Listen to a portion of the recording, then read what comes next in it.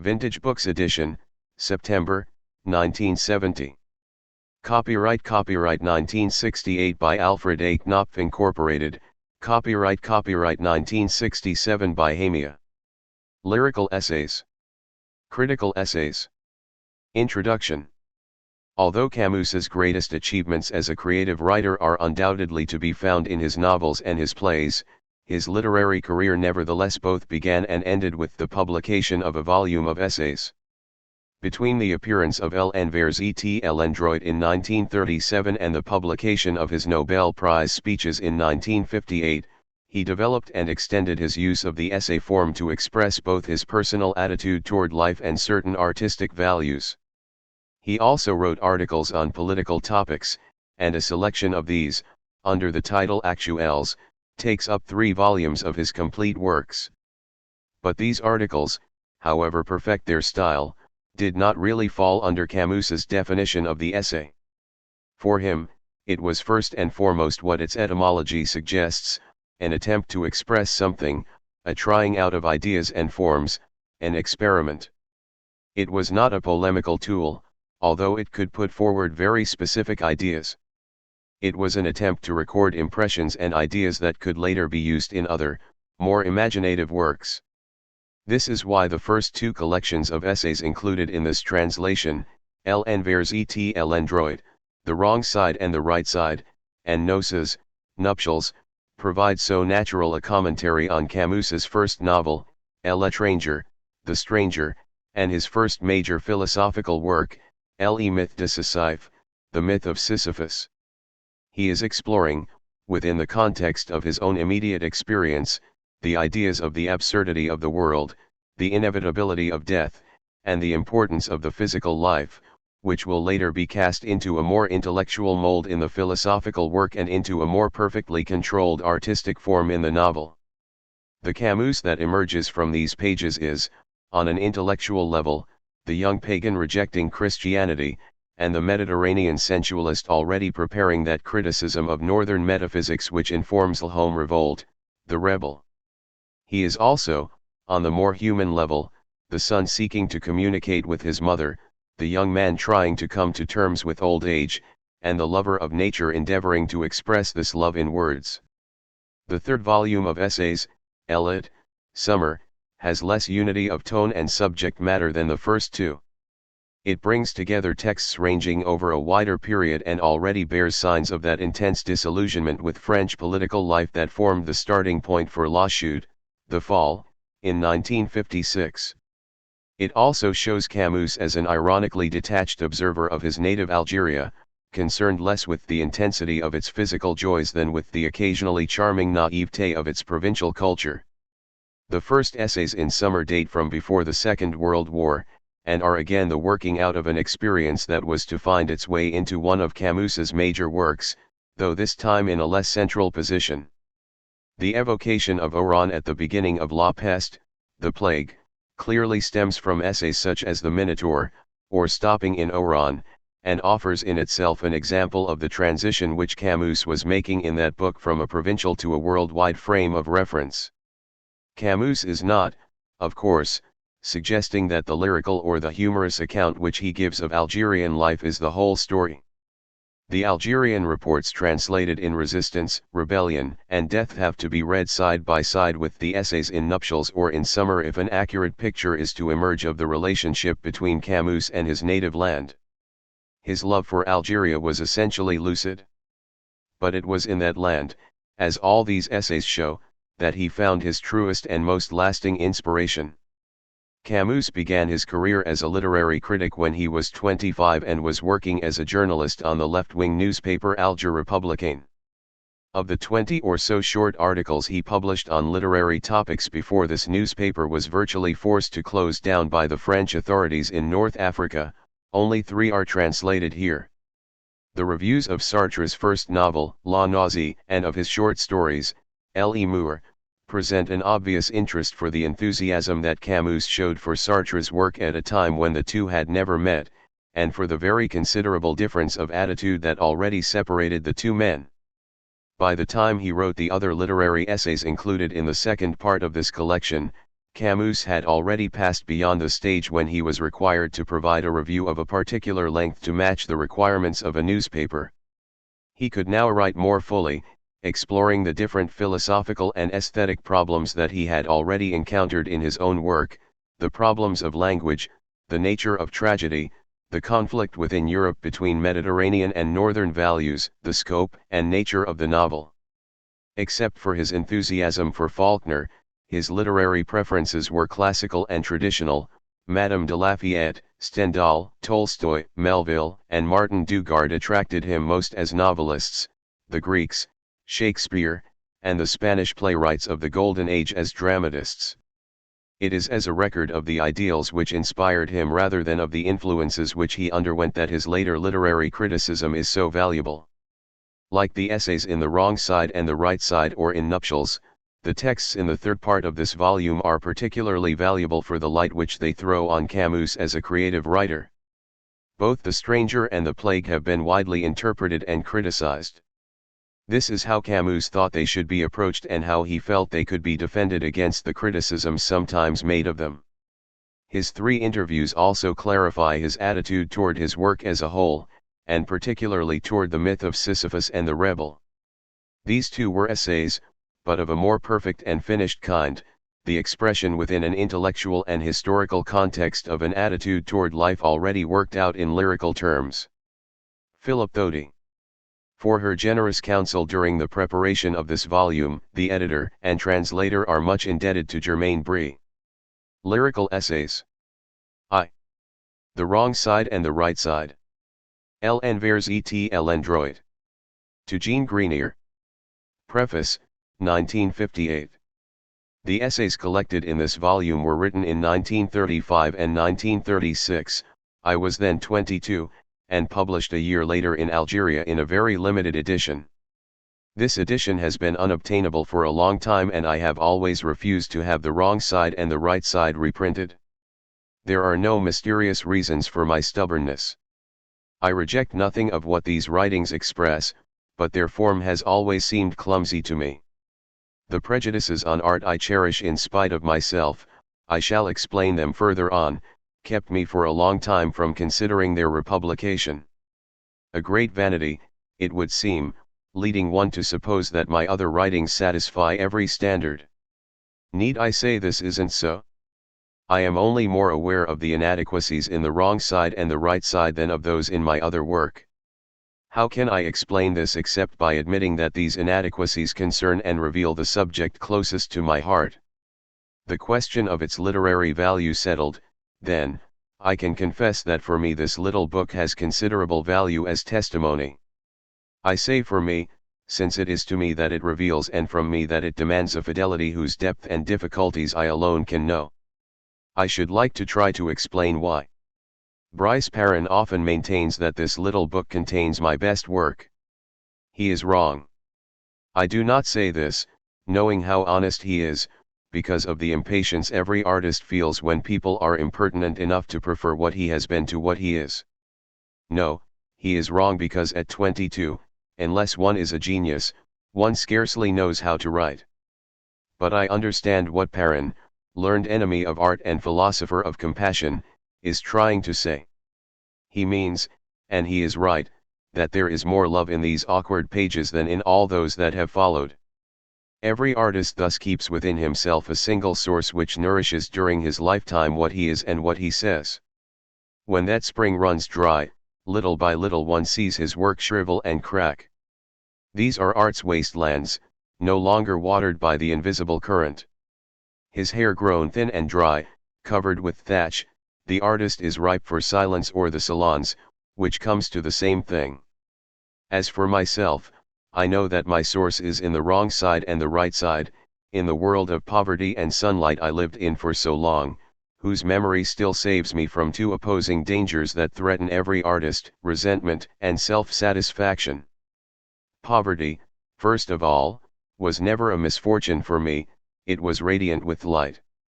Even my revolts were brilliant with sunshine. They were almost always, I think I can say this without hypocrisy, revolts for everyone, so that every life might be lifted into that light. There is no certainty my heart was naturally disposed to this kind of love. But circumstances helped me. To correct a natural indifference, I was placed halfway between poverty and the sun. Poverty kept me from thinking all was well under the sun and in history. The sun taught me that history was not everything. I wanted to change lives, yes, but not the world which I worshipped as divine. I suppose this is how I got started on my present difficult career, innocently stepping onto the tightrope upon which I move painfully forward, unsure of reaching the end. In other words, I became an artist, if it is true that there is no art without refusal or consent. In any case, the lovely warmth that reigned over my childhood freed me from all resentment. I lived on almost nothing, but also in a kind of rapture. I felt infinite strengths within me, all I had to do was find a way to use them. It was not poverty that got in my way. In Africa, the sun and the sea cost nothing. The obstacle lay rather in prejudices or stupidity. These gave me every opportunity to develop a Castilian pride that has done me much harm, that my friend and teacher Jean Grenier is right to make fun of, and that I tried in vain to correct, until I realized that there is a fatality in human natures. It seemed better to accept my pride and try to make use of it, rather than give myself, as Chamfort would put it, principles stronger than my character. After some soul-searching, however, I can testify that among my many weaknesses I have never discovered that most widespread failing, envy, the true cancer of societies and doctrines. I take no credit for so fortunate an immunity. I owe it to my family, first of all, who lacked almost everything and envied practically nothing. Merely by their silence, their reserve, their natural sober pride, my people, who did not even know how to read, taught me the most valuable and enduring lessons. Anyhow, I was too absorbed in feeling to dream of things. Even now, when I see the life of the very rich in Paris, there is compassion in the detachment it inspires in me. One finds many injustices in the world, but there is one that is never mentioned: climate. For a long time, without realizing it, I thrived on that particular injustice. I can imagine the accusations of our grim philanthropists, if they should happen to read these lines. I want to pass the workers off as rich and the bourgeois as poor, to prolong the happy servitude of the former and the power of the latter. No, that is not it. For the final and most revolting injustice is consummated when poverty is wed to the life without hope or the sky that I found on reaching manhood in the appalling slums of our cities. Everything must be done so that men can escape from the double humiliation of poverty and ugliness. Though born poor in a working-class neighborhood, I never knew what real misfortune was until I saw our chilling suburbs. Even extreme Arab poverty cannot be compared to it, because of the difference in climate. But anyone who has known these industrial slums feels forever soiled, it seems to me, and responsible for their existence. What I have said is none the less true. From time to time I meet people who live among riches I cannot even imagine. I still have to make an effort to realize that others can feel envious of such wealth. A long time ago, I once lived a whole week luxuriating in all the goods of this world. We slept without a roof, on a beach, I lived on fruit, and spent half my days alone in the water. I learned something then that has always made me react to the signs of comfort or of a well-appointed house with irony, impatience, and sometimes anger. Although I live without worrying about tomorrow now, and therefore count myself among the privileged, I don't know how to own things. What I do have, which always comes to me without my asking for it, I can't seem to keep. Less from extravagance, I think, than from another kind of parsimony, I cling like a miser to the freedom that disappears as soon as there is an excess of things. For me, the greatest luxury has always coincided with a certain bareness. I love the bare interiors of Spanish or North African houses. Where I prefer to live and work, and what is more unusual, where I would not mind dying, is in a hotel room. I have never been able to succumb to what is called home life, so often the very opposite of an inner life. Bourgeois happiness bores and terrifies me. This incapacity is nothing to brag about, it has made no small contribution to my worst faults. I don't envy anyone anything, which is my right, but I am not always mindful of the wants of others, and this robs me of imagination, that is to say, kindness. I've invented a maxim for my own personal use: we must put our principles into great things, mercy is enough for the small ones. Alas! We invent maxims to fill the holes in our own natures. With me, a better word for the aforementioned mercy would be indifference. The results, as one can imagine, are less than miraculous. But all I want to emphasize is that poverty does not necessarily involve envy. Even later, when a serious illness temporarily deprived me of the natural vigor that always transfigured everything for me, in spite of the invisible infirmities and new weaknesses this illness brought, I may have known fear and discouragement, but never bitterness. The illness surely added new limitations, the hardest ones, to those I had already. In the end it encouraged that freedom of the heart, that slight detachment from human concerns, which has always saved me from resentment. Since living in Paris I have learned this is a royal privilege. I've enjoyed it without restrictions or remorse, and until now at any rate, it has illuminated my whole life. As an artist, for example, I began by admiring others, which in a way is heaven on earth. The present custom in France, as everyone knows, is to launch and even to conclude one's literary career by choosing an artist to make fun of. My human passions, like my literary ones, have never been directed against others. The people I have loved have always been better and greater than I. Poverty as I knew it taught me not resentment but a certain fidelity and silent tenacity. If I have ever forgotten them, either I or my faults are to blame, not the world I was born into. The memory of those years has also kept me from ever feeling satisfied in the exercise of my craft. Here, as simply as I can, I'd like to bring up something writers normally never mention. I won't even allude to the satisfaction one supposedly feels at a perfectly written book or page. I don't know whether many writers experience it. As far as I'm concerned, I don't think I've ever found delight in rereading a finished page. I will even admit, ready to be taken at my word, that the success of some of my books has always surprised me. Of course, rather shabbily, one gets used to it. Even today, though, I feel like an apprentice compared to certain living writers I rank at their true worth. One of the foremost is the man to whom these essays were dedicated as long as 20 years ago. 1 Naturally, a writer has some joys he lives for and that do satisfy him fully. But for me, these come at the moment of conception, at the instant when the subject reveals itself, when the articulation of the work sketches itself out before the suddenly heightened awareness, at those delicious moments when imagination and intelligence are fused. These moments disappear as they are born.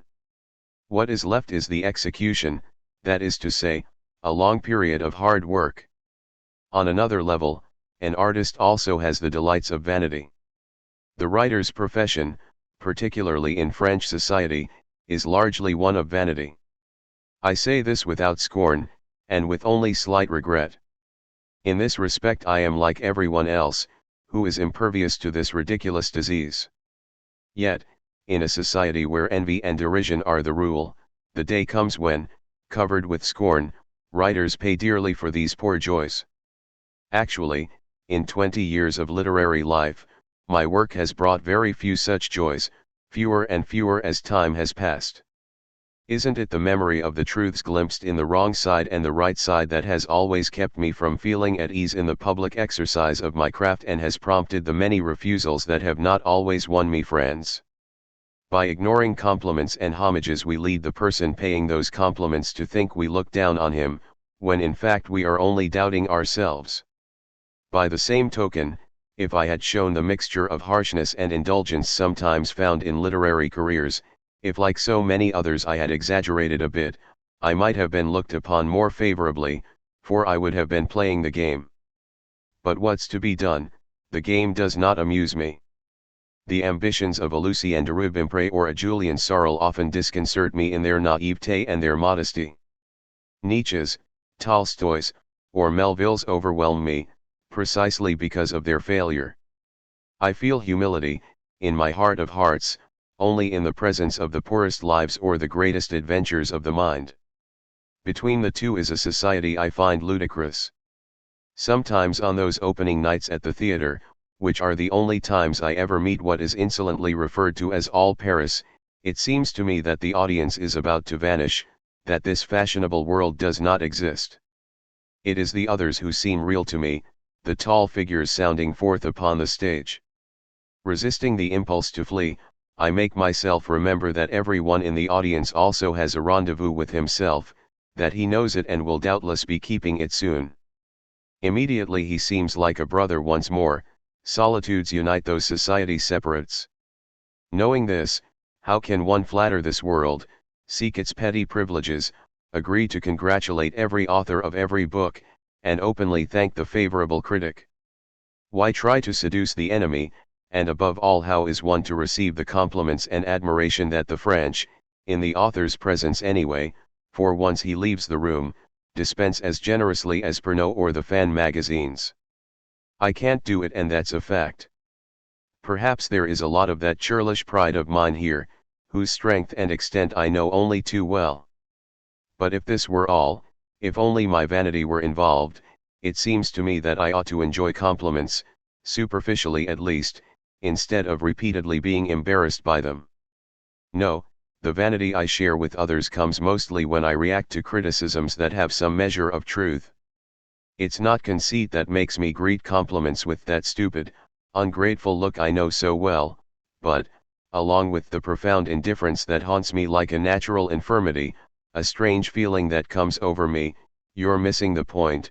Yes, they are missing the point, and that is why a reputation, as it's called, is sometimes so hard to bear that one takes a kind of malicious pleasure in doing everything one can to lose it. On the other hand, rereading The Wrong Side and The Right Side for this edition after so many years, I know instinctively that certain pages, despite their inadequacies, are the point. I mean that old woman, a silent mother, poverty, light on the Italian olive trees, the populated loneliness of love, all that in my opinion reveals the truth. Since these pages were written I have grown older and lived through many things. I have learned to recognize my limits and nearly all my weaknesses. I've learned less about people, since their destiny interests me more than their reactions, and destinies tend to repeat each other. I've learned at least that other people do exist, and that selfishness, although it cannot be denied, must try to be clear-sighted. To enjoy only oneself is impossible, I know, although I have great gifts in this direction. If solitude exists, and I don't know if it does, one should certainly have the right to dream of it occasionally as paradise. I do from time to time, like everyone else. Yet two tranquil angels have always kept me from that paradise, one has a friend's face, the other an enemy's. Yes, I know all this, and I've also learned or nearly learned the price of love. But about life itself I know no more than what is said so clumsily in The Wrong Side and The Right Side. There is no love of life without despair of life, I wrote, rather pompously, in these pages. I didn't know at the time how right I was. I had not yet been through years of real despair. They came, and managed to destroy everything in me except an uncontrolled appetite for life. I still suffer from this both fruitful and destructive passion that bursts through even the gloomiest pages of The Wrong Side and The Right Side. It's been said we really live for only a few hours of our life. This is true in one sense, false in another. For the hungry ardor one can sense in these essays has never left me. In the last analysis, this appetite is life at its best and at its worst. I've certainly tried to correct its worst effects. Like everyone, I've done my best to improve my nature by means of ethics. Alas, the price has been high. With energy, something I've a good deal of, one sometimes manages to behave morally, but never to be moral. To long for morality when one is a man of passion is to yield to injustice at the very moment one speaks of justice. Man sometimes seems to me a walking injustice. I am thinking of myself. If I now have the impression I was wrong, or that I lied sometimes in what I wrote, it is because I do not know how to treat my iniquity honestly. Surely I've never claimed to be a just man. I've only said that we should try to be just, and also that such an ambition involves suffering and unhappiness. But is this distinction so important? And can the man who does not even manage to make justice prevail in his own life preach its virtues to other people? If only we could live according to honor that virtue of the unjust. But our society finds the word obscene. Aristocratic is a literary and philosophical insult. I am not an aristocrat. My reply is in this book. Here are my people, my teachers, my ancestry. Here is what, through them, links me with everyone. And yet I do need honor, because I am not big enough to do without it. What does it matter? I merely wanted to show that if I have come a long way since this book, I have not made much progress. Often, when I thought I was moving forward, I was losing ground. But, in the end, my needs, my errors, and my fidelities have always brought me back to the ancient path I began to explore in the wrong side and the right side, whose traces are visible in everything I've done since, and along which on certain mornings in Algiers, for example, I still walk with the same slight intoxication. If this is so, why have I so long refused to produce this feeble testimony? First of all because, I must repeat, I have artistic scruples just as other men have moral and religious ones. If I am stuck with the notion such things are not done, with taboos in general rather alien to my true nature, it's because I am the slave, and an admiring one, of a severe artistic tradition. Since this uneasiness may be at war with my profound anarchy, it strikes me as useful. I know my disorder, the violence of certain instincts, the graceless abandon into which I can throw myself.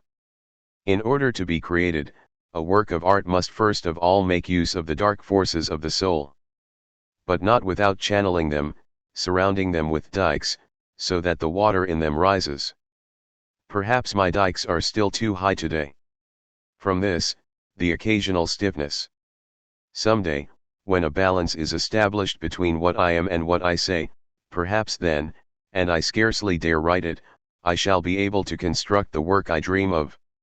What I have tried to say here is that in one way or another it will be like the wrong side and the right side, and that it will speak of a certain form of love. The second reason I've kept these early essays to myself will then be clear. Clumsiness and disorder reveal too much of the secrets closest to our hearts, we also betray them through too careful a disguise. It is better to wait until we are skillful enough to give them a form that does not stifle their voice, until we know how to mingle nature and art in fairly equal doses, in short, to be. For being consists of being able to do everything at the same time. In art, everything comes at once or not at all, there is no light without flame. Stendhal once cried, "But my soul is a fire which suffers if it does not blaze." Those who are like him in this should create only when afire. At the height of the flame, the cry leaps straight upward and creates words which in their turn reverberate. I am talking here about what all of us, artists unsure of being artists, but certain that we are nothing else, wait for day after day, so that in the end we may agree to live. Why then, since I am concerned with what is probably a vain expectation, should I now agree to republish these essays? First of all because a number of readers have been able to find a convincing argument point to, and then, a time always comes in an artist's life when he must take his bearings, draw closer to his own center, and then try to stay there. Such is my position today, and I need say no more about it.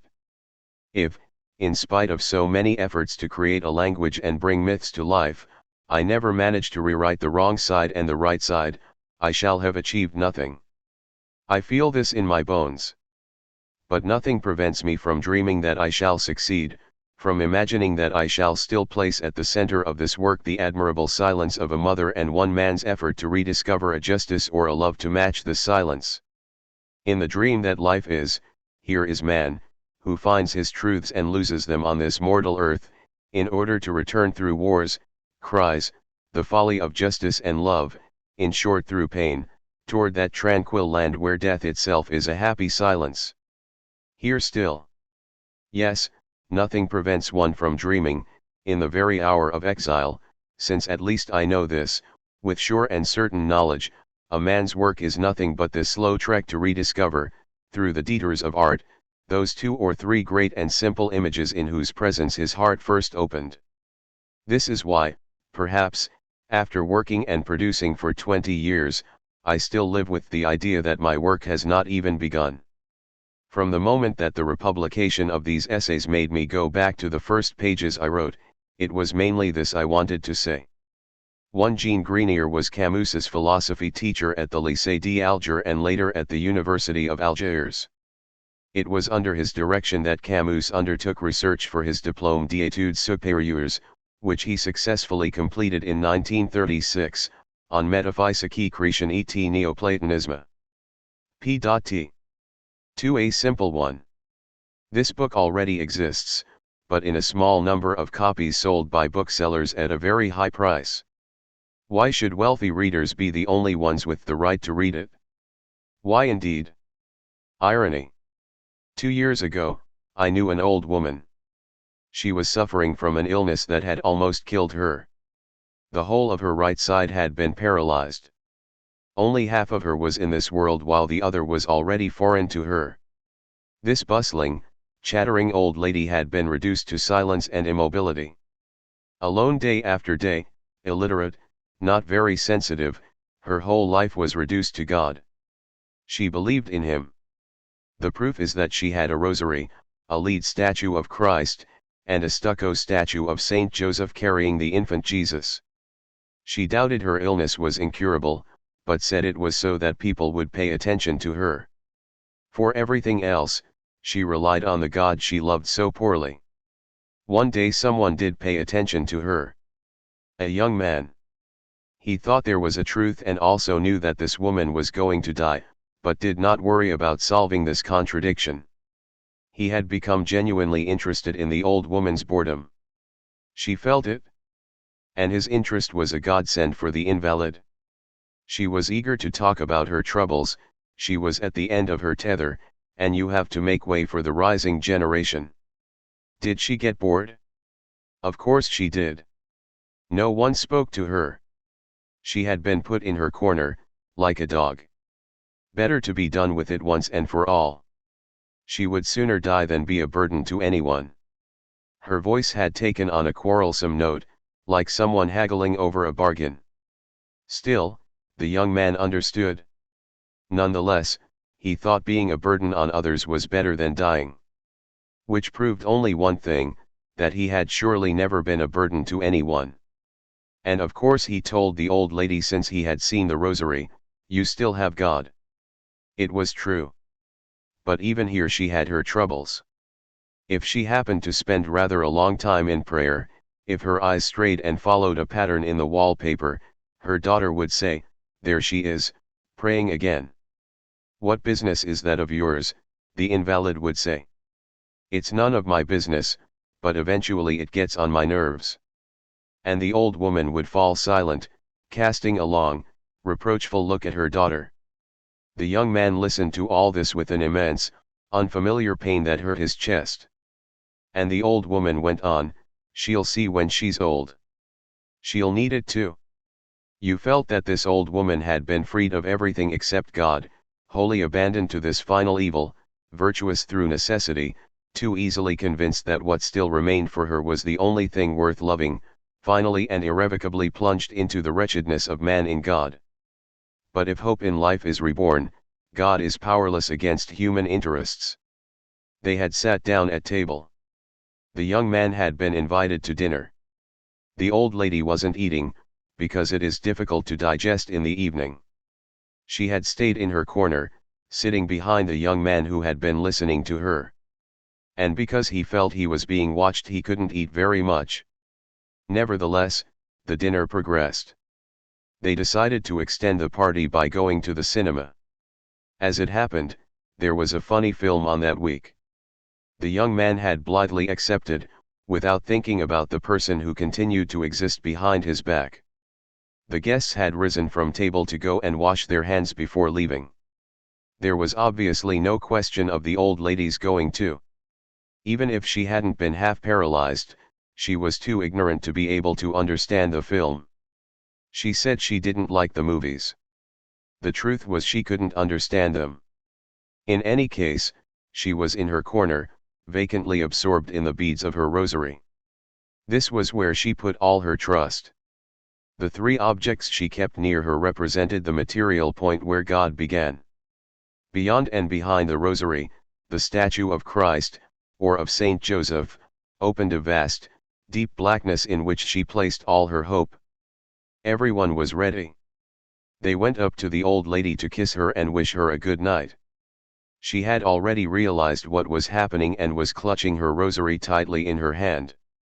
But it was plain this showed as much despair as zeal. Everyone else had kissed her. Only the young man was left. He had given her an affectionate handshake and was already turning away. But she saw that the one person who had taken an interest in her was leaving. She didn't want to be alone. She could already feel the horror of loneliness, the long, sleepless hours, the frustrating intimacy with God. She was afraid, could now rely only on man, and, clinging to the one person who had shown any interest in her, held on to his hand, squeezing it, clumsily thanking him in order to justify this insistence. The young man was embarrassed. The others were already turning round to tell him to hurry up. The movie began at 9 and it was better to arrive early so as not to have to wait in line. He felt confronted by the most atrocious suffering he had ever known, that of a sick old woman left behind by people going to the movies. He wanted to leave and escape, didn't want to know, tried to draw back his hand. For a moment, he felt an intense hatred for the old woman, and almost slapped her hard across the face. Finally he managed to get away, while the invalid, half rising from her armchair, watched with horror as the last certainty in which she could have found rest faded away. Now there was nothing to protect her. And, defenseless before the idea of death, she did not know exactly what terrified her, but felt that she did not want to be alone.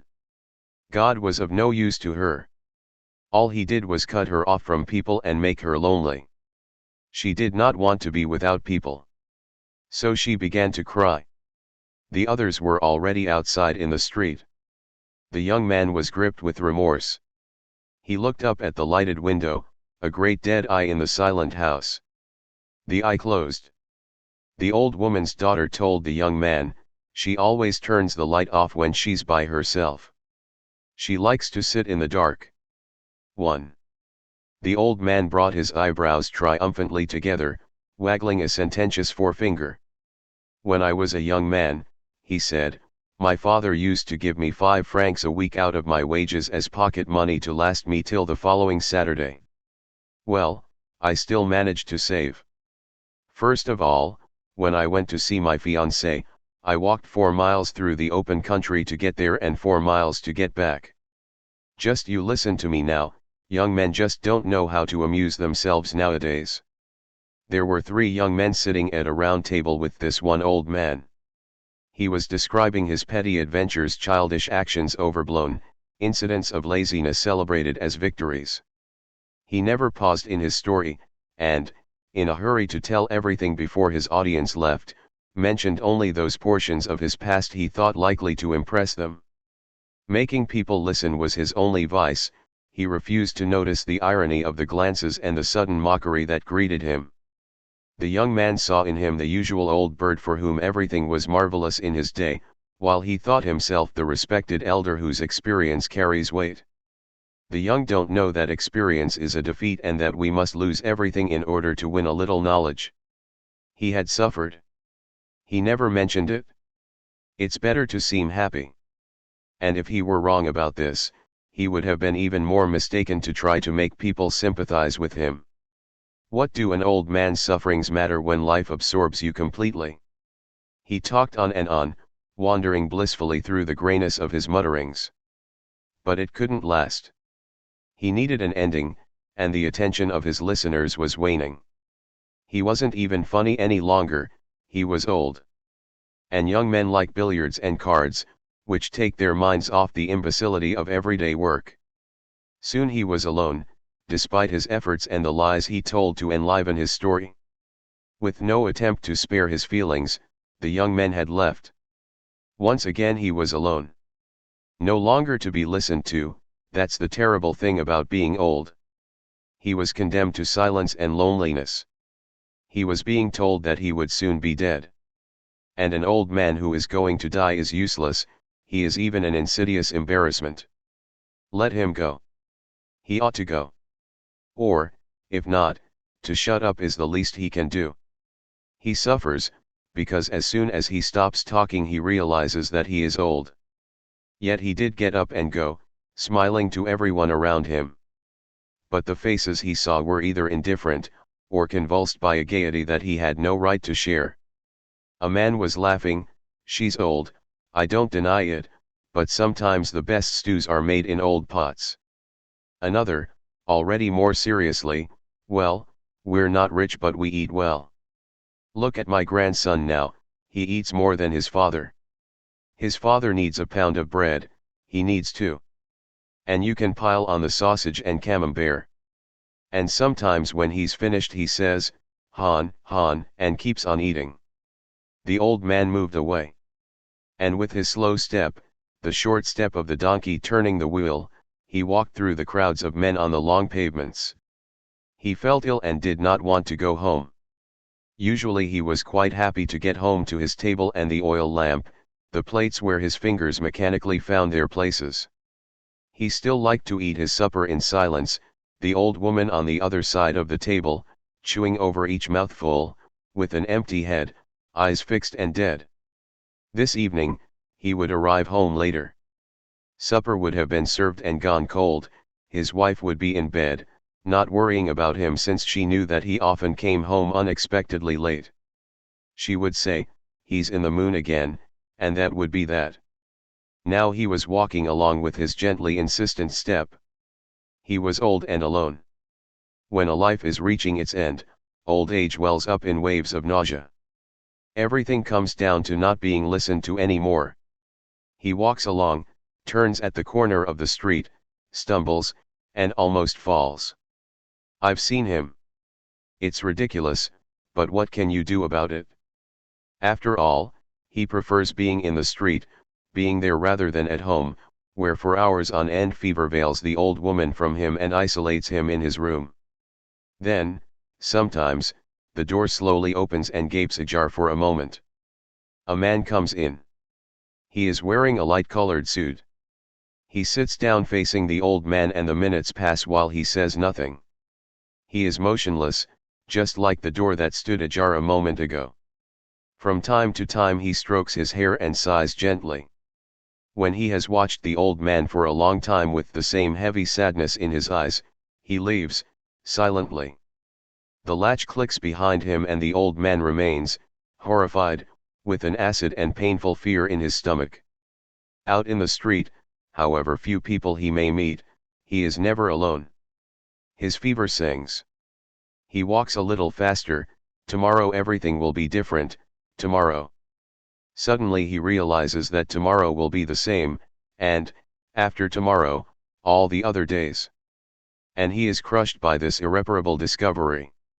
It's ideas like this that kill one. Men kill themselves because they cannot stand them or, if they are young, they turn them into epigrams. Old, mad, drunk, nobody knows.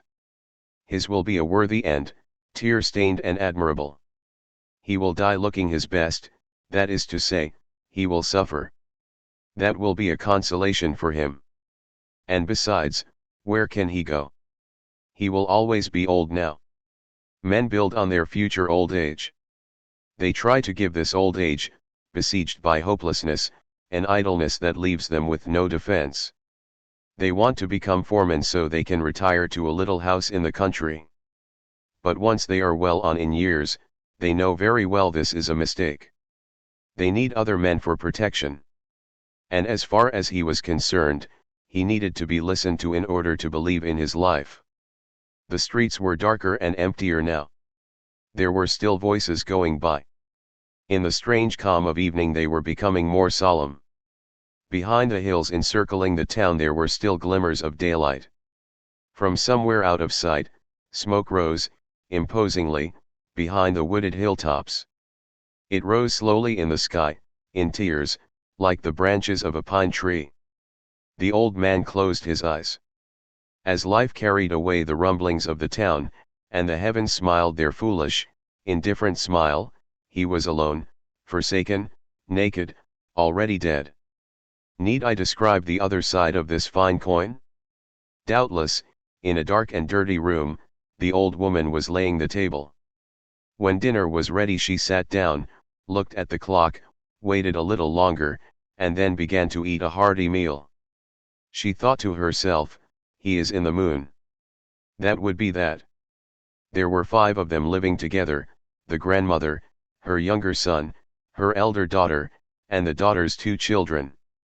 The son was almost dumb, the daughter, an invalid, could think only with difficulty, and of the 2 children, one was already working for an insurance company while the other was continuing his studies.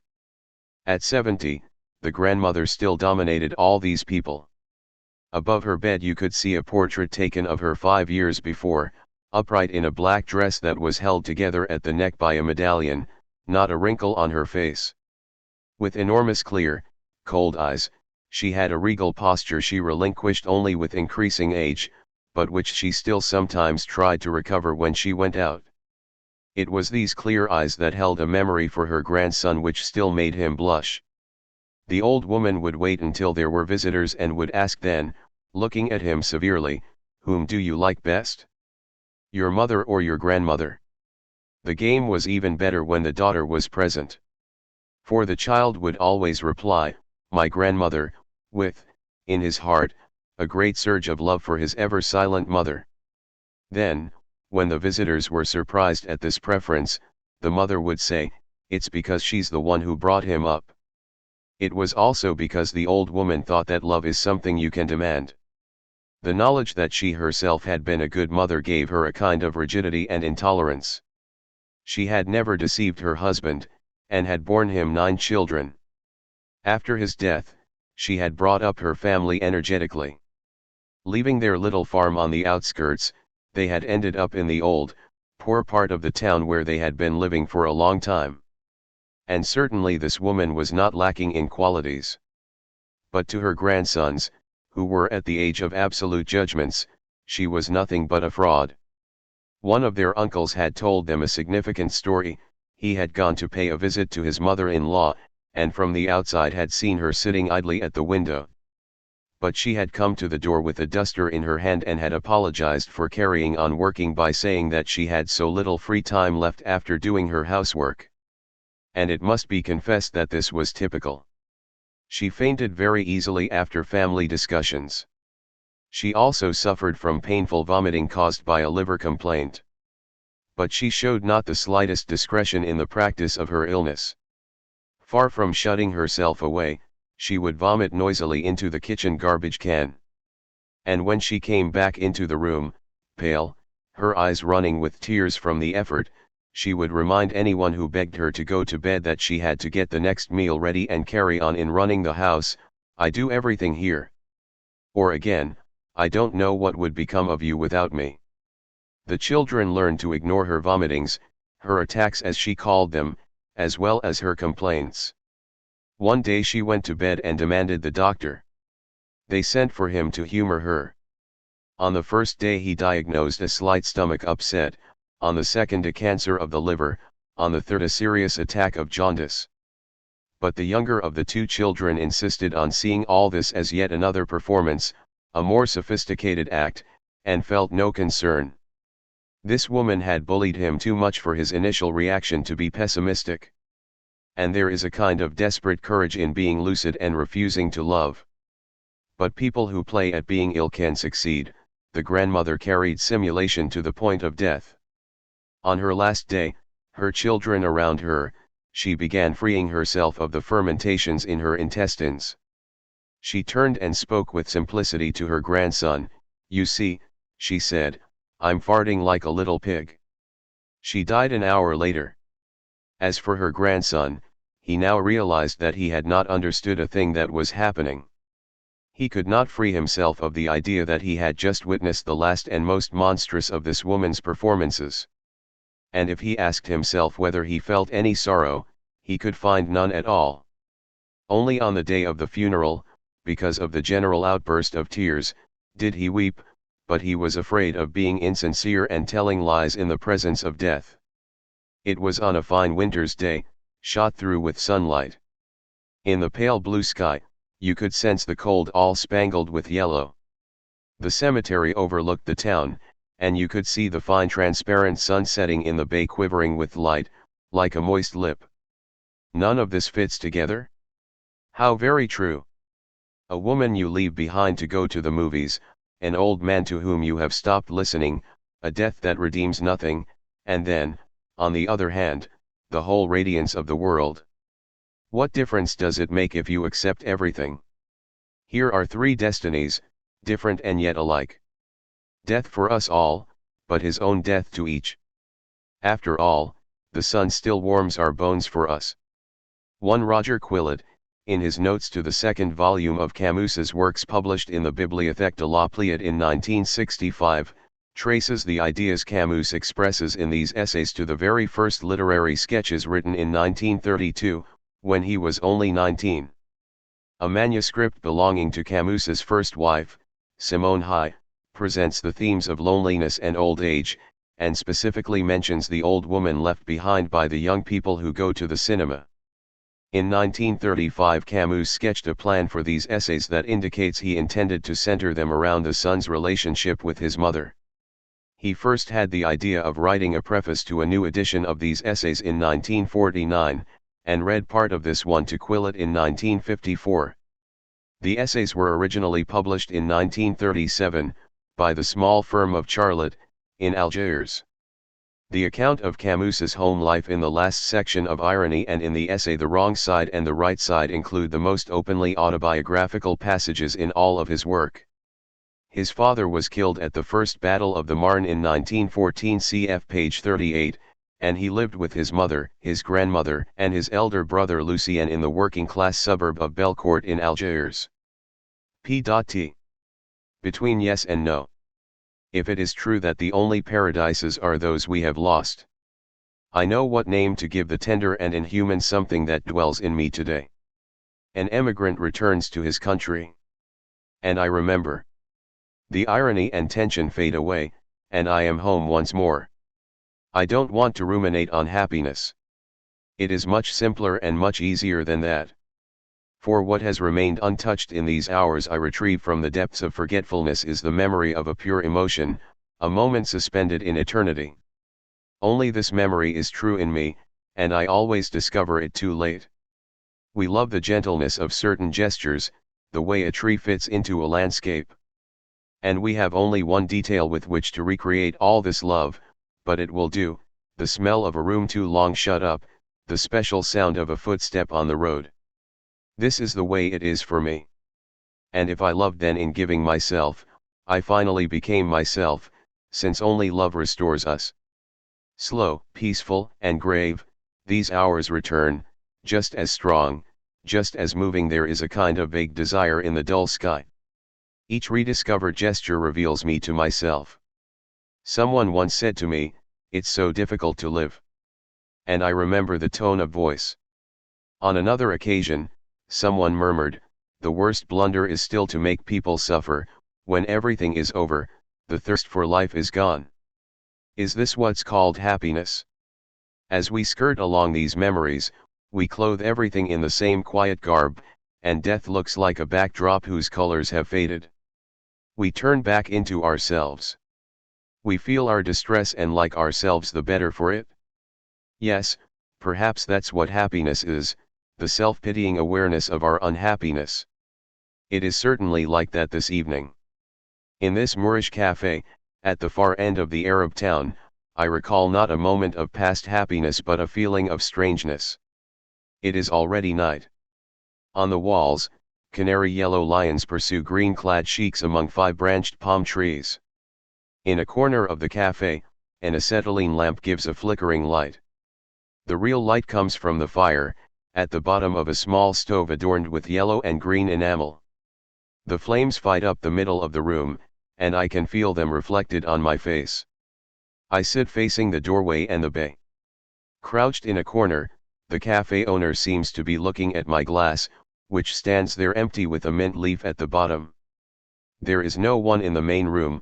Noises rise from the town opposite, while further off in the bay lights shine. I hear the Arab breathe heavily, and his eyes glow in the dusk. Is that the sound of the sea far off? The world sighs toward me in a long rhythm, and brings me the peace and indifference of immortal things. Tall red shadows make the lions on the walls sway with a wave-like motion. The air grows cool. A foghorn sounds at sea. The beams from the lighthouse begin to turn, one green, one red, and one white. And still the world sighs its long sigh. A kind of secret song is born of this indifference. And I am home again. I think of a child living in a poor district. That neighborhood, that house. There were only 2 floors, and the stairs were unlit. Even now, long years later, he could go back there on the darkest night. He knows that he could climb the stairs without stumbling once. His very body is impregnated with this house. His legs retain the exact height of the steps, his hand, the instinctive, never conquered horror of the banister. Because of the cockroaches. On summer evenings, the workingmen sit on their balconies. In his apartment, there was only one tiny window. So they would bring the chairs down, put them in front of the house, and enjoy the evening air. There was the street, the ice cream vendor next door, the cafes across the way, and the noise of children running from door to door. But above all, through the wide fig trees there was the sky. There is a solitude in poverty, but a solitude that gives everything back its value. At a certain level of wealth, the heavens themselves and the star-filled night are nature's riches. But seen from the very bottom of the ladder, the sky recovers its full meaning, a priceless grace. Summer nights mysterious with crackling stars. Behind the child was a stinking corridor, and his little chair, splitting across the bottom, sank a little beneath his weight. But, eyes raised, he drank in the pure night. Sometimes a large tram would rattle swiftly past. A drunk would stand singing at a street corner, without disturbing the silence. The child's mother sat as silently.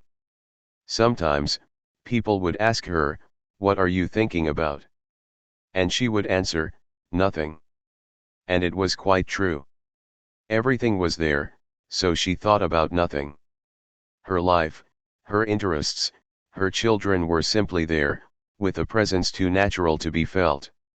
She was frail, had difficulty in thinking.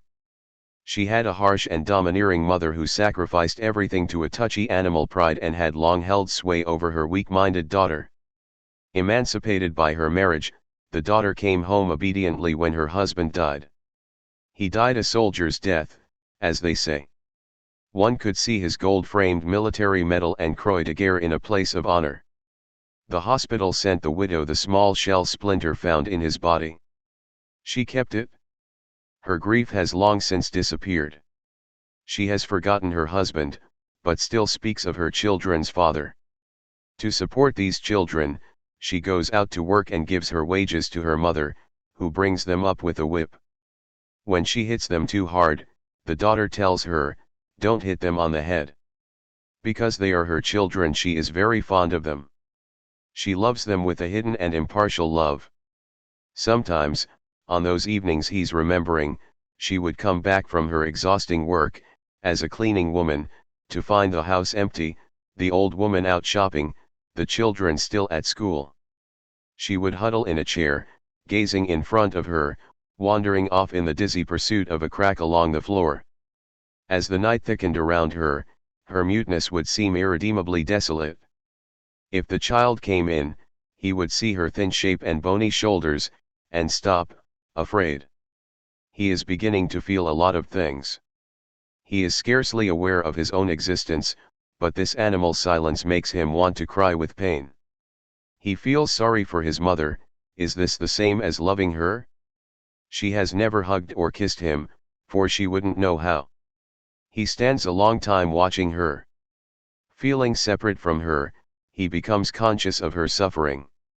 She does not hear him, for she is deaf.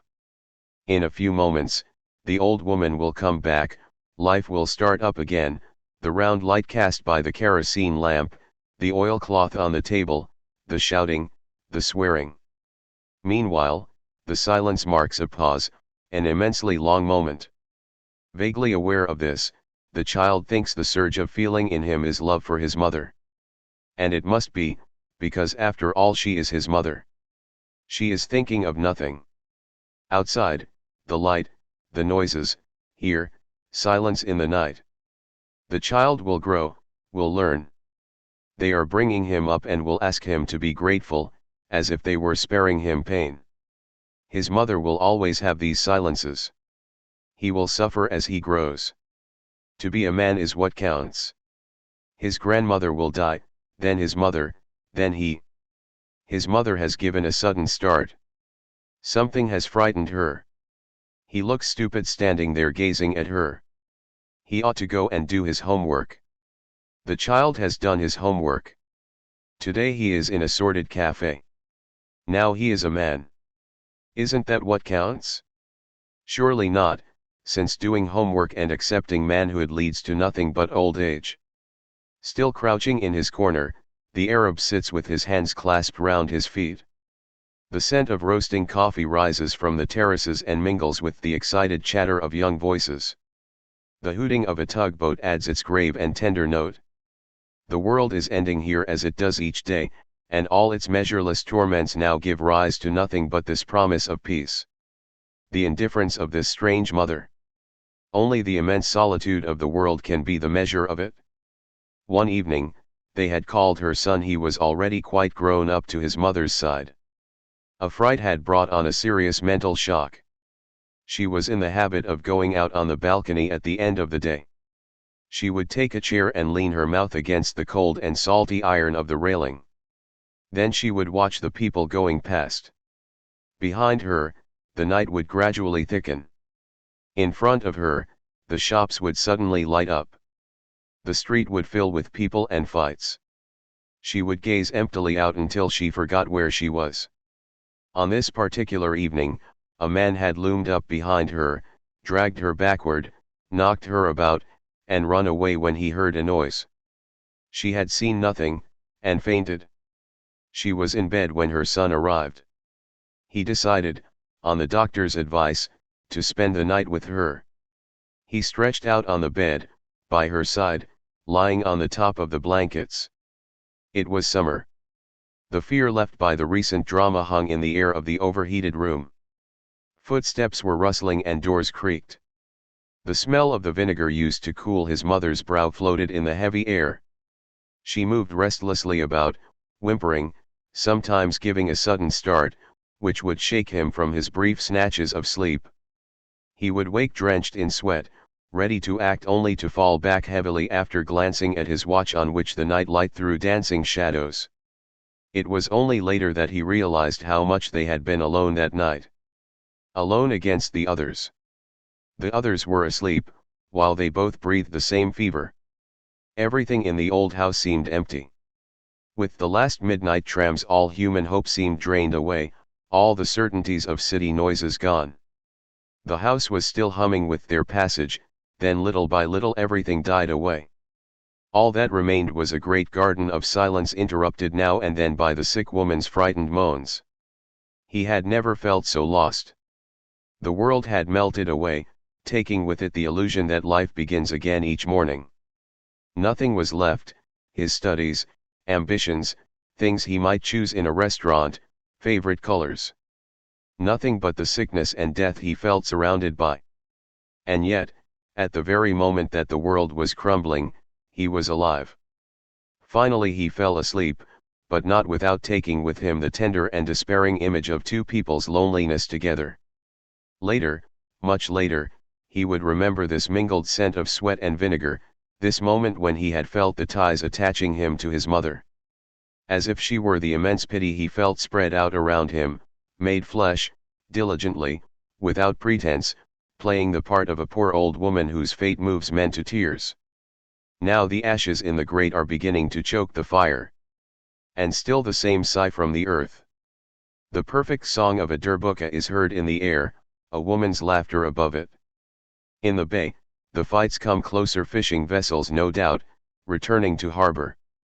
The triangle of sky I see from where I am sitting is stripped of its daylight clouds. Choked with stars, it quivers on a pure breeze, and the padded wings of night beat slowly around me.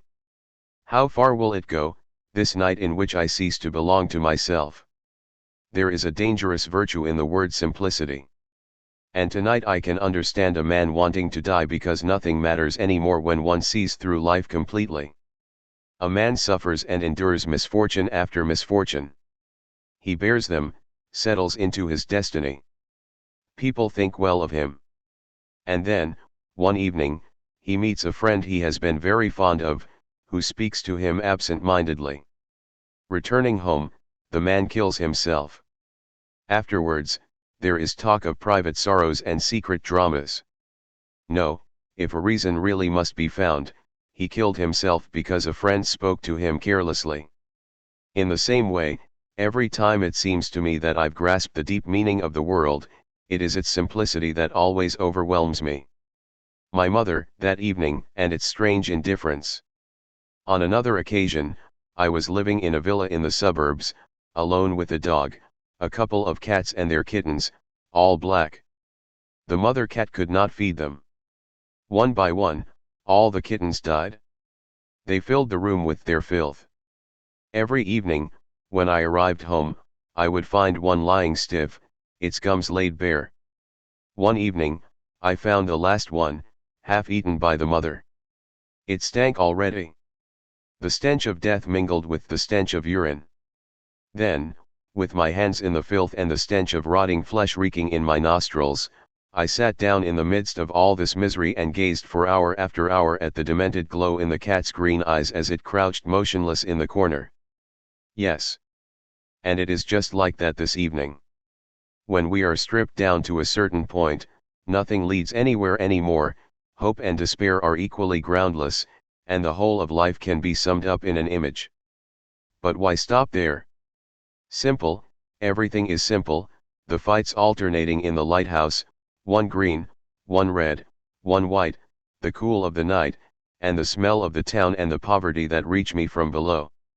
If, this evening, the image of a certain childhood comes back to me, how can I keep from welcoming the lesson of love and poverty it offers?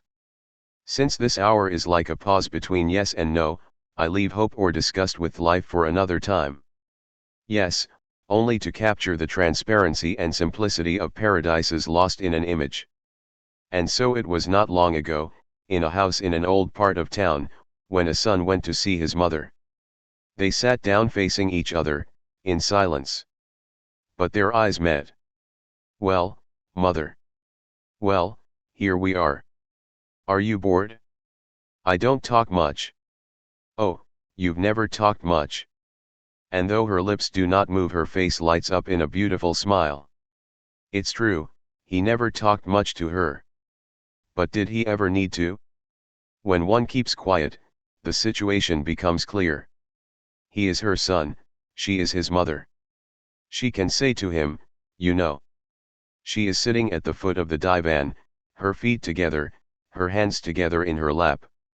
He, on his chair, scarcely looks at her and smokes ceaselessly. A silence. "You shouldn't smoke so much." "I know." The whole feeling of the neighborhood rises through the window, the accordion from the cafe next door, the traffic hurrying in the evening, the smell of the skewers of grilled meat eaten between small, springy rolls of bread, a child crying in the road. The mother rises and picks up her knitting. Her fingers are clumsy, twisted with arthritis. She works slowly, taking up the same stitch 3 or 4 times or undoing a whole row with a dull ripping sound. It's a little cardigan. I'll wear it with a white collar. With this and my black coat, I'll be dressed for the season. She has risen to turn on the light. It gets dark early these days. It was true. Summer was over and autumn had not yet begun. Swifts were still calling in the gentle sky. "Will you come back soon?" "But I haven't left yet." "Why do you mention that?" "Oh, it was just to say something." A trolley goes by. A car. Is it true I look like my father? The spitting image. Of course, you didn't know him. You were 6 months old when he died. But if you had a little mustache. He mentioned his father without conviction. No memory, no emotion. Probably he was very ordinary. Besides, he had been very keen to go to war. His head was split open in the Battle of the Marne. Blinded, it took him a week to die. His name is listed on the local war memorial. When you think about it, she says, it was better that way. He would have come back blind or crazy. So, the poor man. That's right. What is it then that keeps him in this room, except the certainty that it's still the best thing to do, the feeling that the whole absurd simplicity of the world has sought refuge here? Will you be back again, she says. I know you have work to do. Just from time to time. But where am I now? And how can I separate this deserted cafe from that room in my past? I don't know any longer whether I'm living or remembering. The beams from the lighthouse are here. And the Arab stands in front of me telling me that he is going to close. I have to leave. I no longer want to make such dangerous descents. It is true, as I take a last look at the bay and its light, that what wells up in me is not the hope of better days but a serene and primitive indifference to everything and to myself. But I must break this too limp and easy curve. I need my lucidity. Yes, everything is simple. It's men who complicate things. Don't let them tell us any stories. Don't let them say about the man condemned to death, he is going to pay his debt to society, but, they're going to chop his head off. It may seem like nothing. But it does make a little difference. There are some people who prefer to look their destiny straight in the eye. Death in the soul one. I arrived in Prague at 6 in the evening. Right away, I took my bags to the check room. I still had 2 hours to look for a hotel. And I was full of a strange feeling of liberty because I no longer had 2 suitcases hanging on my arms. I came out of the station, walked by some gardens, and suddenly found myself in the middle of the Avenue Wenceslas, swarming with people at that time of evening. Around me were a million human beings who had been alive all this time, whose existence had never concerned me. They were alive. I was thousands of kilometers from home.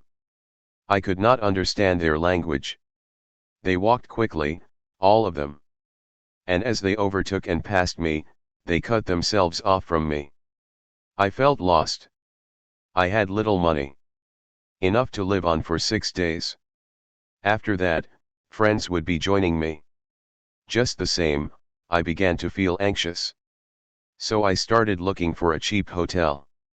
I was in the new part of the town, and all the places I came upon were glittering with lights, laughter, and women. I walked faster.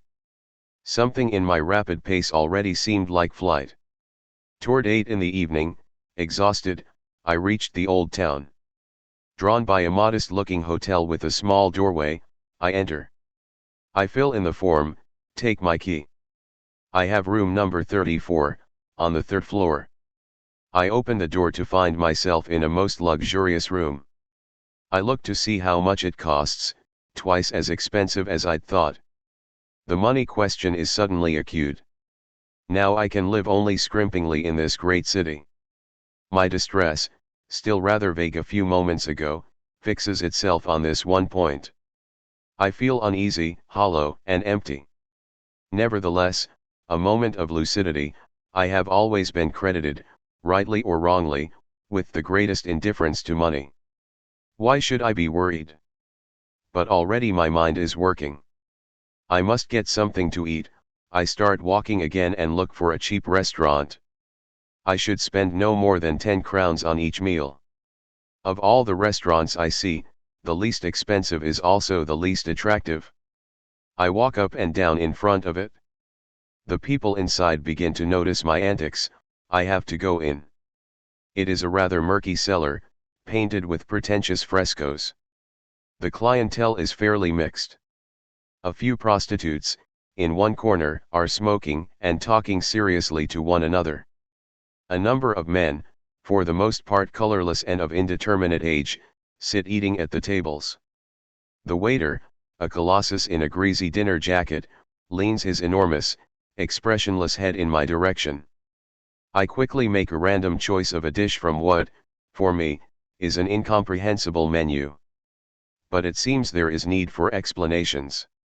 The waiter asks a question in Czech. I reply with what little German I know. He does not know German. I'm at a loss. He summons one of the girls, who comes forward in the classic pose, left hand on hip, cigarette in the right, smiling moistly. She sits down at my table and asks questions in a German I judge as bad as my own. Everything becomes clear. The waiter was pushing the plat du jour. Game for anything, I order it. The girl talks to me but I can't understand her anymore. Naturally, I say yes in my most sincere tone of voice. But I am not with it.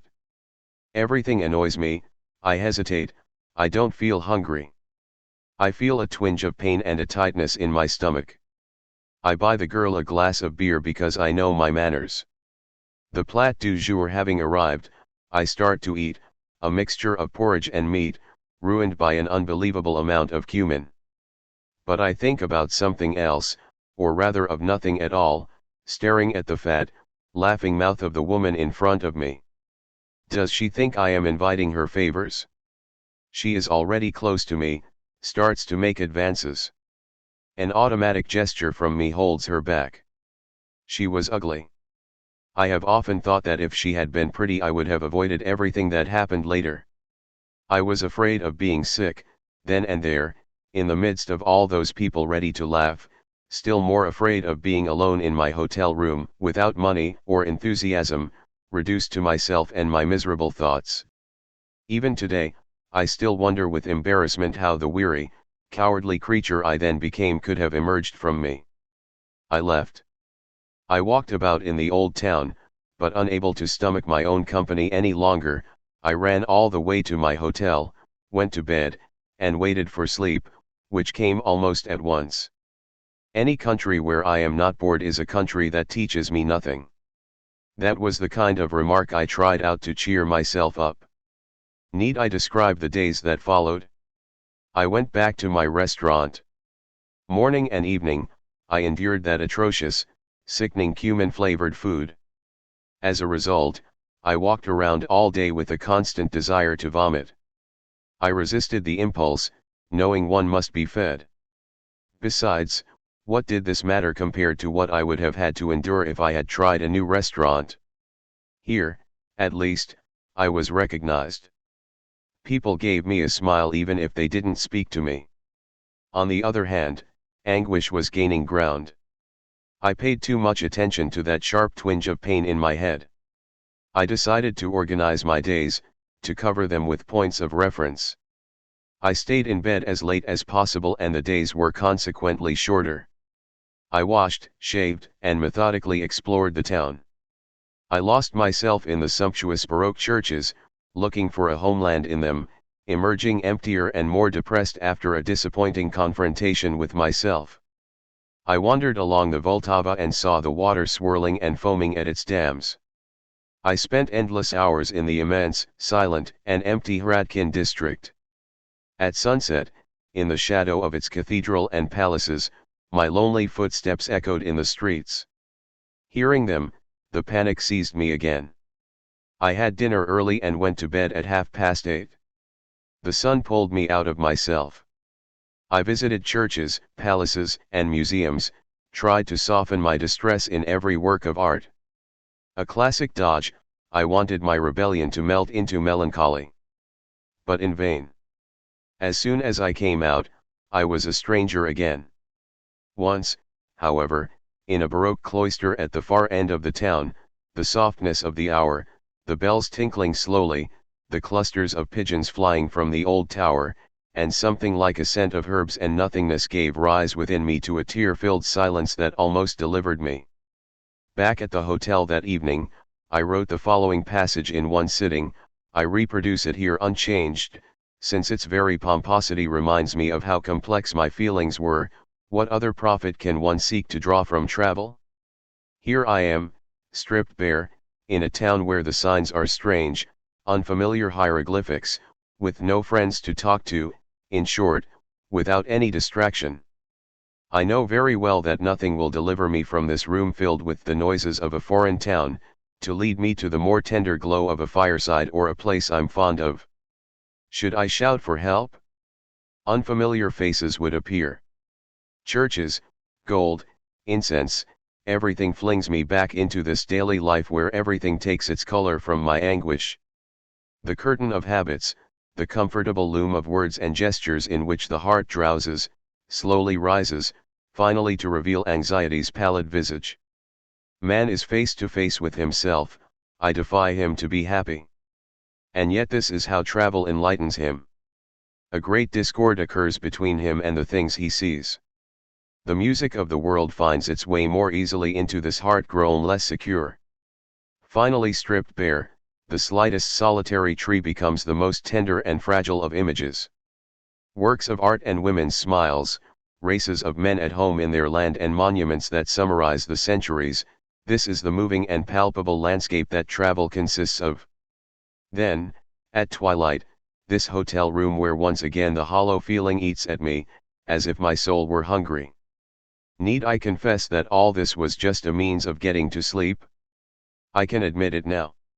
What I remember of Prague is the smell of cucumbers soaked in vinegar that you buy at any street corner to eat between your fingers. Their bitter, piquant scent would awaken my anguish and quicken it as soon as I crossed the threshold of my hotel. That, and perhaps a certain tune played on an accordion as well. Beneath my windows, a blind, one-armed man would sit on his instrument, holding it in place with one buttock while opening and shutting it with his good hand. It was always the same childish, tender tune that woke me every morning, abruptly returning me to the unadorned reality in which I was floundering. I remember too that on the banks of the Vltava I would suddenly stop, and seized by the scent or the melody, carried almost beyond myself, would murmur, "What does it mean? What does it mean?" But I had doubtless not yet gone over the edge. On the fourth day, at about 10 in the morning, I was getting ready to go out. I wanted to see a certain Jewish cemetery I'd not been able to find the day before. Someone knocked at the door of the next room. After a moment's silence, they knocked again. A long knock this time, but apparently there was no answer. A heavy step went down the stairs. Without paying attention to what I was doing, my mind empty, I wasted a few moments reading the instructions for a shaving cream that I had already been using for a month. The day was heavy. A coppery light fell from the grey sky on the spires and domes of old Prague. As they did every morning, the newsboys were calling the name of a newspaper, Narodní Politika. I tore myself with difficulty from the torpor that was overcoming me. But just as I was going out, I passed the bellman who looked after my particular floor, armed with a bunch of keys. I stopped. He knocked again, for a long time. He tried to open the door. No success. It must have been bolted on the inside. More knocks. The room sounded so ominously empty that, depressed as I was, I left without asking any questions. But out in the Prague streets a painful foreboding pursued me. How shall I ever forget the bellman's silly face, the funny way his polished shoes curled upward, the button missing from his jacket? I had lunch finally, but with a growing feeling of disgust. At about 2 in the afternoon, I went back to my hotel. The staff was whispering in the lobby. I climbed the stairs rapidly, the quicker to face what I was expecting. It was just as I'd thought. The door of the room was half open, so that all that could be seen was a high, blue-painted wall. But the dull light I mentioned earlier threw two shadows on the screen, that of the dead man lying on the bed and a policeman guarding the body. The two shadows were at right angles to each other.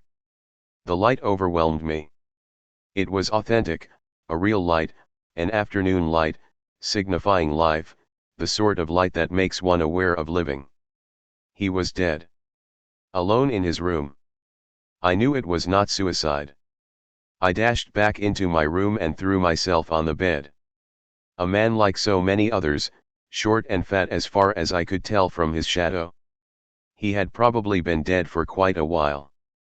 And life had gone on in the hotel, until the bellman had thought of calling him. He had come without suspecting anything and died, alone. Meanwhile, I had been reading the advertisement for my shaving cream. I spent the afternoon in a state that would be hard to describe. I lay on my bed, thinking of nothing, with a strange heaviness in my heart. I cut my nails. I counted the cracks in the floorboards. If I can count up to 1,000, at 50 or 60, I gave up. I couldn't go on. I could understand nothing of the noises outside. Once, though, in the corridor, a stifled voice, a woman's voice, said in German, "He was so good." Then I thought desperately of home, of my own town on the shores of the Mediterranean, of its gentle summer evenings that I love so much, suffused in green light and filled with young and beautiful women. It was days since I had uttered a single word and my heart was bursting with the cries and protests I had stifled. If anyone had opened his arms to me, I would have wept like a child. Toward the end of the afternoon, broken with weariness, I stared madly at the door handle, endlessly repeating a popular accordion tune in my empty head. At that moment I had gone as far as I could. I had no more country, city, hotel room, or name. Madness or victory, humiliation or inspiration was I about to know, or to be destroyed? There was a knock at the door and my friends came in. I was saved, if disappointed. I believe I even said, "I'm glad to see you again." But I'm sure I stopped there, and that in their eyes I still looked like the man they had left. I left Prague not long after. And I certainly took an interest in what I saw later. I could note down such and such an hour in the little Gothic cemetery of Botzen, the brilliant red of its geraniums and the blue morning sky. I could talk about the long, relentless, barren plains of Silesia. I crossed them at daybreak. A heavy flight of birds was passing in the thick, misty morning, above the sticky earth. I also liked Moravia, tender and grave, with its distant, pure horizons, its roads bordered with sour plum trees. But inside I still felt the dizziness of those who have gazed too long into a bottomless pit. I arrived in Vienna, left a week later. Still the numbness held me captive. Yet in the train taking me from Vienna to Venice, I was waiting for something. I was like a convalescent fed on bouillon wondering how his first crust of bread will taste. Light was about to break through. I know now what it was, I was ready to be happy. I'll mention only the 6 days I lived on a hill near Vicenza. I am still there, or rather, I still find myself there again occasionally, when the scent of rosemary brings it flooding back. I enter Italy. A land that fits my soul, whose signs I recognize one by one as I approach. The first houses with their scaly tiles, the first vines flat against a wall made blue by sulfur dressings, the first clothes hung out in the courtyards, the disorder of the men's untidy, casual dress.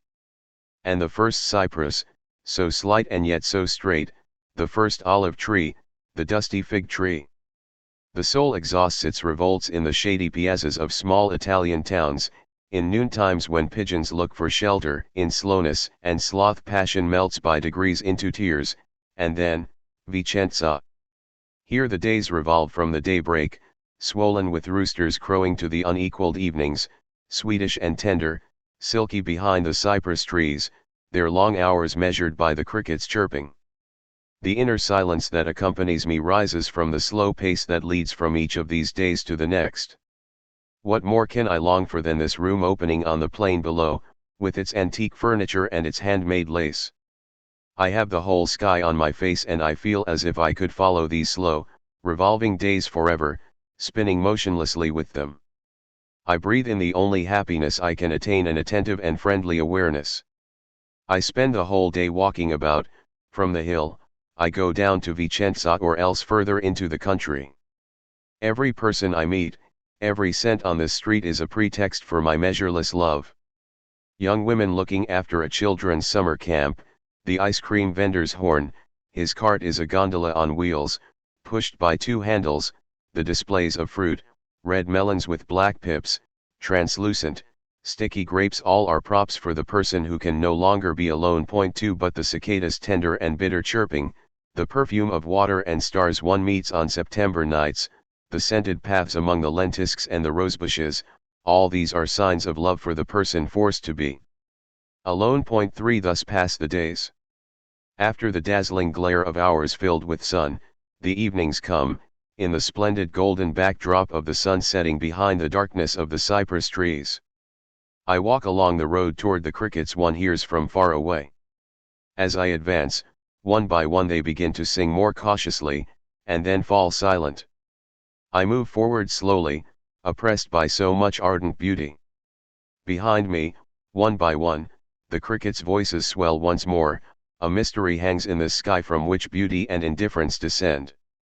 In a last gleam of light, I read on the front of a villa, in magnificentia naturae, resurgit spiritus. This is where I should stop. Already the first star shines, 3 lights gleam on the hill opposite. Night has fallen suddenly, unannounced. A breeze murmurs in the bushes behind me. The day has fled, leaving its sweetness behind. I had not changed, of course. It was simply that I was no longer alone. In Prague, I was suffocating, surrounded by walls. Here, I was face to face with the world, and liberated from myself. I people the universe with forms in my own likeness. For I have not yet spoken of the sun. Just as it took me a long time to realize my attachment and love for the world of poverty in which I spent my childhood, only now can I see the lesson of the sun and the land I was born in. A little before noon I went out and walked toward a spot I knew that looked out over the immense plain of Vicenza. The sun had almost reached its zenith. The sky was an intense, airy blue. The light it shed poured down the hillsides, clothing cypresses and olive trees, white houses and red roofs in the warmest of robes, then losing itself in the plain that was steaming in the sun. Each time I had the same feeling of being laid bare. The horizontal shadow of that little fat man was still inside me. And what I could touch with my finger in these plains whirling with sunlight and dust, in these close-cropped hills all crusty with burnt grass, was one form, stripped to its essentials, of that taste for nothingness that I carried within me. This country restored my very heart, and put me face to face with my secret anguish. It was and yet was not the anguish I had felt in Prague. How can I explain it? Certainly, looking at this Italian plain, peopled with trees, sunshine, I grasped better than I had before the smell of death and inhumanity that had now been pursuing me for a month. Yes, this fullness without tears, this peace without joy that filled me was simply a very clear awareness of what I did not like: renunciation and disinterest. In the same way, the man who is about to die, and knows it, takes no interest in what will happen to his wife, except in novels. He realizes man's vocation, which is to be selfish, that is to say, someone who despairs. For me, this country held no promise of immortality. What would be the point of feeling alive once more in the soul, if I had no eyes to see Vicenza, no hands to touch the grapes of Vicenza, no skin to feel the night's caress on the road from Monte Birico to the Villa Valmarana? Yes, all this was true. But the sun filled me also with something else that I cannot really express. At this extreme point of acute awareness everything came together, and my life seemed a solid block to be accepted or rejected. I needed a grandeur. I found it in the confrontation between my deep despair and the secret indifference of one of the most beautiful landscapes in the world. I drew from it the strength to be at one and the same time both courageous and aware. So difficult and paradoxical a thing was enough for me. But perhaps I have exaggerated a bit what I felt then so sincerely. I often think of Prague and the mortal days I spent there. I'm back in my own town again. Occasionally, though, the sour smell of cucumbers and vinegar reawakens my distress. Then I need to think of Vicenza. Both are dear to me, and I find it hard to separate my love of fight and life from my secret attachment to the experience of despair that I have tried to describe. It will be clear already that I don't want to bring myself to choose between them. In the suburbs of Algiers, there is a little cemetery with black iron gates. If you go the far end, you look out over the valley with the sea in the distance. You can spend a long time dreaming before this offering that sighs with the sea. But when you retrace your steps, you find a slab that says eternal regrets on an abandoned grave. Fortunately, there are idealists to tidy things up. This essay was inspired by Camus's 1936 visit to Prague. According to his own working notebooks, the Carnets, he finished it in 1937 after the last essay in The Wrong Side and the Right Side, Love of Life. His decision to place it before Love of Life in the finished volume suggests that an upsurge of happiness can follow closely after the experience of man's solitude. The two sides of the cloth, evoked by the French title of the essays, L'Envers et l'Android, are thus closely linked together. P.T. 2 That is to say, everybody. 3 That is to say, everybody. Love of Life. At night in Palma, life recedes slowly toward the tune-filled cafe district behind the market. The streets are dark and silent until one comes upon latticed doorways where light and music filter through. I spent almost a whole night in one of these cafes. It was a small, very low room, rectangular, painted green and hung with pink garlands. The wooden ceiling was covered with tiny red light bulbs. Miraculously fitted into this minute space were an orchestra, a bar with multicolored bottles, and customers squeezed shoulder to shoulder so tight they could hardly breathe. Just men. In the middle, 2 square yards of free space. Glasses and bottles streamed by as the waiter carried them to all 4 corners of the room. No one was completely sober. Everyone was shouting. Some sort of naval officer was belching alcohol-laden compliments into my face. An ageless dwarf at my table was telling me his life story. But I was too tense to listen. The orchestra was playing tunes one could only catch the rhythm of, since it was beaten out by every foot in the place. Sometimes the door would open. In the midst of shouts, a new arrival would be fitted in between 2 chairs. 1. Suddenly, the cymbals clashed, and a woman leaped swiftly into the tiny circle in the middle of the cabaret. 21, the officer told me. I was stupefied. The face of a young girl, but carved in a mountain of flesh. She might have been 6 feet tall. With all her fat she must have weighed 300 pounds. Hands on her hips, wearing a yellow net through which a checkerboard of white flesh swelled, she was smiling, and each corner of her mouth sent a series of small ripples of flesh moving toward her ears. The excitement in the room knew no bounds. One felt this girl was known, loved, expected. She was still smiling. She looked around at the customers, still silent and smiling, and wiggled her belly forward. The crowd roared, then demanded a song that everyone seemed to know. It was a nasal Andalusian tune accompanied by a strong 3-beat rhythm from the drums. She sang, and at each beat mimed the act of love with her whole body. In this monotonous and passionate movement, real waves of flesh rose from her hips and moved upward until they died away on her shoulders. The room seemed stunned.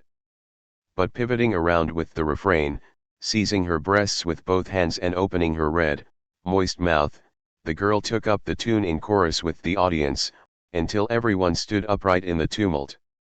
As she stood in the center, feet apart, sticky with sweat, hair hanging loose, she lifted her immense torso, which burst forth from its yellow netting.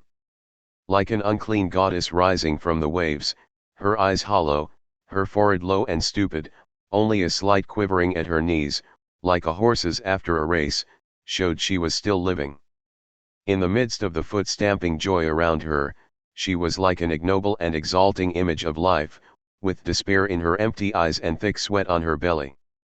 Without cafes and newspapers, it would be difficult to travel. A paper printed in our own language, a place to rub shoulders with others in the evenings enable us to imitate the familiar gestures of the man we were at home, who, seen from a distance, seems so much a stranger. For what gives value to travel is fear. It breaks down a kind of inner structure we have. One can no longer hide behind the hours spent at the office or at the plant, those hours we protest so loudly, which protect us so well from the pain of being alone. I have always wanted to write novels in which my heroes would say, "What would I do without the office?" Or again, "My wife has died, but fortunately I have all these orders to fill for tomorrow." Travel robs us of such refuge. Far from our own people, our own language, stripped of all our props, deprived of our masks, one doesn't know the fare on the street cars, or anything else, we are completely on the surface of ourselves. But also, soul sick, we restore to every being and every object its miraculous value. A woman dancing without a thought in her head, a bottle on a table, glimpsed behind a curtain, each image becomes a symbol. The whole of life seems reflected in it, insofar as it summarizes our own life at the moment. When we are aware of every gift, the contradictory intoxications we can enjoy, including that of lucidity, are indescribable. Never perhaps has any land but the Mediterranean carried me so far from myself and yet so near. The emotion I felt at the cafe in Palma probably came from this. On the other hand, what struck me in the empty district near the cathedral, at noon, among the old palaces with their cool courtyards, in the streets with their scented shadows, was the idea of a certain slowness. No one in the streets. Motionless old women in the miradors. And, walking along past the houses, stopping in courtyards full of green plants and round, grey pillars, I melted into the smell of silence, losing my limits, becoming nothing more than the sound of my footsteps or the flight of birds whose shadows I could see on the still sunlit portion of the walls. I would also spend long hours in the little Gothic cloister of San Francisco. Its delicate, precious colonnade shone with the fine, golden yellow of old Spanish monuments. In the courtyard there were rose laurels, fake pepper plants, a wrought iron well from which hung a long, rusty metal spoon. Passers-by drank from it. I still remember sometimes the clear sound it made as it dropped back on the stone of the well. Yet it was not the sweetness of life that this cloister taught me. In the sharp sound of wing beats as the pigeons flew away, the sudden, snug silence in the middle of the garden, in the lonely squeaking of the chain on its well, I found a new and yet familiar flavor. I was lucid and smiling before this unique play of appearances. A single gesture, I felt, would be enough to shatter this crystal in which the world's face was smiling. Something would come undone, the flight of pigeons would die and each would slowly tumble on its outstretched wings. Only my silence and immobility lent plausibility to what looked so like an illusion. I joined in the game. I accepted the appearances without being taken in. A fine, golden sun gently warmed the yellow stones of the cloister. A woman was drawing water from the well. In an hour, a minute, a second, now perhaps, everything might collapse. And yet this miracle continued. The world lived on, modest, ironic, and discreet, like certain gentle and reserved forms of women's friendship. A balance continued, colored, however, by all the apprehension of its own end. There lay all my love of life, a silent passion for what would perhaps escape me, a bitterness beneath a flame. Each day I would leave this cloister like a man lifted from himself, inscribed for a brief moment in the continuance of the world. And I know why I thought then of the expressionless eyes of Doricopolis or the stiff, motionless characters in Giotto's paintings too. It was at these moments that I truly understood what countries like this could offer me. I am surprised men can uncertainties and rules for life on the shores of the Mediterranean, that they can satisfy their reason there and justify optimism and social responsibility. For what struck me then was not a world made to man's measure, but one that closed in upon him. If the language of these countries harmonized with what echoed deeply within me, it was not because it answered my questions but because it made them superfluous. Instead of prayers of thanksgiving rising to my lips, it was this nada whose birth is possible only at the sight of landscapes crushed by the sun. There is no love of life without despair of life. In Ibiza, I sat every day in the cafes that dot the harbor. Toward 5 in the evening, the young people would stroll back and forth along the full length of the jetty. This is where marriages and the whole of life are arranged. One cannot help thinking there is a certain grandeur in beginning one's life this way, with the whole world looking on. I would sit down, still dizzy from the day's sun, my head full of white churches and chalky walls, dry fields and shaggy olive trees. I would drink a Swedish syrup, gazing at the curve of the hills in front of me. They sloped gently down to the sea. The evening would grow green. On the largest of the hills, the last breeze turned the sails of a windmill. And, by a natural miracle, everyone lowered his voice. Soon there was nothing but the sky and musical words rising toward it, as if heard from a great distance. There was something fleeting and melancholy in the brief moment of dusk, perceptible not only to one man but also to a whole people. As for me, I longed to love as people long to cry. I felt that every hour I slept now would be an hour stolen from life, that is to say from those hours of undefined desire. I was tense and motionless, as I had been during those vibrant hours at the cabaret in Palma and at the cloister in San Francisco, powerless against this immense desire to hold the world between my hands. I know that I am wrong, that we cannot give ourselves completely. Otherwise, we could not create. But there are no limits to loving, and what does it matter to me if I hold things badly if I can embrace everything? There are women in Genoa whose smile I loved for a whole morning. I shall never see them again, and certainly nothing is simpler. But words will never smother the flame of my regret. I watched the pigeons flying past the little well at the cloister in San Francisco, and forgot my thirst. But a moment always came when I was thirsty again. The wrong side and the right side. She was a lonely and peculiar woman. She kept in close touch with the spirits, took up their causes, and refused to see certain members of her family who had a bad reputation in this world where she found refuge. One day, she received a small legacy from her sister. These 5,000 francs, coming at the end of her life, turned out to be something of an encumbrance. They had to be invested. If almost everyone is capable of using a large fortune, the difficulty begins when the sum is a small one. The woman remained true to herself. Nearing death, she wanted shelter for her old bones. A real opportunity occurred.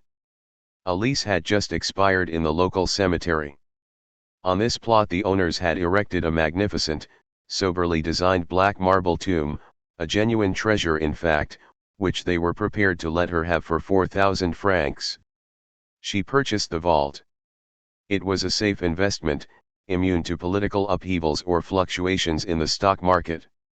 She had the inner grave prepared, and kept it in readiness to receive her body. And, when everything was finished, she had her name carved on it in gold letters. The transaction satisfied her so completely that she was seized with a veritable love for her tomb. At first, she went to see how the work was progressing. She ended up by paying herself a visit every Sunday afternoon. It was the only time she went out, and it was her only amusement. Toward 2 in the afternoon, she made the long trip that brought her to the city gates where the cemetery was. She would go into the little tomb, carefully close the door behind her, and kneel on the prie-dieu. It was thus, quite alone with herself, confronting what she was and what she would become, rediscovering the link in a chain still broken, that she effortlessly pierced the secret designs of Providence. A strange symbol even made her realize one day that in the eyes of the world she was dead. On All Saints' Day, arriving later than usual, she found the doorstep of her tomb piously strewn with violets. Some unknown and tender-hearted passers-by, seeing the tomb devoid of flowers, had had the kind thought of sharing their own, and honored her neglected memory. And now I think about these things again. I can see only the walls of the garden on the other side of my window. And a few branches flowing with light. Higher still, more foliage and, higher still, the sun. But all I can perceive of the air rejoicing outside, of all the joy spread across the world, are the shadows of branches playing on my white curtains. Also 5 rays of sunlight patiently pouring the scent of dried grass into the room. A breeze, and the shadows on the curtains come to life. If a cloud passes over the sun, the bright yellow of a vase of mimosas leaps from the shadow. This is enough. When a single gleam begins, I'm filled with a confused and whirling joy. It is a January afternoon that puts me this way, face to face with the wrong side of the world. But the cold remains at the bottom of the air, covering everything, a film of sunlight that would crack beneath your finger, but which clothes everything in an eternal smile. Who am I and what can I do but enter into this play of foliage and light? Be this ray of sunlight in which my cigarette burns away, this softness and discreet passion breathing in the air. If I try to reach myself, it is at the bottom of this light. And if I try to understand and savor this delicate taste which reveals the secret of the world, it is myself that I find at the depth of the universe. Myself, that is to say, this extreme emotion which frees me from my surroundings. In a moment other things, other men, and the graves they purchase. But let me cut this minute from the cloth of time. Others leave a flower between pages, enclosing in them a walk where love has touched them with its wing. I walk too, but am caressed by a god. Life is short, and it is sinful to waste one's time. They say I'm active. But being active is still wasting one's time, if in doing one loses oneself. Today is a resting time, and my heart goes off in search of itself. If an anguish still clutches me, it's when I feel this impalpable moment slip through my fingers like quicksilver. Let those who wish to turn their backs upon the world. I have nothing to complain of, since I can see myself being born. At the moment, my whole kingdom is of this world. This sun and these shadows, this warmth, and this cold rising from the depths of the air, why wonder if something is dying or if men suffer, since everything is written on this window where the sun sheds its plenty as a greeting to my pity? I can say, and in a moment I shall say, that what counts is to be human and simple. No, what counts is to be true, and then everything fits in, humanity and simplicity. When am I truer than when I am the world? My cup brims over before I have time to desire. Eternity is there and I was hoping for it. What I wish for now is no longer happiness but simply awareness. One man contemplates and another digs his grave, how can we separate them? Men and their absurdity? But here is the smile of the heavens. The light swells and soon it will be summer. But here are the eyes and voices of those I must love. I hold on to the world with every gesture, to men with all my gratitude and pity. I do not want to choose between the right and wrong sides of the world, and I do not like a choice to be made. People don't want one to be lucid and ironic. They say, it shows you're not nice. I can't see how this follows. Certainly, if I hear someone called an immoralist, my translation is that he needs to give himself an ethic. If I hear of another that he despises intelligence, I realize that he cannot bear his doubts. But this is because I don't like people to cheat. The great courage is still to gaze as squarely at the light as at death. Besides, how can I define the link that leads from this all-consuming love of life to this secret despair? If I listen to the voice of irony crouching underneath things, slowly it reveals itself. Winking its small, clear eye, it says, live as if, in spite of much searching, this is all I know. After all, I am not sure that I am right. But if I think of that woman whose story I heard, this is not what is important. She was going to die, and her daughter dressed her for the tomb while she was alive. Actually, it seems it's easier to do so before the limbs are stiff. Yet it's odd all the same to live among people who are in such a hurry. 2. Nuptials. 1938. Gnosis. The hangman strangled Cardinal Carafa with a silken rope that broke. 2 further attempts were necessary. The cardinal looked at the hangman without deigning to utter a word. Stendhal, La Duchesse de Paliano. Note to the 1950 edition. These essays were originally written in 1936 and 1937, and a small number of copies were published in Algiers in 1938. This new edition reproduces them without any changes, in spite of the fact that their author has not ceased to consider them as essays, in the precise and limited meaning of the term. Nuptials at Tipasa 1. In the spring, Tipasa is inhabited by gods, and the gods speak in the sun and the scent of absinthe leaves, in the silver armor of the sea, in the raw blue sky, the flower-covered ruins, and the great bubbles of light among the heaps of stone. At certain hours of the day the countryside is black with sunlight. The eyes try in vain to perceive anything but drops of light and colors trembling on the lashes. The thick scent of aromatic plants tears at the throat and suffocates in the vast heat. Far away, I can just make out the black bulk of the chinois, rooted in the hills around the village, moving with a slow and heavy rhythm until finally it crouches in the sea.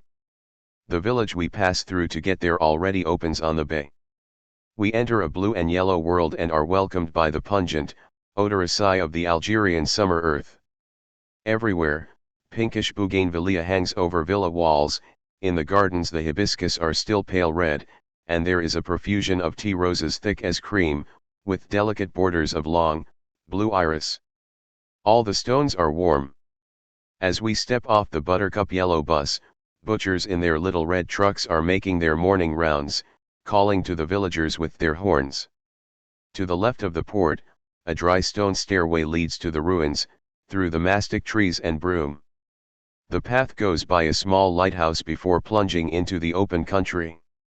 Already, at the foot of this lighthouse, large red, yellow, and violet plants descend toward the first rocks, sucked at by the sea with a kissing sound.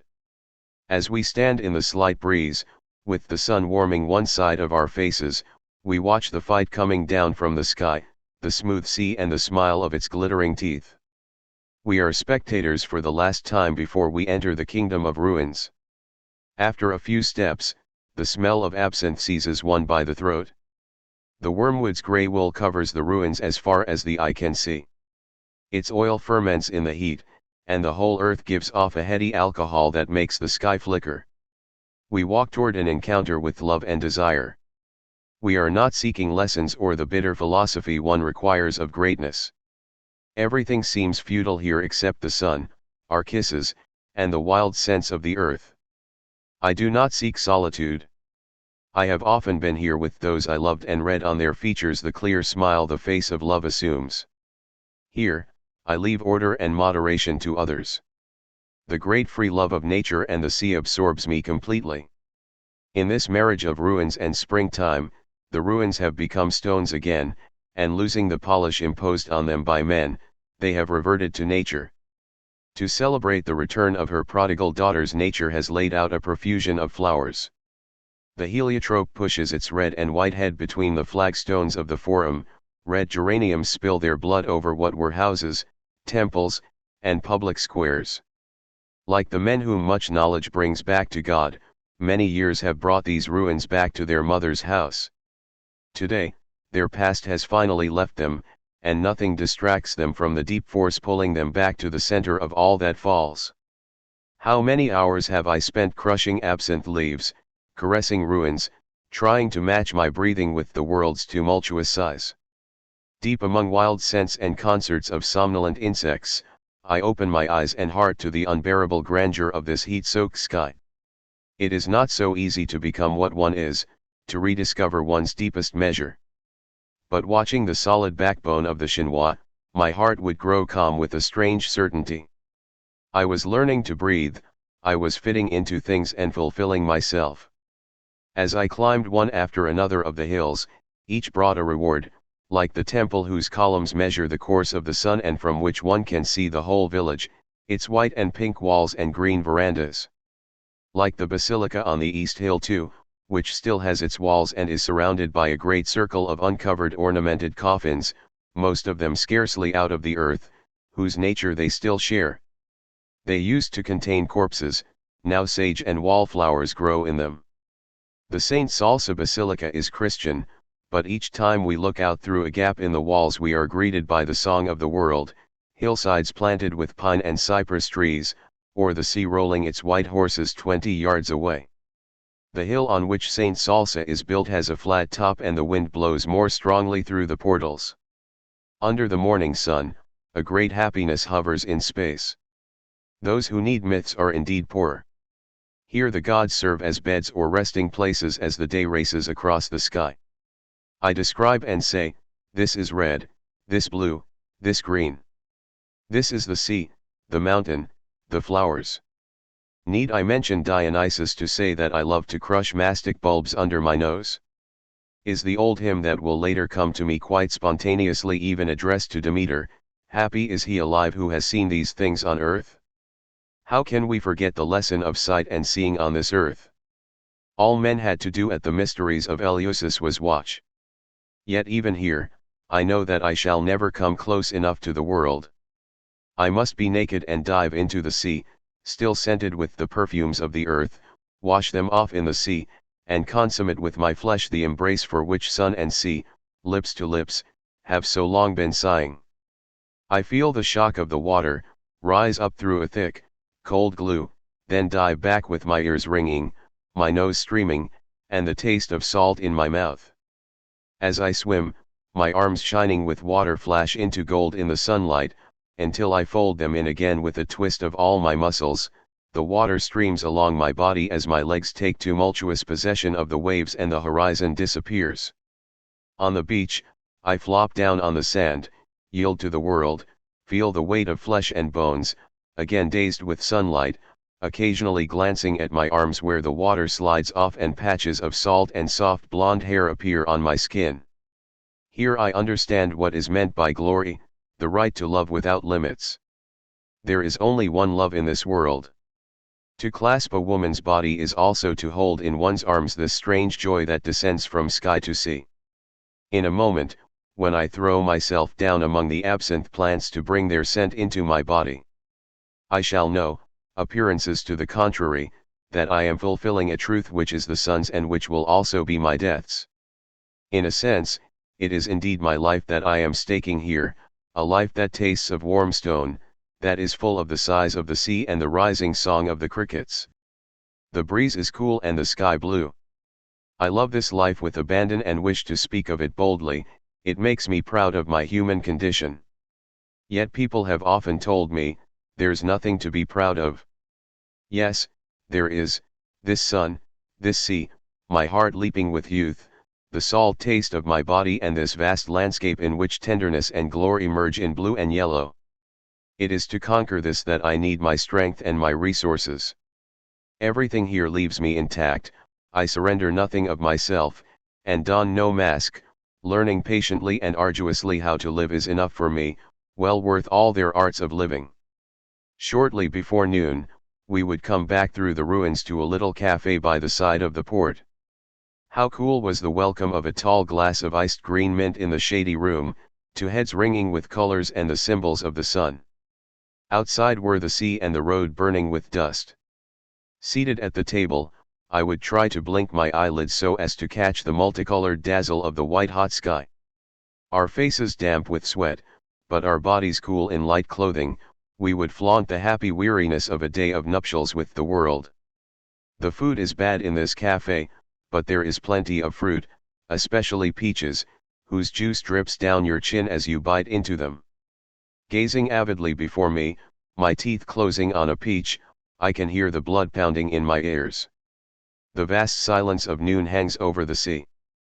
Every beautiful thing has a natural pride in its own beauty, and today the world is allowing its pride to seep from every pore. Why, in its presence, should I deny the joy of living, as long as I know everything is not included in this joy? There is no shame in being happy.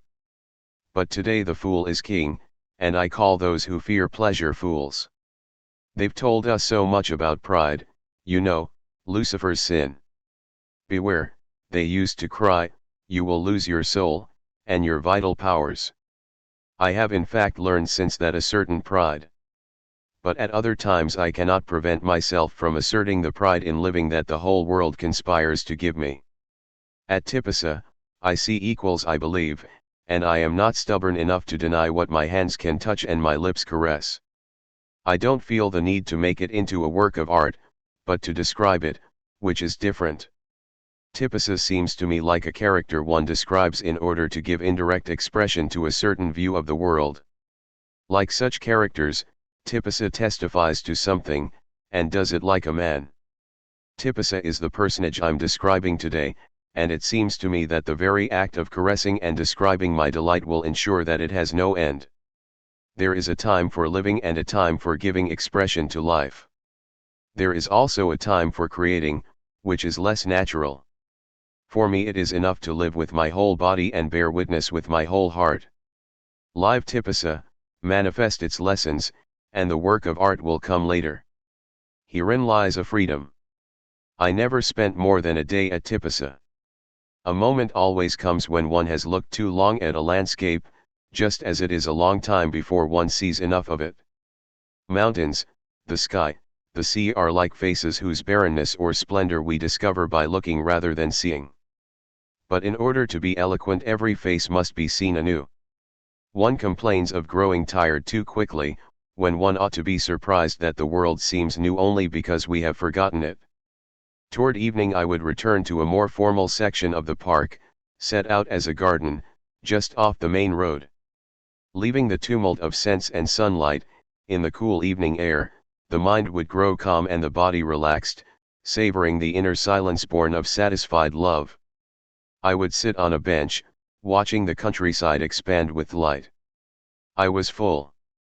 Above me drooped a pomegranate tree, its flower buds closed and ribbed like small tight fists containing every hope of spring.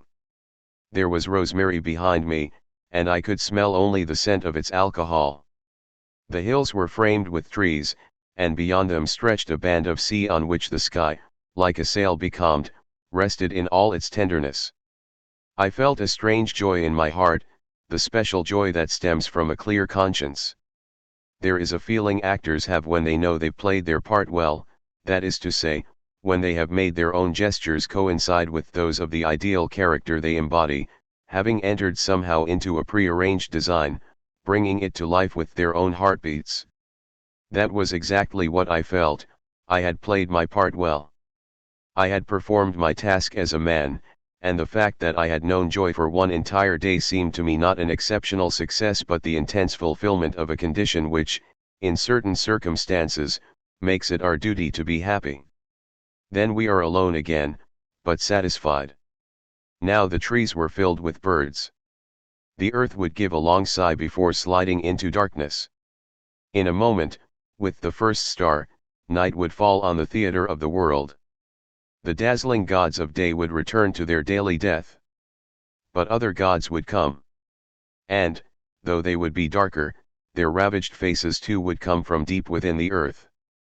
For the moment at least, the waves endless crashing against the shore came toward me through a space dancing with golden pollen. Sea, landscape, silence, scents of this earth, I would drink my fill of a scent-laden life, sinking my teeth into the world's fruit, golden already, overwhelmed by the feeling of its strong, sweet juice flowing on my lips. No, it was neither I nor the world that counted, but solely the harmony and silence that gave birth to the love between us. A love I was not foolish enough to claim for myself alone, proudly aware that I shared it with a whole race born in the sun and sea, alive and spirited, drawing greatness from its simplicity, and upright on the beaches, smiling in complicity at the brilliance of its skies. The wind at Jimila 1. There are places where the mind dies so that a truth which is its very denial may be born. When I went to Jimila, there was wind and sun, but that is another story. What must be said first of all is that a heavy, unbroken silence reigned there, something like a perfectly balanced pair of scales. The cry of birds, the soft sound of a three-hole flute, goats trampling, murmurs from the sky were just so many sounds added to the silence and desolation. Now and then a sharp clap, a piercing cry marked the upward flight of a bird huddled among the rocks. Any trail one followed the pathways through the ruined houses, along wide, paved roads under shining colonnades, across the vast forum between the triumphal arch and the temple set upon a hill would end at the ravines that surround Jimila on every side, like a pack of cards opening beneath a limitless sky. And one would stand there, absorbed, confronted with stones and silence, as the day moved on and the mountains grew purple surging upward. But the wind blows across the plateau of Jimila. In the great confusion of wind and sun that mixes light into the ruins, in the silence and solitude of this dead city, Something is forged that gives man the measure of his identity. It takes a long time to get to Jimila. It is not a town where you stop and then move further on. It leads nowhere and is a gateway to no other country. It is a place from which travelers return. The dead city lies at the end of a long, winding road whose every turning looks like the last, making it seem all the longer. When its skeleton, yellowish as a forest of bones, at last looms up against the faded colors of the plateau, Jimila seems the symbol of that lesson of love and patience which alone can lead us to the world's beating heart. There it lies, among a few trees and some dried grass, protected by all its mountains and stones from vulgar admiration, from being picturesque, and from the delusions of hope. We had wandered the whole day in this arid splendor. The wind, which we had scarcely felt at the beginning of the afternoon, seemed to increase as the hours went by little filling the whole countryside. It blew from a gap in the mountains, far to the east, rushing from beyond the horizon, leaping and tumbling among the stones and in the sunlight.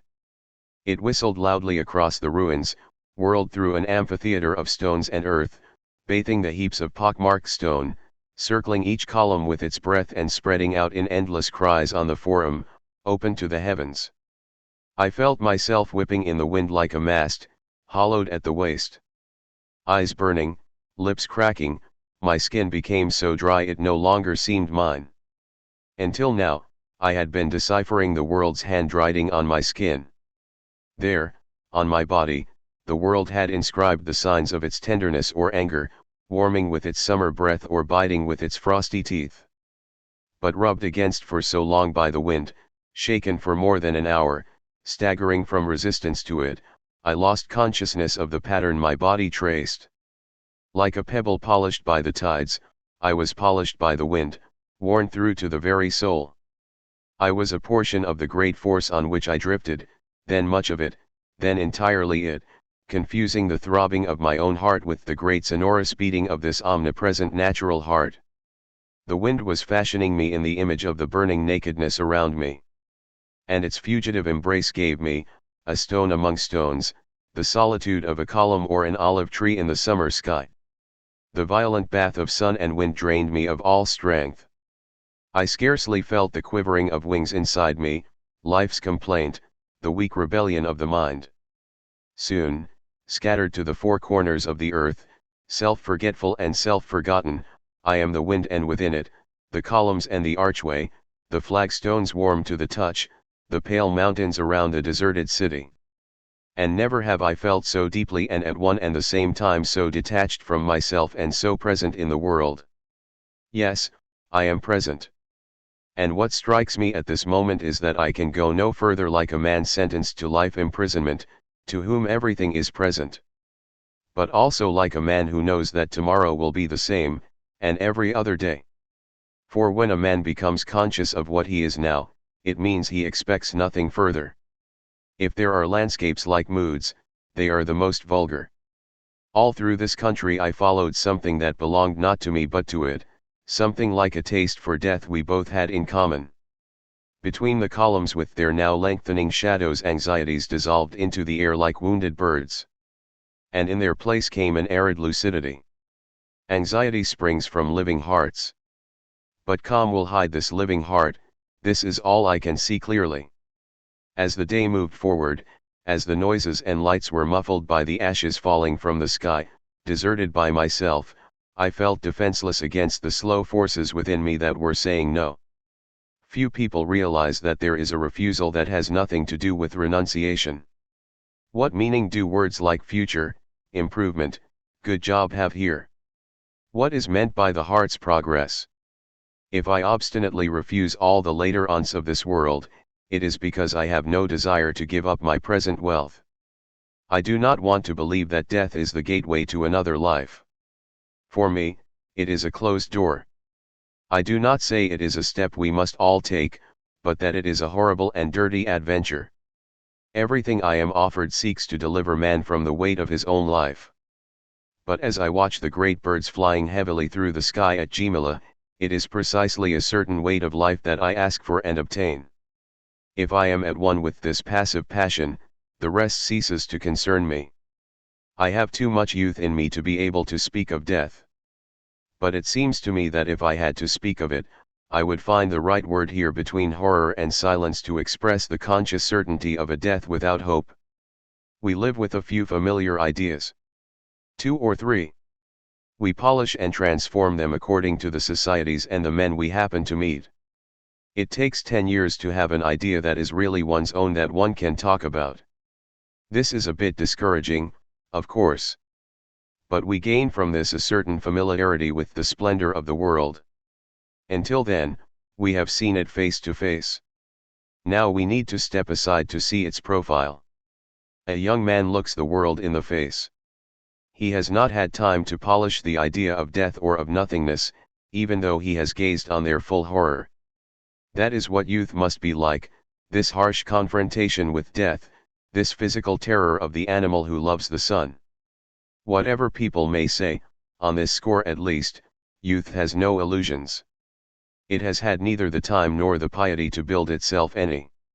And, I don't know why, but faced with this ravined landscape, this solemn and lugubrious cry of stone, Jimala, inhuman at nightfall, faced with this death of colors and hope, I was certain that when they reach the end of their lives, men worthy of the name must rediscover this confrontation, deny the few ideas they had, and recover the innocence and truth that gleamed in the eyes of the ancients face to face with destiny.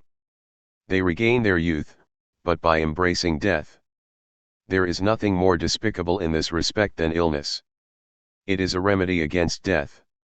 It prepares us for it. It creates an apprenticeship whose first stage is self-pity.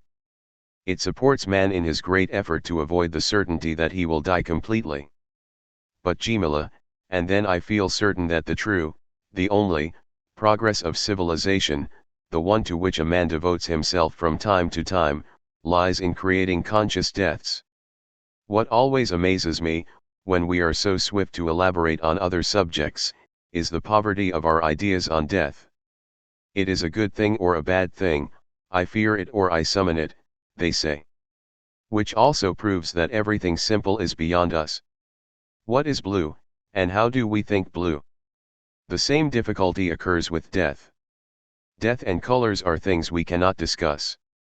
Nonetheless, the important thing is this man before me, heavy as earth, who prefigures my future. But can I really think about it? I tell myself, I am going to die, but this means nothing, since I cannot manage to believe it and can only experience other people's death. I have seen people die. Above all, I have seen dogs die. It was touching them that overwhelmed me. Then I think of flowers, smiles, the desire for women, and realize that my whole horror of death lies in my anxiety to live. I am jealous of those who will live and for whom flowers and the desire for women will have their full flesh and blood meaning. I am envious because I love life too much not to be selfish. What does eternity matter to me? You can be lying in bed one day and hear someone say, "You are strong and I owe it to you to be honest. I can tell you that you are going to die." You're there, with your whole life in your hands, fear in your bowels, looking the fool. What else matters? Waves of blood come throbbing to my temples and I feel I could smash everything around me. But men die in spite of themselves, in spite of their surroundings. They are told, "When you get well," and they die. I want none of that. For if there are days when nature lies, there are others when she tells the truth. Jimala is telling the truth tonight, and with what sad, insistent beauty. As for me, here in the presence of this world, I have no wish to lie or to be lied to. I want to keep my lucidity to the last, and gaze upon my death with all the fullness of my jealousy and horror.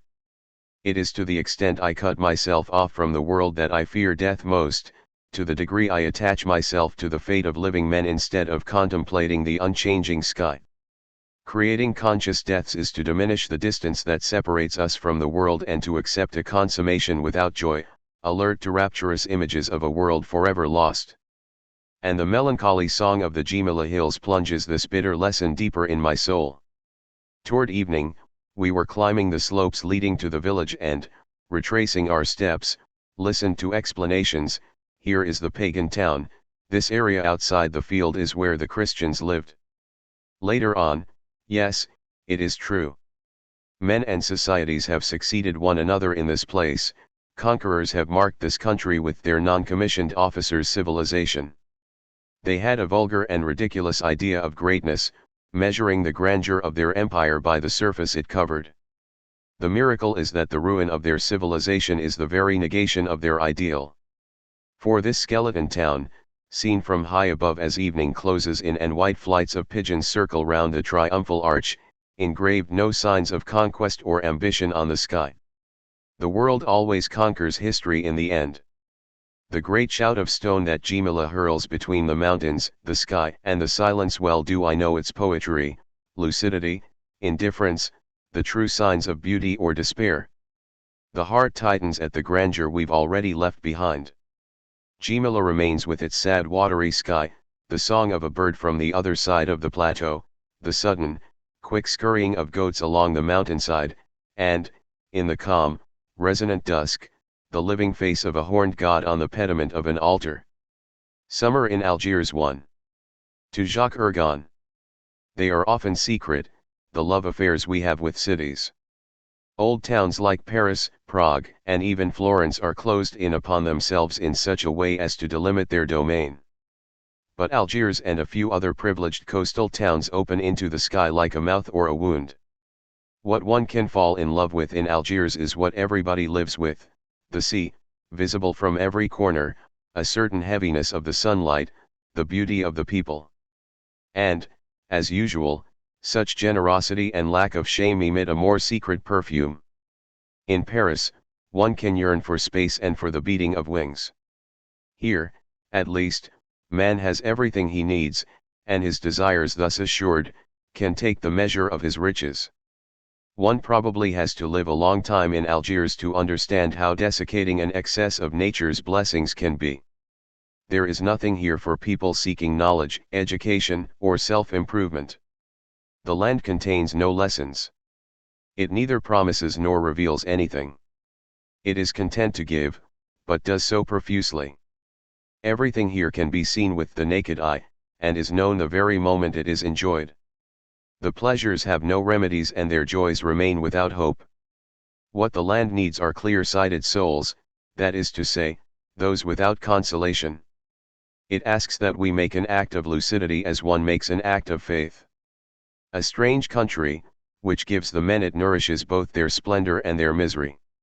It is not surprising that the sensual riches this country offers so profusely to the sensitive person should coincide with the most extreme deprivation. There is no truth that does not also carry bitterness. Why then should it be surprising if I never love the face of this country more than in the midst of its poorest inhabitants? Throughout their youth, men find a life here that matches their beauty. Decline and forgetfulness come later. They have wagered on the flesh, knowing they would lose. In Algiers, to the young and vital everything is a refuge and a pretext for rejoicing, the bay, the sun, games on the red and white terraces overlooking the sea, the flowers and stadiums, the cool-limbed girls. But for the man who has lost his youth there is nothing to hang on to, and no outlet for melancholy. Elsewhere on Italian terraces, in European cloisters, or in the shape of the hills in Provence there are places where a man can shed his humanity and gently find salvation from himself. But everything here demands solitude and young blood. On his deathbed, Goethe called for light, and this is a historic remark. In Belcourt and Bab el Oued, old men sitting at the back of cafes listen to the young, with brilliant hair, boasting of their exploits. It is summer in Algiers that grants us these beginnings and these endings. During the summer months, the town is deserted. But the poor and the sky remain. We go down with them to the harbor and its treasures, the water's gentle warmth and the women's brown bodies. In the evening, swollen with these riches, the people return to oilcloth and kerosene lamp, the meager furniture of their existence. In Algiers, you don't talk about going swimming but about knocking off a swim. I won't insist. People swim in the harbor and then go rest on the buoys. When you pass a buoy where a pretty girl is sitting, you shout to your friends, I tell you it's a seagull. These are healthy pleasures. They certainly seem ideal to the young men, since most of them continue this life during the winter, stripping down for a frugal lunch in the sun at noontime every day. Not that they have read the boring sermons of our nudists, those Protestants of the body. There is a way of systematizing the body that is as exasperating as systems for the soul. They just like being in the sun. It would be hard to exaggerate the significance of this custom in our day. For the first time in 2000 years the body has been shown naked on the beaches. For 20 centuries, men have strived to impose decency on the insolence and simplicity of the Greeks, to diminish the flesh and elaborate our dress. Today, reaching back over this history, young men sprinting on the Mediterranean beaches are rediscovering the magnificent motion of the athletes of Delos. Living so close to other bodies, and through one's own body, one finds it has its own nuances, its own life, and, to venture an absurdity, its own psychology. Point to the evolution of the body, like that of the mind, has its history, its reversals, its gains, and its losses. With only this nuance, color. Swimming in the harbor in the summertime, you notice that everybody's skin changes at the same time from white to gold, then to brown, and at last to a tobacco hue, the final stage the body can attain in its quest for transformation. Overlooking the harbor is a pattern of white cubes, the Casbah. From water level, people's bodies form a bronzed frieze against the glaring white background of the Arab town.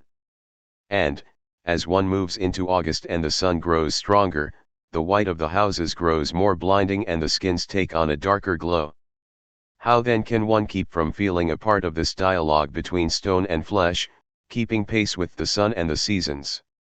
One spends whole mornings diving to peals of laughter in splashing water, on long canoe trips paddling around the red and black freighters, the Norwegian ones smell of all sorts of wood, the German ones reek of oil, the ones going from port to port along the coast smell of wine and old casks.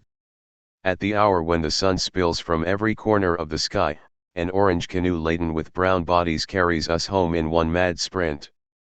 And when, suddenly ceasing the rhythmic stroking of its double fruit-colored wings, we glide into the quiet inner harbor, how can I doubt that what I lead across the silken waters is a cargo of tawny gods, in whom I recognize my brothers? At the other end of town, summer already offers us the contrast of its other wealth, I mean its silences and boredom. These silences do not always have the same quality, depending on whether they occur in shadow or sunlight. There is a noontime silence on the government square. In the shade of the trees that grow along each side, Arabs sell penny glasses of iced lemonade, perfumed with orange blossom. Their cry of cool, cool echoes across the empty square. When it fades away, silence falls again under the sun, ice moves in the merchant's pitcher, and I can hear it tinkling. There is a siesta silence. On the streets around the docks, in front of the squalid barber shops, one can measure it in the melodious buzzing of the flies behind the hollow reed curtains. Elsewhere, in the Moorish cafes of the Casbah, it is bodies that are silent, that cannot drag themselves away, leave the glass of tea, and rediscover time in the beating of their pulse. But, above all, there is the silence of the summer evenings. These brief moments when day trembles into night must swarm with secret signs and calls to be so closely linked to Algiers in my heart. When I have been away from this country for some time, I think of its twilights as promises of happiness. On the hills looking down over the town, there are paths among the mastic and the olive trees. And it is toward them that my heart turns then. I can see sheaves of blackbirds rising against the green horizon. In the sky, suddenly emptied of its sun, something releases its hold. A whole flock of tiny red clouds stretches upward until it dissolves into the air. Almost immediately afterward appears the first star, which had been taking shape and growing harder in the thickness of the heavens. And then, sudden and all-enveloping, the night. What is so unique in these fleeting evenings of Algiers that they free so many things in me? They leave a sweetness on my lips that vanishes into the night before I have time to weary of it. Is this the secret of their persistence? The tenderness of this country is overwhelming and furtive. but at least our heart gives way to it completely. The dance hall at Padovana Beach is open every day. And, in this immense rectangular box, open to the sea all along one side, the poor youngsters of the district come to dance until evening. Often, I would wait there for one particular moment. In the daytime, the dance hall is protected by a sloping wooden roof. When the sun has gone down, it is removed. The hall fills with a strange green light, born in the double shell of sky and sea. When you sit far from the windows, you can see only the sky, and, like puppets in a shadow theater, the faces of the dancers floating past, one after another. Sometimes they play a waltz, and the dark profiles revolve like cut-out figures on a turntable. Night comes quickly, and with it the lights. I shall never be able to describe the thrill and the secret enchantment of this subtle moment. I remember a magnificent, tall girl who had danced all one afternoon. She was wearing a necklace of jasmine on her close-fitting blue dress, which was damp with sweat right down the back. She was laughing and throwing back her head as she danced. Passing in front of the tables, she left behind a mingled scent of flowers and flesh. When evening came, I could no longer see her body pressed against her partner, but the white of her jasmine and the black of her hair swirled one after the other against the sky, and when she threw back her breasts I could hear her laugh and see her partner's silhouette lean suddenly forward. I owe my idea of innocence to evenings like these. And I am learning not to separate these beings charged with violence from the sky in which their desires revolve. At the neighborhood movie houses in Algiers, they sometimes sell pastilles with engraved red mottos that express everything needed for the birth of love. A. Questions: when will you marry me? Do you love me? B. Replies: madly, next spring. After having prepared the ground, you pass them to the girl next to you, who answers in kind or simply plays dumb. At Belcourt, there have been marriages arranged like this, whole lives decided in an exchange of mint candies. And this gives a good picture of the childlike people of this country. The hallmark of youth, perhaps, is a magnificent vocation for easy pleasures. But, above all, the haste to lie borders on extravagance. In Belcourt, as in Bab el Oued, people marry young. They start work very early, and exhaust the range of human experience in 10 short years. A working man of 30 has already played all his cards. He waits for the end with his wife and children around him. His delights have been swift and merciless. So has his life. And you understand then that he is born in a land where everything is given to be taken away. In such abundance and profusion, life follows the curve of the great passions, sudden, demanding, generous. It is not meant to be built, but to be burned up. So reflection or self-improvement are quite irrelevant. The notion of hell, for example, is nothing more than an amusing joke here. Only the very virtuous are allowed such fancies. And I even think that virtue is a meaningless word in Algeria. Not that these men lack principles. They have their code of morality, which is very well defined. You don't let your mother down. You see to it that your wife is respected in the street. You show consideration to pregnant women. You don't attack an enemy 2-1, because that's dirty. If anyone fails to observe these elementary rules, he's not a man, and that's all there is to it. This seems to me just and strong. There are still many of us who observe the highway code, the only disinterested one I know. But at the same time, shopkeeper morality is unknown. I have always seen the faces around me take on an expression of pity at the sight of a man between two policemen. And, before finding out whether the man was a thief, a parricide, or simply an eccentric, people said, "Poor fellow," or again, with a touch of admiration, "He's a real pirate, that one." There are peoples born for pride and for life. It is they who nourish the most singular vocation for boredom, they too who find death the most repulsive. Apart from sensual delights, Algerian amusements are idiotic. A bowling club, fraternal society dinners, cheap movies, and communal celebrations have for years now been enough to keep the over 30 age group entertained. Sundays in Algiers are among the dreariest anywhere. How would these mindless people know how to disguise the deep horror of their lives with myths? In Algiers, everything associated with death is either ridiculous or detestable. The people have neither religion nor idols and die alone after having lived in a crowd. I know no place more hideous than the cemetery on the Boulevard Bru, which is opposite one of the most beautiful landscapes in the world.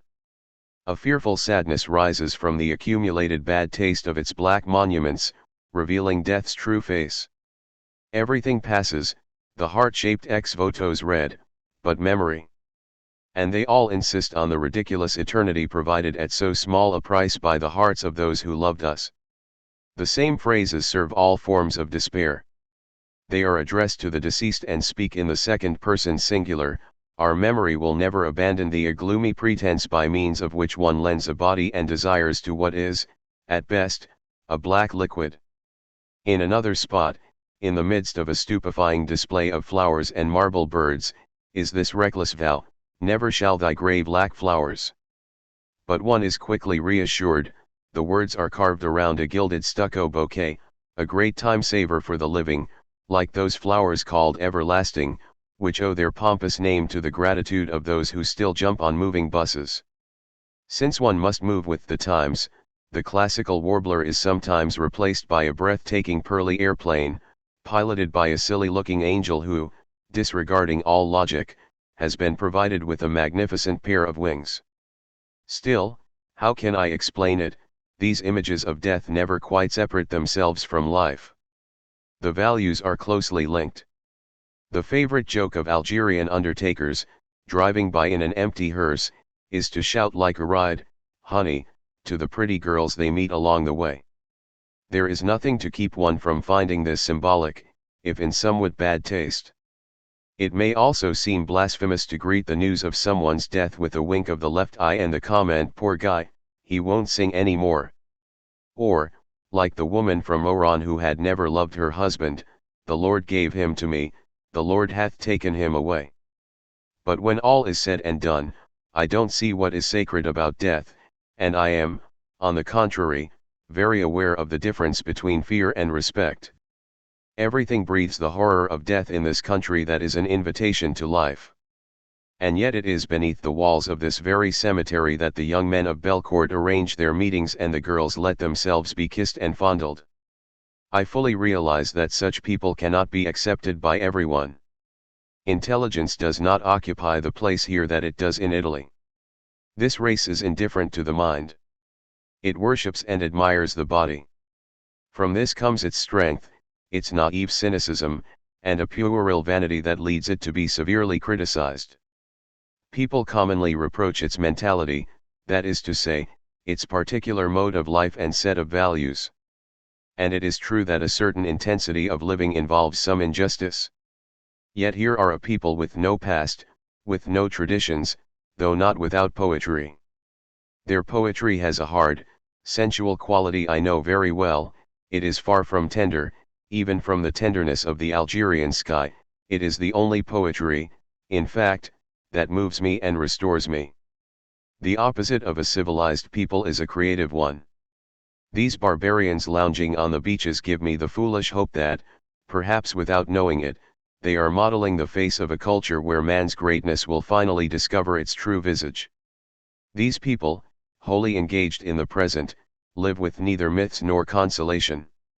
Investing all their assets on this earth, they are left defenseless against death. The gifts of physical beauty have been heaped upon them. And, also the strange greediness that always goes along with wealth that has no future. Everything people do in Algiers reveals a distaste for stability and a lack of regard for the future. People are in a hurry to live, and if an art were to be born here it would conform to the hatred of permanence that led the Dorians to carve their first column out of wood. And still, yes, one can find a certain moderation as well as a constant excess in the strained and violent faces of these people, in this summer sky emptied of tenderness, beneath which all truths can be told and on which no deceitful divinity has traced the signs of hope or of redemption. Between this sky and the faces turned toward it there is nothing on which to hang a mythology, a literature, an ethic, or a religion only stones, flesh, stars, and those truths the hand can touch. To feel one's ties to a land, one's love for certain men, to know there is always a place where the heart can find rest, these are already many certainties for one man's life. Doubtless they are not enough. But at certain moments everything yearns for this homeland of the soul. Yes, it is to this we must return. What is strange about finding on earth the unity Plotinus longed for? Unity expresses itself here in terms of sea and sky. The heart senses it through a certain taste of the flesh that constitutes its bitterness and greatness. I am learning that there is no superhuman happiness, no eternity outside the curve of the days. These ridiculous and essential assets, these relative truths are the only ones that move me. I have not enough soul to understand the other, ideal ones. Not that we should behave as beasts, but I can see no point in the happiness of angels. All I know is that this sky will last longer than I shall. And what can I call eternity except what will continue after my death? What I am expressing here is not the creature's complacency about his condition. It is something quite different. It is not always easy to be a man, even less to be a man who is pure. But to be pure means to rediscover that country of the soul where one's kinship with the world can be felt, where the throbbing of one's blood mingles with the violent pulsations of the afternoon sun. It is a well-known fact that we always recognize our homeland at the moment we are about to lose it. Men whose self-torments are too great are those whom their native land rejects. I have no desire to be crude or to seem to exaggerate. But after all, what denies me in this life is first of all what kills me. Everything that exalts life at the same time increases its absurdity. In the Algerian summer I learned that only one thing is more tragic than suffering, and that is the life of a happy man. But this can also be the path to a greater life, since it can teach us not to cheat. Many people, in fact, affect a love of life in order to avoid love itself. They try to enjoy themselves and to experiment. But this is an intellectual attitude.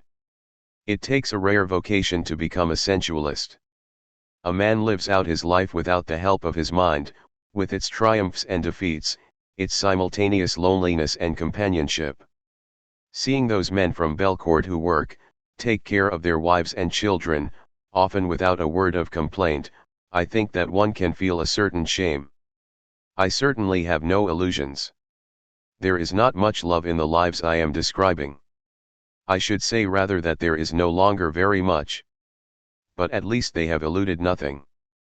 There are some words that I have never really understood, such as sin.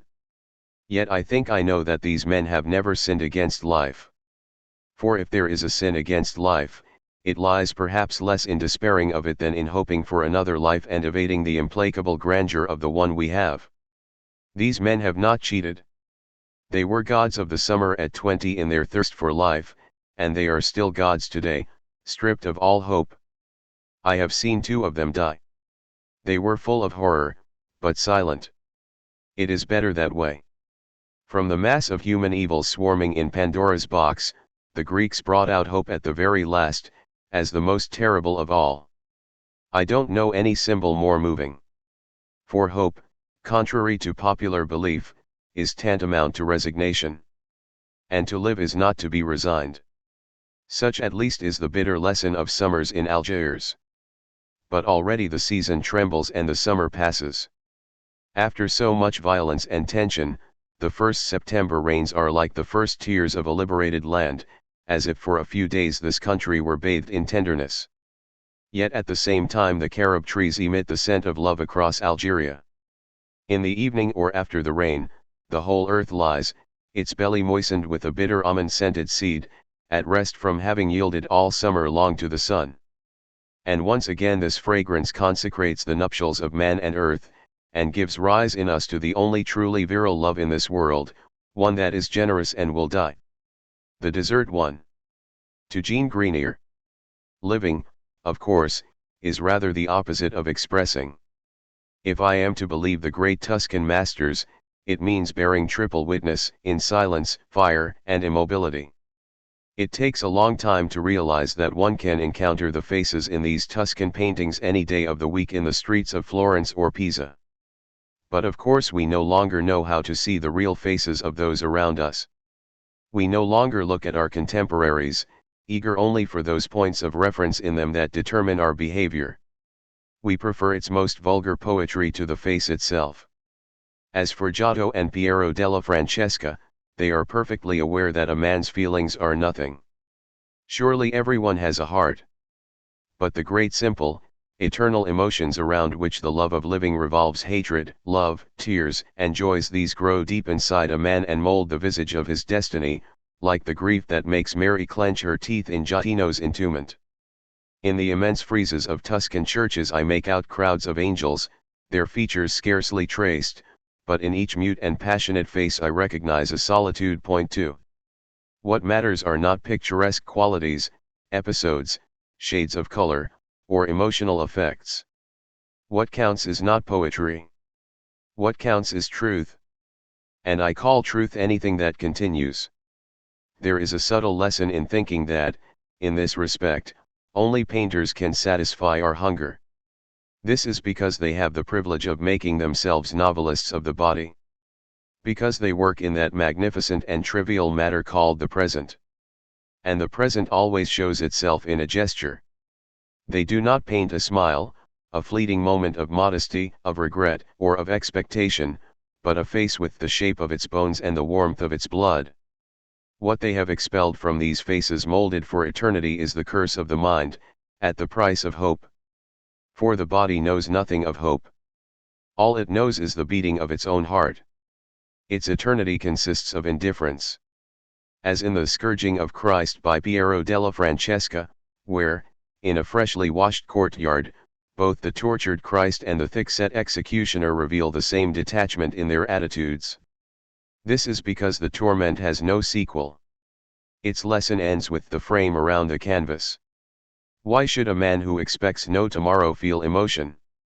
The impassiveness and the greatness that man shows when he has no hope, the eternal present, is precisely what perceptive theologians have called hell. And hell, as everyone knows, also consists of bodily suffering. The Tuscan painters stop at the body and not at its destiny. There are no prophetic paintings. And it is not in museums that we must seek reasons to hope. The immortality of the soul, it is true, engrosses many noble minds.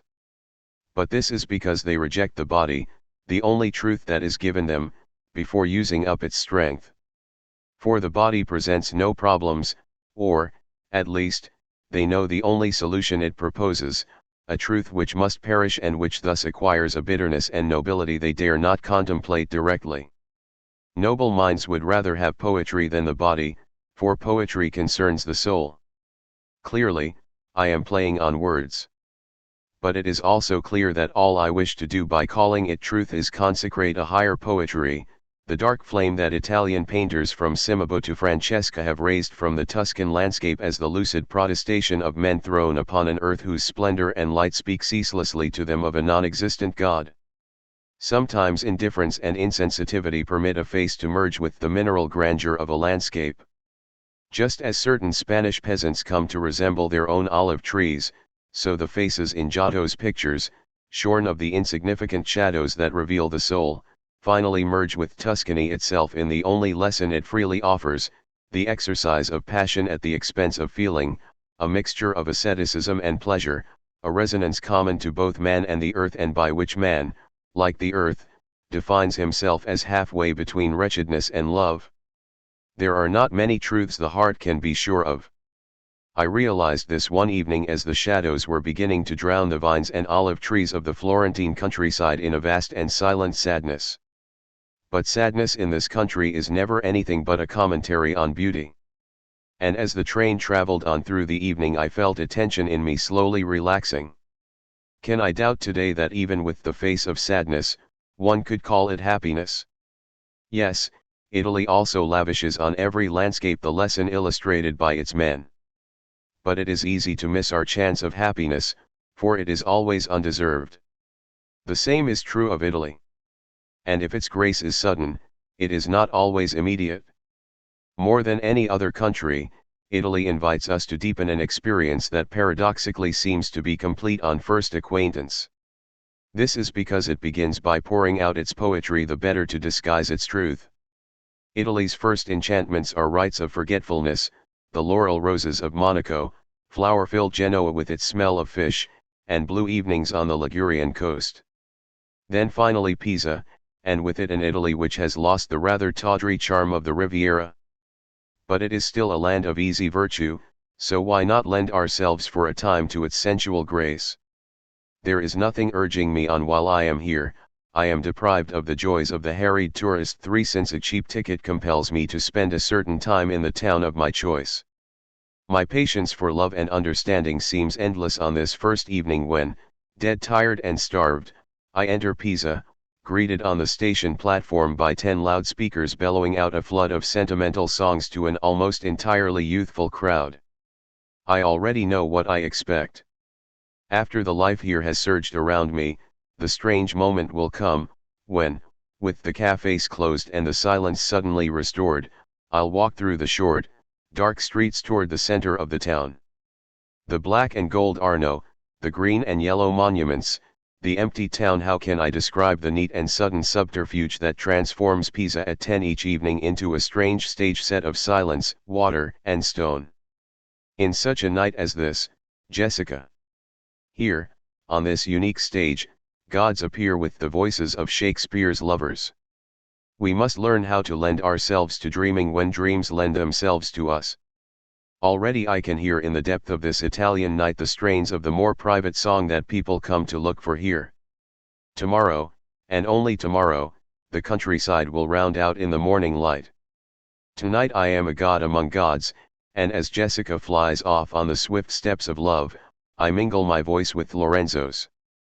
But Jessica is only a pretext. This surge of love goes beyond her. Yes, I think Lorenzo is not so much in love with her as grateful to her for allowing him to love. Why should I dream this evening of the lovers of Venice and forget Verona's? Because there is nothing here that invites us to cherish unhappy lovers. Nothing is more vain than to die for love. What we ought to do is live. A living Lorenzo is better than a Romeo in his grave, despite his rosebush. Then why not dance in these celebrations of living love and sleep in the afternoons on the lawn of the Piazza del Duomo, surrounded by monuments? There will always be time enough to visit, drink from the city's fountains where the water is lukewarm but so fluid, and look once more for the face of that laughing woman with the long nose and proud mouth. All we need understand is that this initiation prepares us for higher illuminations. These are the dazzling processions that lead to the Dionysian mysteries at Eleusis. It is in joy that man prepares his lessons, and when his ecstasy is at its highest pitch that the flesh becomes conscious and consecrates its communion with a sacred mystery whose symbol is black blood. It is now that the self-forgetfulness drawn from the ardor of that first Italy prepares us for the lesson that frees us from hope and from our history. These twin truths of the body and of the moment, at the spectacle of beauty, how can we not cling to them as to the only happiness we can expect, one that will enchant us but at the same time perish? The most loathsome materialism is not the kind people usually think of, but the sort that attempts to let dead ideas pass for living realities, diverting into sterile myths the stubborn and lucid attention we give to what we have within us that must forever die. I remember that in Florence, in the cloister of the dead at the Santissima Annunziata, I was carried away by something I mistook for distress, which was only anger. It was raining. I was reading the inscriptions on the tombstones and ex votos. One man had been a tender father and a faithful husband, another, at the same time the best of husbands and a skillful merchant. A young woman, a model of all the virtues, had spoken French si come il nativo. There was a young girl, who had been the hope of her whole family, ma la gioia e pellegrina solitaria. None of this affected me. Nearly all of them, according to the inscriptions, had resigned themselves to dying, doubtless because they accepted their other duties. Children had invaded the cloister and were playing leapfrog over the tombstones that strove to perpetuate their virtues. Night was falling, and I had sat down on the ground, my back against a column. A priest smiled at me as he went by. In the church, an organ was playing softly, and the warm color of its pattern sometimes emerged behind the children's shouts. Alone against the column, I was like someone seized by the throat, who shouts out his faith as if it were his last word. Everything in me protested against such a resignation. "You must," said the inscriptions. But no, and my revolt was right. This joy that was moving forward, indifferent and absorbed like a pilgrim treading on the earth, was something that I had to follow step by step. And, as to the rest, I said no. I said no with all my strength. The tombstones were teaching me that it was pointless, that life is col sol levant, col sol cadent. But even today I cannot see what my revolt loses by being pointless, and I am well aware of what it gains. Besides, that is not what I set out to say. I would like to define a little more clearly a truth I felt then at the very heart of my revolt, and of which this revolt was only an extension, a truth that stretched from the tiny last roses in the cloister of Santa Maria Novella to the women on that Sunday morning in Florence, their breasts free beneath their light dresses, and their moist lips. On every church corner, that Sunday morning, there were displays of flowers, their petals thick and shining, bejeweled with spots of water. I found in them then a kind of simplicity as well as a reward. There was a generous opulence in the flowers and in the women, and I could not see that desiring the latter was much different from longing for the former. The same pure heart sufficed for both. It's not often a man feels his heart is pure. But when he does, it is his duty to call what has so singularly purified him truth, even if this truth may seem a blasphemy to others, as is the case with what I thought that day. I had spent the morning in a Franciscan convent, at Fiesole, full of the scent of laurel. I had stood for a long time in a little courtyard overflowing with red flowers, sunlight, and black and yellow bees. In one corner there was a green watering can. Earlier, I had visited the monks' cells, and seen their little tables, each adorned with a skull. Now, the garden testified to their inspiration. I had turned back toward Florence, down the hill that led toward the town lying open with all its cypress trees. I felt this splendor of the world, the women, and the flowers, was a kind of justification for these men. I was not sure that they were not also the justification for all men who know that an extreme level of poverty always meets the wealth and luxury of the world. Between the life of these Franciscans enclosed among columns and flowers and the life of the young men of the Padovana beach in Algiers who spend the whole year in the sun, I felt there was a common resonance. If they strip themselves bare, it is for a greater life, and not for another life. At least, that is the only valid meaning of such expressions as deprivation and stripping oneself bare. Being naked always carries a sense of physical liberty and of the harmony between hand and flowers, the loving understanding between the earth and a man delivered from the human awe. I would be a convert if this were not already my religion.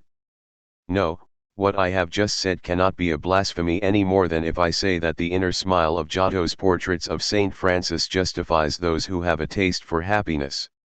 For myths are to religion what poetry is to truth, ridiculous masks laid upon the passion to live. Shall I go further? The same men at Fiesole who live among red flowers keep in their cells the skull that nourishes their meditations. Florence at their windows and death on their tables. A certain continuity in despair can give birth to joy. And when life reaches a certain temperature, our soul and our blood mingle and live at ease in contradiction, as indifferent to duty as to faith. I am no longer surprised that a cheerful hand should thus have summarized its strange notion of honor on a wall in Pisa, Alberto fa l'amore con la mia sorella. I am no longer surprised that Italy should be the land of incests, or at least, what is more significant, of admitted incests. For the path that leads from beauty to immorality is tortuous but certain. Plunged deep in beauty, the mind feeds off nothingness. When a man faces landscapes whose grandeur clutches him by the throat, each movement of his mind is a scratch on his perfection. And soon, crossed out, scarred and rescarred by so many overwhelming certainties, man ceases to be anything at all in face of the world but a formless stain knowing only passive truths, the world's color or its sun. Landscapes as pure as this dry up the soul and their beauty is unbearable. The message of these gospels of stone, sky, and water is that there are no resurrections. Henceforth, from the depths of the deserts that the heart sees as magnificent, men of these countries begin to feel temptation. Why is it surprising if minds brought up before the spectacle of nobility, in the rarefied air of beauty, remain unconvinced that greatness and goodness can live in harmony? An intelligence with no God to crown its glory seeks for a God in what denies it. Borgia, on his arrival in the Vatican, exclaims, "Now that God has given us the papacy, let us hasten to enjoy it." And he behaves accordingly. Hasten is indeed the word. There is already a hint of the despair so characteristic of people who have everything. Perhaps I am mistaken. For I was in fact happy in Florence, like many others before me. But what is happiness except the simple harmony between a man and the life he leads? And what more legitimate harmony can unite a man with life than the dual consciousness of his longing to endure and his awareness of death? At least he learns to count on nothing and to see the present as the only truth given to us as a bonus. I realize that people talk about Italy, the Mediterranean, as classical countries where everything is on a human scale. But where is this, and where is the road that leads the way? Let me open my eyes to seek my measure and my satisfaction. What I see is Fiesole, Gemilla, and ports in the sunlight. The human scale? Silence and dead stones. All the rest belongs to history. And yet this is not the end. For no one has said that happiness should be forever inseparable from optimism. It is linked to love, which is not the same thing. And I know of times and places where happiness can seem so bitter that we prefer the promise of it. But this is because at such times or places I had not heart enough to love, that is, to persevere in love. What we must talk of here is man's entry into the celebration of beauty and the earth.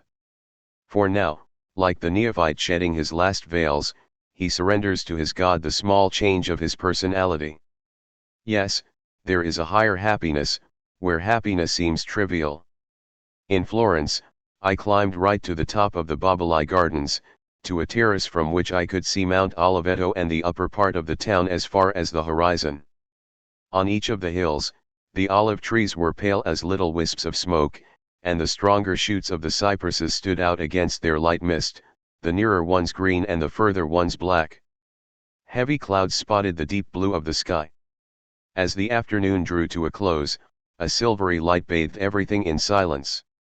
At first the hilltops had been hidden in clouds. But a breeze had risen whose breath I could feel on my cheek. As it blew, the clouds behind the mountains drew apart like two sides of a curtain. At the same time, the cypress trees on the summit seemed to shoot up in a single jet against the sudden blue of the sky. With them, the whole hillside and landscape of stones and olive trees rose slowly back into sight. Other clouds appeared. The curtain closed. And the hill with its cypress trees and houses vanished once more. Then the same breeze, which was closing the thick folds of the curtain over other hills, scarcely visible in the distance, came and pulled them open here anew.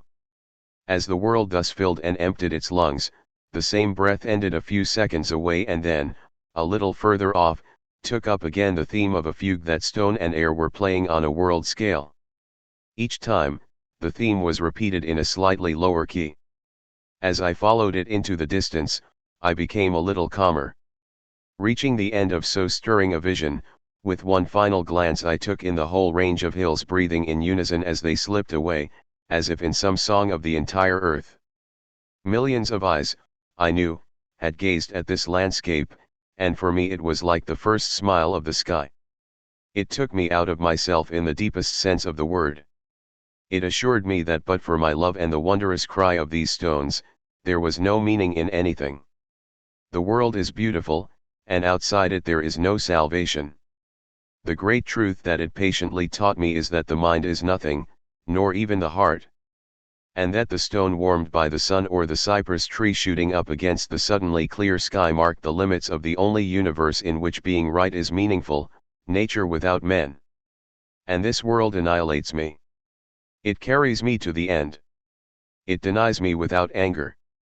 As that evening fell over Florence, I was moving toward a wisdom where everything had already been overcome, except that tears came into my eyes and a great sob of poetry welling up within me made me forget the world's truth.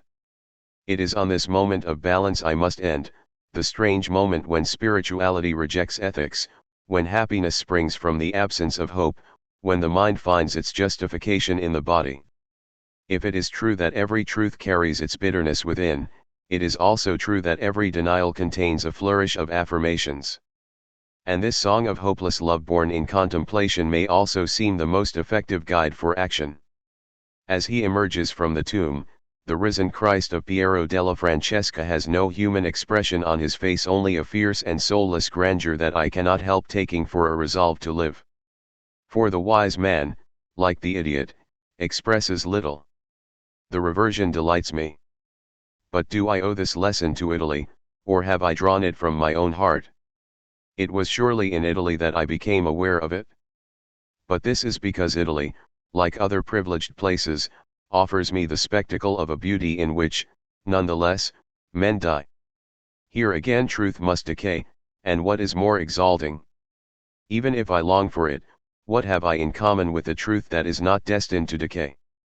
It is not on my scale. And to love it would be pretense. People rarely understand that it is never through despair that a man gives up what constituted his life. Impulses and moments of despair led toward other lives and merely indicate a quivering attachment to the lessons of the earth. But it can happen that when he reaches a certain degree of lucidity a man feels his heart is closed, and without protest or rebellion turns his back on what up to then he had taken for his life, that is to say, his restlessness. If Rimbaud dies in Abyssinia without having written a single line, it is not because he prefers adventure or has renounced literature.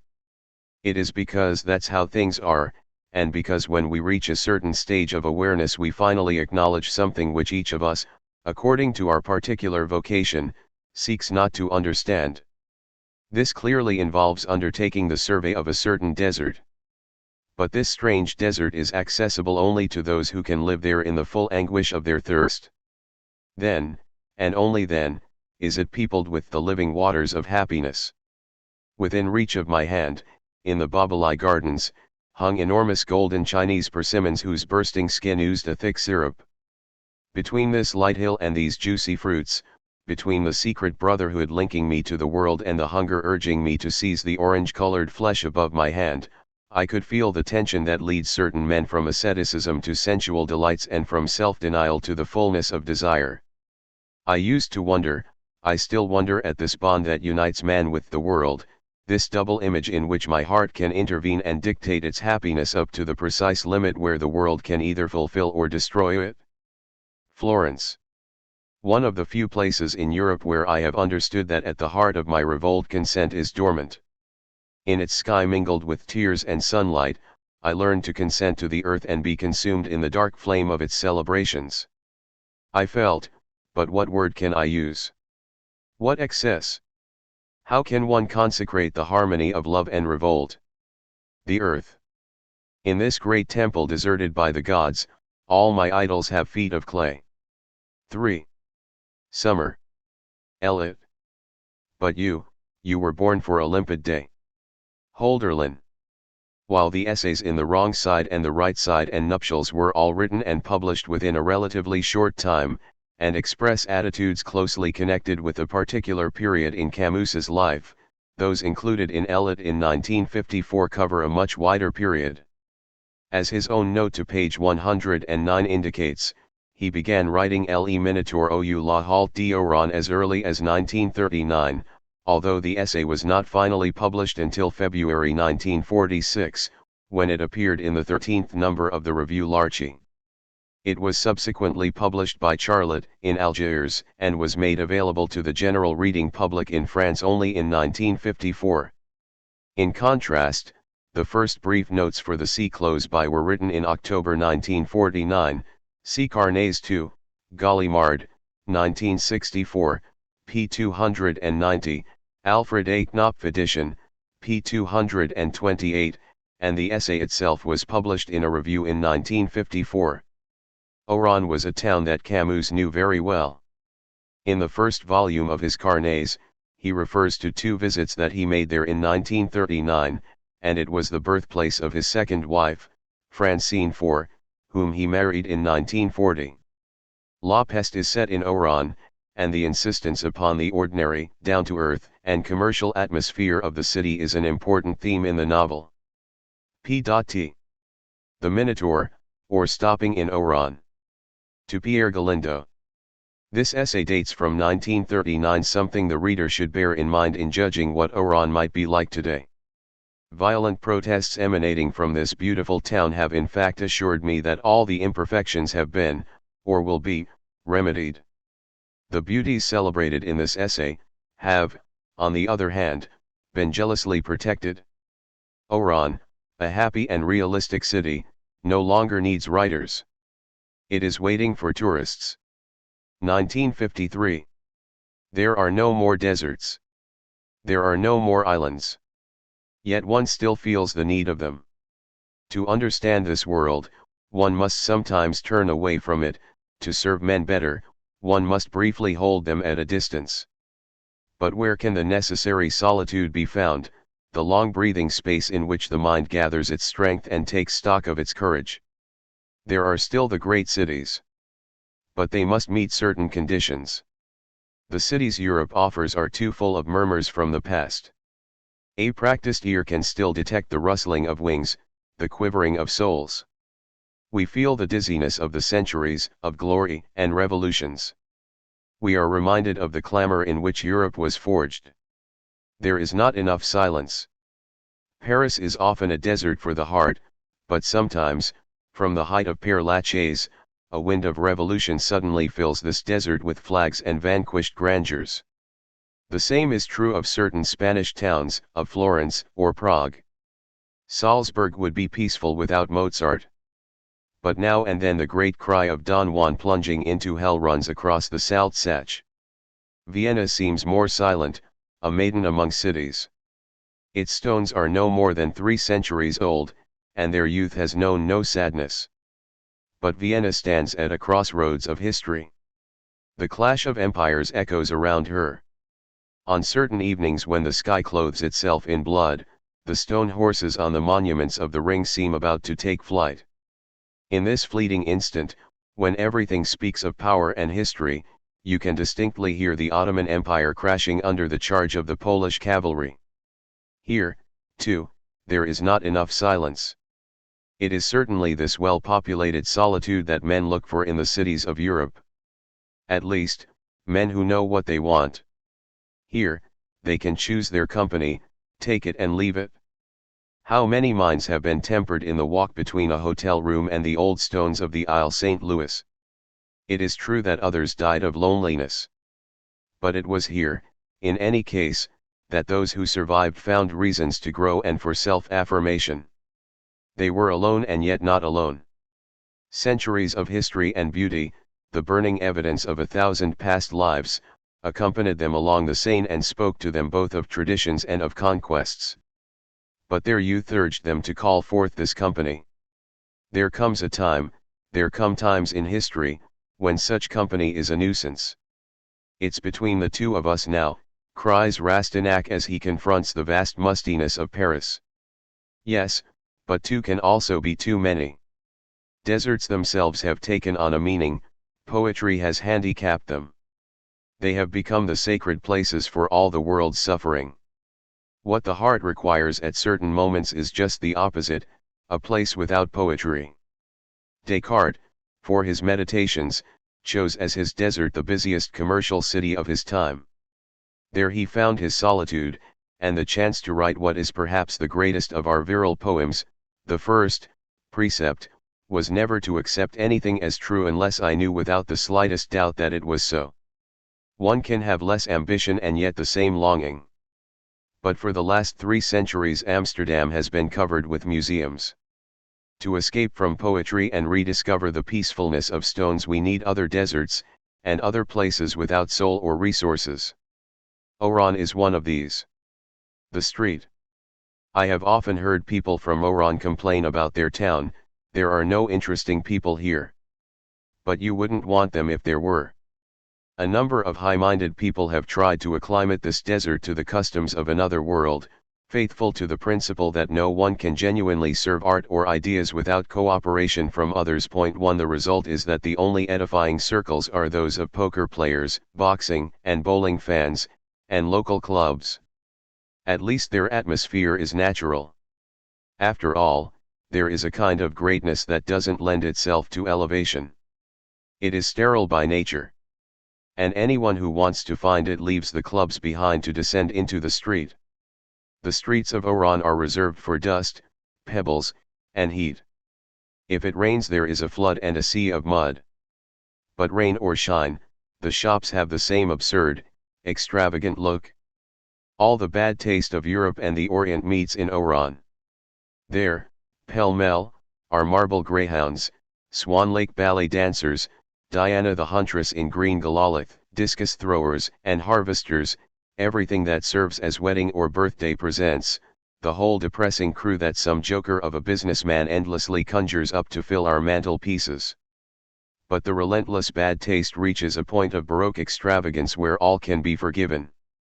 Behold, embellished with dust, the contents of one shop window, ghastly plaster cast models of tortured feet, a batch of Rembrandt sketches given away at 150 francs each, a quantity of practical jokes and tricks, tricolor wallets, an 18th century pastel drawing, a mechanical plush donkey, bottles of eau de Provence for preserving green olives, and a wretched wooden virgin with an indecent smile.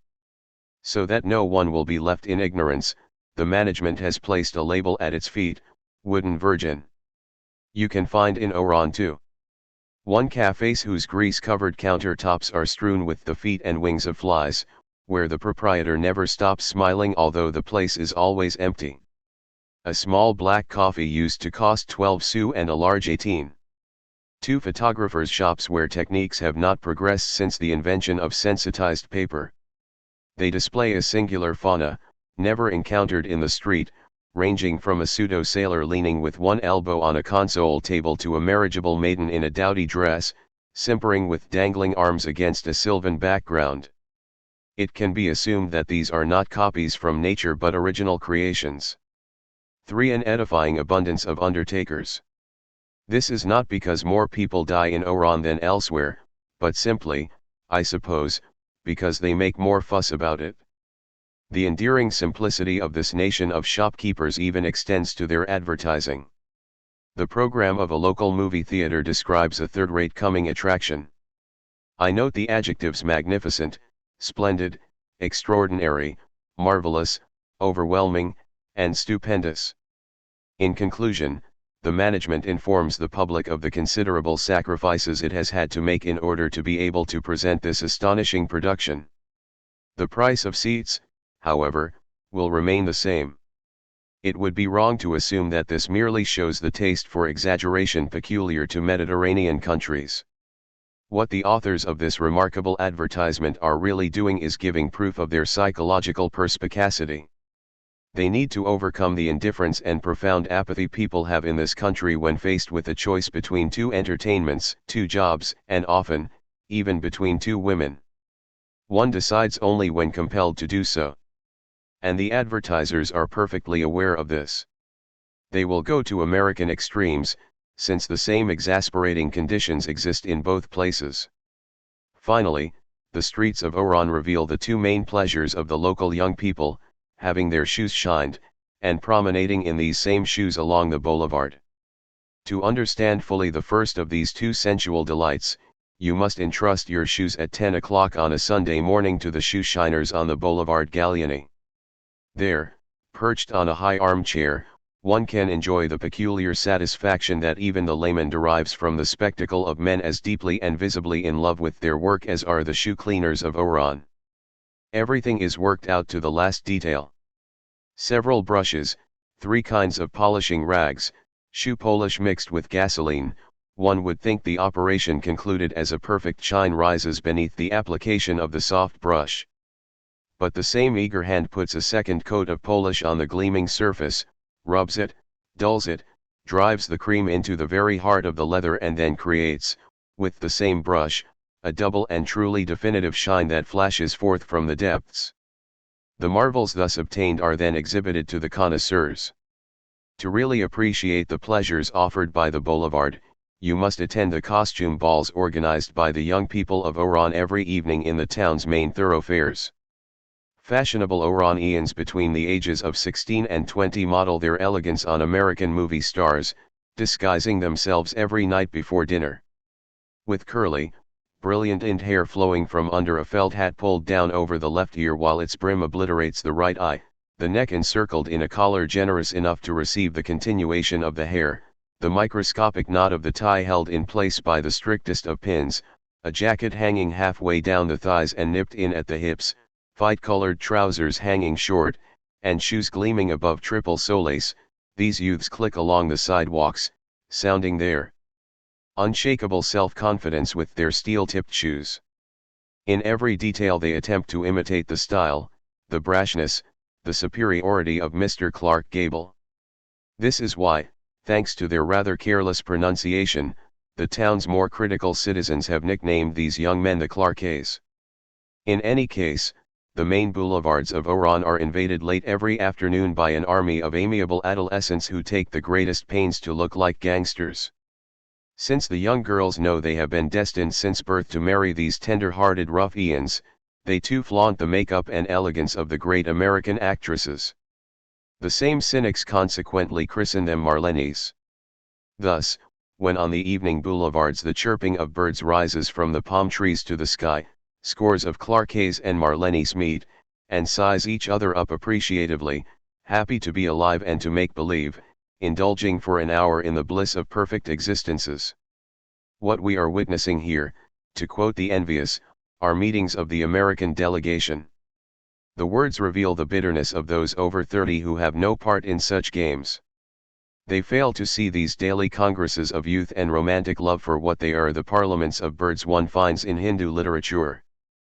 But no one, on the boulevards of Oran, discusses the problem of being, or worries about the way to perfection.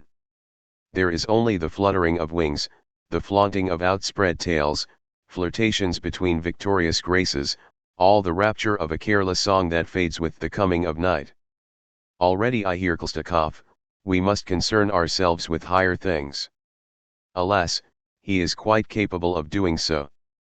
A little encouragement, and in a few years' time he will populate this desert. But, for the time being, a slightly secretive soul can find deliverance in this facile town, with its parade of made-up maidens so incapable of ready-made emotion that the ruse of their borrowed coquetry is immediately uncovered. Concern ourselves with higher things. We would do better to use our eyes, Santa Cruz carved out of the rock, the mountains, the flat sea, the violent wind and the sun, the tall cranes in the docks, the sheds, the quays, and the gigantic flights of stairs that scale the rock on which the town is set, and in the town itself the games and the boredom, the tumult and the solitude. Perhaps none of this is elevated enough. But the great value of such overpopulated islands is that in them the heart can strip itself bare. Silence is possible now only in noisy towns. From Amsterdam, Descartes writes the aging Guez de Balzac, I go walking every day in the confusion of a great people, with as much freedom and quiet as you must and in your country lanes. The desert in Oran. Compelled to live facing a glorious landscape, the people of Oran have overcome this formidable handicap by surrounding themselves with extremely ugly buildings. You expect a town opening on the sea, washed and refreshed by the evening breezes. But except for the Spanish District 3 you find a city with its back to the sea, built turning in upon itself, like a snail. Oran is a long circular yellow wall, topped by a hard sky. At first, one wanders around the labyrinth, looking for the sea as for Ariadne's sign. But one turns around and around in the stifling yellow streets. In the end, the Oranians are devoured by the minotaur of boredom. The Oranians have long since stopped wandering. They have let the monster eat them. No one can know what stone is all about until he has been to Oran. In this dustiest of cities, the pebble is king. It is so much revered that merchants display it in their windows, either as a paperweight or simply for its appearance. People pile them up along the streets, doubtless for pure visual pleasure, since a year later the pile is still there. Things which elsewhere derive their poetry from being green here take on a face of stone. The 100 or so trees that can be found in the business section of the town have been carefully covered with dust. They are a petrified forest, their branches exuding an acrid, dusty smell. In Algiers, the Arab cemeteries have the gentleness they are known for. In Oran, above the Rasln ravine, facing the sea for once, laid out against the blue sky are fields of chalky, crumbly pebbles set blindingly on fire by the sun. In the midst of these dead bones of the earth, here and there a crimson geranium lends its life and fresh blood to the landscape. The whole town is held fast in a stone vise. Seen from the planters, the cliffs that hold it in their grip are so thick that the landscape loses its reality in so much mineral. Man is an outlaw. So much heavy beauty seems to come from another world. If one can define the desert as a place with no soul where the sky alone is king, then Oran awaits its prophets. All around and above the town Africa's brutal nature is resplendent in its burning glory. It shatters the ill-chosen decor men have laid upon it, thrusting its violent cries between each house and down on all the rooftops. As one climbs one of the roads along the side of Santa Cruz Mountain, what appears at first are the scattered, brightly colored cubes of Oran. A bit higher, and already the jagged cliffs surrounding the plateau crouch into the sea like red beasts. A little higher still and great whirlpools of sun and wind blanket the untidy town, blowing and battering through its scattered confusion in all four corners of the rocky landscape. Confronted here are man's magnificent anarchy and the permanence of an unchanging sea. Enough to raise along the mountain road a mounting, overwhelming scent of life. There is something implacable about deserts. The mineral sky of Oran, its trees and streets coated with dust unite to create this thick, impassive world in which the mind and heart are never diverted from themselves or their single subject, which is man. I am speaking here of difficult retreats. People write books about Florence and Athens. These towns have formed so many European minds that they must have a meaning. They maintain the power to sadden or excite. They calm a certain hunger of the soul whose proper food is memory. But how can one feel tender in a town where nothing appeals to the mind, where even ugliness is anonymous, where the past is reduced to nothing? Emptiness, boredom, an indifferent sky, what enticements do these places offer? Solitude, doubt, and perhaps human beings. For a certain race of men, human beings, wherever they are beautiful, are a bitter homeland. Oran is one of the 1,000 capitals such men possess. Sports. The Central Sporting Club, in the Rue du Fonduc, in Oran, is presenting an evening of boxing, which it claims will be appreciated by those who really love the sport. What this actually means is that the boxers whose names are on the posters are far from being champions, that some of them will be stepping into the ring for the first time, and that you can therefore count on the courage, if not the skill, of the contestants. Electrified by an Oranian's promise that blood will flow, I find myself this evening among the real lovers of the sport. It would appear that the fans never demand comfort. A ring has been erected at the far end of a kind of whitewashed, garishly lit garage, with a corrugated iron roof. Folding chairs have been set up on all four sides of the ropes. These are the ringside seats.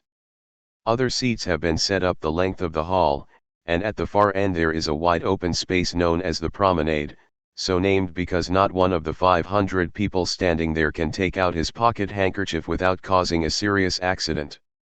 1,000 men and 2 or 3 women of the type who, according to my neighbor, always want to show off are breathing in this rectangular box. Everyone is sweating ferociously. While we wait for the young hopefuls to step into the ring, an immense loudspeaker grinds out Tino Rossi. Ballads before butchery. The true fan has limitless patience.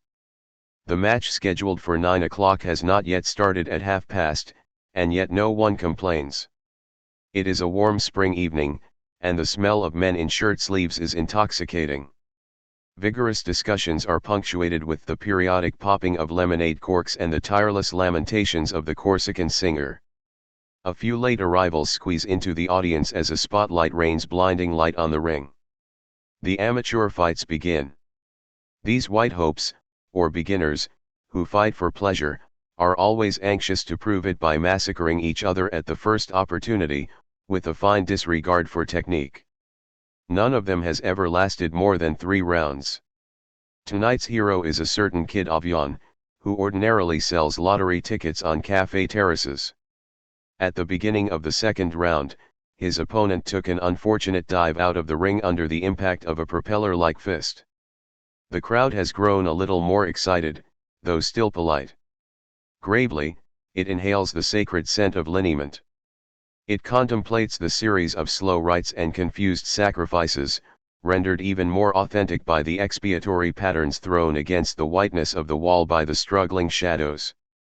These are the formal prologue of a savage and calculated religion. Only later comes the trance. And, at this very moment, the loudspeaker introduces Amar, the hometown tough who has never surrendered, against Pires, the Algerian puncher. An outsider might well misinterpret the howls that greet the presentation of the boxers in the ring. He would imagine this was some sensational fight in which the two rivals were going to settle a personal quarrel well known to the public. It is, indeed, a quarrel that they are going to settle, but one that, for the last 100 years, has mortally divided Algiers and Oran. A few hundred years ago, these two North African towns would already have bled each other white, as Florence and Pisa did in happier times. Their rivalry is all the stronger for being based on absolutely nothing. Having every reason to love each other, they hate all the more intensely. The Oranians accuse the Algerians of being stuck up. The Algerians insinuate that Oranians have no manners. Such insults are more scathing than one might think, since they are metaphysical. And, because they cannot besiege each other, Oran and Algiers meet, struggle, and exchange insults in the field of sport and in competition over statistics and public works. A page of history is therefore unfolding in the ring. And the hometown tough guy, supported by 1,000 howling voices, is defending a way of life and the pride of a province against Pires. Truth compels me to say that Amar is making his points badly.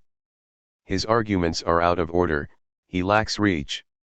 The Algerian puncher, on the other hand, is long enough in the arm and makes his points persuasively against his opponent's eyebrow. The Oranian flaunts his colors triumphantly, amid the howls of the frenzied spectators. In spite of repeated encouragement from the gallery and from my neighbor, in spite of the fearless slug him, give him hell, the insidious cries of foul, oh, the referee didn't see it, the optimistic he's pooped, he's had it, the Algerian is declared winner on points to the accompaniment of interminable booing. My neighbor, who likes to talk about the sporting spirit, applauds ostentatiously, whispering to me in a voice hoarse from shouting, they won't be able to say there that Oranians are rude. But in the hall itself a number of unscheduled fights have already broken out. Chairs are brandished in the air, the police force their way through, the excitement is at its height. To calm these good people and contribute to the restoration of silence, the management instantly entrusts the loudspeaker with the thunderous march Sambre et Muse. For a few moments the hall takes on a wondrous aspect. Confused bunches of fighters and benevolent referees wave to and fro beneath the policeman's grasp, the gallery is delighted and urges them to further efforts with wild cries, cock-a-doodle-doos, or ironic catcalls soon drowned in the irresistible flood of military music. But the announcement that the main fight is about to start is enough to restore calm. This happens quickly, with no flourishes, the way actors leave the stage as soon as the play is over. In the most natural way in the world, hats are dusted, chairs put back in their place, and every face immediately assumes the benign expression of the respectable spectator who has paid for his seat at a family concert. In the last fight of the evening a French naval champion confronts an Oranian boxer. This time it is the latter who has the advantage of reach. But in the first few rounds his superiority does not appeal much to the crowd, which is sleeping off its excitement, convalescing. Everyone is still out of breath. The applause seems unfelt, the whistling half-hearted. The spectators split into two camps, as they must do if order is to prevail. But each man's choice yields to the indifference of great weariness. If the Frenchman holds in the clinches, if the Oranian forgets that one does not punch with the head, the boxer is bowled over, by a broadside of hisses, but immediately put back on his feet with a salvo of applause. It is not until the seventh round that sport reappears as the fans begin to rouse from their fatigue. The Frenchman has actually hit the canvas and, anxious to regain points, has charged at his opponent. "Here we go," says my neighbor. "Now comes the bullfight." And that is just what it is. Bathed in sweat under the implacable lights, the two boxers open their guard, close their eyes, and swing. They push with their knees and shoulders, exchange blood, and snort with fury. At the same moment, the spectators rise and punctuate each hero's effort. They take the blows, return them, echoing them in 1,000 harsh and panting voices. Those who arbitrarily pick their favorite stick stubbornly to their choices, and get passionate about it. Every 10 seconds my right ear is pierced by my neighbors shouting, "Come on, Blue Jacket! Get him, sailor," while a spectator in front of us shouts "Anda, hombre," to the Oranian. The hombre and the Blue Jacket go to it, egged on in this whitewashed temple of cement and corrugated tin by a crowd completely given over to these lowbrow gods. Every dull thud on the gleaming chests echoes in enormous vibrations through the very body of the crowd, who, along with the boxers themselves, give the fight their all. In this atmosphere, the announcement of a draw is badly received. It runs contrary to what, in the crowd, is an utterly Manichaean vision: there is good and evil, the winner and the loser. One must be right if one isn't wrong. The result of this impeccable logic is immediately expressed by 2,000 energetic lungs accusing the judges of being either bought or sold. But the Blue Jacket has embraced his opponent in the ring and drinks in his fraternal sweat. This is enough to make the crowd effect an immediate about-face and burst into applause. My neighbor is right, they are not uncivilized. The crowd, spilling out now into a night filled with silence and stars, has just fought the most exhausting kind of battle. The people say nothing, they slip furtively away, too exhausted for post-mortems. There is good and evil, this religion is merciless. The cohort of the faithful is now nothing more than a bunch of black and white shadows disappearing into the night. Strength and violence are lonely gods, they do not serve memory. They simply scatter their miraculous fistfuls in the present. They correspond to these people without a past who celebrate their communions around the boxing ring. Their rites are a bit trying, but they simplify everything. Good and evil, the winner and the loser. At Corinth, two temples stood side by side: the temple of violence, the temple of necessity. Monuments. For many reasons that have as much to do with economy as with metaphysics, one can say that Oranian style, if such a thing exists, finds clear and forceful expression in that singular edifice known as the Maison du Colon. Oran is scarcely lacking in monuments. The city has its quota of imperial marshals, ministers, and local benefactors. You come across them in little, dusty squares, as resigned to rain as to sun, converted like everything else to stone and boredom. Yet they represent something imported. In this happy barbarity they are unfortunate traces of civilization. On the other hand, Oran has raised altars and rostrums in its own honor. Needing a building to house the innumerable agricultural organizations that provide the country a livelihood, they decided to erect it in the most solid materials, placing it at the center of the business district, a convincing representation of their virtues, La Maison du Colon. Judging from this building, these virtues are three in number: boldness of taste, love of violence, and a sense of historical synthesis. Egypt, Babylon, and Munich have collaborated in this delicate construction: a large cake resembling an immense inverted cup. Multicolored stones are set along each side of the roof, to the most startling effect. The brightness of the mosaic is so persuasive that all one can discern at first is a shapeless dazzle. but closer inspection reveals a meaning to the fully alerted attention. A gracious settler, in bow tie and sun helmet, is receiving the homage of a procession of slaves clad as nature intended. Point 4. Finally, the edifice with all these illuminations has been erected at the center of an intersection, amid the bustle of the tiny gondola-shaped tramways whose squalor is one of the town's charms. Oran is, moreover, very attached to the two lions that stand in its main square. Since 1888 they have sat majestically on either side of the staircase leading up to the town hall. Their creator was named Cain. They look imperious and are short in the body. It's said that at night they descend one after the other from their pedestals and pad silently around the darkened square, occasionally stopping to urinate thoughtfully beneath the tall, dusty fig trees. These are rumors, of course, to which Oranians lend an indulgent ear. But the whole thing's unlikely. Despite some research, I have not been able to develop any great enthusiasm for Cain. All I have discovered is that he enjoyed a reputation as a skillful depictor of animals. Nonetheless, I often think of him a tendency the mind acquires in Oran. An artist whose name has a certain echo, who gave this town a work of no importance. Several 100,000 men have grown familiar with the jovial beasts he placed in front of a pretentious town hall. This is one kind of artistic success. These two lions doubtless bear witness, like thousands of works on the same order, to something quite different from talent.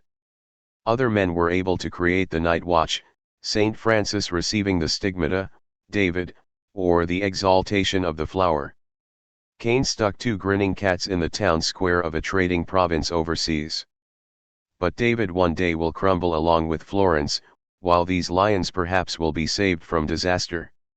Once again, they hint at something further.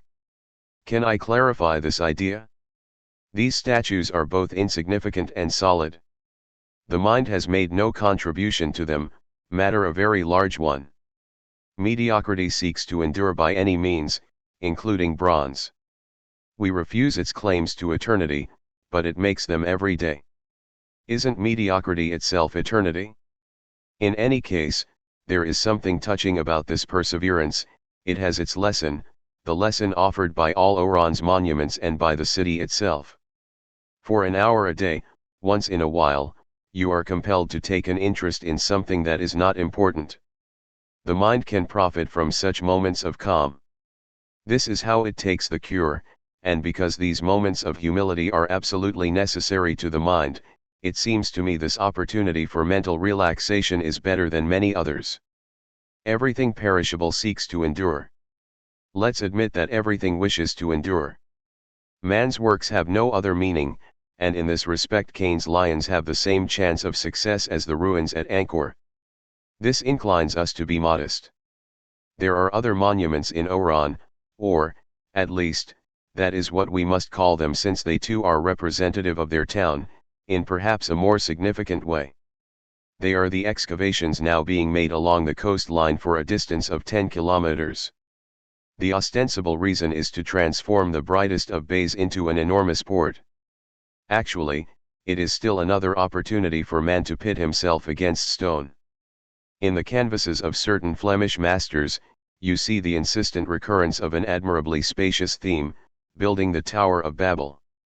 There are immense landscapes, rocks reaching up into the sky, escarpments teeming with workmen, animals, ladders, strange machines, ropes, and beams. Man is in the picture only to bring out the inhuman vastness of the construction. This is what comes to mind along the coast west of Oran.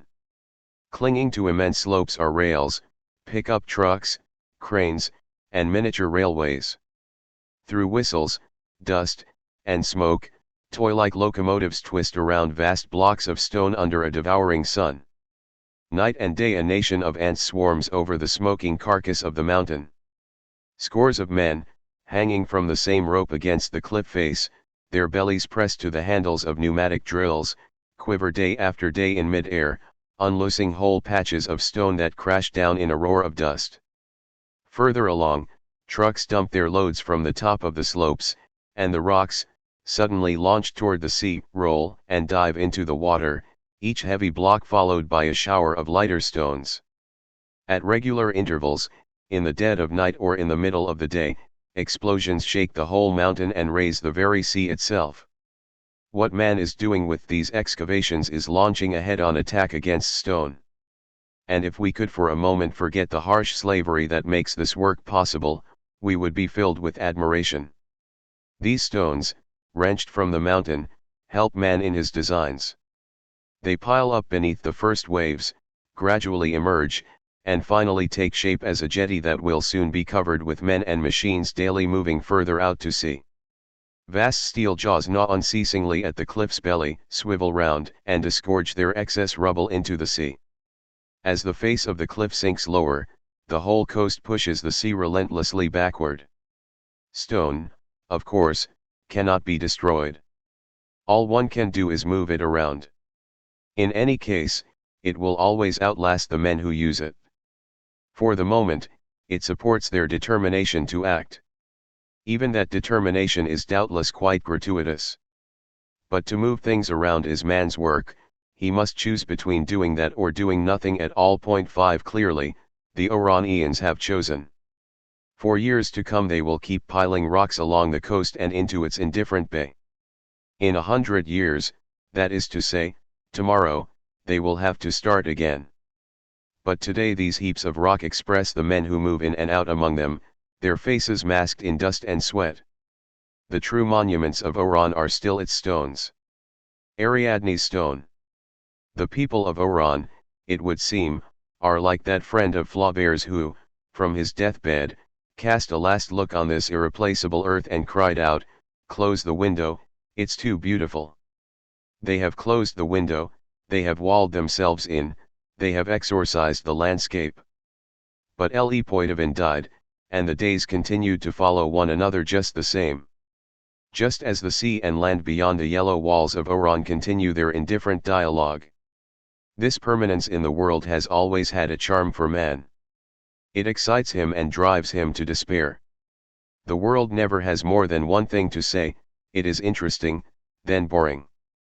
But, in the long run, it triumphs through obstinacy. It is always right. At the very gates of Oran, nature speaks more insistently. Immense stretches of wasteland, covered with fragrant brush, he in the direction of Canistel. There, the wind and sun speak only of solitude. Rising over Oran is Santa Cruz Mountain, with its plateau and the 1,000 ravines leading to it. Roads once traveled by coaches cling against the hillsides overlooking the sea. In January, some are covered with flowers. Buttercups and daisies transform them into sumptuous paths, embroidered in white and yellow. Enough has been said about Santa Cruz. But if I had to describe it, I would forget the sacred processions climbing its harsh slopes on great feast days to evoke other pilgrims who find their way in solitude through the red stones, mounting above the motionless bay, to consecrate one perfect, luminous hour to its bareness. Oran also has deserts of sand, its beaches. The ones near the city gates are empty only in winter and in spring. They are plateaus then, covered with asphodels, and dotted with small, bare villas among the flowers. Below them growls the sea. Yet the sun, the slight wind, the whiteness of the asphodels, the harsh blue of the sky already foreshadow the summer and the golden youth swarming over the beach, long hours on the sand, and the sudden gentleness of evening. Each year there is a new harvest of flower maidens on these shores. Apparently, they only last the season. The next year other warm blossoms, still little girls with bodies hard as buds the summer before, take their place. Descending from the plateau at 11 in the morning, all this young flesh, scarcely covered by its motley garments, flows across the sand like a multicolored wave. One must go farther, yet strangely near the place where 200,000 men turn in circles, to find a landscape still virgin, long, empty dunes on which the passage of men has left no other trace than a worm-eaten hut. From time to time, an Arab shepherd leads the black and beige spots of his herd of goats across the top of the dunes. On these beaches in the province of Oran each summer morning feels like the world's first. Each dusk feels like the last, a solemn death proclaimed at sunset by a final light that darkens every shade. The sea is aquamarine, the road the color of dried blood, the beach yellow. Everything vanishes with the green sun, an hour later, the dunes are streaming with moonlight. These are boundless nights beneath a shower of stars. Storms occasionally drift across them, and flashes of lightning shoot along the dunes, turn the sky pale, casting an orange glow upon the sand or in our eyes. But this cannot be shared in words. It must be lived. So much solitude and grandeur make these places unforgettable. In the mild early dawn, beyond the small, still black and bitter waves, a new being cleaves the scarcely endurable waters of the night. The memory of these joys holds no regret, and that is how I know that they were good. After so many years, they are still there, somewhere in this heart that finds fidelity so difficult. And I know that today, if I want to go back, the same sky will still pour its cargo of stars and breezes upon the deserted dunes. These are the lands of innocence. But innocence needs sand and stone. And man has forgotten how to live with them. At least, this appears to be the case, since he has enclosed himself in this strange town where boredom slumbers. Yet it is this confrontation which gives Oran its value. The capital of boredom, besieged by innocence and beauty, is hemmed in by an army of as many soldiers as stones. At certain times, though, how tempted one feels in this town to defect to the enemy. How tempting to merge oneself with these stones, to mingle with this burning, impassive universe that challenges history and its agitations. A vain temptation, no doubt. But every man has a deep instinct that is neither for destruction nor creation. Simply the longing to resemble nothing. In the shade of the warm buildings of Oran, on its dusty asphalt, one sometimes hears this invitation. For a while, it seems, minds which yield to it are never disappointed. They have the shades of Eurydice and the sleep of Isis. These are the deserts where thought recovers its strength, the cool hand of evening on a troubled heart. No vigil can be kept upon this Mount of Olives, the mind joins and sanctions the sleeping apostles. Were they really wrong? They did have their revelation after all. Think of Sakyamuni in the desert. He spent long years there, crouching motionless and looking up to heaven. The gods themselves envied him this wisdom and this fate of stone. Swallows had nested in his stiff and outstretched hands. But, one day, off they flew, following the call of distant lands. And the man who had killed in himself desire and will, glory and sadness, began to weep. And so it is that flowers spring from rock. Yes, let us consent to stone when we must. It too can give us the secret and the rapture that we seek in faces. Of course, it cannot last. But what is there that can? Faces lose their secrets and there we are, reduced once more to the bondage of desire. And if stone can do no more for us than can the human heart, it can at least do just as much. To be nothing. For thousands of years this cry has inspired millions of men to revolt against desire and suffering. Its echoes have traveled over centuries and oceans, coming to rest on the oldest sea in the world.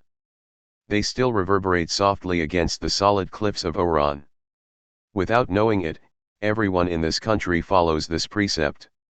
Of course, it's almost in vain. Nothingness lies within our grasp no more than does the Absolute. But since we welcome as evidence of grace the eternal signs revealed in roses or in the suffering of men, let us not reject the rare invitations to sleep the earth offers. These have as much truth as the others. Here, perhaps, is the Ariadne's thread of this frenzied and somnambulistic city. We acquire the virtues, the holy provisional virtues, of a certain boredom. To be spared, we must say yes to the Minotaur. It is an ancient, fertile wisdom. Above the sea, lying silent at the foot of the red cliffs, we need only to balance ourselves precisely between the two massive headlands, to the right and to the left, that are washed in the clear water. In the chugging of a Coast Guard vessel crawling out to sea bathed in radiant light, you can distinctly hear the muffled call of glittering, inhuman forces, the Minotaur's farewell. It is noon, the day itself stands at a point of balance. His rite accomplished, the traveler receives the price of his deliverance, the little stone, dry and soft as an asphodel, that he picks up on the cliff. For the initiate, the world is no heavier to carry than that stone. The burden of Atlas is easy, all one need do is choose his moment. One realizes then that for an hour, a month, a year, these shores can lend themselves to freedom. They offer the same uncritical welcome to the monk, the civil servant, or the conqueror. There were days when I expected to run into Descartes or Cesare Borgia in the streets of Oran. It didn't happen. But perhaps someone else will be more fortunate than I. A great action, a great undertaking, virile meditation used to call for the solitude of a desert or a convent. It was there that men kept vigil over the weapons of their minds. What better place to keep these vigils now than in the emptiness of a large town built to last a long time in the midst of mindless beauty? Here is the small stone, soft as an asphodel. It lies at the beginning of everything. Flowers, tears, if you insist, departures and struggles are for tomorrow. In the middle of the journey, when the heavens open their fountains of light into vast, resounding space, the headlands all along the coast look like a fleet of ships impatient to weigh anchor. These heavy galleons of rock and light tremble on their keels as if in preparation for a voyage to the island of the sun. Oh, the mornings in Oran! From high on the plateaus, the swallows swoop down into the immense cauldrons of simmering air. The whole coast is ready for departure, a thrill of adventure runs along it. Tomorrow, perhaps, we shall set sail together. 1939. The almond trees. Do you know, Napoleon once said to Fontaines, what astounds me most about the world? The impotence of force to establish anything. There are only two powers in the world, the sword and the mind. In the end, the sword is always conquered by the mind. 1. Conquerors, you see, are sometimes melancholy. They have to pay some price for so much vainglory. But what 100 years ago was true of the sword is no longer true today of the tank. Conquerors have made progress, and the dismal silence of places without intelligence has been established for years at a time in a lacerated Europe. At the time of the hideous wars of Flanders, Dutch painters could still perhaps paint the coquerels in their farmyards. The 100 Years' War has likewise been forgotten, and yet the prayers of Silesian mystics still linger in some hearts. But today, things have changed, the painter and the monk have been drafted, we are one with the world. The mind has lost that regal certainty which a conqueror could acknowledge, it exhausts itself now in cursing force, for want of knowing how to master it. Some noble souls keep on deploring this, saying it is evil. We do not know if it is evil, but we know it is a fact. The conclusion is that we must come to terms with it. All we need know, then, is what we want. And what we want precisely is never again to bow beneath the sword, never again to count force as being in the right unless it is serving the mind. The task is endless, it's true. But we are here to pursue it. I do not have enough faith in reason to subscribe to a belief in progress or to any philosophy of history. I do believe at least that man's awareness of his destiny has never ceased to advance.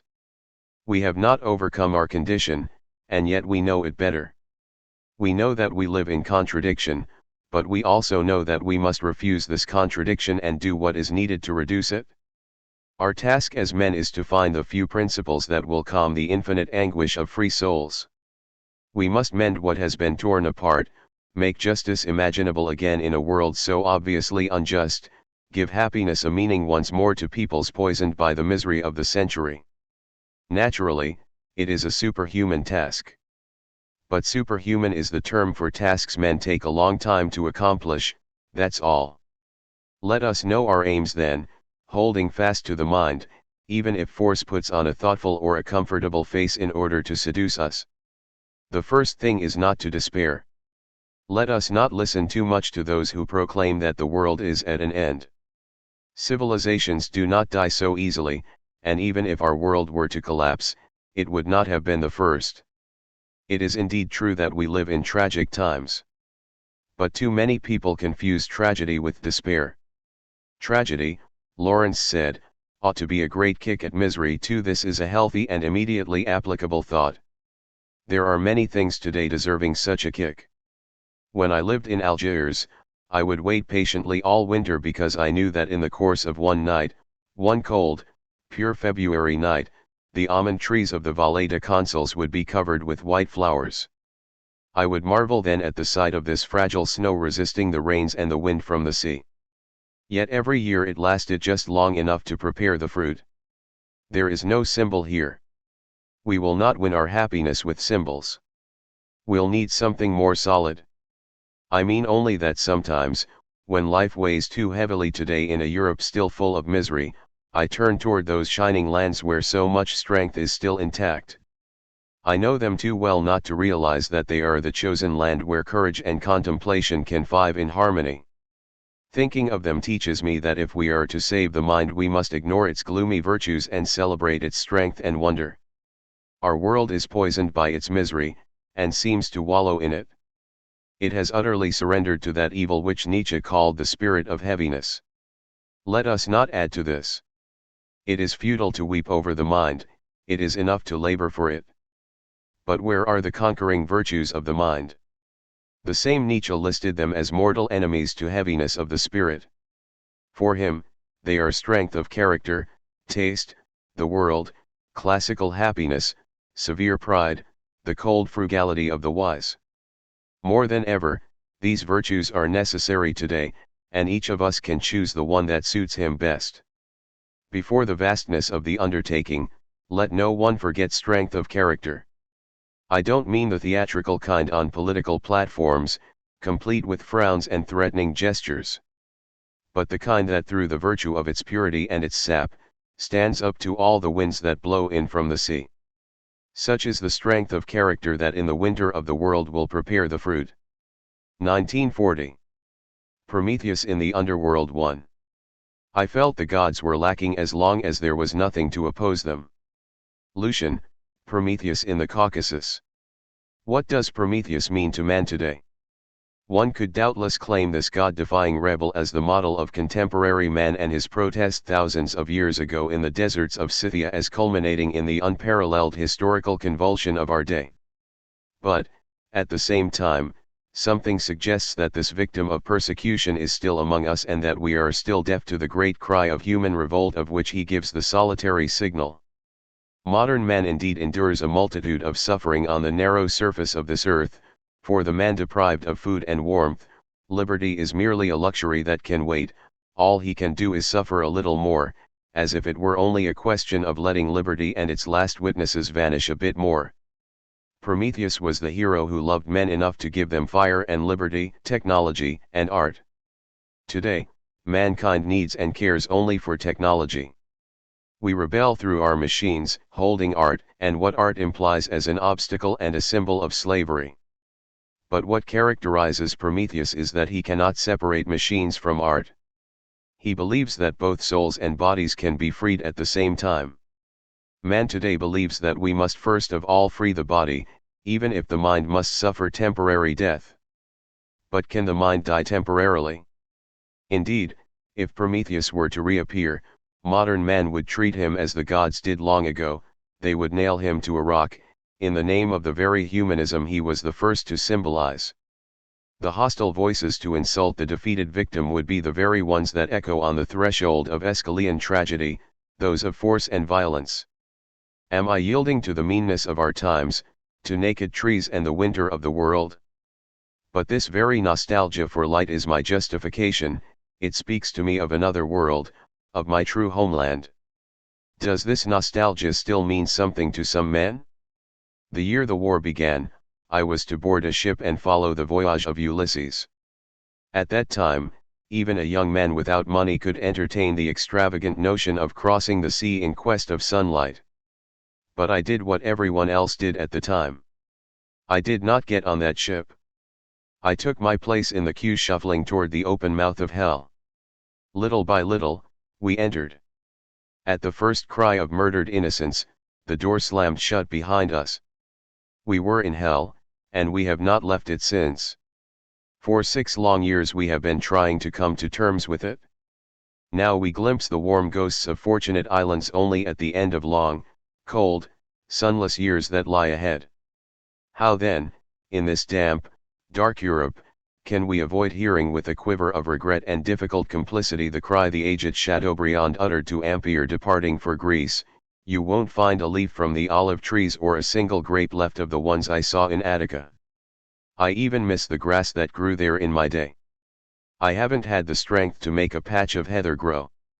Too, and we too, for all our youthful blood, sunk as we are in the terrible old age of this last century, sometimes miss the grass that has always grown, the olive leaf that will no longer go to look at just to see it, and the grapes of liberty.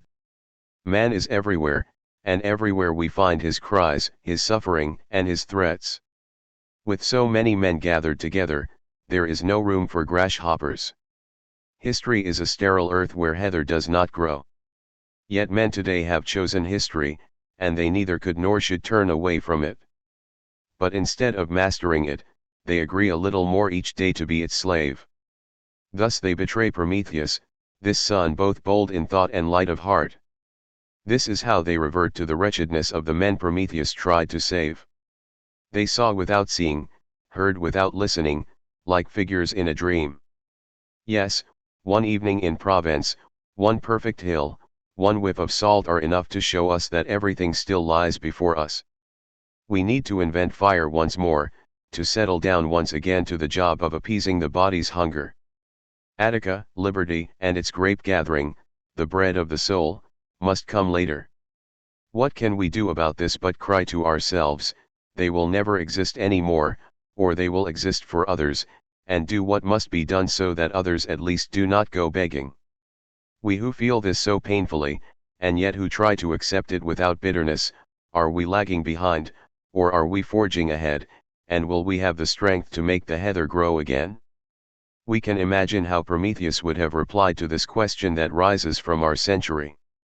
Indeed, he has already given his answer: "I promise you, O mortals, both improvement and repair, if you are skillful, virtuous, and strong enough to achieve them with your own hands.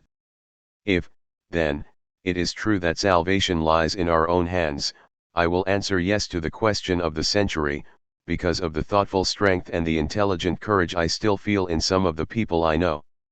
"O justice, O my mother," cries Prometheus, "you see what I am made to suffer." And Hermes mocks the hero: "I am amazed that, being a god, you did not foresee the torment you are suffering." "I did see it," replies the rebel. "The men I've mentioned are also the sons of justice. They, too, suffer from the misery of all men, knowing what they do. They know all too well that blind justice does not exist, that history has no eyes, and that we must therefore reject its justice in order to replace it as much as possible with the justice conceived by the mind." This is how Prometheus returns in our century. Myths have no life of their own. They wait for us to give them flesh. If one man in the world answers their call, they give us their strength in all its fullness. We must preserve this myth, and ensure that its slumber is not mortal so that its resurrection is possible. I sometimes doubt whether men can be saved today. But it is still possible to save their children, both body and mind. It is possible to offer them at the same time the chance for happiness and beauty. If we must resign ourselves to living without beauty, and the freedom that is a part of beauty, the myth of Prometheus is one of those that will remind us that any mutilation of man can only be temporary, and that one serves nothing in man if one does not serve the whole man. If he is hungry for bread and heather, and if it is true that bread is the more necessary, let us learn how to keep the memory of heather alive. At the darkest heart of history, Promethean men, without flinching from their difficult calling, will keep watch over the earth and the tireless grass. In the thunder and lightning of the gods, the chained hero keeps his quiet faith in man. This is how he is harder than his rock and more patient than his vulture. His long stubbornness has more meaning for us than his revolt against the gods. Along with his admirable determination to separate and exclude nothing, which always has and always will reconcile mankind's suffering with the springtimes of the world. 1946. A Short Guide to Towns Without a Past. The softness of Algiers is rather Italian. The cruel glare of Oran has something Spanish about it. Constantine, perched high on a rock above the Rummel Gorges, is reminiscent of Toledo. But Spain and Italy overflow with memories, with works of art and exemplary ruins. Toledo has had its El Greco and its bars. The cities I speak of, on the other hand, are towns without a past. Thus they are without tenderness or abandon. During the boredom of the siesta hours, their sadness is implacable and has no melancholy. In the morning light, or in the natural luxury of the evenings, their delights are equally ungentle. These towns give nothing to the mind and everything to the passions. They are suited neither to wisdom nor to the delicacies of taste. A Bars or anyone like him would be completely pulverized. Travelers with a passion for other people's passions, oversensitive souls, aesthetes, and newlyweds have nothing to gain from going to Algiers.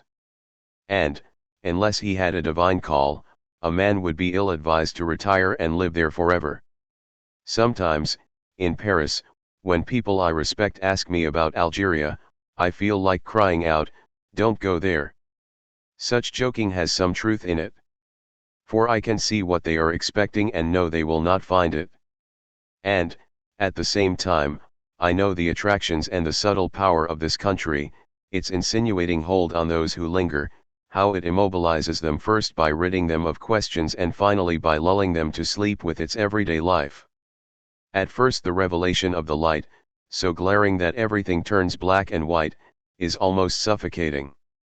One gives way to it, settles down in it, and then realizes that this protracted splendor gives nothing to the soul and is merely an excessive delight. Then one would like to return to the mind. But the men of this country, and this is their strength, seem to have more heart than mind. They can be your friends, and what friends, but you can never tell them your secrets. This might be considered dangerous here in Paris, where souls are poured out so extravagantly and where the water of secrets flows softly and endlessly along among the fountains, the statues, and the gardens. This land most resembles Spain. With no traditions, Spain would be merely a beautiful desert. And unless one happens to have been born there, there is only one race of men who can dream of withdrawing forever to the desert.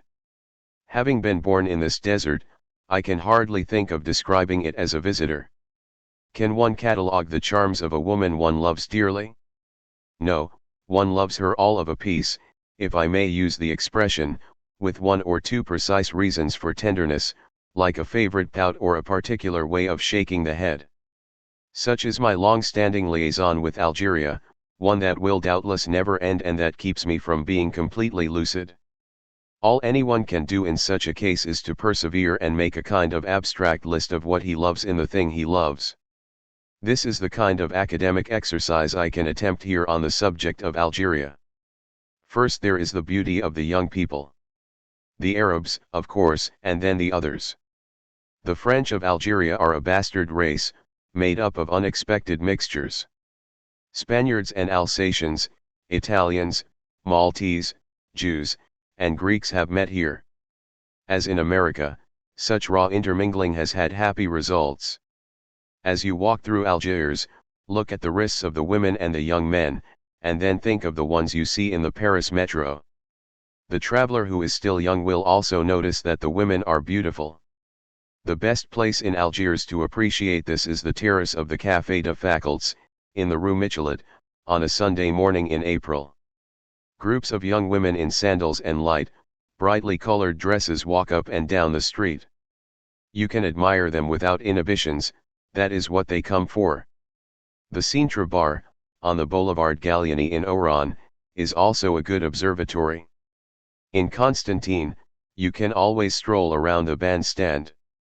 But since the sea is several hundred kilometers away, there is something missing in the people you meet there. In general, and because of this geographical location, Constantine offers fewer attractions, although the quality of its ennui is rather more delicate. If the traveler arrives in summer, the first thing to do, obviously, is to go down to the beaches surrounding the towns. He will see the same young people, more dazzling because less clothed. The sun gives them the somnolent eyes of great beasts. In this respect, the beaches of Oran are the finest, for both nature and women are wilder there. As for the picturesque, Algiers offers an Arab town, Oran a Negro village and a Spanish district, and Constantine a Jewish quarter. Algiers has a long necklace of boulevards along the sea, you must walk there at night. Oran has few trees, but the most beautiful stone in the world. Constantine has a suspension bridge where the thing to do is have your photograph taken. On very windy days, the bridge sways to and fro above the deep gorges of the Rummel, and you have the feeling of danger. I recommend that the sensitive traveler, if he goes to Algiers, drink anisette under the archways around the harbor, go to La Pêcherie in the morning and eat freshly caught fish grilled on charcoal stoves, listen to Arab music in a little café on the Rue de la Lyre whose name I've forgotten, sit on the ground, at 6 in the evening, at the foot of the statue of the Duc d'Orléans, in Government Square, not for the sake of the Duke, but because there are people walking by, and it's pleasant there. Have lunch at Pays de Venise, which is a kind of dance hall on stilts along the seashore, where the life is always easy. Visit the Arab cemeteries, first to find calm and beauty there, then to appreciate at their true value the ignoble cities where we stack our dead. Go and smoke a cigarette in the Casbah on the Rue de Bouchers, in the midst of spleens, fibers, lungs, and intestines that drip blood on everything. The cigarette is necessary, these medieval practices have a strong smell. As to the rest, you must be able to speak ill of Algiers when in Oran, insist on the commercial superiority of Oran's harbor, make fun of Oran when in Algiers, don't hesitate to accept the notion that Oranians don't know how to live, and, at every opportunity, humbly acknowledge the surpassing merit of Algiers in comparison to metropolitan France. Once these concessions have been made, you will be able to appreciate the real superiority of the Algerian over the Frenchman, that is to say, his limitless generosity and his natural hospitality. And now perhaps I can stop being ironic. After all, the best way to speak of what one loves is to speak of it lightly. When Algeria is concerned, I am always afraid to pluck the inner chord it touches in me, whose blind and serious song I know so well. But at least I can say that it is my true country, and that anywhere in the world I recognize its sons and my brothers by the friendly laughter that fills me at the sight of them. Yes, what I love about the cities of Algeria is not separate from their inhabitants. That is why I like it best there in the evening when the shops and offices pour into the still, dim streets, a chattering crowd that runs right up to the boulevards facing the sea and starts to grow silent there, as night falls and the lights from the sky, from the lighthouses in the bay, and from the street lamps merge together little by little into a single flickering glow. A whole people stands meditating on the seashore then, 1,000 solitudes springing up from the crowd.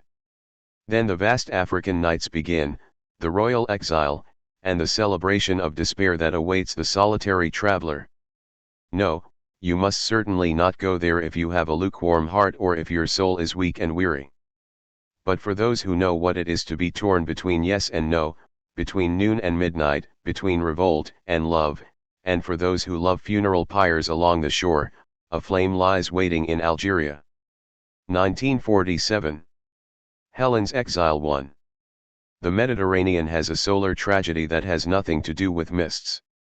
There are evenings, at the foot of mountains by the sea, when night falls on the perfect curve of a little bay and an anguished fullness rises from the silent waters.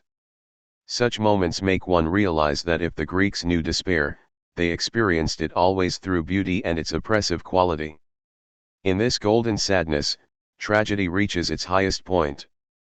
But the despair of our world, quite the opposite, has fed on ugliness and upheavals. That is why Europe would be ignoble if suffering ever could be. We have exiled beauty, the Greeks took arms for it. A basic difference, but one that goes far back. Greek thought was always based on the idea of limits. Nothing was carried to extremes, neither religion nor reason, because Greek thought denied nothing, neither reason nor religion. It gave everything its share, balancing light with shade. But the Europe we know, eager for the conquest of totality, is the daughter of excess. We deny beauty, as we deny everything that we do not extol. And, even though we do it in diverse ways, we extol one thing and one alone, a future world in which reason will reign supreme. In our madness, we push back the eternal limits, and at once dark furies swoop down upon us to destroy. Nemesis, goddess of moderation, not of vengeance, is watching. She chastises, ruthlessly, all those who go beyond the limit. The Greeks, who spent centuries asking themselves what was just, would understand nothing of our idea of justice. Equity, for them, supposed a limit, while our whole continent is convulsed by the quest for a justice we see as absolute. At the dawn of Greek thought, Heraclitus already conceived justice as setting limits even upon the physical universe itself. The sun will not go beyond its bounds, for otherwise the Furies who watch over justice will find it out. We, who have thrown both universe and mind out of orbit, find such threats amusing. In a drunken sky we ignite the suns that suit us. But limits nonetheless exist and we know it.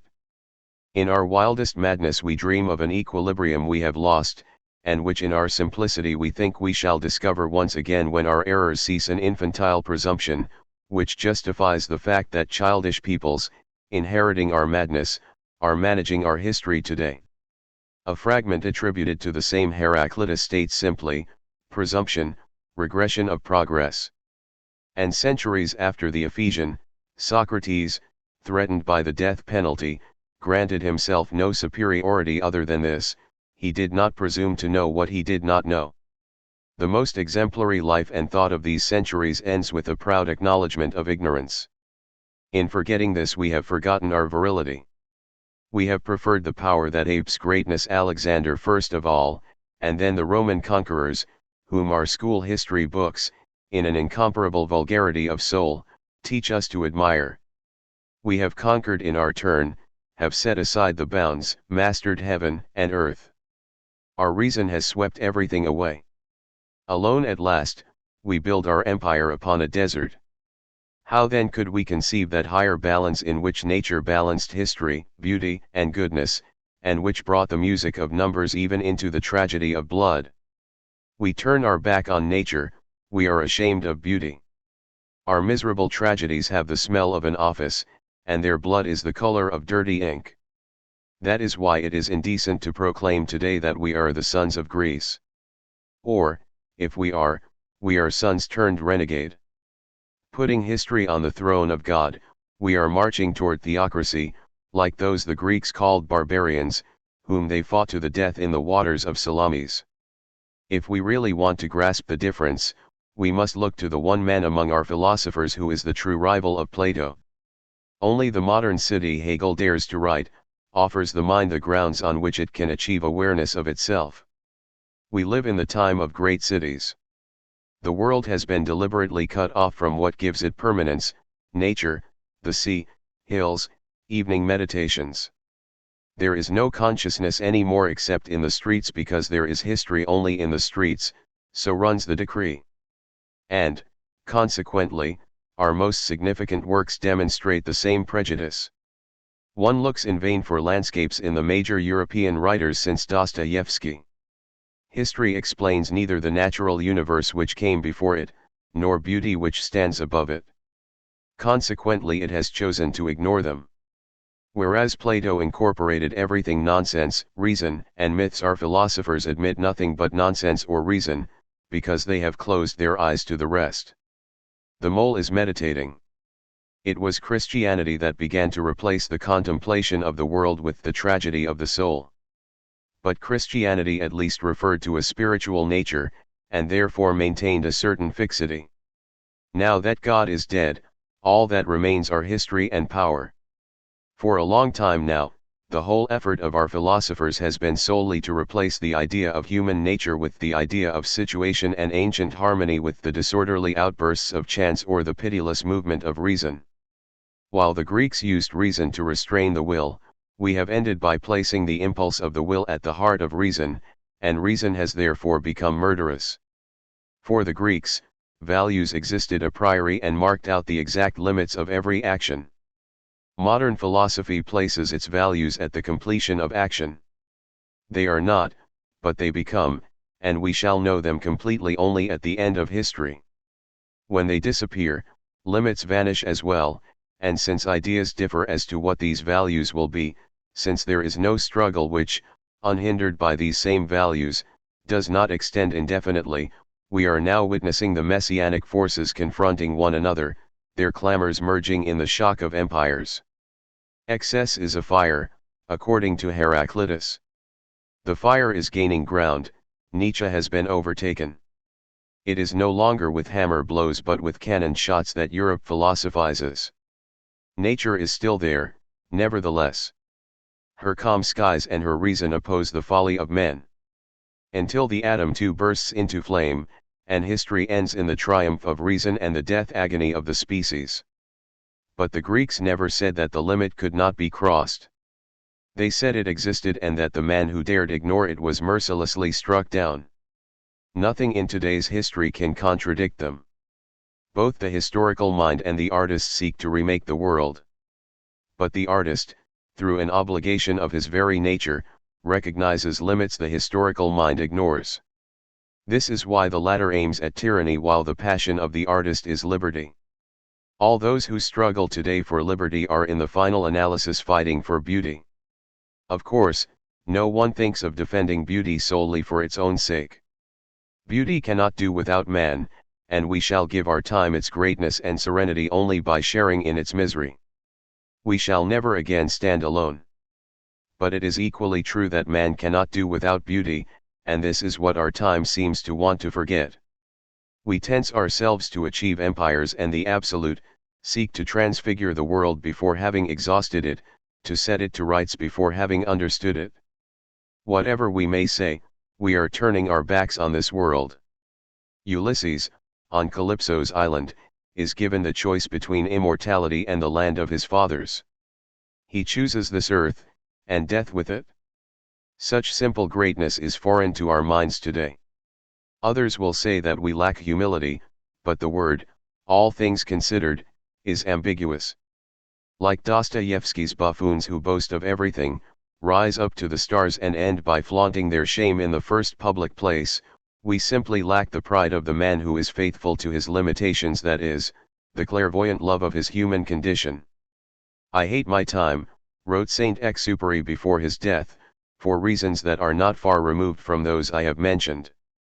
But, however overwhelming his cry may be, coming from someone who loved men for their admirable qualities, we shall not take it as our own.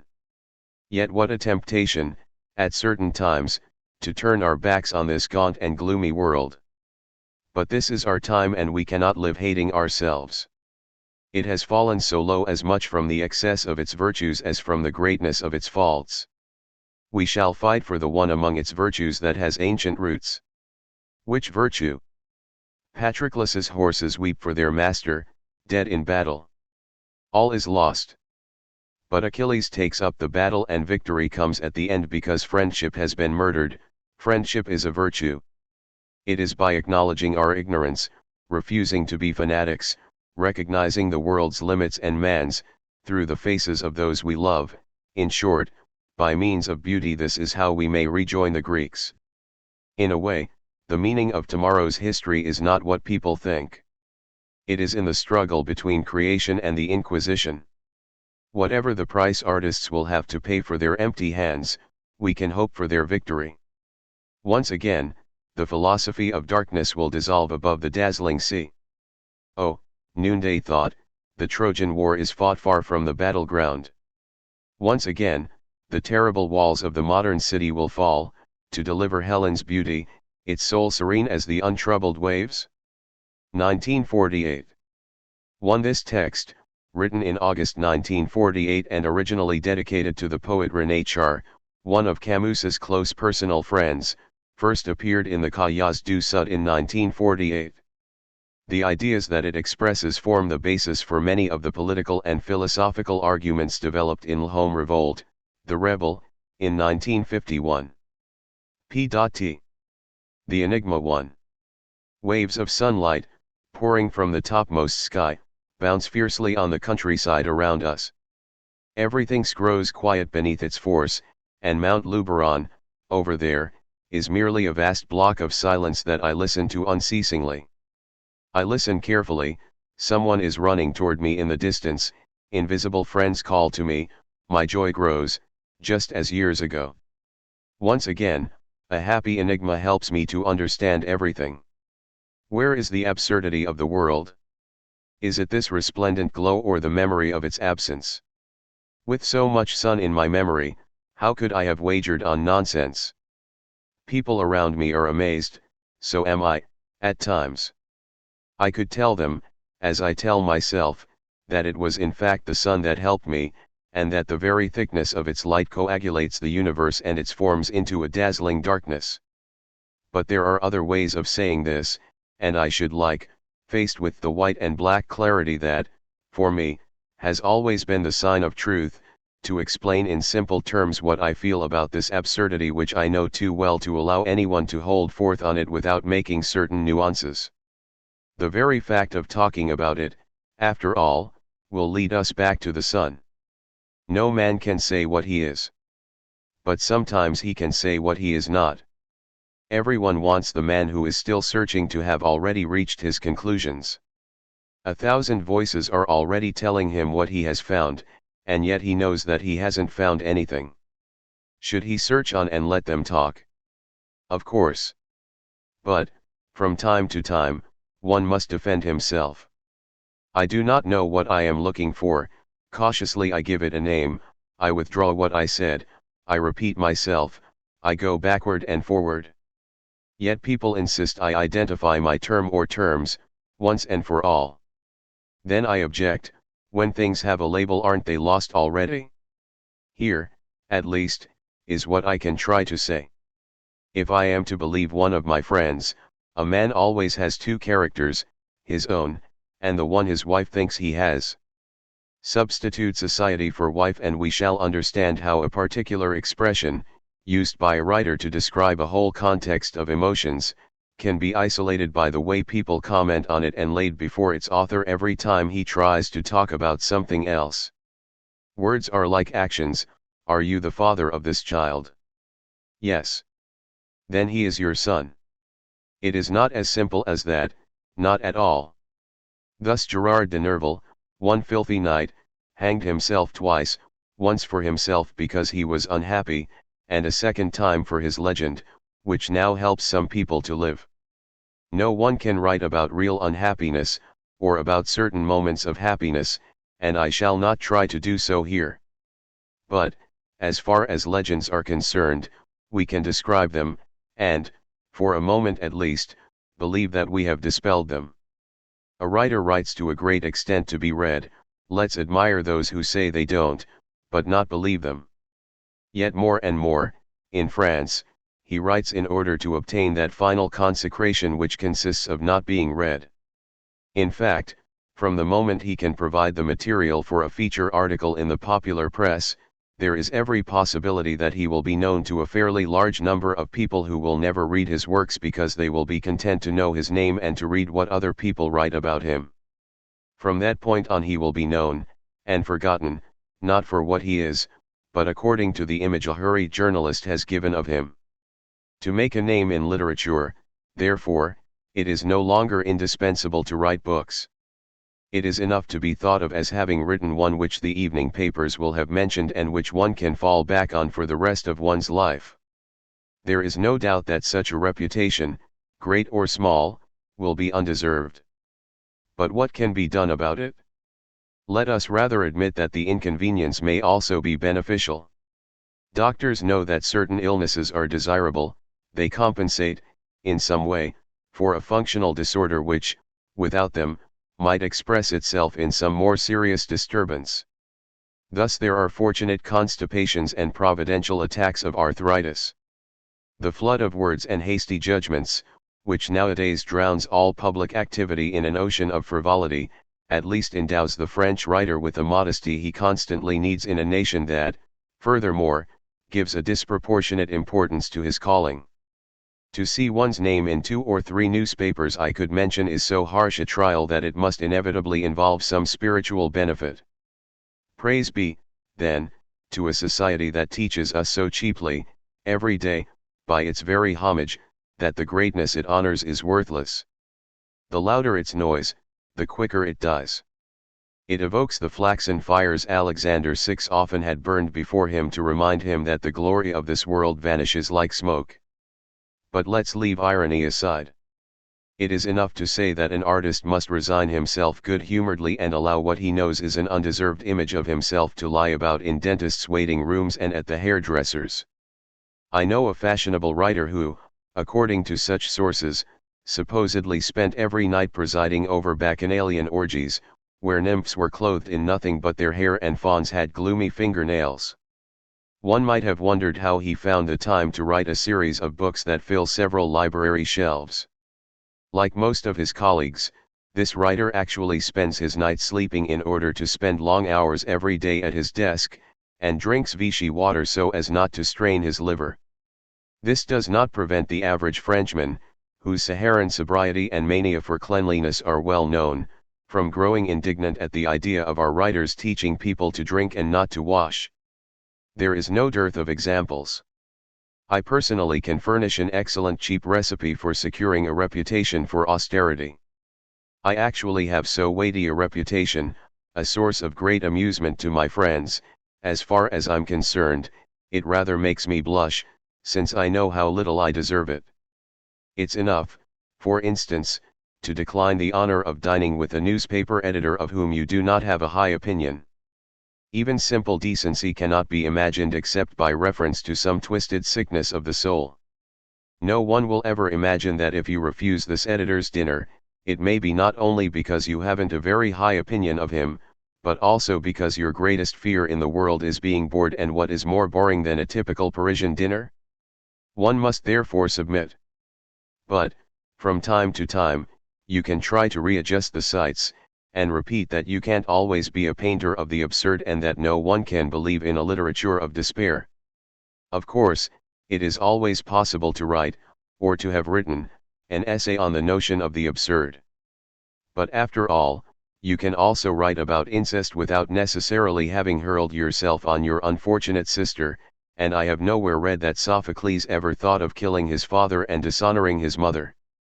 The idea that every writer necessarily writes about himself and depicts himself in his books is one of the puerile notions that we have inherited from Romanticism. It is by no means impossible, quite the opposite, that a writer should be interested first and foremost in other people, or in his time, or in well-known myths. Even if he does happen to put himself on stage, it is only very exceptionally that he talks about what he is really like. A man's works often retrace the story of his nostalgias or his temptations, practically never his own history, especially when they claim to be autobiographical. No man has ever dared describe himself as he is. On the other hand, as far as such a thing is possible, I should like to have been an objective writer. What I call an objective author is one who chooses themes without ever taking himself as the subject. But the modern mania of identifying the author with his subject matter will not allow him this relative creative liberty. Thus does one become a prophet of the absurd. Yet what else have I done except reason about an idea I discovered in the streets of my time? That I have nourished this idea, and part of me nourishes it still, along with my whole generation, goes without saying. I simply set it far enough away so that I could deal with it and decide on its logic. Everything that I've been able to write since shows this plainly enough. But it is more convenient to exploit a cliché than a nuance. They've chosen the cliché, so I'm as absurd as ever. What is the point of saying yet again that in the experience which interested me, and which I happen to write about, the absurd can be considered only as a point of departure, even though the memory and feeling of it still accompany the farther advances? In the same manner, with all due sense of proportion, Cartesian doubt, which is systematic, was not enough to make Descartes a skeptic. In any case, how can one limit oneself to saying that nothing has meaning and that we must plunge into absolute despair? Without getting to the bottom of things, one can at least mention that just as there is no absolute materialism, since merely to form this word is already to acknowledge something in the world apart from matter, there is likewise no total nihilism. The moment you say that everything is nonsense, you express something meaningful. Refusing the world all meaning amounts to abolishing all value judgments. But living, and eating, for example, are in themselves value judgments. You choose to remain alive the moment you do not allow yourself to die of hunger, and consequently you recognize that life has at least a relative value. What, in fact, does literature of despair mean? Despair is silent. Even silence, moreover, is meaningful if your eyes speak. True despair is the agony of death, the grave or the abyss. If he speaks, if he reasons, above all if he writes, immediately the brother reaches out his hand, the tree is justified, love is born. Literature of despair is a contradiction in terms. Of course, a certain optimism is not my speciality. Like all men of my age, I grew up to the sound of the drums of the First World War, and our history since that time has remained murder, injustice, or violence. But real pessimism, which does exist, lies in outbidding all this cruelty and shame. For my part, I have never ceased fighting against this dishonor, and I hate only the cruel. I have sought only reasons to transcend our darkest nihilism. Not, I would add, through virtue, nor because of some rare elevation of the spirit, but from an instinctive fidelity to a light in which I was born, and in which for thousands of years men have learned to welcome life even in suffering. Aeschylus is often heartbreaking, yet he radiates light and warmth. At the center of his universe, we find not fleshless nonsense but an enigma, that is to say, a meaning which is difficult to decipher because it dazzles us. Likewise, to the unworthy but nonetheless stubborn sons of Greece who still survive in this emaciated century, the scorching heat of our history may seem unendurable, but they endure it in the last analysis because they want to understand it. In the center of our work, dark though it may be, shines an inexhaustible sun, the same sun that shouts today across the hills and plain. After this, the flaxen fire can burn, who cares what we appear to be and what we usurp? What we are, what we have to be, are enough to fill our lives and occupy our strength. Paris is a wondrous cave, and its inhabitants, seeing their own shadows reflected on the far wall, take them for the only reality there is. The same is true of the strange, fleeting renown this town dispenses. But we have learned, far from Paris, that there is a light behind us, that we must turn around and cast off our chains in order to face it directly, and that our task before we die is to seek through any words to identify it. Every artist is undoubtedly pursuing his truth. If he is a great artist, each work brings him nearer to it, or, at least, swings still closer toward the center, this buried sun where everything must one day burn. If he is mediocre, each work takes him further from it, the center is then everywhere, the light disintegrates. But the only people who can help the artist in his obstinate quest are those who love him, and those who, themselves lovers or creators, find in their own passion the measure of all passion, and hence know how to criticize. Yes, all this noise, when peace would be to love and create in silence. But we must learn to be patient. One moment more, the sun seals our mouths. 1950. This essay, composed in 1950, was also dedicated to René Char. As it shows, Camus suffered a great deal from the failure of French critics and journalists to realize that his attitude was constantly evolving, and that l'étranger, the stranger, and le mythe de Sisyphe, the myth of Sisyphus, did not necessarily contain all his ideas. Later on, even before the publication of La Home Revolt, The Rebel, had led to violent public quarrels with André Breton in 1951 and Jean-Paul Sartre in 1952, Camus's pessimism about his relationship with his public and his literary colleagues became even more marked. Thus, on page 321 of Carnet's 2, Alfred A. Knopf edition, p. 252, he noted that Paris begins by serving a work of art and pushes it.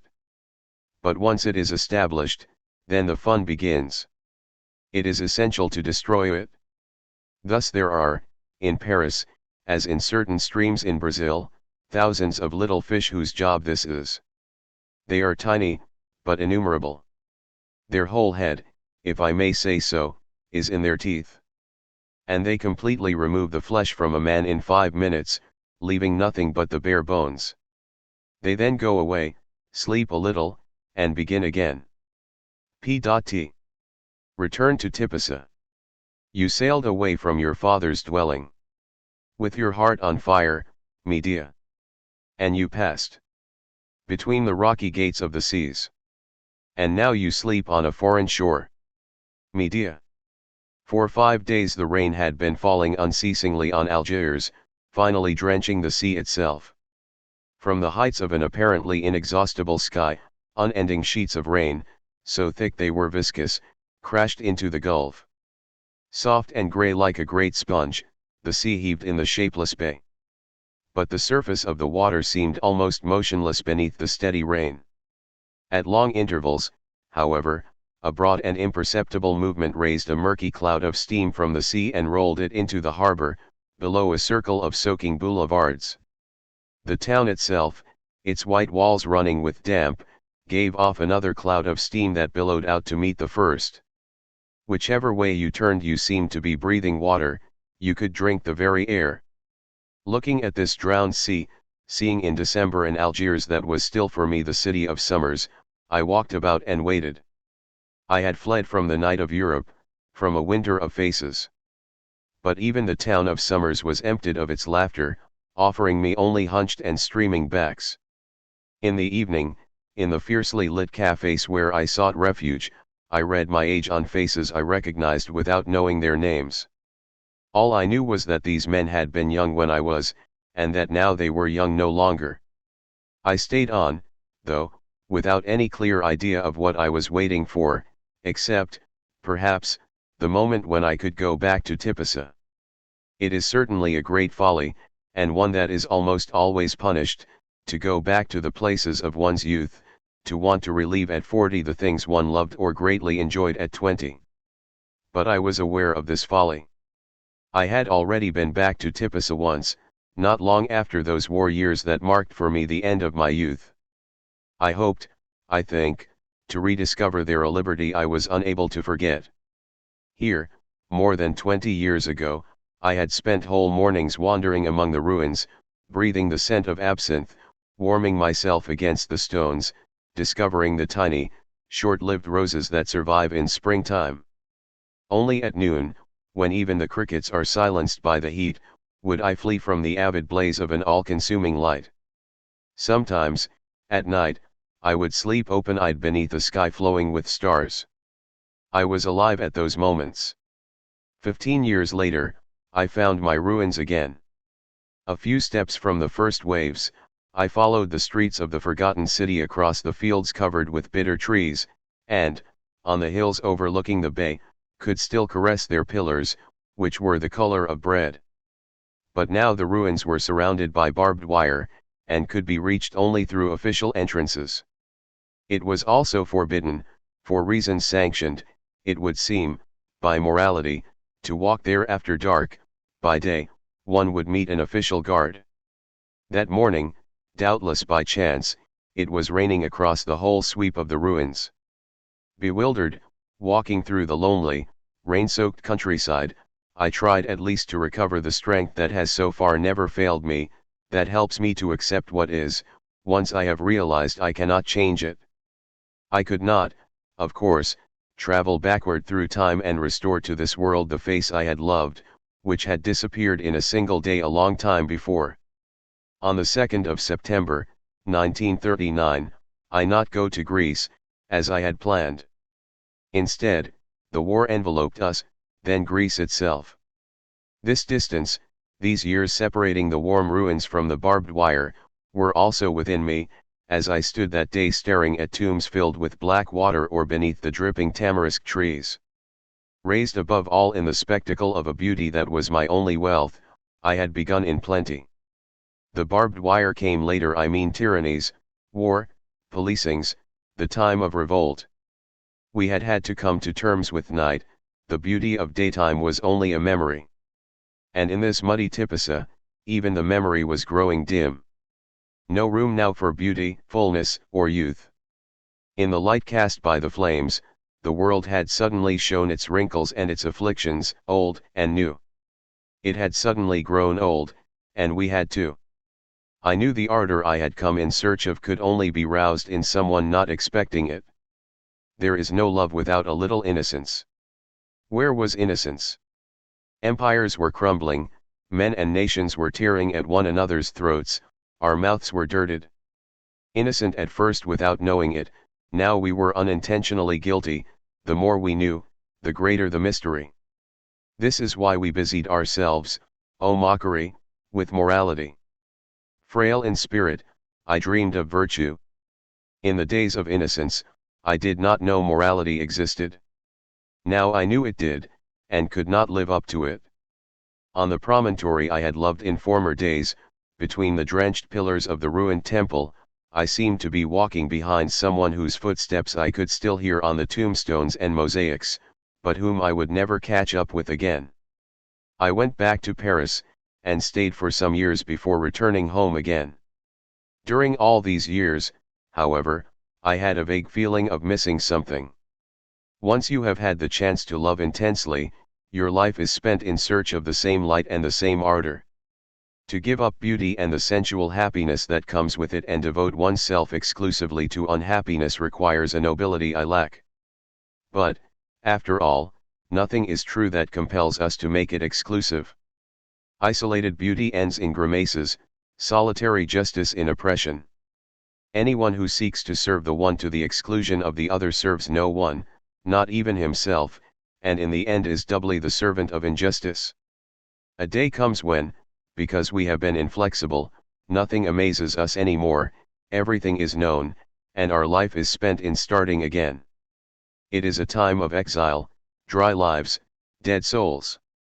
To come back to life, we need grace, a homeland, or to forget ourselves.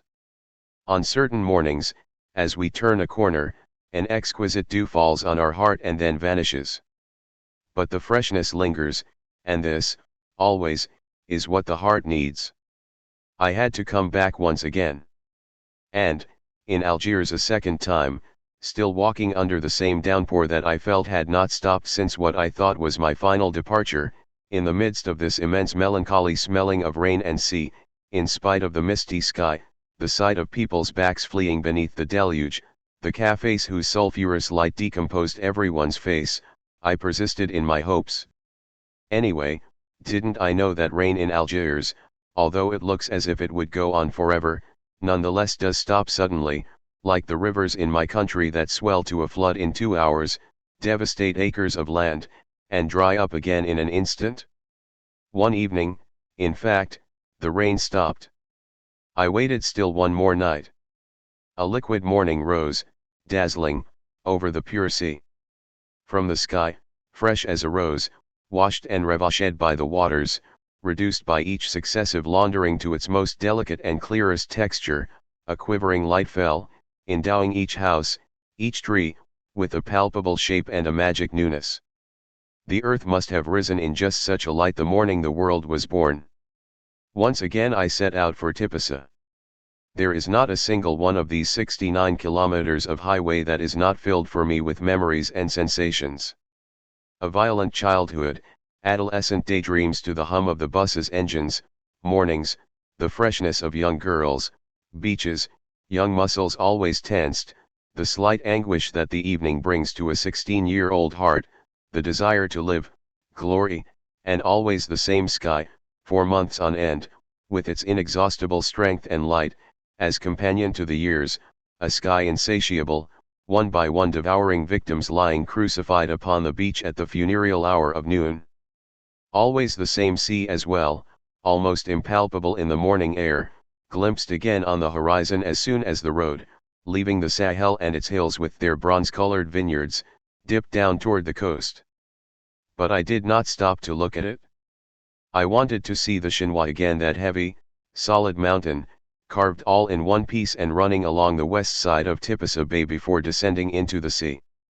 You see it from far away, long before you get there, as a light blue haze still mingling with the sea. But gradually it condenses as you come nearer, until it takes on the color of the waters surrounding it, like an immense and motionless wave brutally caught in the very act of breaking over a suddenly calm sea.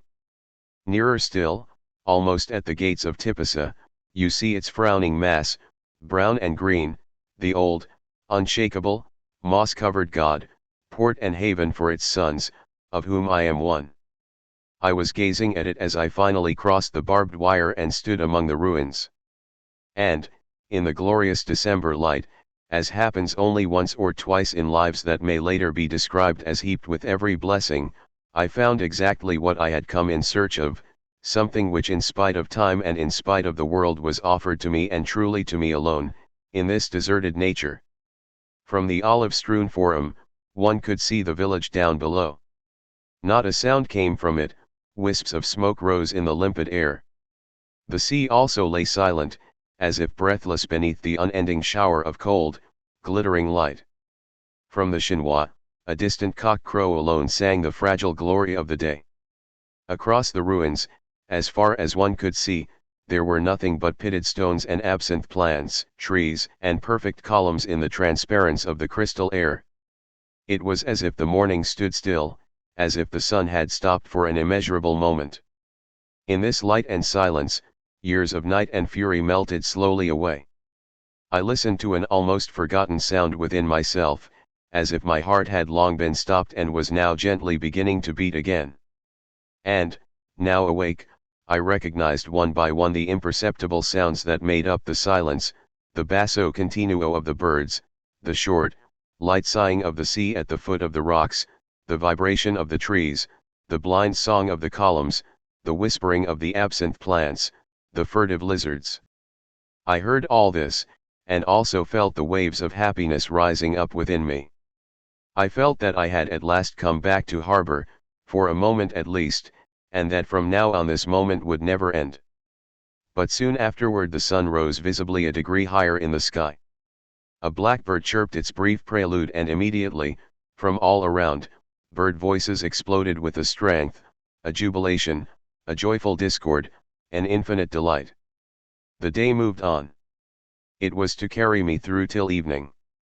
At noon, on the half-sandy slopes, strewn with heliotropes like a foam that the furious waves of the last few days had left behind in their retreat, I gazed at the sea, gently rising and falling as if exhausted, and quenched two thirsts that cannot be long neglected if all one's being is not to dry up, the thirst to love and the thirst to admire.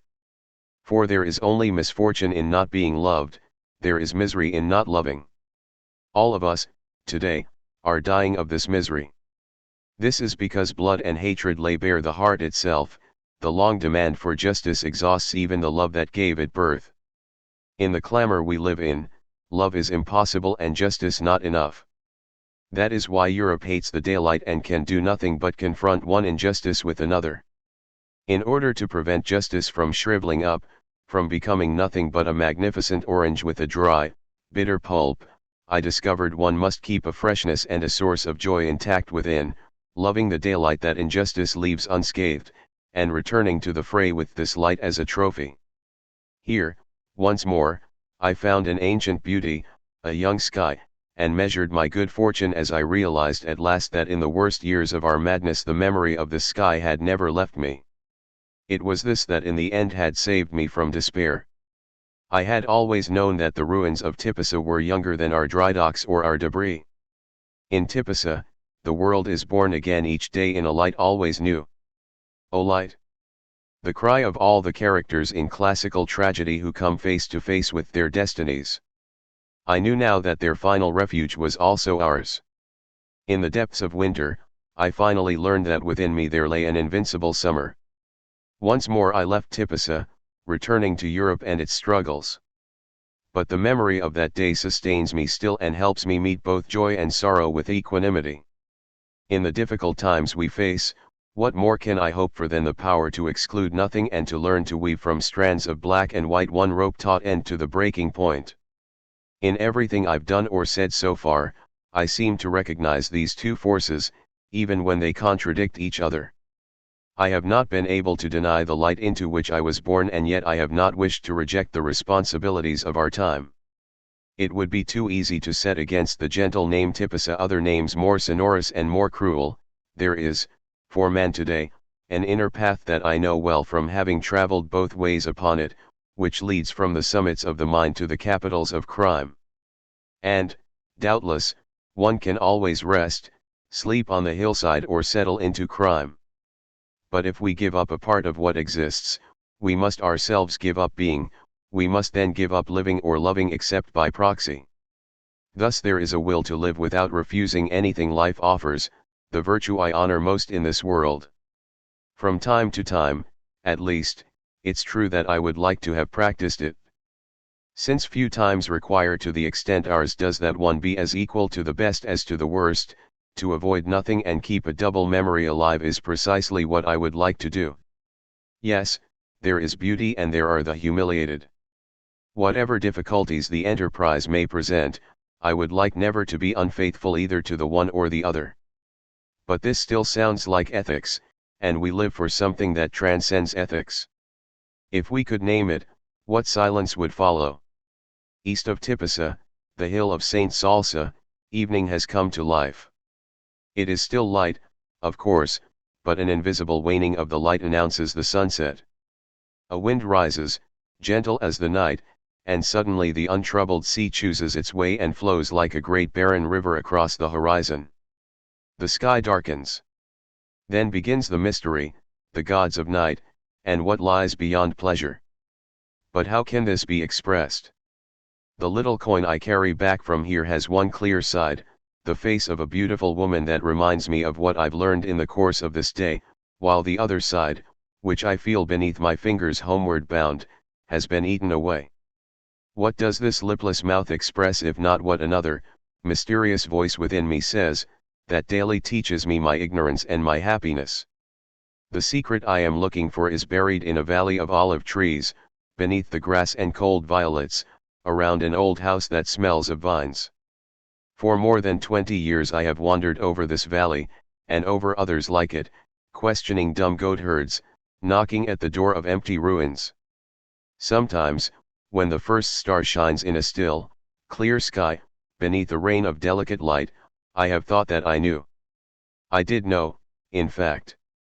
Perhaps I still know.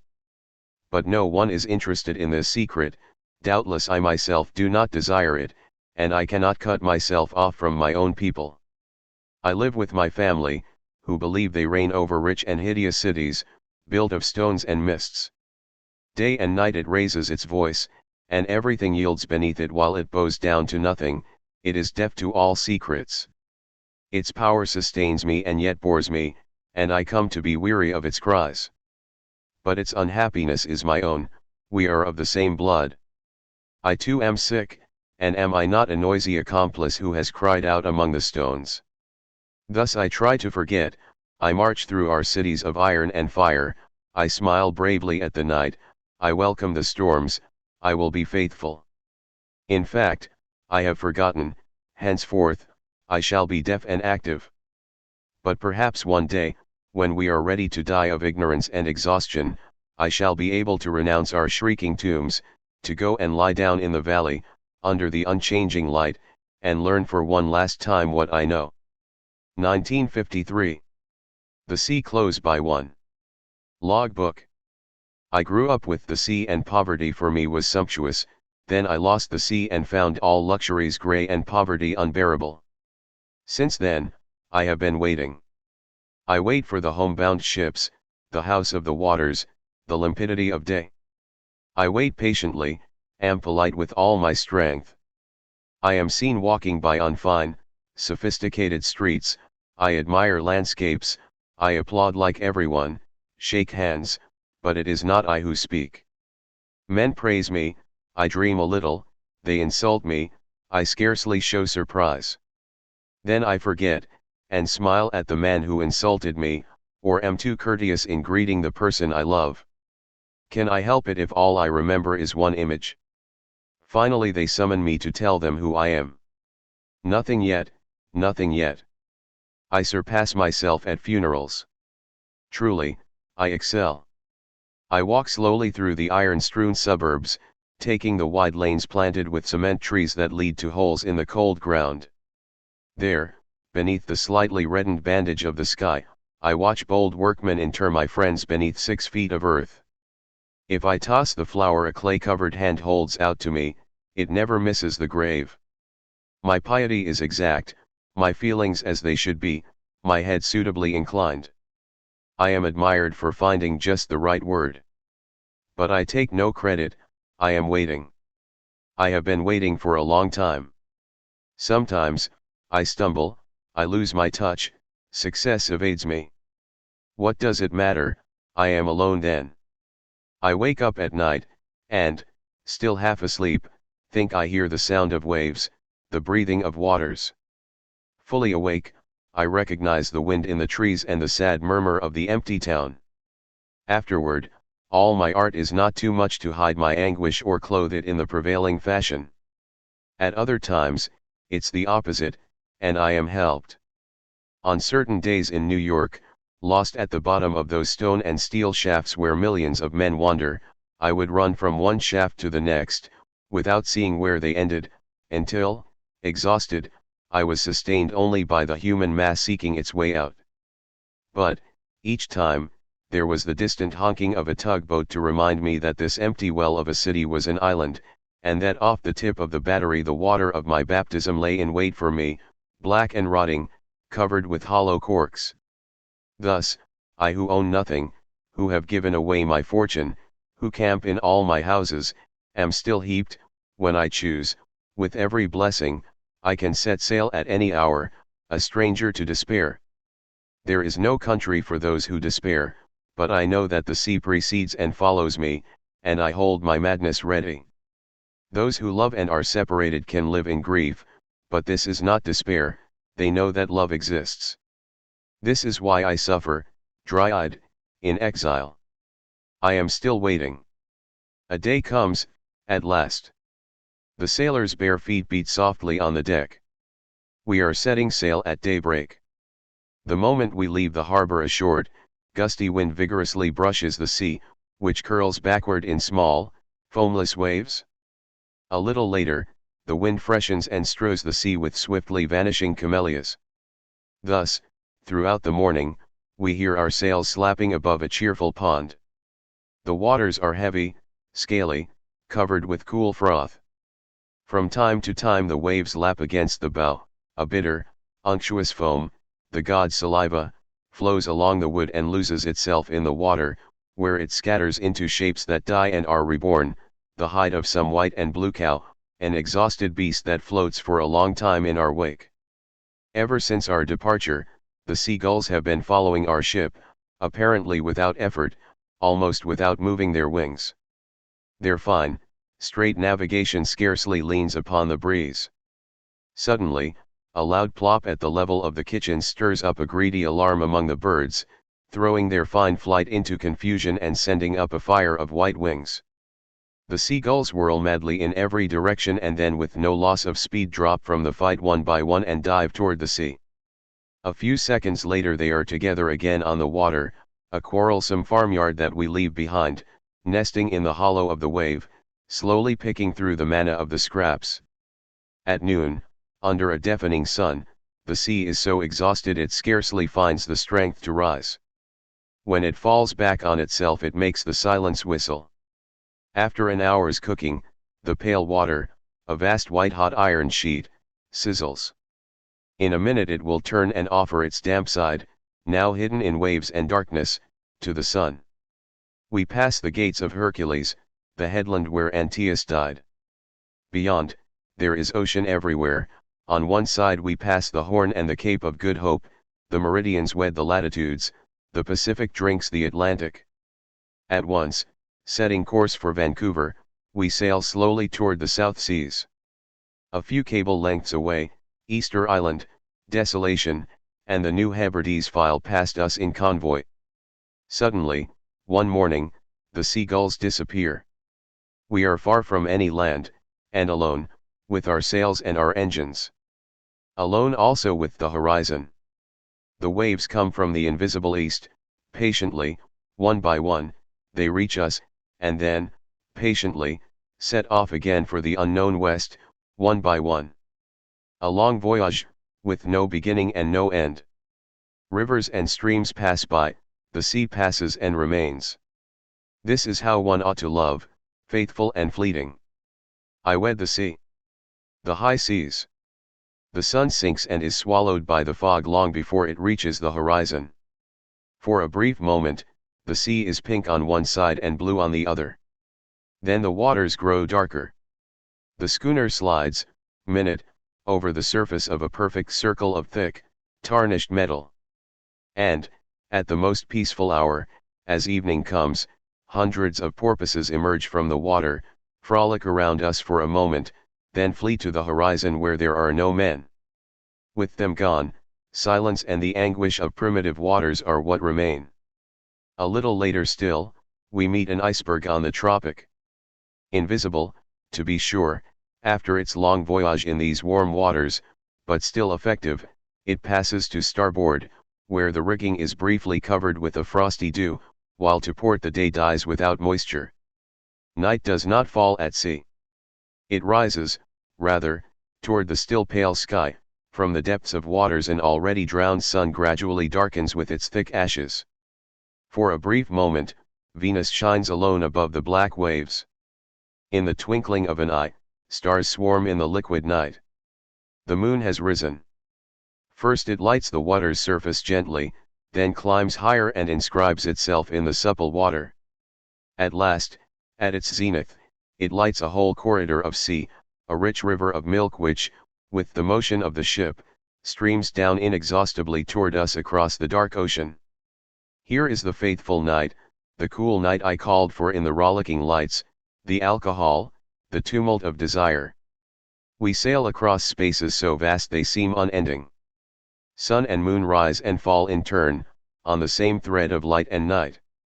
Days at sea, as similar each to the other as happiness. This life rebellious to forgetfulness, rebellious to memory, that Stevenson speaks of. Dawn. We sail perpendicularly across the Tropic of Cancer, the waters groan and are convulsed. Day breaks over a surging sea, full of steel spangles. The sky is white with mist and heat, with a dead but unbearable glare, as if the sun had turned liquid in the thickness of the clouds, over the whole expanse of the celestial vault. A sick sky over a decomposing sea. As the day draws on, the heat grows in the white air. All day long, our bow noses out clouds of flying fish, tiny iron birds, forcing them from their hiding places in the waves. In the afternoon, we meet a steamer bound for home. The salute our foghorns exchange with three great prehistoric hoots, the signals of passengers lost at sea warning there are other humans present, the gradually increasing distance between the two ships, their separation at last on the malevolent waters, all this fills the heart with pain. These stubborn madmen, clinging to planks tossed upon the main of immense oceans, in pursuit of drifting islands, what man who cherishes solitude and the sea will ever keep himself from loving them? In the very middle of the Atlantic, we bend beneath the savage winds that blow endlessly from pole to pole. Each cry we utter is lost, flies off into limitless space. But this shout, carried day after day on the winds, will finally reach land at one of the flattened ends of the earth and echo timelessly against the frozen walls until a man, lost somewhere in his shell of snow, hears it and wants to smile with happiness. I was half asleep in the early afternoon sun when a terrible noise awoke me. I saw the sun in the depths of the sea, the waves raining in the surging heavens. Suddenly, the sea was afire, the sun flowed in long icy draughts down my throat. The sailors laughed and wept around me. They loved, but could not forgive one another. I recognized the world for what it was that day. I decided to accept the fact that its good might at the same time be evil and its transgressions beneficial. I realized that day that there were two truths, and that one of them ought never to be uttered.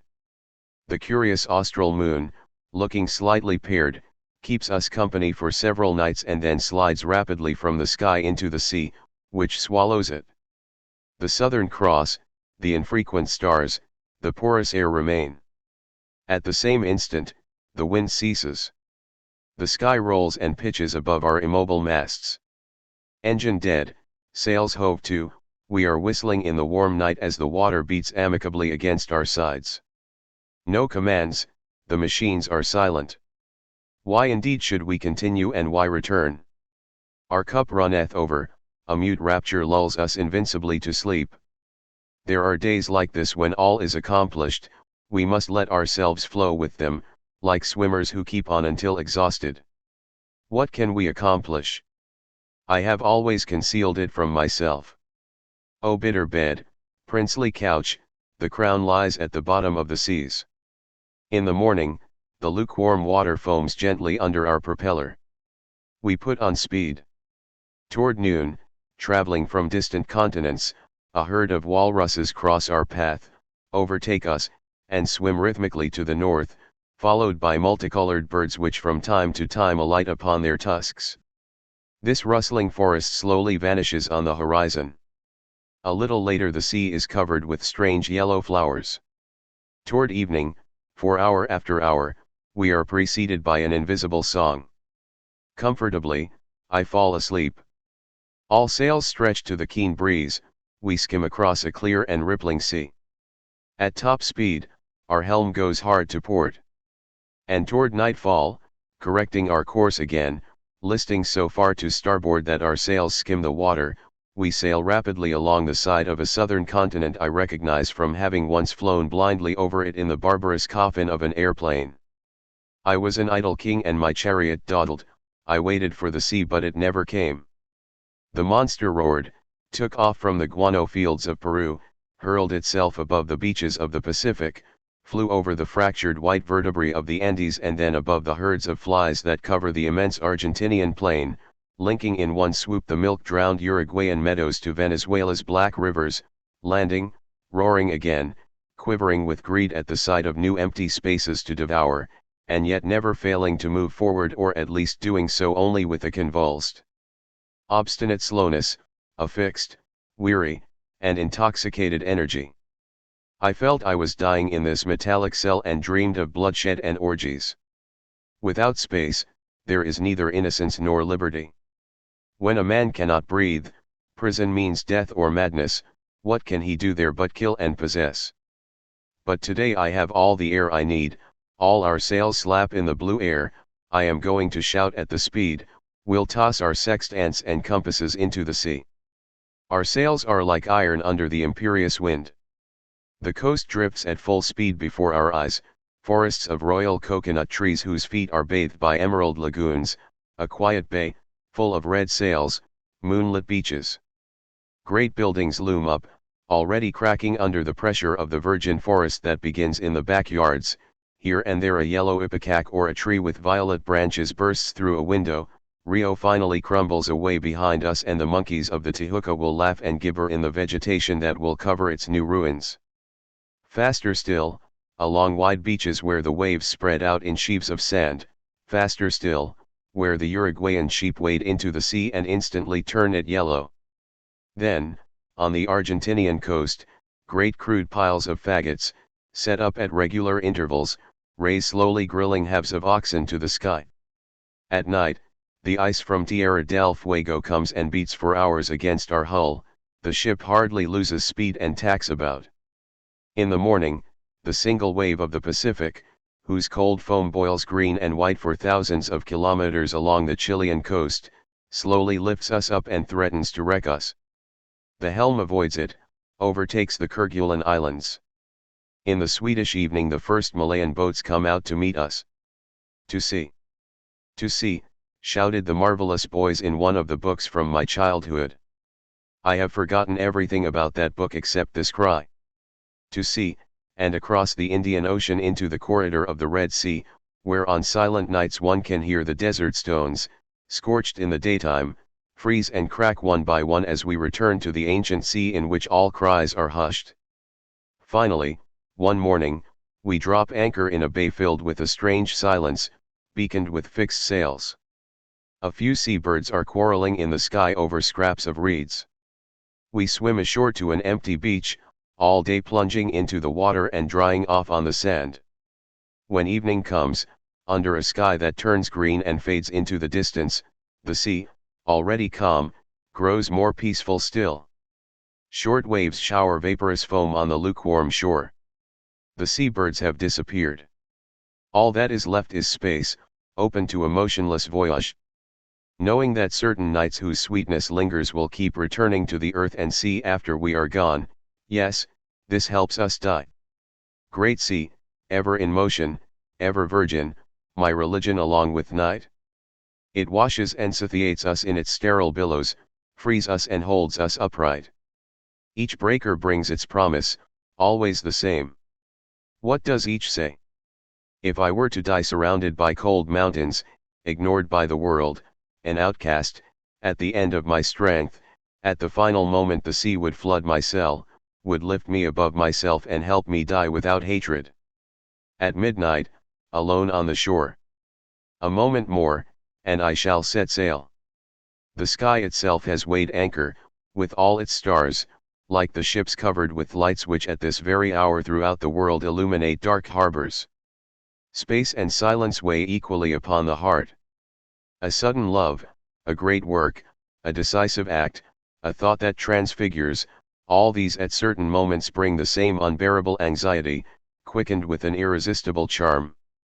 Living like this, in the delicious anguish of being, in exquisite proximity to a danger whose name we do not know, is this the same as rushing to our doom? Once again, without respite, let us race to our destruction. I have always felt I lived on the high seas, threatened, at the heart of a royal happiness. 1953. This essay first appeared in the Nouvelle Revue Française in 1954. Camus first noted down his intention of writing an essay on the sea in Carnets 2, p. 290, Alfred A. Knopf edition, p. 228, when he remarked that the desperate man has no native land. I knew that the sea existed, and that is why I lived in the midst of this mortal time. P.T. The Rains of New York. New York rain is a rain of exile. Abundant, viscous, and dense, it pours down tirelessly between the high cubes of cement into avenues plunged suddenly into the darkness of a well, seeking shelter in a cab that stops at a red light and starts again on a green. You suddenly feel caught in a trap, behind monotonous, fast-moving windshield wipers sweeping aside water that is constantly renewed. You are convinced you could drive like this for hours without escaping these square prisons or the cisterns through which you wade with no hope of a hill or a real tree. The whitened skyscrapers loom in the gray mist like gigantic tombstones for a city of the dead, and seem to sway slightly on their foundations. At this hour they are deserted.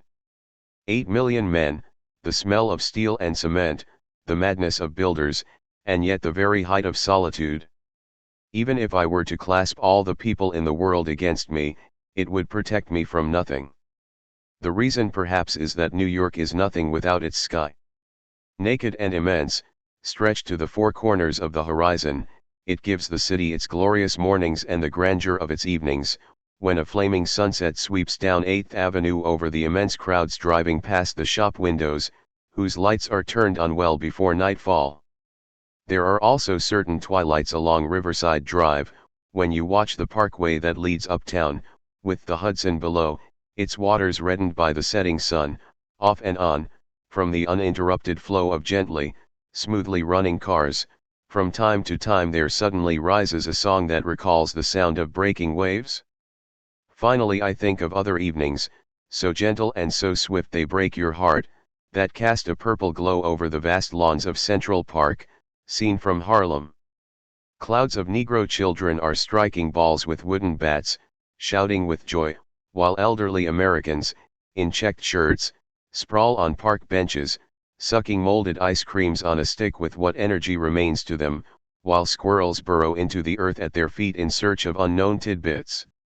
In the park's trees, a jazz band of birds heralds the appearance of the first star above the Empire State Building, while long-legged creatures stride along the paths against a backdrop of tall buildings, offering to the temporarily gentle sky their splendid looks and their loveless glance. But when this sky grows dull, or the daylight fades, then once again New York becomes the big city, prison by day and funeral pyre by night. A prodigious funeral pyre at midnight, as its millions of lighted windows amid immense stretches of blackened walls carry these swarming lights halfway up the sky, as if every evening a gigantic fire were burning over Manhattan, the island with 3 rivers, raising immense, smoldering carcasses still pierced with dots of flame. I have my ideas about other cities, but about New York only these powerful and fleeting emotions, a nostalgia that grows impatient, and moments of anguish. After so many months I still know nothing about New York, whether one moves about among madmen here or among the most reasonable people in the world, whether life is as easy as all America says, or whether it is as empty here as it sometimes seems, whether it is natural for 10 people to be employed where one would be enough and where you are served no faster, whether New Yorkers are liberals or conformists, modest souls or dead ones, whether it is admirable or unimportant that the garbage men wear well-fitting gloves to do their work, whether it serves any purpose that the circus in Madison Square Garden puts on 10 simultaneous performances in 4 different rings, so that you are interested in all of them and can watch none of them, whether it is significant that the thousands of young people in the skating rink where I spent one evening, a kind of velodrome d'hiver bathed in reddish and dusty lights, as they turned endlessly on their roller skates in an infernal din of metal wheels and loud organ music, should look as serious and absorbed as if they were solving simultaneous equations, whether, finally, we should believe those who say that it is eccentric to want to be alone, or naively those who are surprised that no one ever asks for your identity card. In short, I am out of my depth when I think of New York. I wrestle with the morning fruit juices, the national scotch and soda and its relationship to romance, the girls in taxis and their secret, fleeting acts of love, the excessive luxury and bad taste reflected even in the stupefying neckties, the anti-Semitism and the love of animals, this last extending from the gorillas in the Bronx Zoo to the protozoa of the Museum of Natural History, the funeral parlors where death and the dead are made up at top speed, die, and leave the rest to us, the barber shops where you can get a shave at 3 in the morning, the temperature that swings from hot to cold in 2 hours, the subway that reminds you of Sing Sing prison, ads filled with clouds of smiles proclaiming from every wall that life is not tragic, cemeteries in flower beneath the gasworks, the beauty of the girls and the ugliness of the old men, the tens of thousands of musical comedy generals and admirals stationed at the apartment entrances, some to whistle for green, red, and yellow taxis that look like beetles, others to open the door for you, and finally the ones who go up and down all over town like multicolored Cartesian divers in elevators 50 stories high. Yes, I am out of my depth. I am learning that there are cities, like certain women, who annoy you, overwhelm you, and lay bare your soul, and whose scorching contact, scandalous and delightful at the same time, clings to every pore of your body. This is how, for days on end, I walked around New York, my eyes filled with tears simply because the city air is filled with cinders, and half one's time outdoors is spent rubbing the eyes or removing the minute speck of metal that the 1,000 New Jersey factories send into them as a joyful greeting gift, from across the Hudson. In the end, this is how New York affects me, like a foreign body in the eye, delicious and unbearable, evoking tears of emotion and all-consuming fury. Perhaps this is what people call passion. All I can say is that I know what contrasting images mine feeds on. In the middle of the night sometimes, above the skyscrapers, across hundreds of high walls, the cry of a tugboat would meet my insomnia, reminding me that this desert of iron and cement was also an island. I would think of the sea then, and imagine myself on the shore of my own land.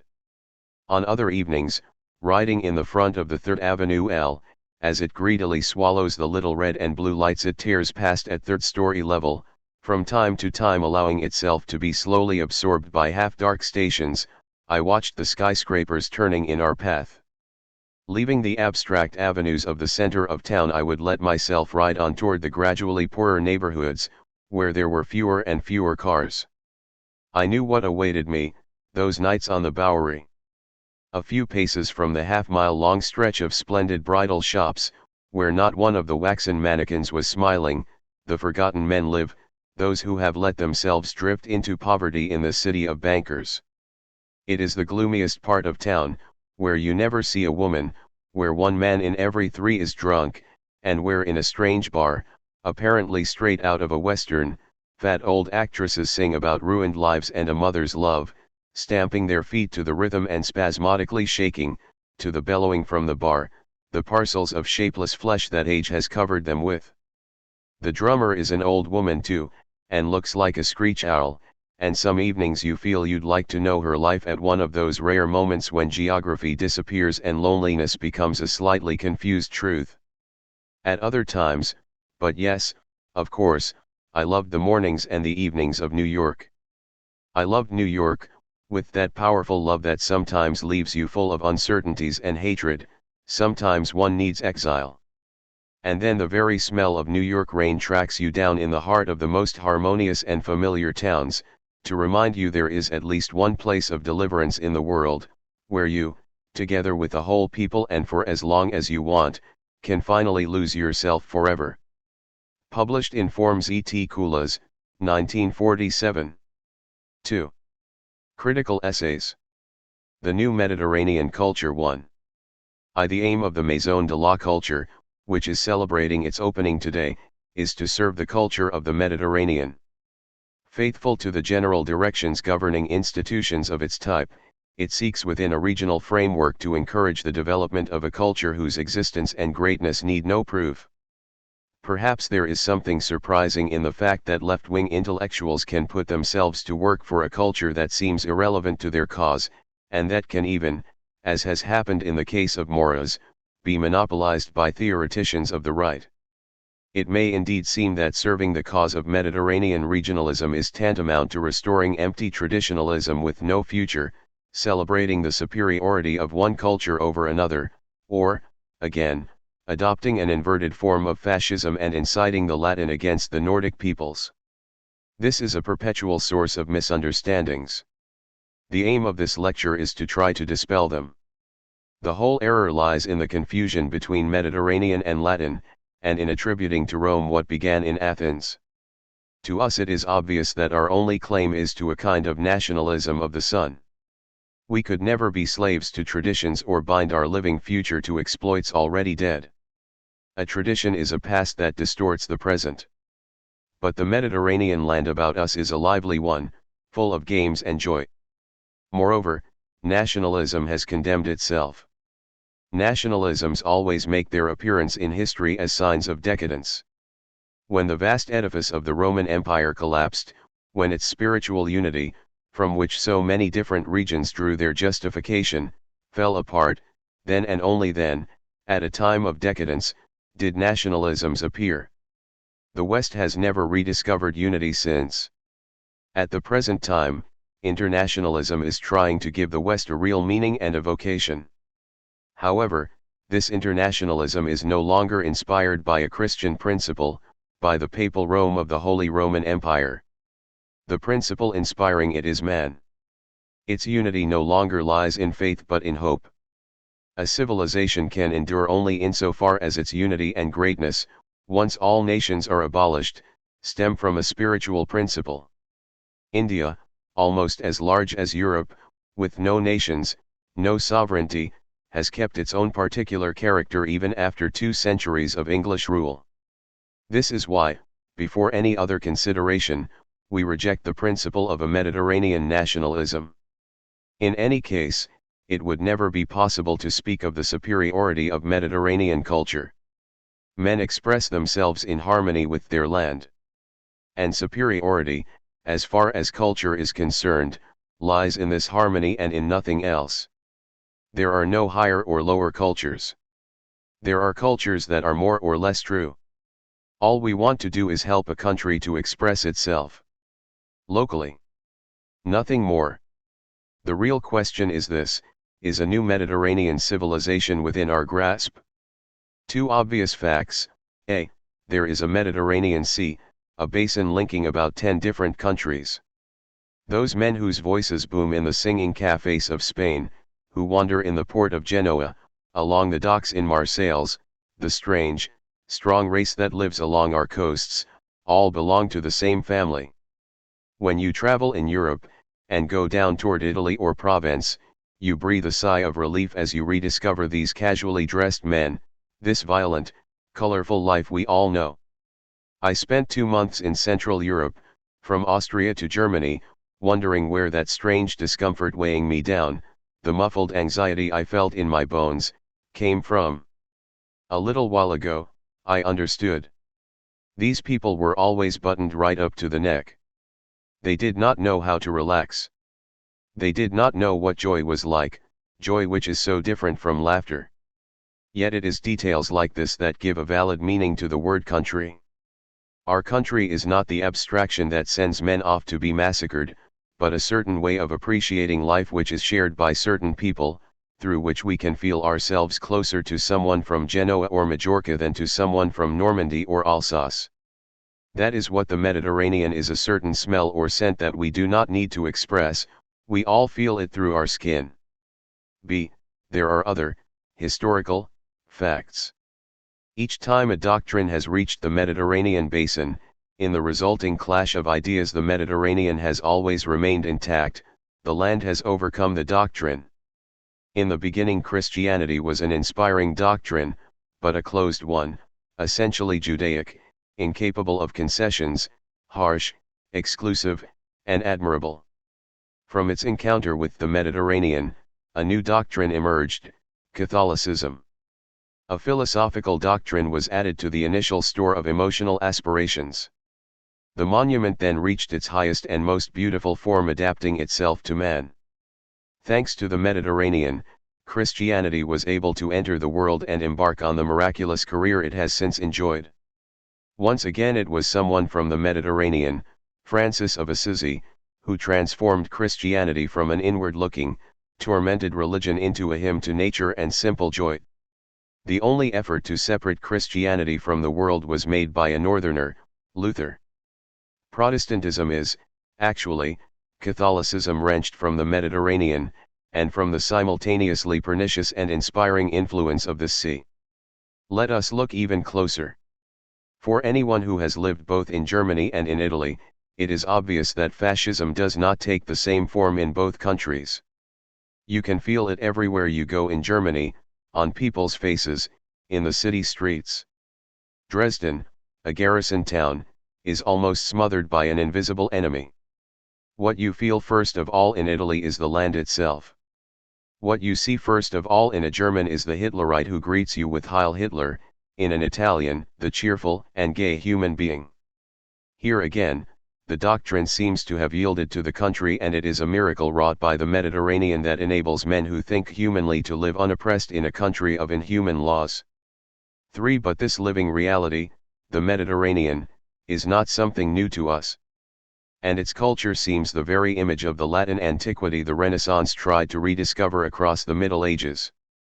This is the Latinite Moras and his friends try to annex. It was in the name of this Latin order on the occasion of the war against Ethiopia that 24 Western intellectuals signed a degrading manifesto celebrating the civilizing mission of Italy in barbarous Ethiopia. But no. This is not the Mediterranean our Maison de la Culture lays claim to. For this is not the true Mediterranean. It is the abstract and conventional Mediterranean represented by Rome and the Romans. These imitative and unimaginative people had nevertheless the imagination to substitute for the artistic genius and feeling for life they lacked a genius for war. And this order whose praises we so often hear sung was one imposed by force and not one created by the mind. Even when they copied, the Romans lost the savor of the original. And it was not even the essential genius of Greece they imitated, but rather the fruits of its decadence and its mistakes. Not the strong, vigorous Greece of the great tragic and comic writers, but the prettiness and affected grace of the last centuries. It was not life that Rome took from Greece, but puerile, over-intellectualized abstractions. The Mediterranean lies elsewhere. It is the very denial of Rome and Latin genius. It is alive, and wants no truck with abstractions. And it is easy to acknowledge Mussolini as the worthy descendant of the Caesars and Augustus of Imperial Rome, if we mean by this that he, like them, sacrifices truth and greatness to a violence that has no soul. What we claim as Mediterranean is not a liking for reasoning and abstractions, but its physical life, the courtyards, the cypresses, the strings of pimientos. We claim Aeschylus and not Euripides, the Dorica polis and not the copies in the Vatican, Spain, with its strength and its pessimism, and not the bluster and swagger of Rome, landscapes crushed with sunlight and not the theatrical settings in which a dictator drunk with his own verbosity enslaves the crowds. What we seek is not the lie that triumphed in Ethiopia but the truth that is being murdered in Spain. For the Mediterranean, an international basin traversed by every current, is perhaps the only land linked to the great ideas from the East.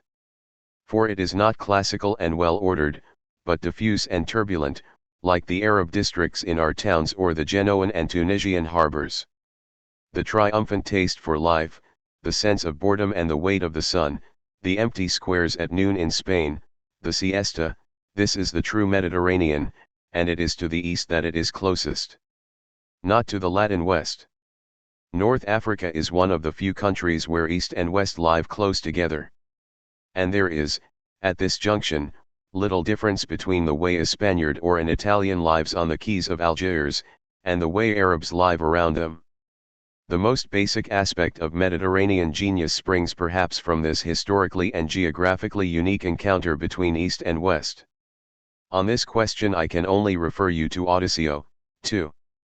This culture, this Mediterranean truth, exists and shows itself all along the line, 1. In linguistic unity, the ease with which a Latin language can be learned when another is already known, 2. Unity of origin, the prodigious collectivism of the Middle Ages, chivalric order, religious order, feudal orders, etc., etc.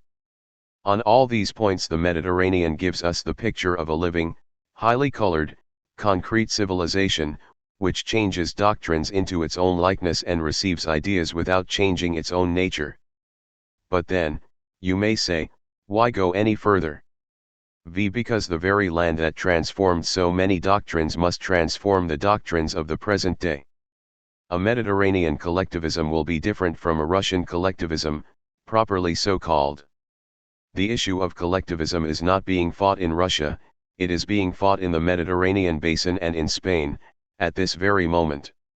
Of course, man's fate has been at stake for a long time now, but it is perhaps here that the struggle reaches its tragic height, with so many trump cards placed in our hands. There are, before our eyes, realities stronger than we ourselves are. Our ideas will bend and become adapted to them. This is why our opponents are mistaken in all their objections. No one has the right to prejudge the fate of a doctrine, and to judge our future in the name of a past, even if the past is Russia's. Our task here is to rehabilitate the Mediterranean, to take it back from those who claim it unjustly for themselves, and to make it ready for the economic organization awaiting it. Our task is to discover what is concrete and alive in it, and, on every occasion, to encourage the different forms which this culture takes. We are all the more prepared for the task in that we are in immediate contact with the Orient, which can teach us so much in this respect. We are, here, on the side of the Mediterranean against Rome. And the essential role that towns like Algiers and Barcelona can play is to serve, in their own small way, that aspect of Mediterranean culture which favors man instead of crushing him. 6. The intellectual's role is a difficult one in our time. It is not his task to modify history. Whatever people may say, revolutions come first and ideas afterward. Consequently, it takes great courage today to proclaim oneself faithful to the things of the mind. But at least this courage is not useless. The term intellectual is pronounced with so much scorn and disapproval because it is associated in people's minds with the idea of someone who talks in abstractions, who is unable to come into contact with life, and who prefers his own personality to the rest of the world. But for those who do not want to avoid their responsibilities, the essential task is to rehabilitate intelligence by regenerating the subject matter that it treats, to give back all its true meaning to the mind by restoring to culture its true visage of health and sunlight. I was saying that this courage was not useless.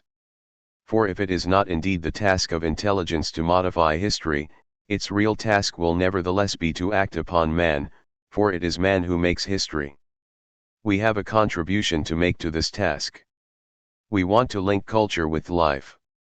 The Mediterranean, which surrounds us with smiles, sea, and sunlight, teaches us how it is to be done. Xenophon tells us in the Persian expedition that when the Greek soldiers who had ventured into Asia were coming back to their own country, dying of hunger and thirst, cast into despair by so many failures and humiliations, they reached the top of a mountain from which they could see the sea. Then they began to dance, forgetting their weariness and their disgust at the spectacle of their lives. In the same way, we do not wish to cut ourselves off from the world. There is only one culture. Not the one that feeds off abstractions and capital letters. Not the one that condemns. Not the one that justifies the excesses and the deaths in Ethiopia and defends the thirst for brutal conquests.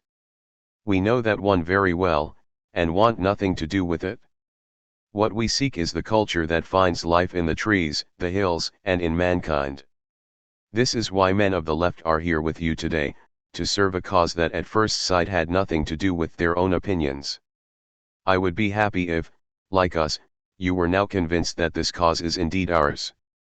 Everything that is alive is ours. Politics are made for men, and not men for politics. We do not want to live on fables. In the world of violence and death around us, there is no place for hope. But perhaps there is room for civilization, for real civilization, which puts truth before fables and life before dreams. And this civilization has nothing to do with hope. In it man lives on his truths. Point 3. It is to this whole effort that men of the West must bind themselves. Within the framework of internationalism, the thing can be achieved.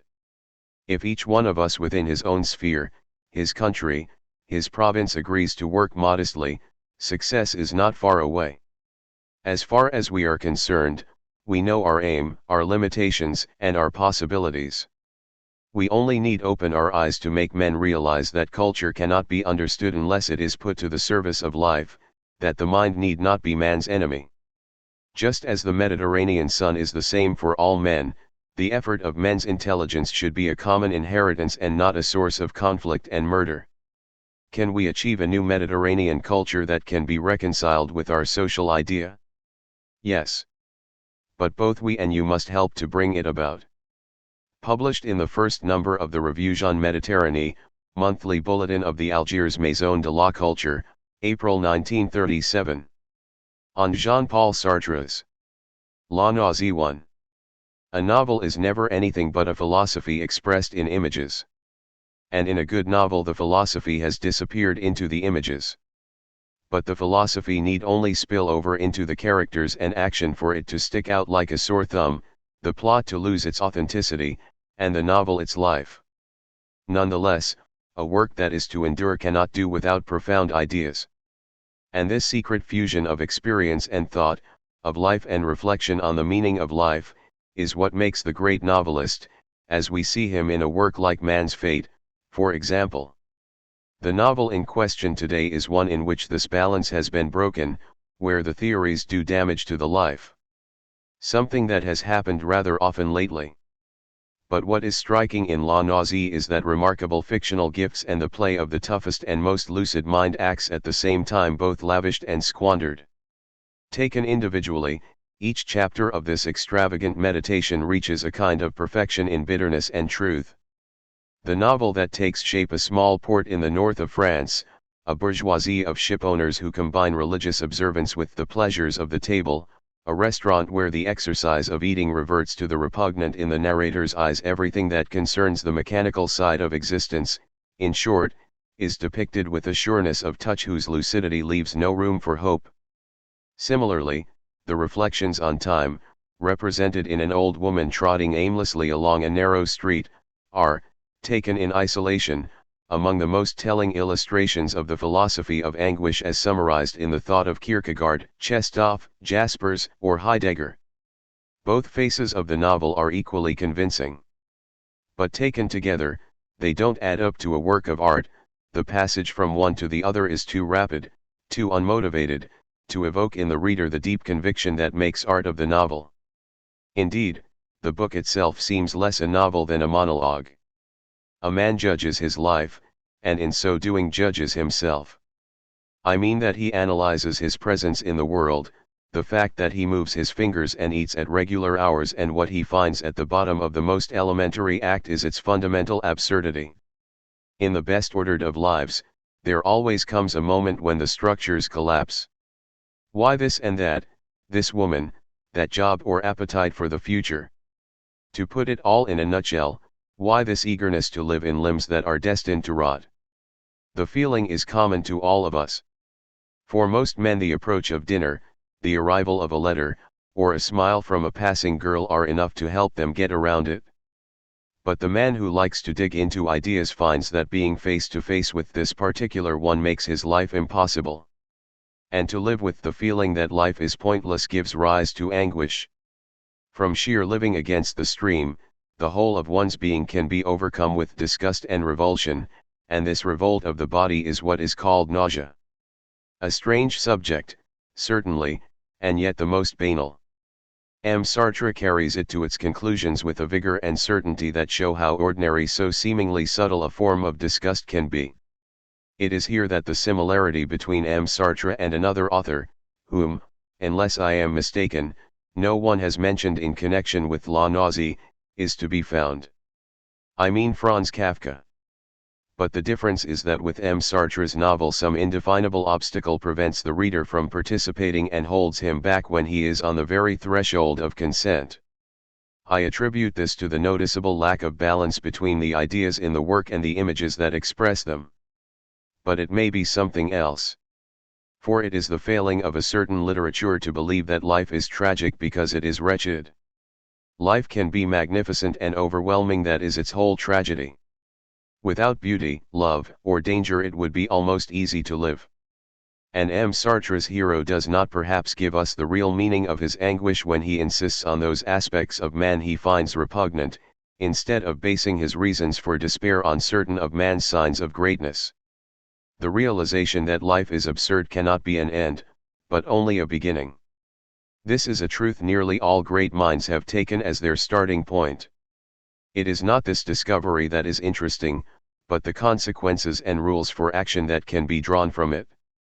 At the end of his voyage to the frontiers of anxiety, M. Sartre does seem to authorize one hope, that of the creator who finds deliverance in writing. From the original doubt will come perhaps the cry, I write, therefore I am. And one can't help finding something rather comic in the disproportion between this final hope and the revolt that gave it birth. For, in the last resort, almost all writers know how trivial their work is when compared to certain moments of their life. M. Sartre's object was to describe these moments. Why didn't he go right through to the end? However that may be, this is the first novel by a writer from whom everything may be expected. So natural a suppleness in staying on the far boundaries of conscious thought, so painful a lucidity, are indications of limitless gifts. These are grounds for welcoming La Nausée as the first summons of an original and vigorous mind whose lessons and works to come we are impatient to see. Review published in Alger Républicain on October 20, 1938. On Sartre's L'Humour and Other Stories.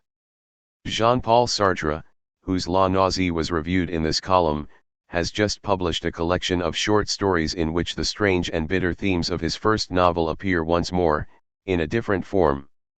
Men sentenced to death, a madman, a sexual pervert, a man suffering from impotence, and a homosexual make up the characters in these stories.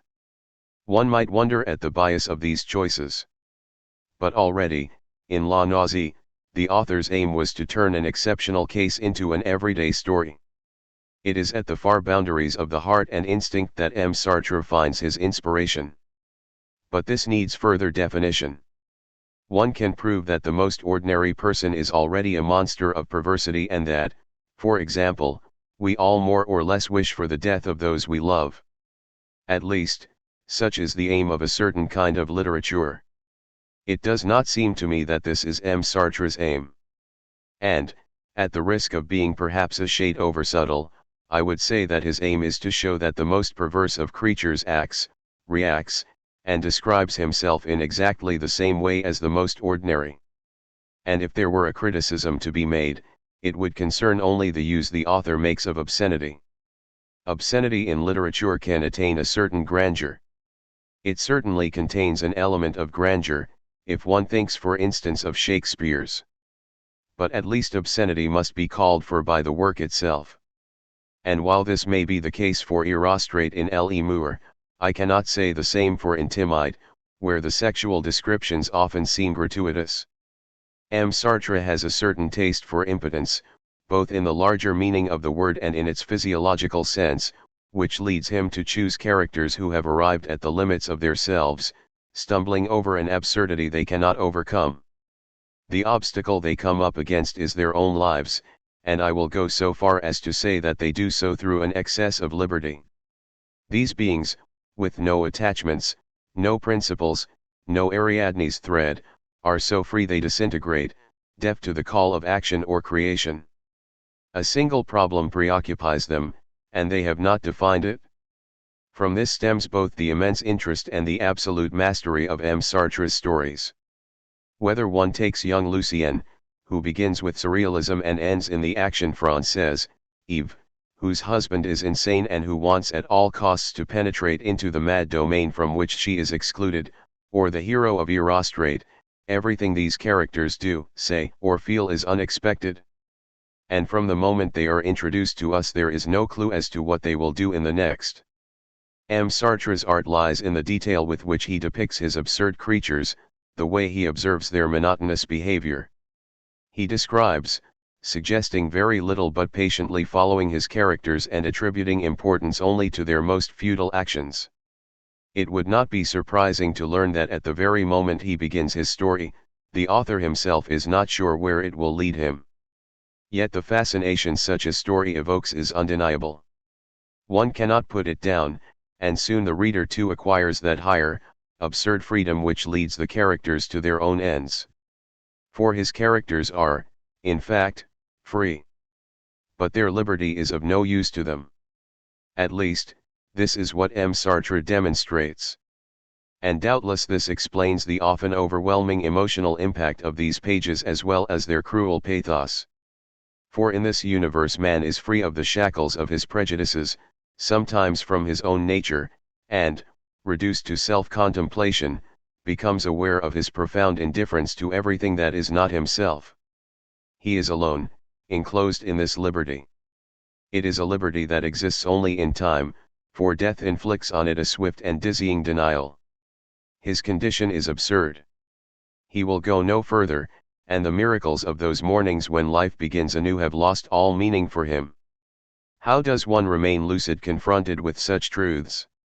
It is normal for such beings, deprived of human recreations, the movies, love, or the Legion of Honor, to regress to an inhuman world where they will this time forge their own chains, madness, sexual mania, or crime.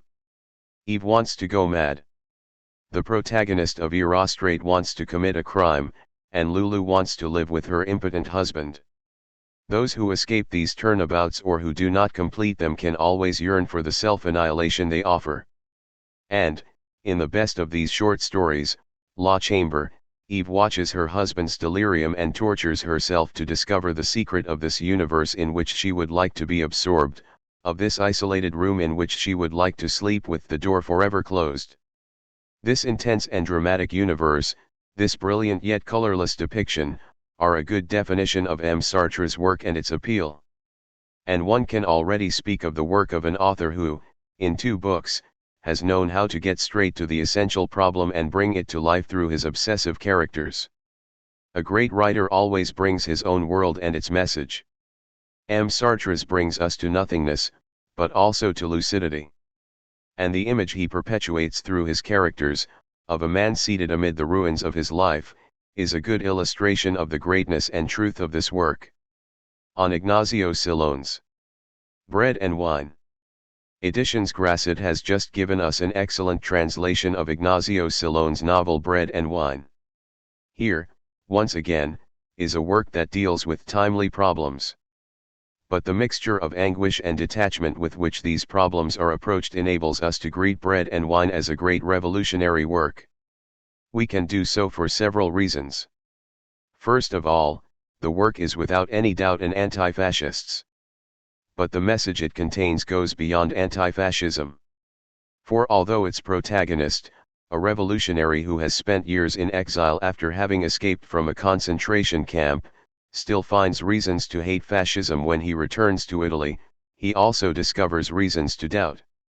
Not his revolutionary faith, of course, but the way in which he has expressed it.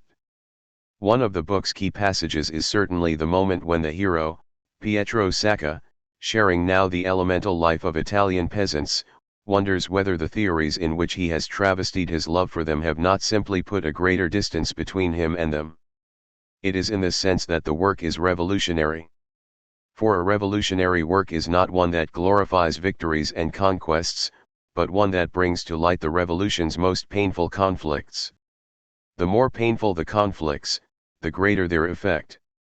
The militant too quickly convinced is to the true revolutionary what the bigot is to a mystic. For the grandeur of a faith can be measured by the doubts it inspires. And no sincere militant, born among the people and determined to defend their dignity, could miss the doubt that sweeps over Pietro Sacca. The anguish that grips the Italian revolutionary is precisely what gives Salone's book its bitterness and somber brilliance. On the other hand, there is no revolutionary work without artistic qualities. This may seem paradoxical. But I believe that if our time teaches us anything on this score, it is that a revolutionary art, if it is not to lapse into the basest forms of expression, cannot do without artistic importance. There is no happy medium between vulgar propaganda and creative inspiration, between what Malraux calls the will to prove and a work like Man's Fate. Bread and Wine meets this test. Written by a rebel, it flows forward in the most classical of forms. Short sentences, a vision of the world both naive and sophisticated, terse, natural dialogues give Salone's style a secret resonance that comes through even in translation. If the word poetry has a meaning, one finds it here, in tableaus of a rustic and eternal Italy, in cypress-planted slopes and an unequaled sky, and in the ancient gestures of Italian peasants.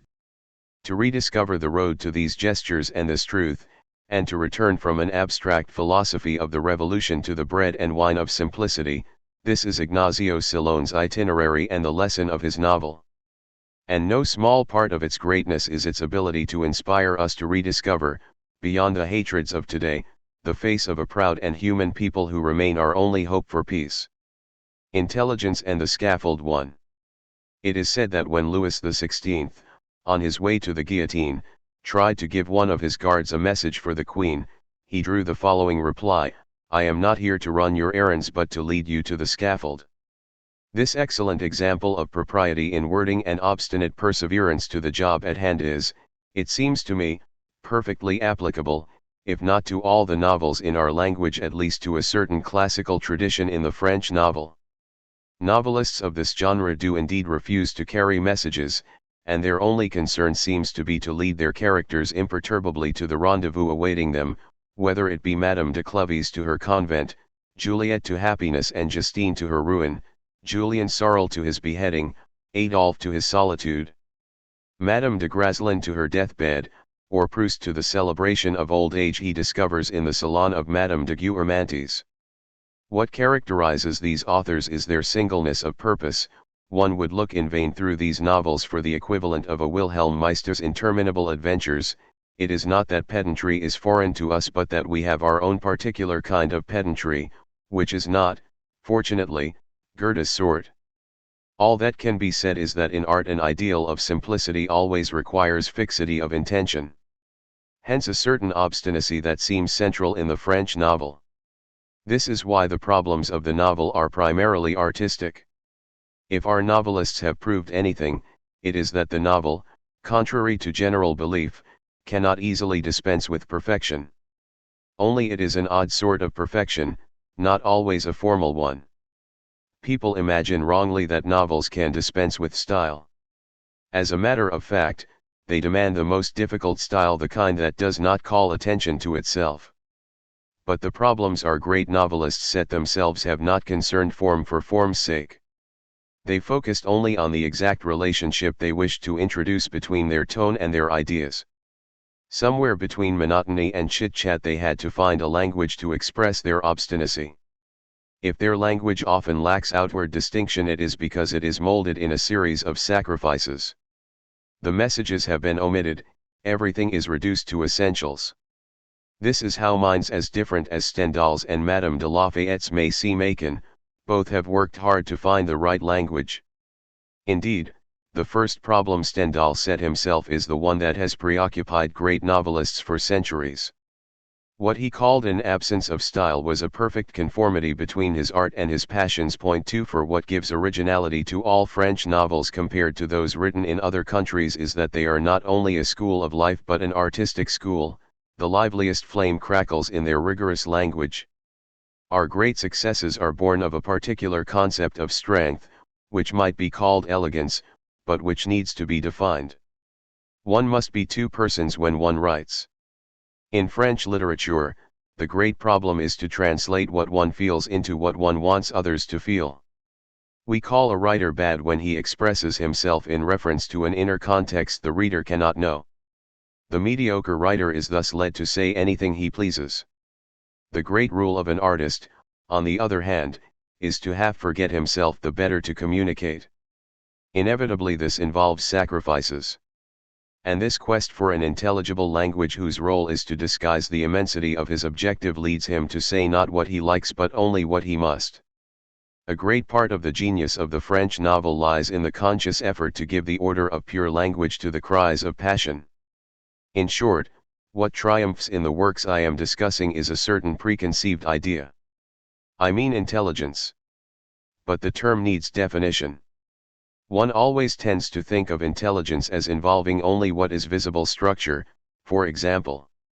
Now it is curious to note that the structure of the typical 17th century novel, La Princesse de Clovis, is extremely loose. Several stories are launched and the novel begins in complexity even though it ends in unity.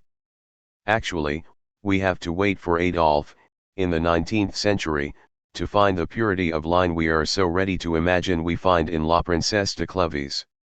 In the same way, the structure of Les Liaisons Dangereuses is purely chronological, with no artistic experiments.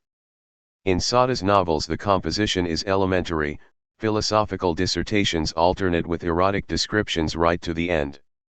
Stendhal's novels offer curious evidence of carelessness, and one is never surprised enough at the final chapter of La Chartreuse de Parme, in which the author, as if anxious to conclude, with the end in sight, bundles in twice as many events as in the rest of the book.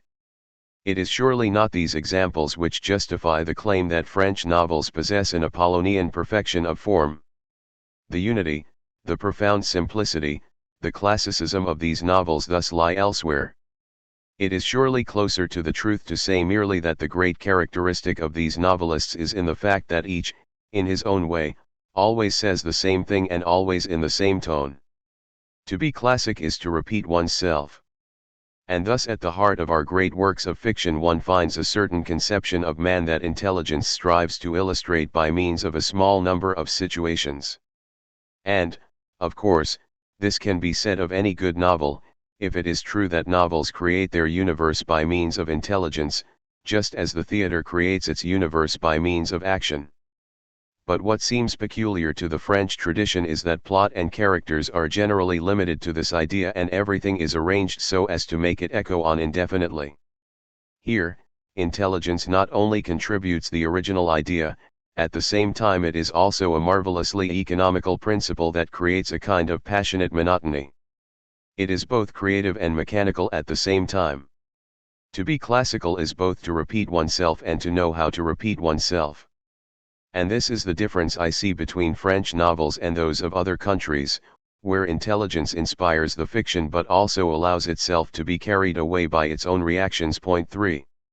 To take a specific example, it seems to me that Madame de Lafayette's aim, since nothing else in the world appears to interest her, is simply to show us a very special conception of love.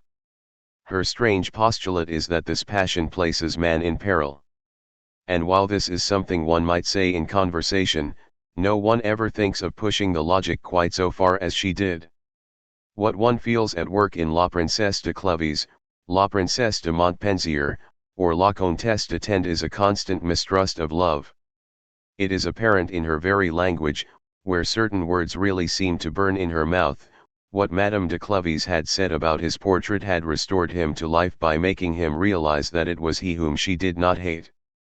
But in their own way, the characters also convince us that this healthy suspicion is valid. They are strange heroes, who die of emotion, who seek mortal illness in thwarted passions. Even the minor characters die through impulses of the soul. He received his pardon when he was expecting only the death blow, but fear had so possessed him that he went mad and died a few days later. Our most audacious romantics never dared attribute such powers to passion.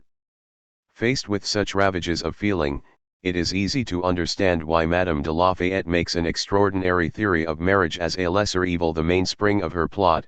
Better to be unhappily married than to suffer from passion. Here is the deep-seated idea whose obstinate repetition gives her work its meaning. It is one idea of order. Long before Goethe, in fact, Madame de Lafayette balanced the injustice of an unhappy condition against the disorder of the passions, and long before him, in an amazing act of pessimism, she chose injustice, which leaves everything untouched. The order she is concerned with is less simply a wordy one than that of a soul and a system of ideas. And far from wishing to make passions of the heart the slave of social prejudice, she uses these prejudices as a remedy for the disorderly impulses that terrify her. She is not interested in defending institutions, they do not concern her, but she does wish to protect the core of her being, whose only enemy she knows. Love is nothing but madness and confusion. It is not hard to guess what burning memories surge beneath such disinterested phrases, and it is this, far more than deceptive questions of structure, that offers us a great lesson in art. For there is no art where there is nothing to be overcome, and we realize then that the monotony of this ceremonious harmony is as much the result of clear-sighted calculation as of heart-rending passion. There is only one feeling present, because it has consumed all others, and it speaks always in the same rather formal tone because it is not allowed to shout. Such objectivity is a victory. Other writers, who can offer lessons but who achieve no such victories, have tried to be objective, because they were capable of nothing else. This is why the novelists who are called naturalists or realists, who have written so many novels and many good ones, have not written a single great one. They could not go beyond description. The grandeur of this lofty art in Madame de Lafayette, on the other hand, is that we are made to feel her limits have been put there on purpose. Immediately they disappear, and the whole work vibrates. This is the result of a studied art that owes everything to intelligence and its attempt to dominate. But it is quite obvious that such art is also born of an infinite possibility of suffering, and a firm decision to master suffering by means of language. Nothing expresses this disciplined distress, this powerful light with which intelligence transfigures pain, better than an admirable sentence from La Princesse de Clovis. I told him that so long as his suffering had had limits, I had approved of it and shared it, but that I would pity him no longer if he gave way to despair and lost his reason. The tone is magnificent. It assumes that a certain strength of soul can impose limits on misery by censuring its expression. It introduces art into life by giving man the power of language in his struggle against his destiny.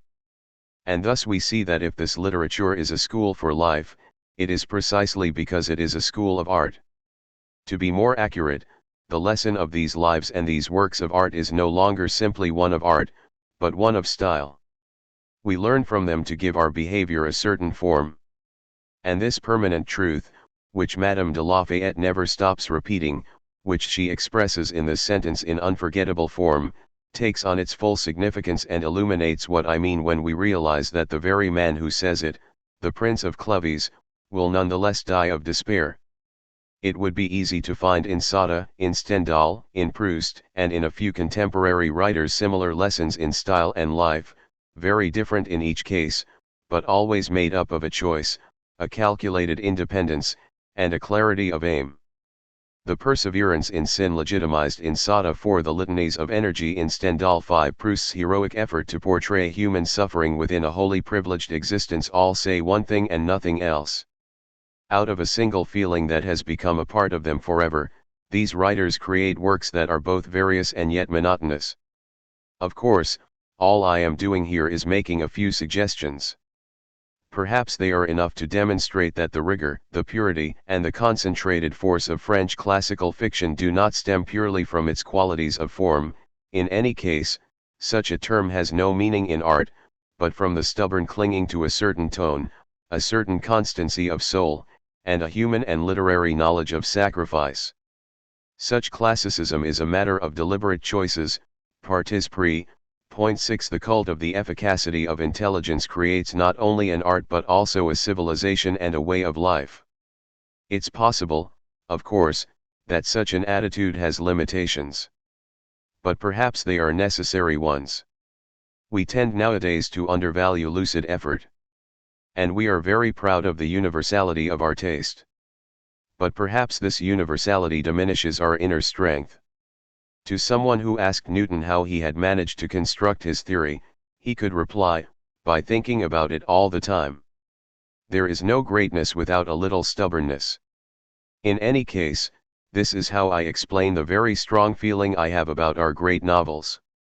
They prove the effectiveness of human creation. They convince one that the work of art is a human thing, never human enough, and that its creator can do without dictates from above. Works of art are not born in flashes of inspiration but in a daily fidelity. And one of the real secrets of the French novel is its ability to show at the same time a harmonious sense of fatality and an art that springs wholly from individual liberty to present, in short, the perfect domain in which the forces of destiny collide with human decisions. Its art is a revenge, a means of overcoming a difficult fate by imposing a form upon it. From the French novel one learns the mathematics of destiny, which are a means of freeing ourselves from destiny.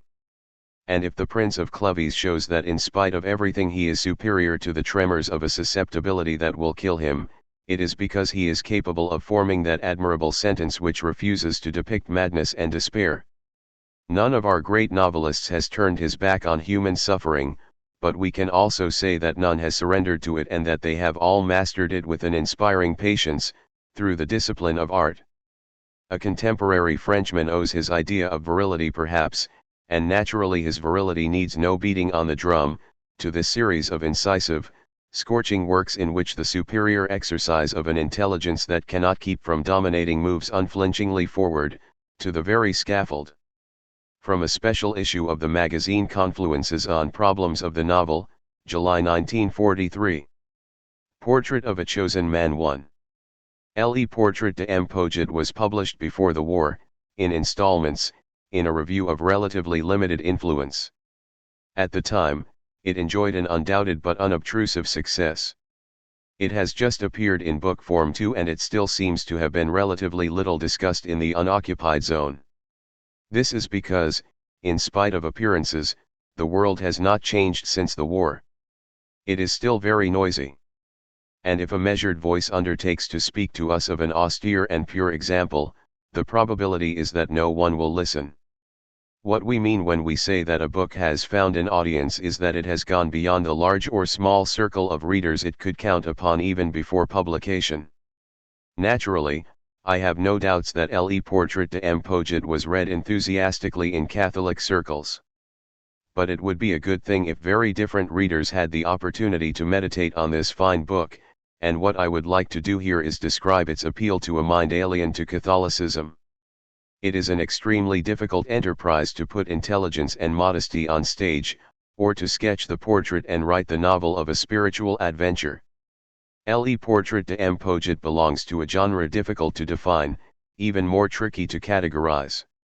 It is inspired not by friendship, as was Montaigne's essay on La Boétie, but rather by veneration, as Alain was inspired when he tried to revive Jules Lano. There is always something moving in the homage one man pays to another. But who can boast that he has defined the intriguing feelings that link certain minds to others with ties of respect and admiration? Such ties are sometimes more solid than those of blood. The man who has not had this experience is indeed poor, while he who has been granted it and has given himself wholly to it is happy indeed. In any case, this is the kind of experience Monsieur Guiton has described for us. Who was M. Poget? An old Lazarist priest, 3/4 blind, who meditated on tradition, and received a few students in the little cell where his life was drawing to its close. His life can be summed up in a few words: peasant, seminarian, teacher, invalid, with 40 years of studious retreat in his order's mother house. So it is lacking in the kind of dramatic events that nourish brilliant biographies. The only earthly happenings are those contained in an endless reflection on tradition and biblical texts. Writing the biography of M. Poget thus involved composing a small manual of exegesis and apologetics, tracing a spiritual portrait from his works, his method, and his ideas. These ideas were not clear-cut. M. Poget put them forward with considerable precaution. And M. Glutton has shown all the necessary moderation and respect in describing them.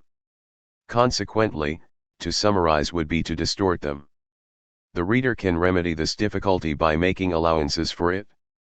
If Poget had read the rest of this article, he and M. Glutton would have been justified in exclaiming, "It's much more complicated than that." Father Poget's whole effort seems to have been devoted to finding a middle way between blind faith and a faith that knows its reasons. He did not wish to maintain ideas that are indefensible, to justify ambitions that the Bible never had. Father Poget made concessions. He considered everything in the Bible inspired, but did not see everything as necessarily sacred. A choice had to be made. From the point of view of rigid orthodoxy, such an attitude was dangerous. As a matter of fact, this proved to be the case, for it appears that Father Poget suffered from official disapproval. He made his peace by striving after serenity and putting forward a postulate: the Church is not infallible because of the proofs that she advances, but because of the divine authority with which she teaches. This said, his problem was to cut his losses, to establish an irreproachable minimum in the biblical texts, and to show that this minimum was enough to prove the truths of faith. Father Poget pointed out, for example, that we require the Gospels to possess a degree of historical accuracy that no one would have thought of requiring from the historians of classical antiquity or the Middle Ages. Allowance must nevertheless be made for the mentality peculiar to each historical period, and for the rapid variations in moral climate from one century to another. And we have to make a clear distinction in the Bible between what is attributable to divine inspiration and what results from the mentality peculiar to a historical period. Thus, for a long time, the Bible indiscriminately cast both sinners and the righteous into the same hell. Ecclesiastes, for example, clearly states that the dead know not anything, neither have they any more a reward, ECC 9:5. This is because the idea of moral rewards was foreign to primitive Jewish thought. Consequently, it is impossible to defend these texts, or torture them by allegory until they show evidence of divine inspiration. To those who might evidence surprise at God's carelessness in thus allowing his ideas to be distorted, Father Poget would have replied that it was more probably a case of a deliberate plan.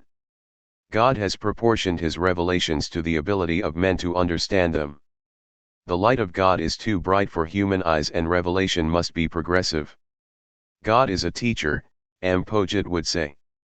We had to wait until the 20th century to believe that it was possible to philosophize without knowing how to spell.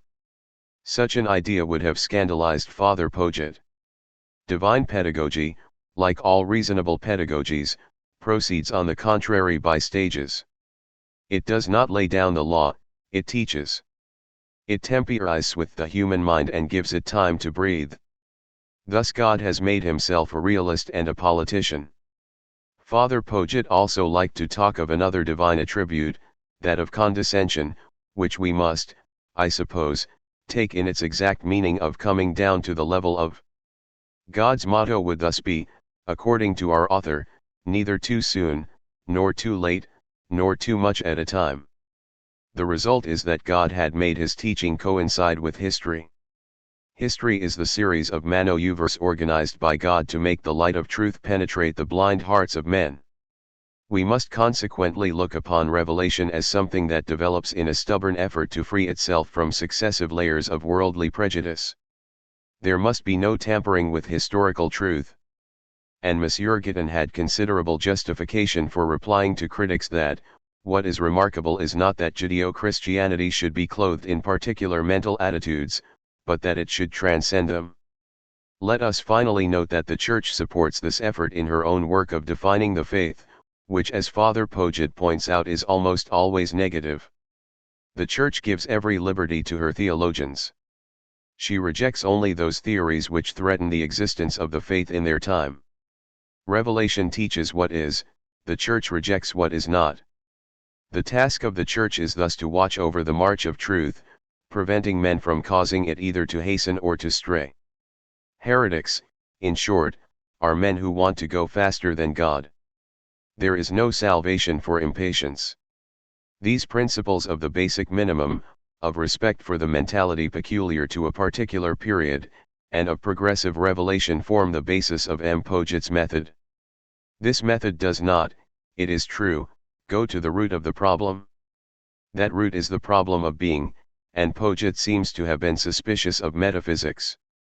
In any case, the intellectual esteem inspired by his enterprise makes it the commentator's duty not to go beyond the author's chosen context.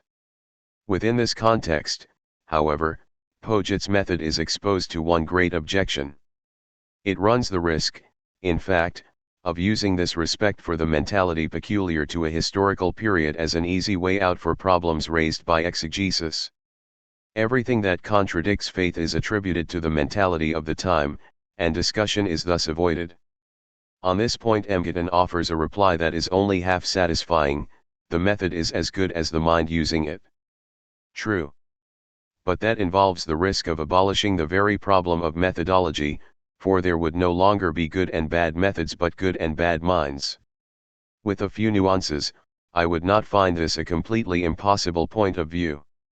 But for a person who accepts tradition, on the other hand, it is rather surprising. One feels much more comfortable in pointing out what seems invaluable in Poget's meditations. They leave the problem of faith intact. Let me make myself clear. It is scarcely necessary to say that, for Father Poget himself, the problem did not arise. But every exegesis assumes its disbelievers. Like Pascal's Pensées, Poget's thought has an implicit aim: it is apologetic. But his method does not try to convince people immediately. That is the task of grace. Poget's critique was negative and preparatory. It aimed at showing that the inspired texts of the Bible contained nothing really offensive to common sense. Divine texts cannot be obstacles on the path to faith. They are just the opposite, sure and certain guides. From all this, said Poget, we draw not faith, for this is impossible, but adequate motives for belief. Thus, from the point of view of intelligence, such a method, with all its modesty and generosity, leaves the question intact. Our freedom of choice remains absolute. It is restored to its true climate.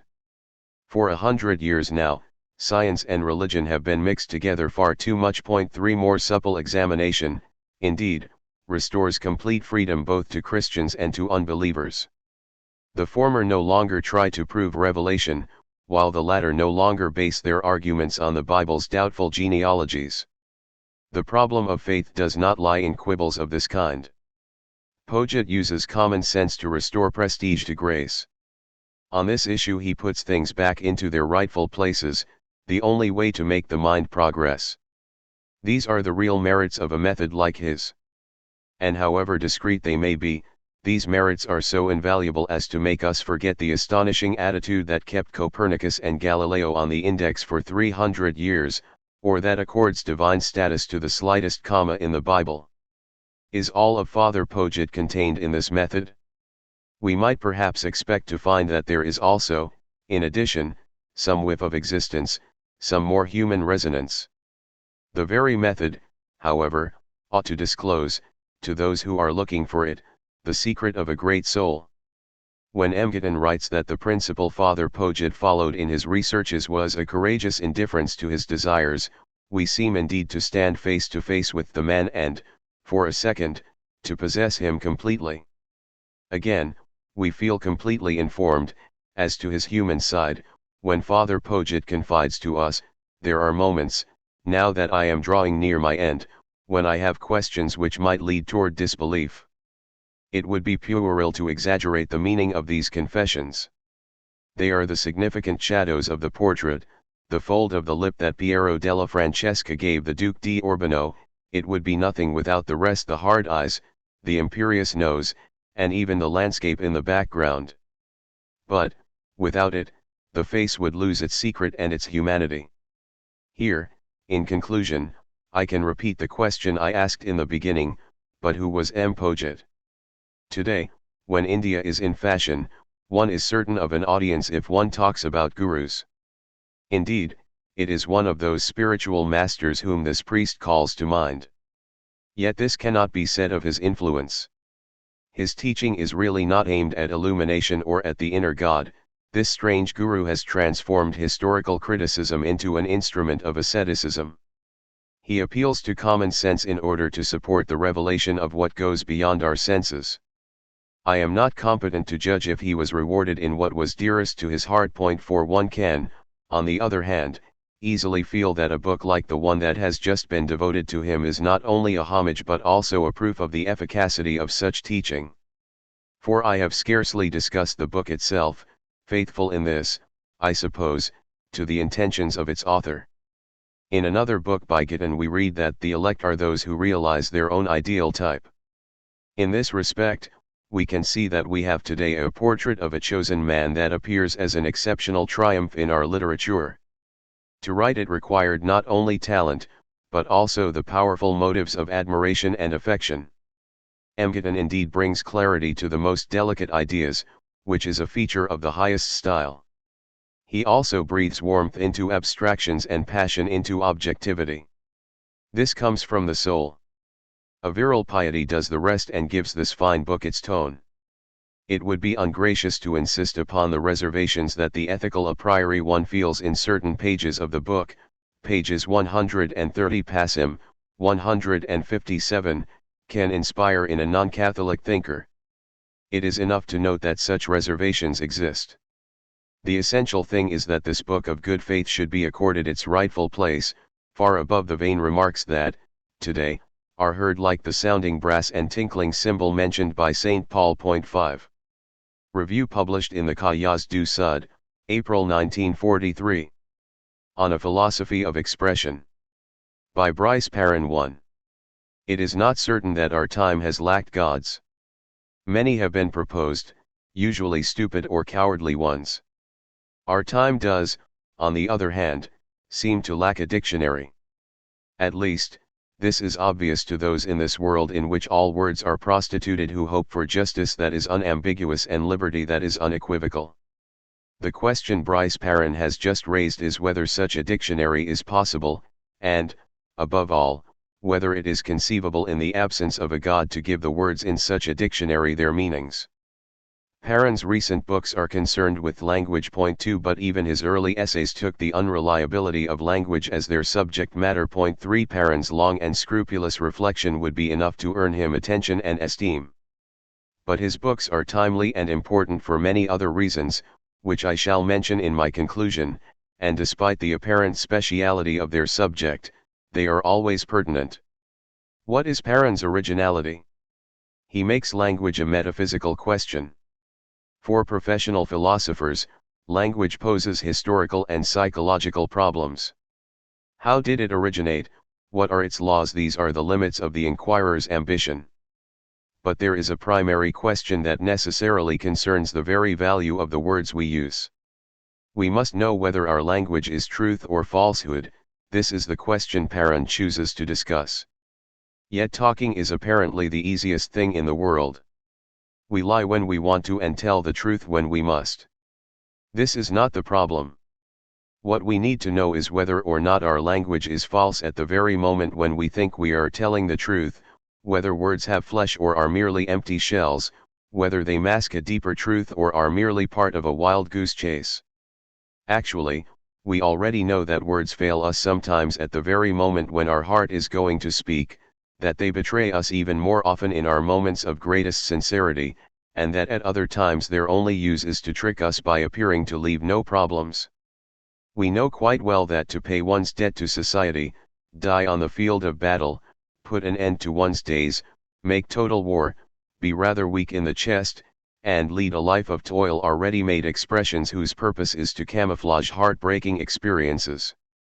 But the questions Perrin asks are even more imperious. For the problem is to know whether our most accurate expressions, our most successful cries are not in fact empty of all meaning, whether language does not, in short, express man's final solitude in a silent universe. What this adds up to is a search for the essence of language, and a quest for words that can give us the same reasons we require of God.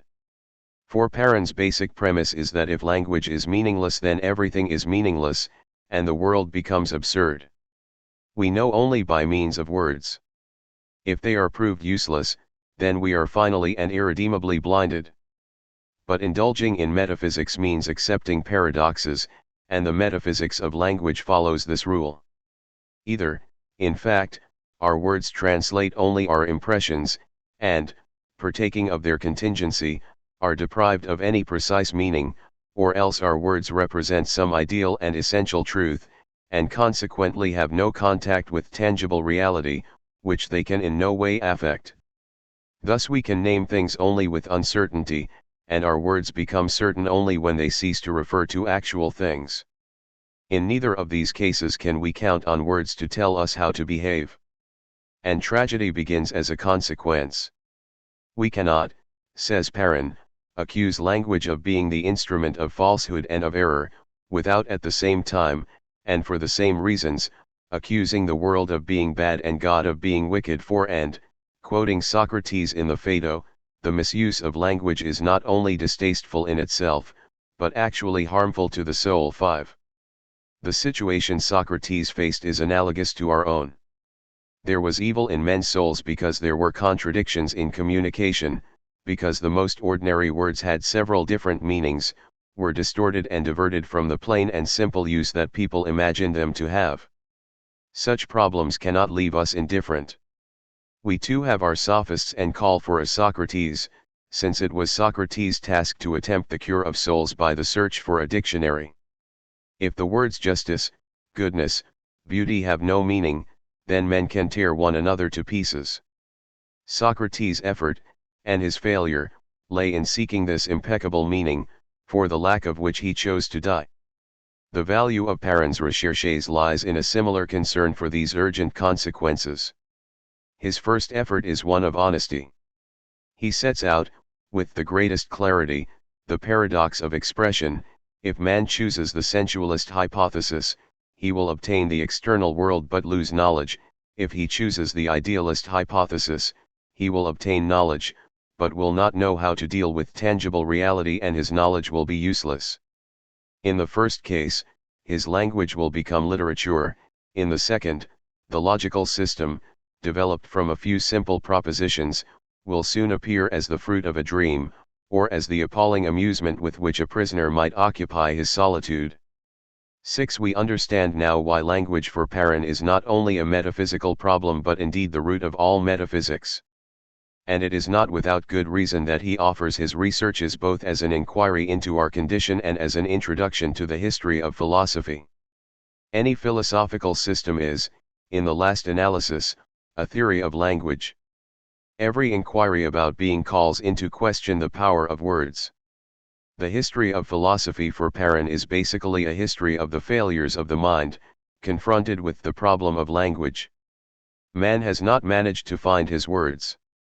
And perhaps it is possible to think of the metaphysical adventure as both an obstinate and sterile quest for the master word that would illuminate everything, for an adequate open sesame, the equivalent of ahum, the sacred syllable of the Hindus.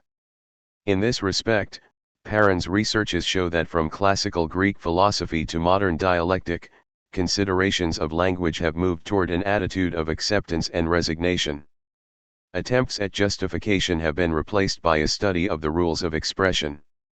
This evolution is paralleled by the one which, in our century, has replaced metaphysics with the cult of action, the quest for knowledge with the humble wisdom of pragmatism. Knowledge and becoming are mutually exclusive, wrote Nietzsche. Thus, if we want to live in the becoming, we must give up all hope of knowledge. The Greeks, however, those great adventurers of the mind, tackled the problem head-on. The pre-Socratics began by defining a motionless and transparent universe, in which every object had its corresponding expression. Nor did they recoil before the consequences of this initial claim.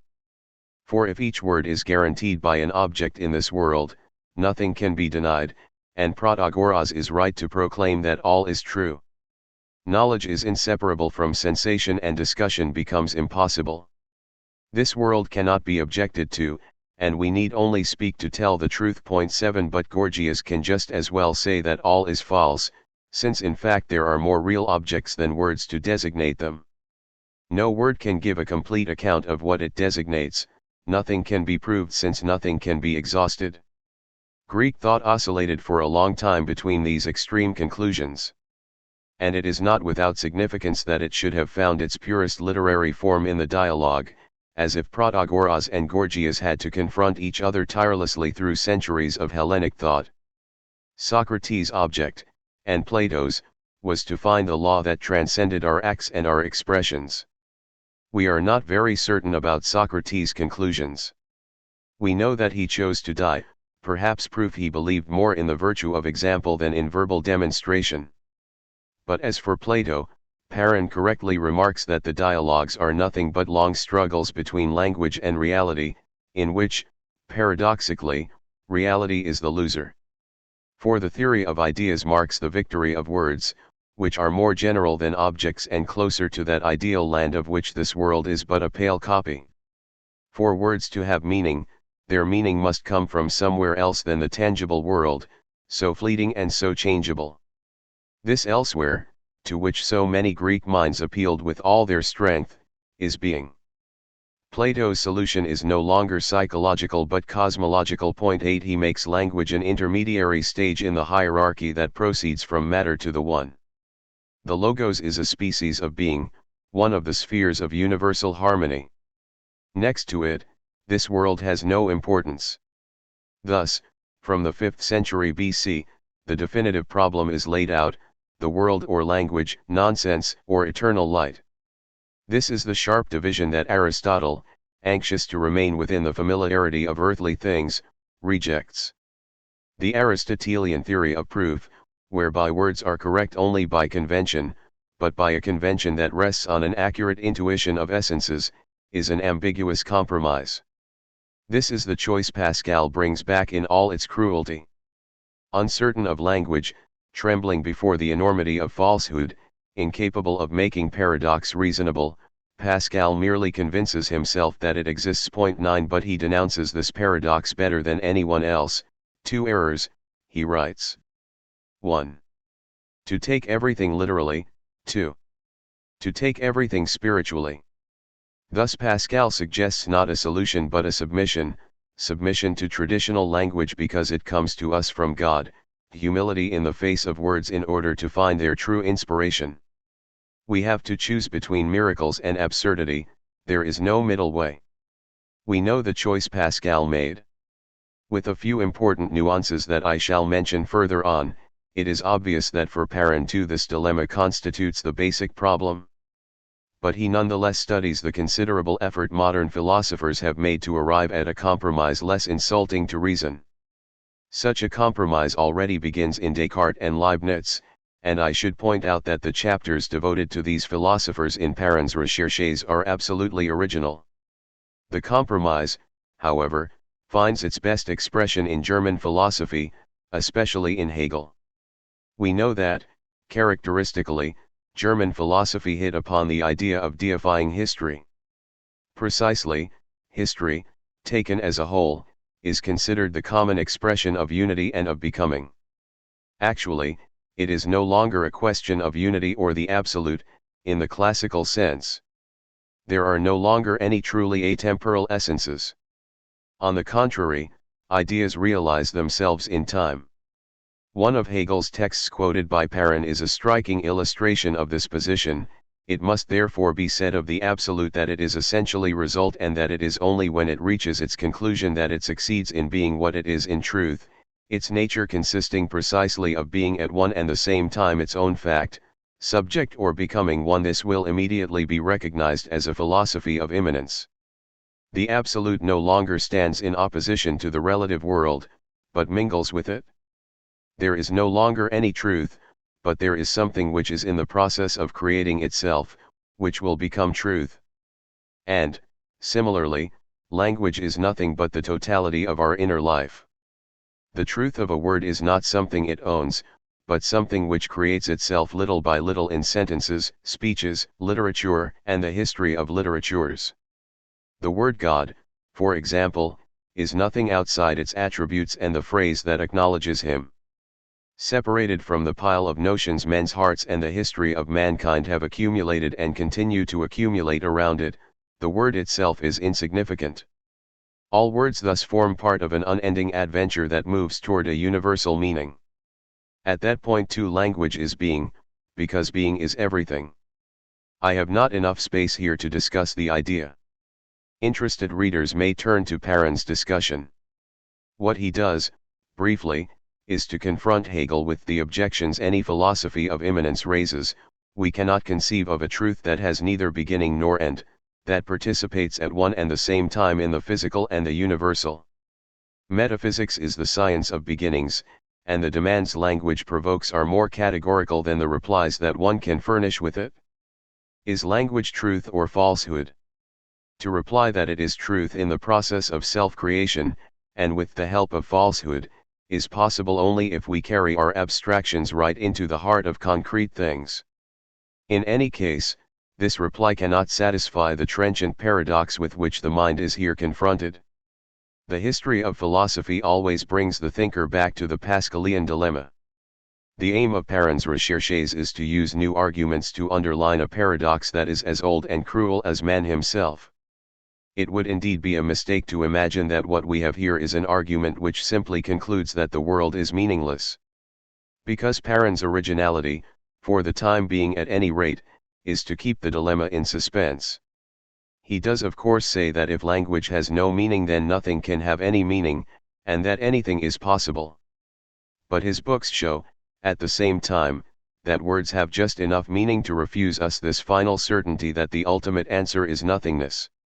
Our language is neither true nor false. It is simultaneously useful and dangerous, necessary and pointless. My words do perhaps distort my ideas, but if I do not reason then my ideas vanish into thin air. Neither yes nor no, language is merely a machine for creating doubt. And as in every problem that involves being, we find as soon as we advance a little further, to the point where our condition is called into question, that we are in the midst of darkness. A brutal no would at least be a definite answer. But this is not what we find. However uncertain language may be, Parent does feel, in spite of everything, that it yields the elements of a hierarchy. It does not provide us with being, but it allows us to suspect that being exists. Each word goes beyond the object it claims to designate, and belongs to the species. But if it indicates the species, it is not the species in its entirety. And even if we were to bring together all the words designating all the individuals of this species, this would not make up the species itself. The word contains something further, but this something further is still not enough. The author refrains from drawing conclusions, and, as he says himself, his book begins and ends with the expression of misgivings. He allows us to guess, though, where his feelings and his experience will lead him. His apparent aim is to maintain choice and paradox. Any philosophy, he writes, which does not refute Pascal is vain. This is true, even for minds without a penchant for the miraculous. In any case, the apparent objectivity of the writer might give the impression that his admirable books contain a metaphysics of falsehood that has already had a very great defender. But while Nietzsche accepted the falsehood of existence and saw it as the principle of all life and all progress, Parent rejects it. Or, at least, if he agrees to acknowledge it, he does not give it his approval, preferring, at that precise moment, to resign his judgment into the hands of some higher power. This philosophy of expression ends indeed as a theory of silence.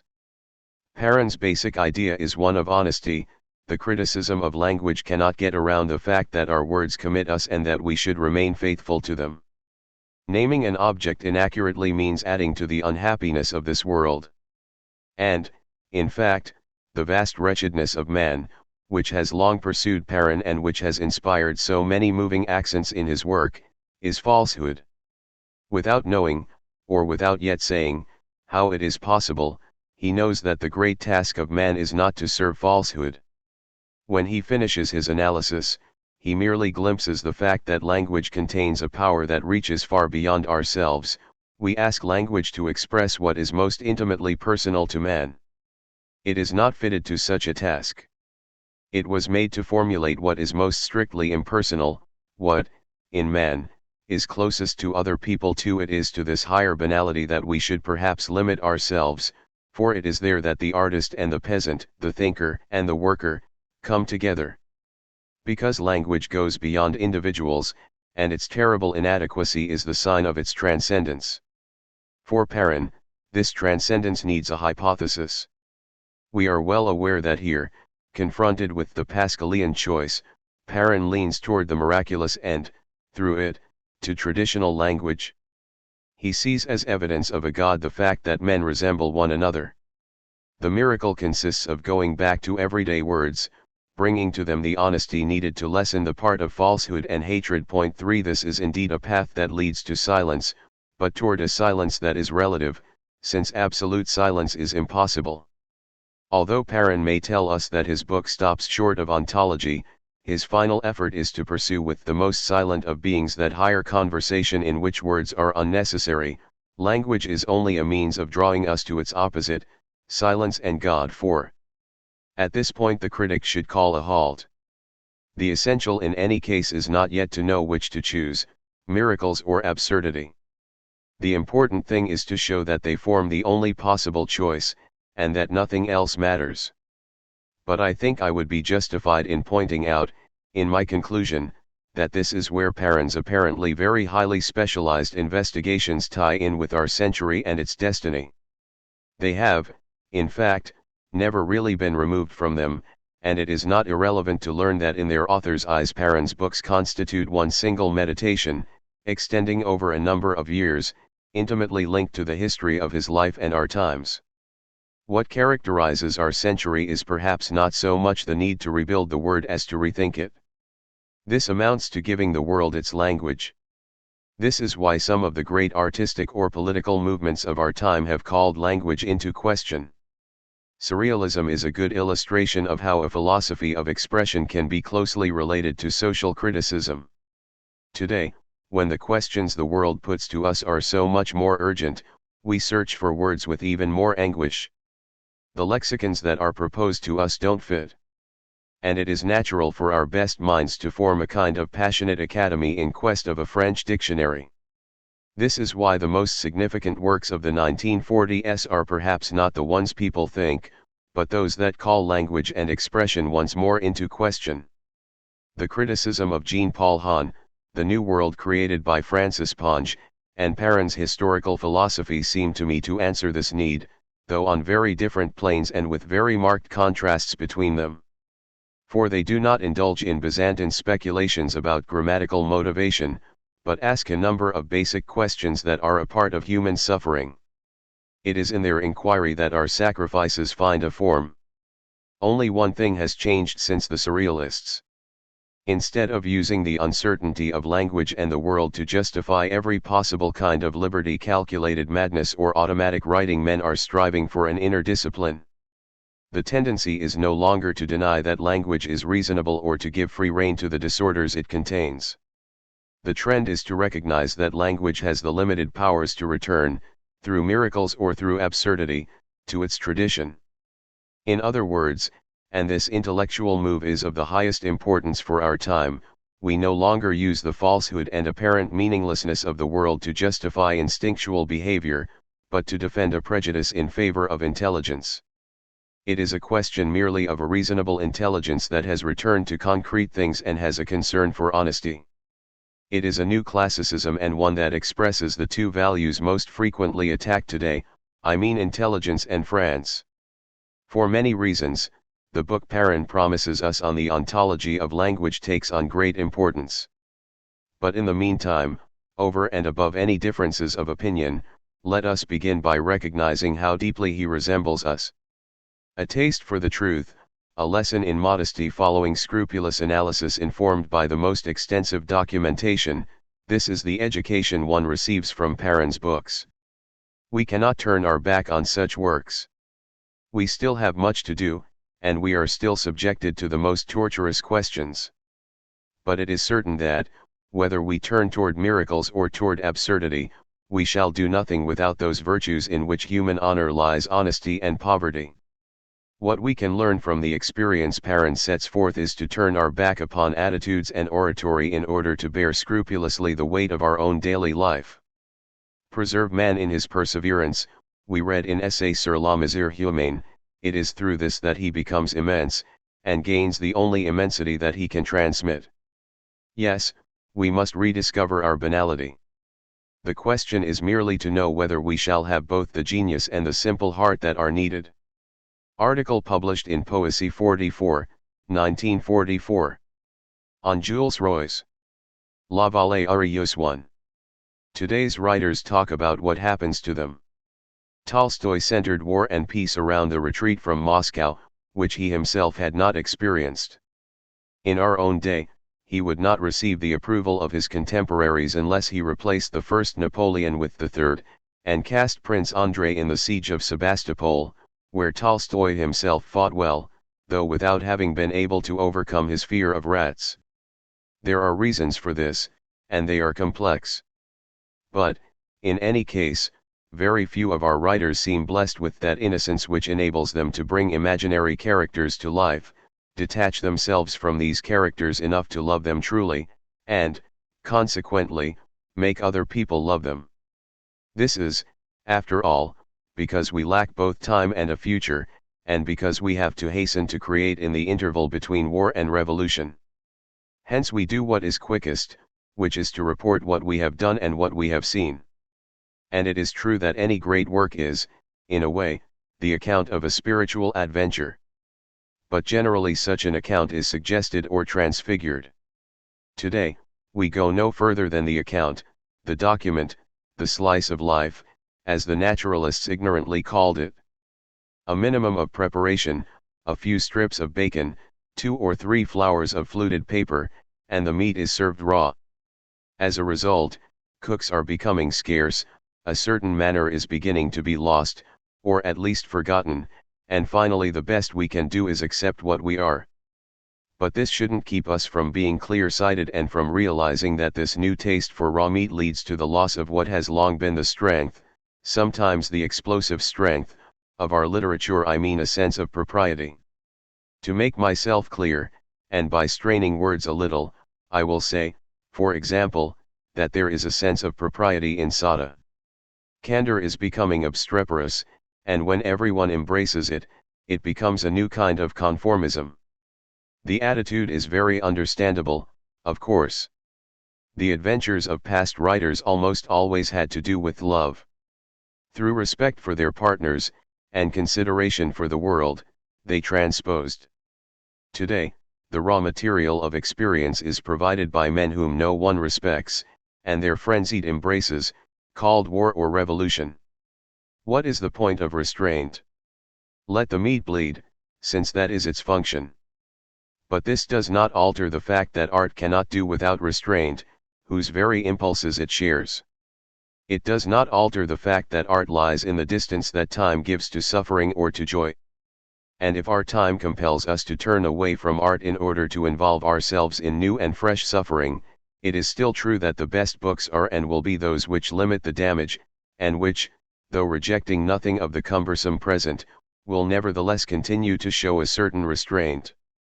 I have not been able to find a better way than this long digression to express why I find La Vallée Arieuse, by Jules Roy, a book that meets all the imperatives of the present and yet is exceptional. It manages to maintain a certain delicacy in spite of the killing. At the same time it deals with a personal experience, which the author scarcely disguises. After 10 pages, it is obvious that Chevalier is Roy himself. Only the conclusion seems to have been fictionalized. For the rest, it is very clear. Roy is in command of the crew of a bomber, in the RAF, and has to carry out the customary tour of duty of 30 bombing missions over Germany. Statistically, it is rare for bombers to do more than 20 missions because they are usually shot down before that. This dangerous and monotonous struggle against probability forms the subject matter of the book. Roy climbs into his plane, with his crew. He accomplishes his mission. He returns. He waits for the next mission. He climbs back into his plane, with his crew. He accomplishes his mission. He returns. He waits for the next mission. He climbs back into and so on and so forth. All we have is the description of the various circumstances: anti-aircraft barrages, delay in reaching the target when the enemy fighters have already taken off, or collision on landing, when the bomber, in the normal course of events, would have crashed with its load of men and bombs. Finally, we have the death of a friend who has not had the incredible luck of reaching his 30th mission. The book is therefore the story of a run of luck, but one enjoyed with suitable humility. For this is the originality of La Vallée Arieuse. It is possible that, like all of us, Roy has lost his innocence. But he does not make a fuss about it, which is another way of approaching innocence. He does not generalize about anything, nor does he find a pretext for lamentation or glorification. In La Vallée Arieuse, Roy has not set out to write a book of morals or heroism. It contains no theory of destiny. The author talks about himself and his friends, but does not claim to use his own experience as a basis for judging other men. If such judgment is implied, then that is the reader's business. In other words, Roy has accepted the experience without trying to place himself above it. He is trapped in it, or, rather, other people have trapped him like a rat. And he has found himself caught, as in those formation flights which he describes so admirably, the airplanes coagulated in the heart of the night, wing to wing, each crew pursuing its task, isolated in the fantastic noise and the shadow of the sky, with no feeling except the terrible perpetual expectation of a possible collision, and the nervous fear that, when they return, all the bombs will not have been dropped, and that the instant of landing will bring new death. Month after month, shoulder to shoulder, Roy thus pursued his task in the night of a war for which he had no liking. And, rather than draw from it some great view on human destiny, he has limited himself to registering the moments when he was afraid and those when he picked up new courage. This is how he has been able to speak for all of us, while seeking to speak for no one, and this is how for the first time, thanks to him, we can imagine the thoughts of those who, year after year, traveled across the black sky of our imprisoned towns. La Vallée Arieuse does not, therefore, take its place among the great books of humanism that we are used to demanding, but among those works of strength and modesty whose taste we had forgotten. When Chevrier tells us that he is afraid, the terrible misery that mounts in him at the moment when the bomber takes off on a new mission, it is not so that he can beat his breast. It is normal, in certain circumstances, for a man to be afraid. And, similarly, when he gives the order to aim for the target under conditions made 10 times more dangerous by the fact that the bomber is late, he does not glamorize his action. It is normal, under all circumstances, for a man to do his duty. On each page of the book, we find the same naivete, in the sense that Schiller spoke of Greek naivete. The chapter I like the least, the one where Roy talks about love, reveals indeed that this strange warrior has recognized and accepted his sentimentality for what it was, something defenseless. In other words, he writes naturally about being sentimental, just as he wrote naturally about fear and courage. And that is enough to justify everything. At this degree of simplicity and honesty, a man should be accepted or rejected as a whole. I would have no difficulty in saying what I feel on this point, as readers will have guessed. But this book is one that makes us think seriously. In other words, it is a book worthy of a man. What other praise can I add? Let me merely say that after we have followed Chevalier in his long struggle against chance, death, and himself, the fraternal esteem that comes irresistibly to us is, I suppose, the truest homage a writer of good faith can hope for from a reader of good faith. A word finally about the style. It too is a style of struggle. It does not flow easily, it makes an effort. The sentences are generally long, and rather complex. The image is surrounded, approached, released for a moment, then taken up again in the thickness of the words before being finally delivered in its strength and flesh. Such a great tension is, inevitably, accompanied by a few obscurities and excessive complexities of style.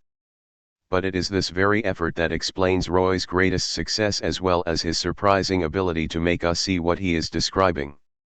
For, after this great pitching of words and sentences, grouped into squadrons, assembled like the airplanes setting out on a raid, traveling wingtip to wingtip, slowly through the night, where at the very end of their journey through clouds and shadows they will make the gigantic flames of war burst forth, so the image bursts forth, in the end, so terrible in its loveliness that it shakes us like an explosion or a cataclysm. This is the passage where the squadron, coming back from a mission, is suddenly surrounded in the darkness by exploding rockets and machine-gunned by enemy fighters, which shoot the heavy bombers down one by one. New fires were born with the flapping of the heavy gasoline flames as they were flattened by the wind. The bombers rolled over a little, then caught fire from the fuel tanks in the wings, floated on a little longer and exploded like stars. Published in L'Archi, February 1947. 1 Jules Roy was born in Algeria in 1907. From 1927 to 1953 he was an officer in the French Air Force, and served with the RAF during World War II. In 1960 he dedicated his book La Guerre d'Algérie to Camus's memory, but disagreed with his friend's refusal to take sides in the Algerian conflict. P.T. Encounters with André Gide. I was 16 when I first met André Gide. An uncle, who had taken part of my education in hand, sometimes gave me books. A butcher by trade, with a fairly wealthy clientele, his only real passion was for reading and ideas. He devoted his mornings to the meat business, and the rest of the day to his library, newspapers, and interminable discussions in the local cafes.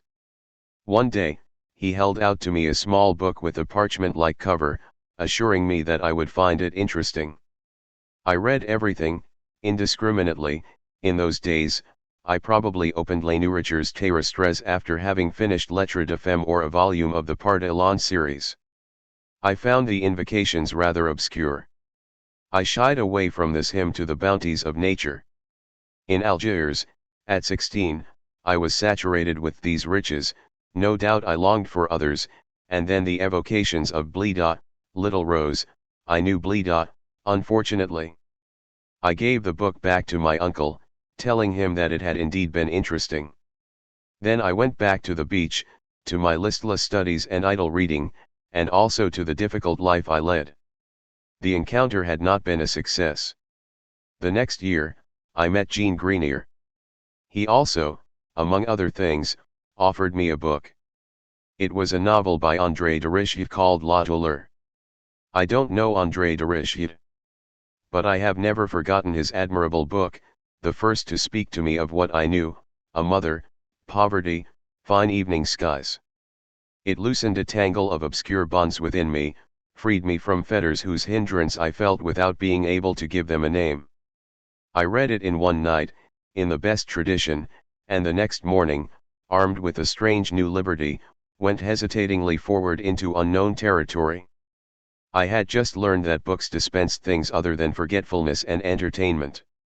My obstinate silences, this vague but all-persuasive suffering, the strange world that surrounded me, the nobility of my family, their poverty, my secrets, all this, I realized, could be expressed.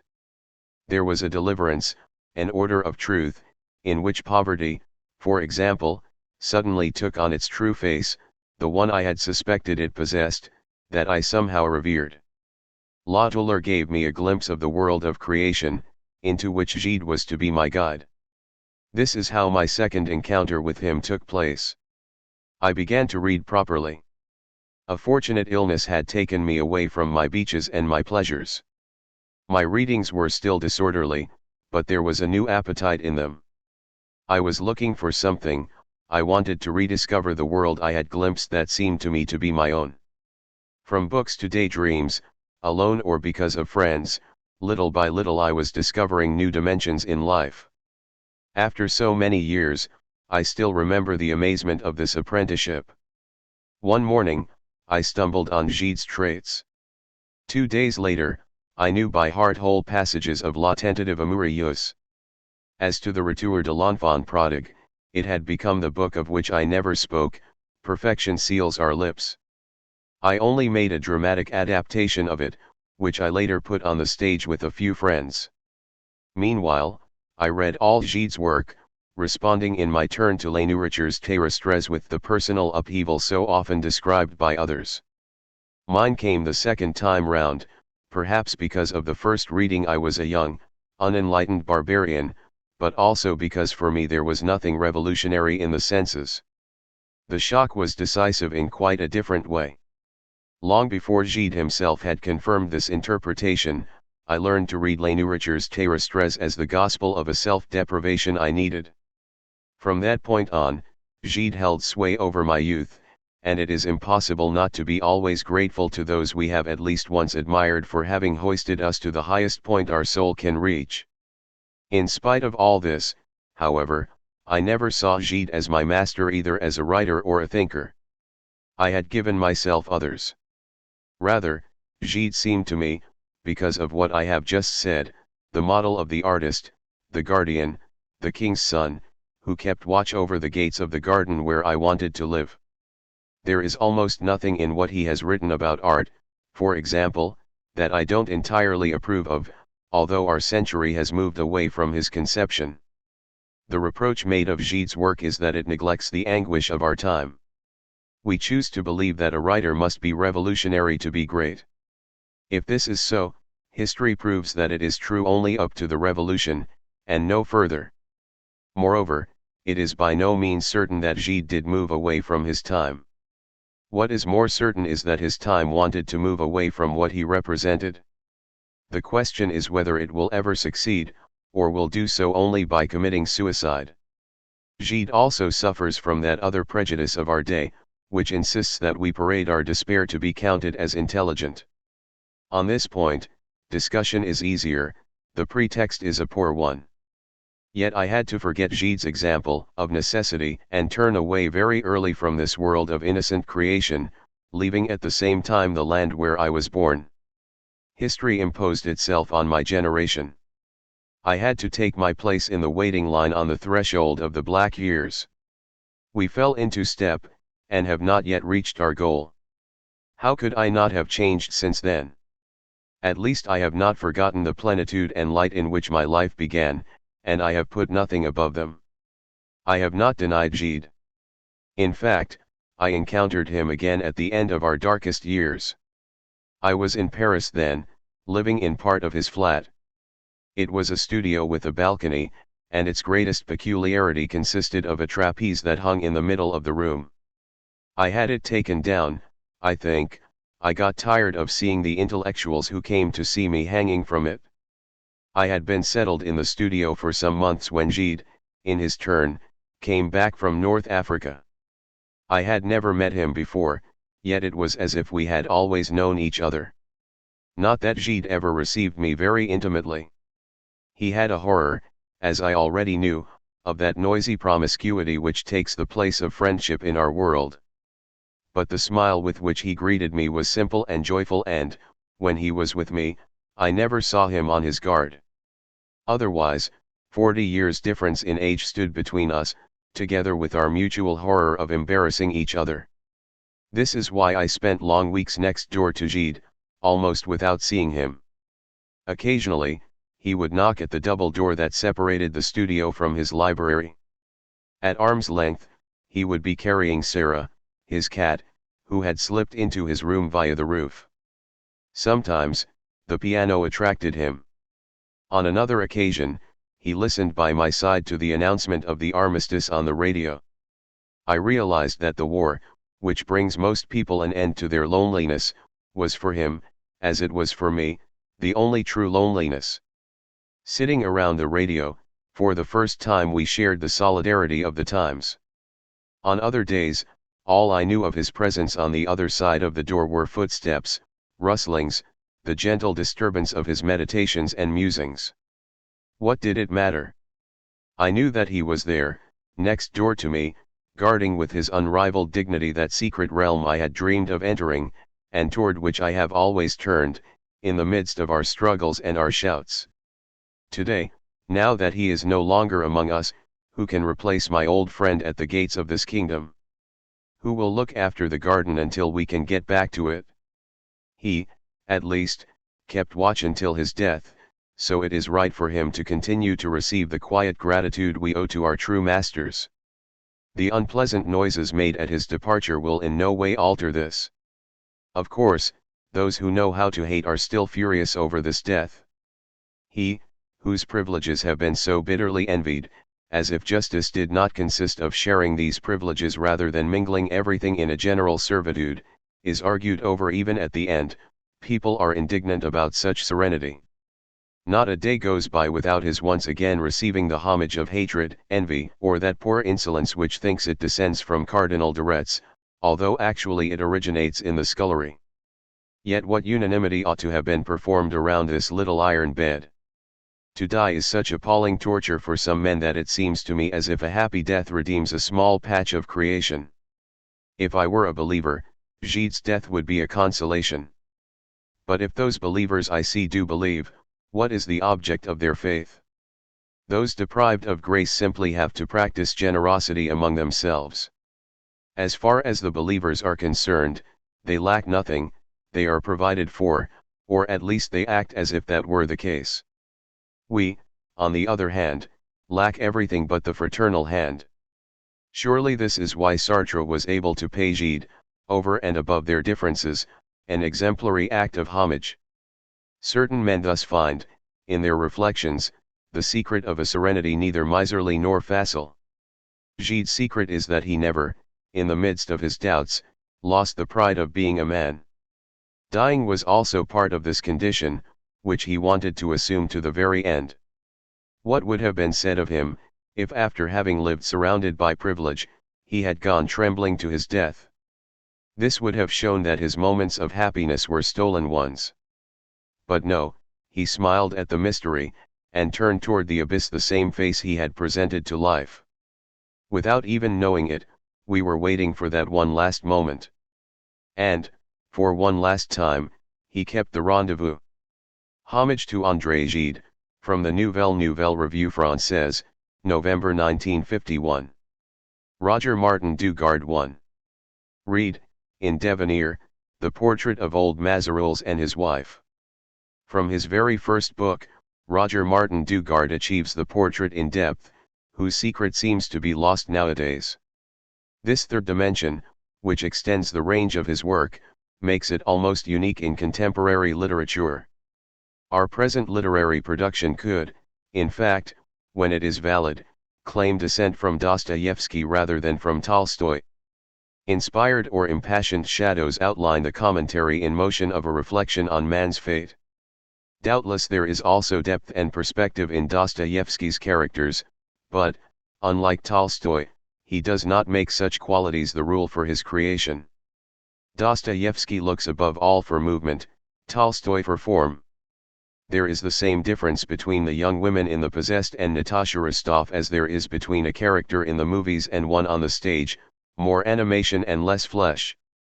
In Dostoevsky these weaknesses on the part of a genius are compensated for by the introduction of a further, spiritual dimension, rooted in sin or sanctity. But, with a few exceptions, such notions are considered old-fashioned by our contemporaries, who have as a result retained from Dostoevsky only a legacy of shadows. Combined with the influence of Kafka, in whom the visionary triumphs over the artist, or with the technique of the American behaviorist novel, assimilated by artists who have more and more difficulty, emotionally and intellectually, in keeping up with the acceleration of history and who, in order to deal with everything, go deeply into nothing. This imperious example has produced in France an exciting and disappointing literature, whose failures are on a par with its ambitions, and of which it is impossible to say whether it exhausts a fashion or foreshadows a new age. Roger Martin Dugard, who began writing at the beginning of the century, is, on the other hand, the only literary artist of his time who can be counted among Tolstoy's descendants. But at the same time he is perhaps the only one, and, in a sense, more than Gide or Valery, to anticipate the literature of today, by bequeathing problems that crush it and also by authorizing some of its hopes. Martin Dugard shares with Tolstoy a liking for human beings, the art of depicting them in the mystery of their flesh, and a knowledge of forgiveness, virtues outdated today. The world Tolstoy described nevertheless formed a whole, a single organism animated by the same faith. His characters meet in the supreme adventure of eternity. One by one, visibly or not, they all, at some point in their stories, end up on their knees. And Tolstoy himself, in his winter flight from family and glory, wanted to recapture their unhappiness, universal wretchedness, and the innocence of which he could not despair. The same faith is lacking in the society Martin Dugard was to depict, and also to a certain extent lacking in the author. This is why his work is also one of doubt, of disappointed and persevering reason, of ignorance acknowledged, and of a wager on man with no future other than himself. It is in this, as in its invisible audacities or its contradictions accepted, that his work belongs to our time. Even today it can explain us to ourselves, and soon, perhaps, be useful to those who are to come. There is a strong possibility, in fact, that the real ambition of our authors, after they have assimilated the possessed, will be one day to write war and peace. After tearing through wars and negations, they keep the hope, even if it's unadmitted, of rediscovering the secrets of a universal art that, through humility and mastery, will once again bring characters back to life in their flesh and their duration. It is doubtful whether such great creation is possible in the present state of society, either in the East or in the West. But there is nothing to prevent us from hoping that these two societies, if they do not destroy each other in a general suicide, will fertilize each other and make creation possible once again. Let us also bear in mind the possibility of genius, that a new artist will succeed, through superiority or freshness, in registering all the pressures he undergoes and digesting the essential features of the contemporary adventure. His destiny then will be to fix in his work the prefiguration of what will be, and, quite exceptionally, to combine the gift of prophecy with the power of true creation. These unimaginable tasks cannot, in any case, do without the secrets contained in the art of the past. The work of Martin Dugard, in its solitude and its solidity, contains some of these secrets and offers them in a familiar form. In him, our master and our accomplice at the same time, we can both find what we do not possess and rediscover what we are. Masterpieces, said Flaubert, are like the larger mammals. They have a peaceful look. Yes, but their blood still runs with strange, young ardor. Such fire and such audacity already bring Martin Dugard's work closer to us. The more so, after all, if it does look peaceful. A kind of geniality masks its relentless lucidity, apparent only upon reflection, although then it takes on added dimension. It is important to note, first of all, that Martin Dugard never thought provocation could be an artistic method. Both the man and his work were forged by the same patient effort, in withdrawal from the world. Martin Dugard is the example, a rare one indeed, of one of our great writers whose telephone number nobody knows. He exists, very strongly, in our literary society. But he has dissolved himself in it as sugar does in water. Fame and the Nobel Prize have favored him, if I may so express it, with a kind of supplementary darkness. Simple and mysterious, he has something of the divine principle described by the Hindus: the more he is named, the more he disappears. Furthermore, there is no calculation in this quest for obscurity. Those who have the honor of knowing him as a man realize his modesty is real, so real that it appears abnormal. I for one have always denied that there could be such a thing as a modest artist. Since meeting Martin Dugard my certainty has begun to waver. But this monster of modesty also has other reasons, apart from the peculiarity of his character, for seeking to live in withdrawal from the world, the legitimate concern every artist worthy of the name has to protect the time needed for his work.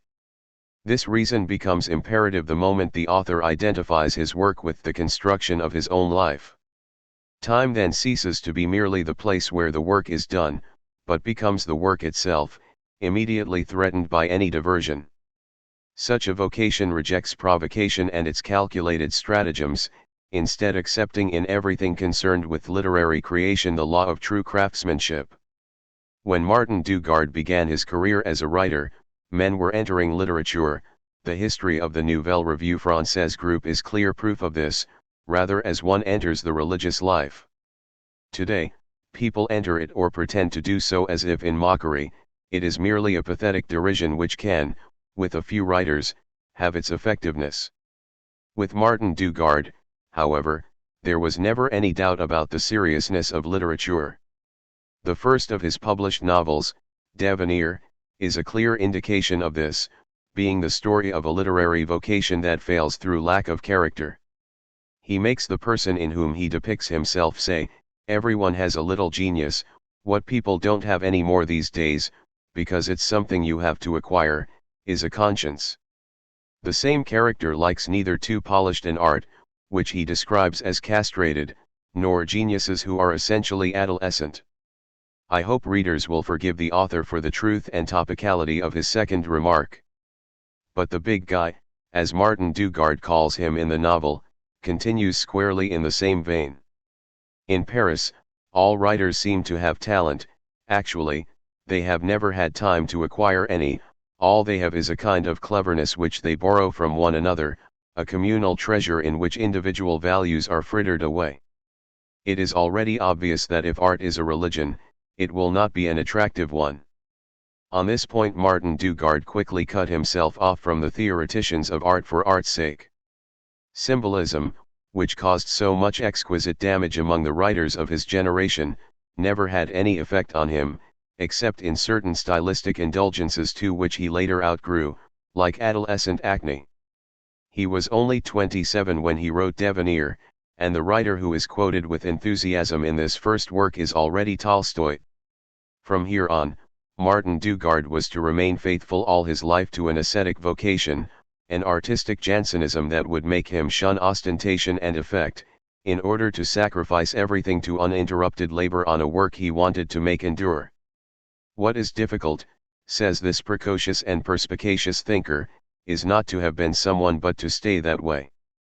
Genius runs the risk, in fact, of being no more than a fleeting accident. Only character and work can transform it into fame and a livelihood. Hard work, and the organization and humility that go with it, are thus at the very core of free creation and consequently indispensable in a craft where work, but work humbly pursued, is also the rule of life.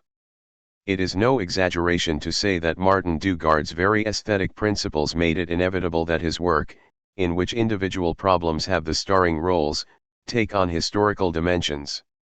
The man who finds his reasons for living and his delights in free work can, in the end, bear any humiliation except the humiliation justly inflicted on his work, just as he can accept every privilege except those that separate him from his liberty, the work to which he is chained. Works like Roger Martin Dugard's sometimes unknowingly restore artistic toil to its rightful place in the city, and can no longer be divorced then from its victories or defeats.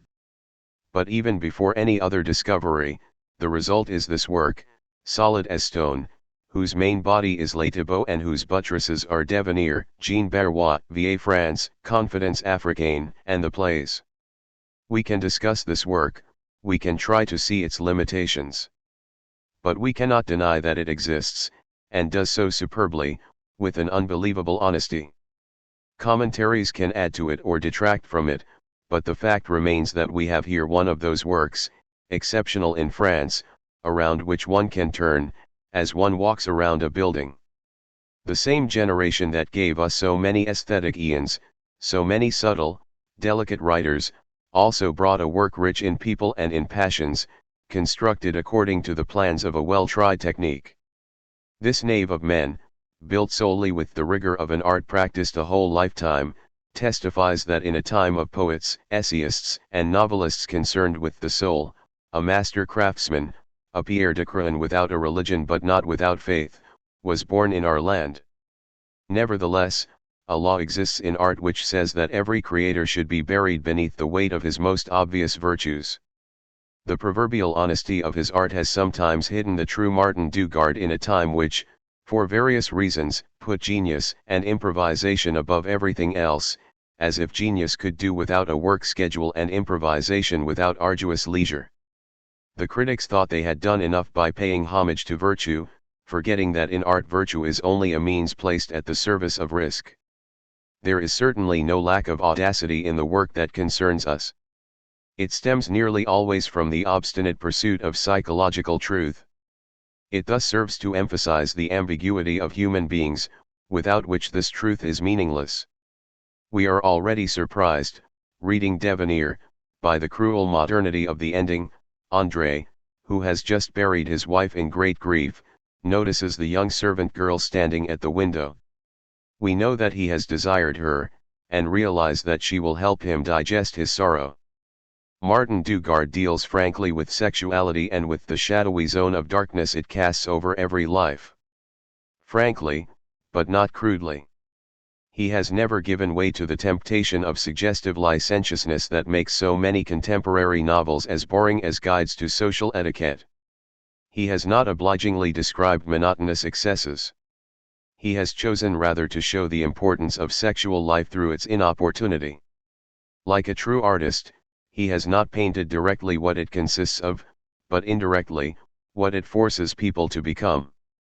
It is sensuality, throughout her life, for example, that makes Madame de Fontaine vulnerable in the presence of her unfaithful husband.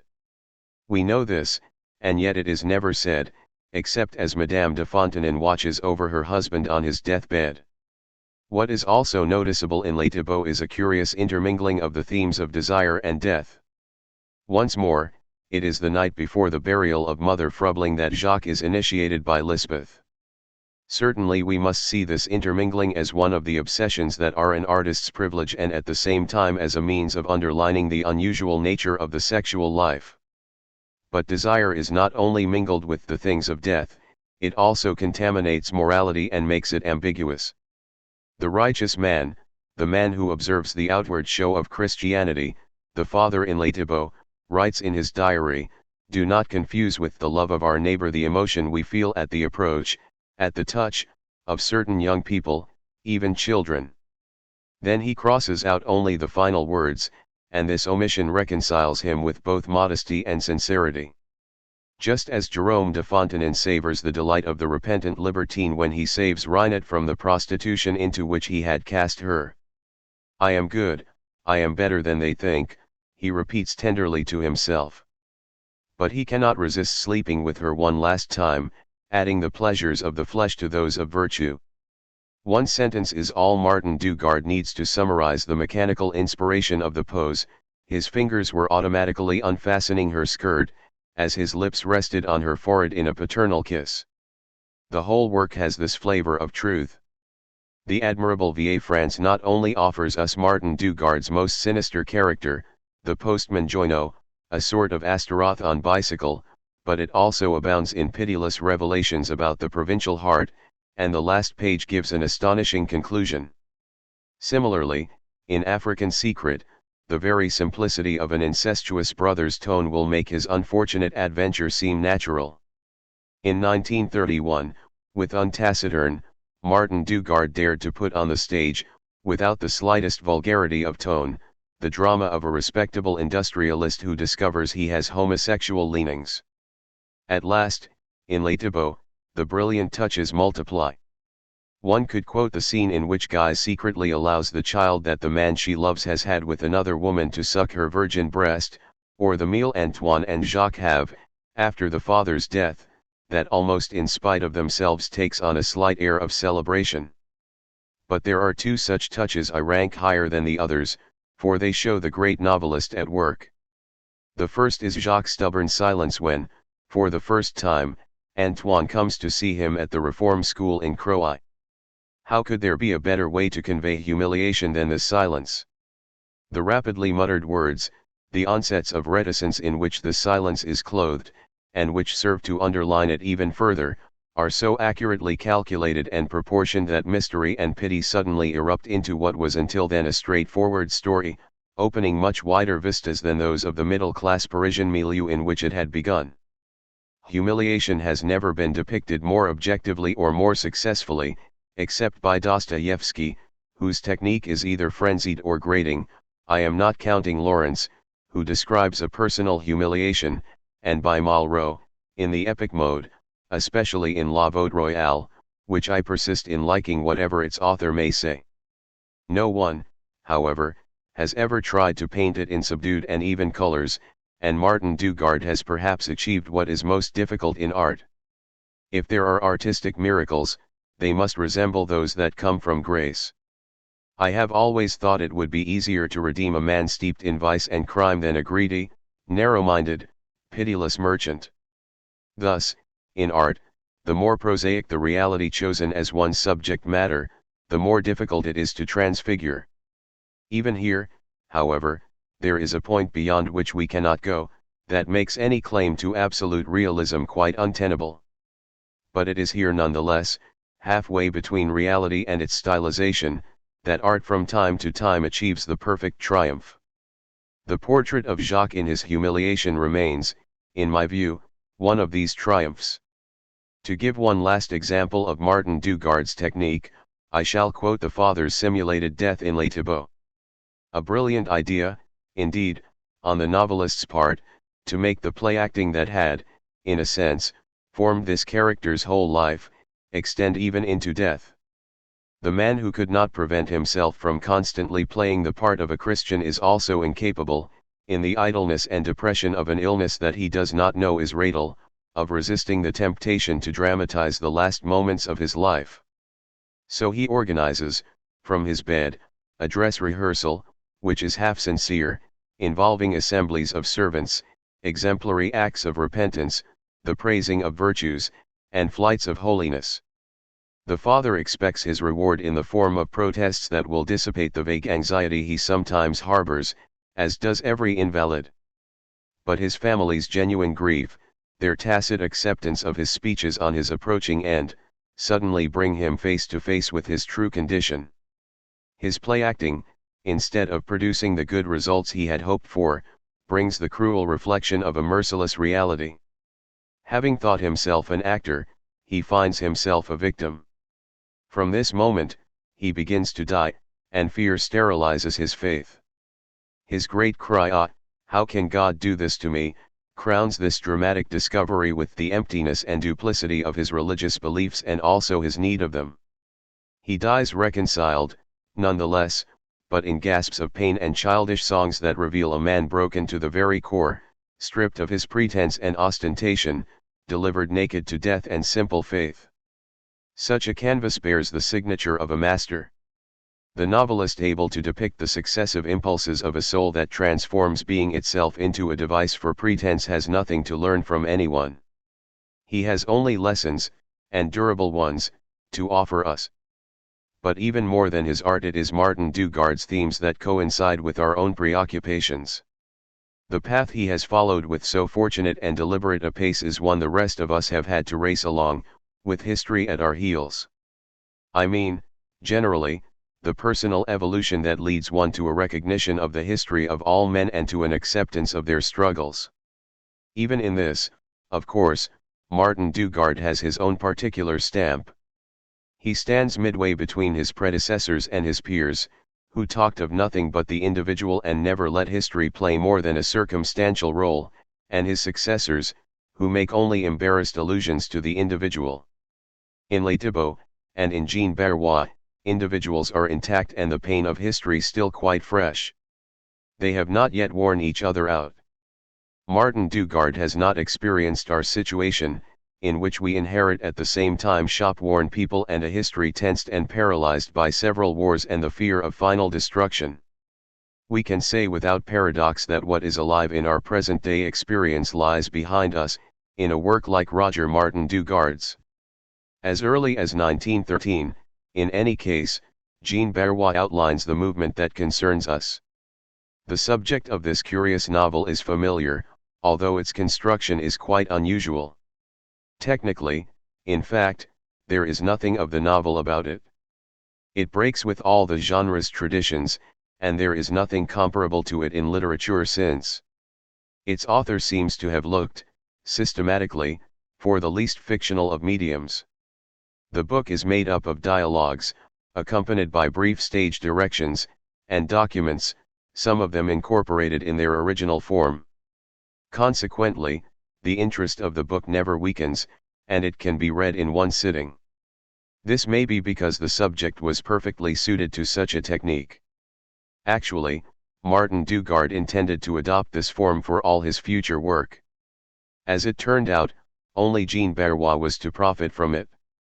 One might say that in a way this book, more than Zola's novels, which were intended as scientific although their author could not keep them from becoming epic, is the only great novel of the age of scientism, whose hopes and disappointments it expresses so well. This documentary novel is also a monograph, all the more surprising in that it concerns the case history of a religious crisis.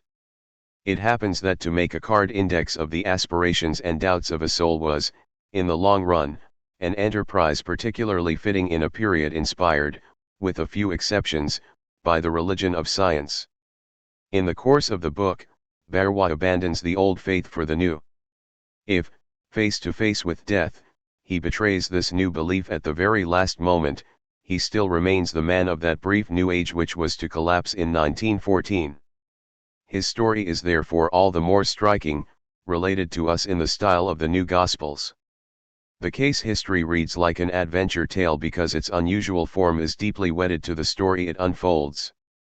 The evolution of a man who comes to doubt traditional faith, who thinks he finds a more certain faith in science could not be reported better than by this technique of quasi-scientific description, which Martin Dugard intended to perfect. In the end, science satisfied neither Berrois nor his creator, but its method, or at least its ideal, was fleetingly raised, in this novel, to the dignity of perfectly effective art. The exploit has not been repeated in our literature or even in Martin Dugard's later work. But didn't the faith that inspired it, already threatened in the book itself, also die, prematurely, as a result of the excesses of mechanized savagery? Jean Berrois remains at least a testamentary work in which we can find moving evidence of a vanished belief and prophecies that affected our lives. The conflict between faith and science, which so excited the early years of this century, arouses less interest today. We are living out its consequences, nonetheless, which were foreshadowed in Jean Berrois. To take only one example, irreligion is portrayed as closely linked to the rise of the socialist movement, and the book consequently lays bare one of the most powerful driving forces in our history. Fleeing from the encounter with God, Jean Berrois discovers men. His liberation coincides with the great movement that grew up around Dreyfus. The Sowers group links Berrois to the rest of mankind. It is there that he reaches full maturity, and that what can be called the cycle of history, struggle and victory, exhausts his manhood.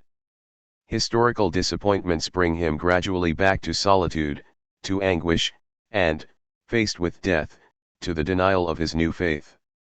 Can the community of men, which sometimes helps us to live, also help us die? This is the question underlying all Martin Dugard's work, which creates its tragic quality. For if the reply is negative, the situation of the modern unbeliever is temporarily madness, even if a tranquil madness. This is doubtless why so many men today proclaim with a kind of fury that the human community keeps us from dying. Martin Dugard has never said this, because in truth he does not believe it.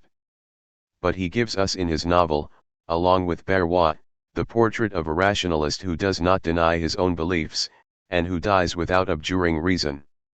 The Stoic Luz probably represents Martin Dugard's ideal in 1913.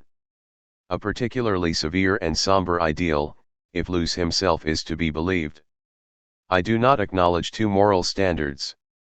One must attain happiness, without being the dupe of any mirage, through truth, and truth alone. One could hardly give a better definition of the enlightened renunciation of happiness.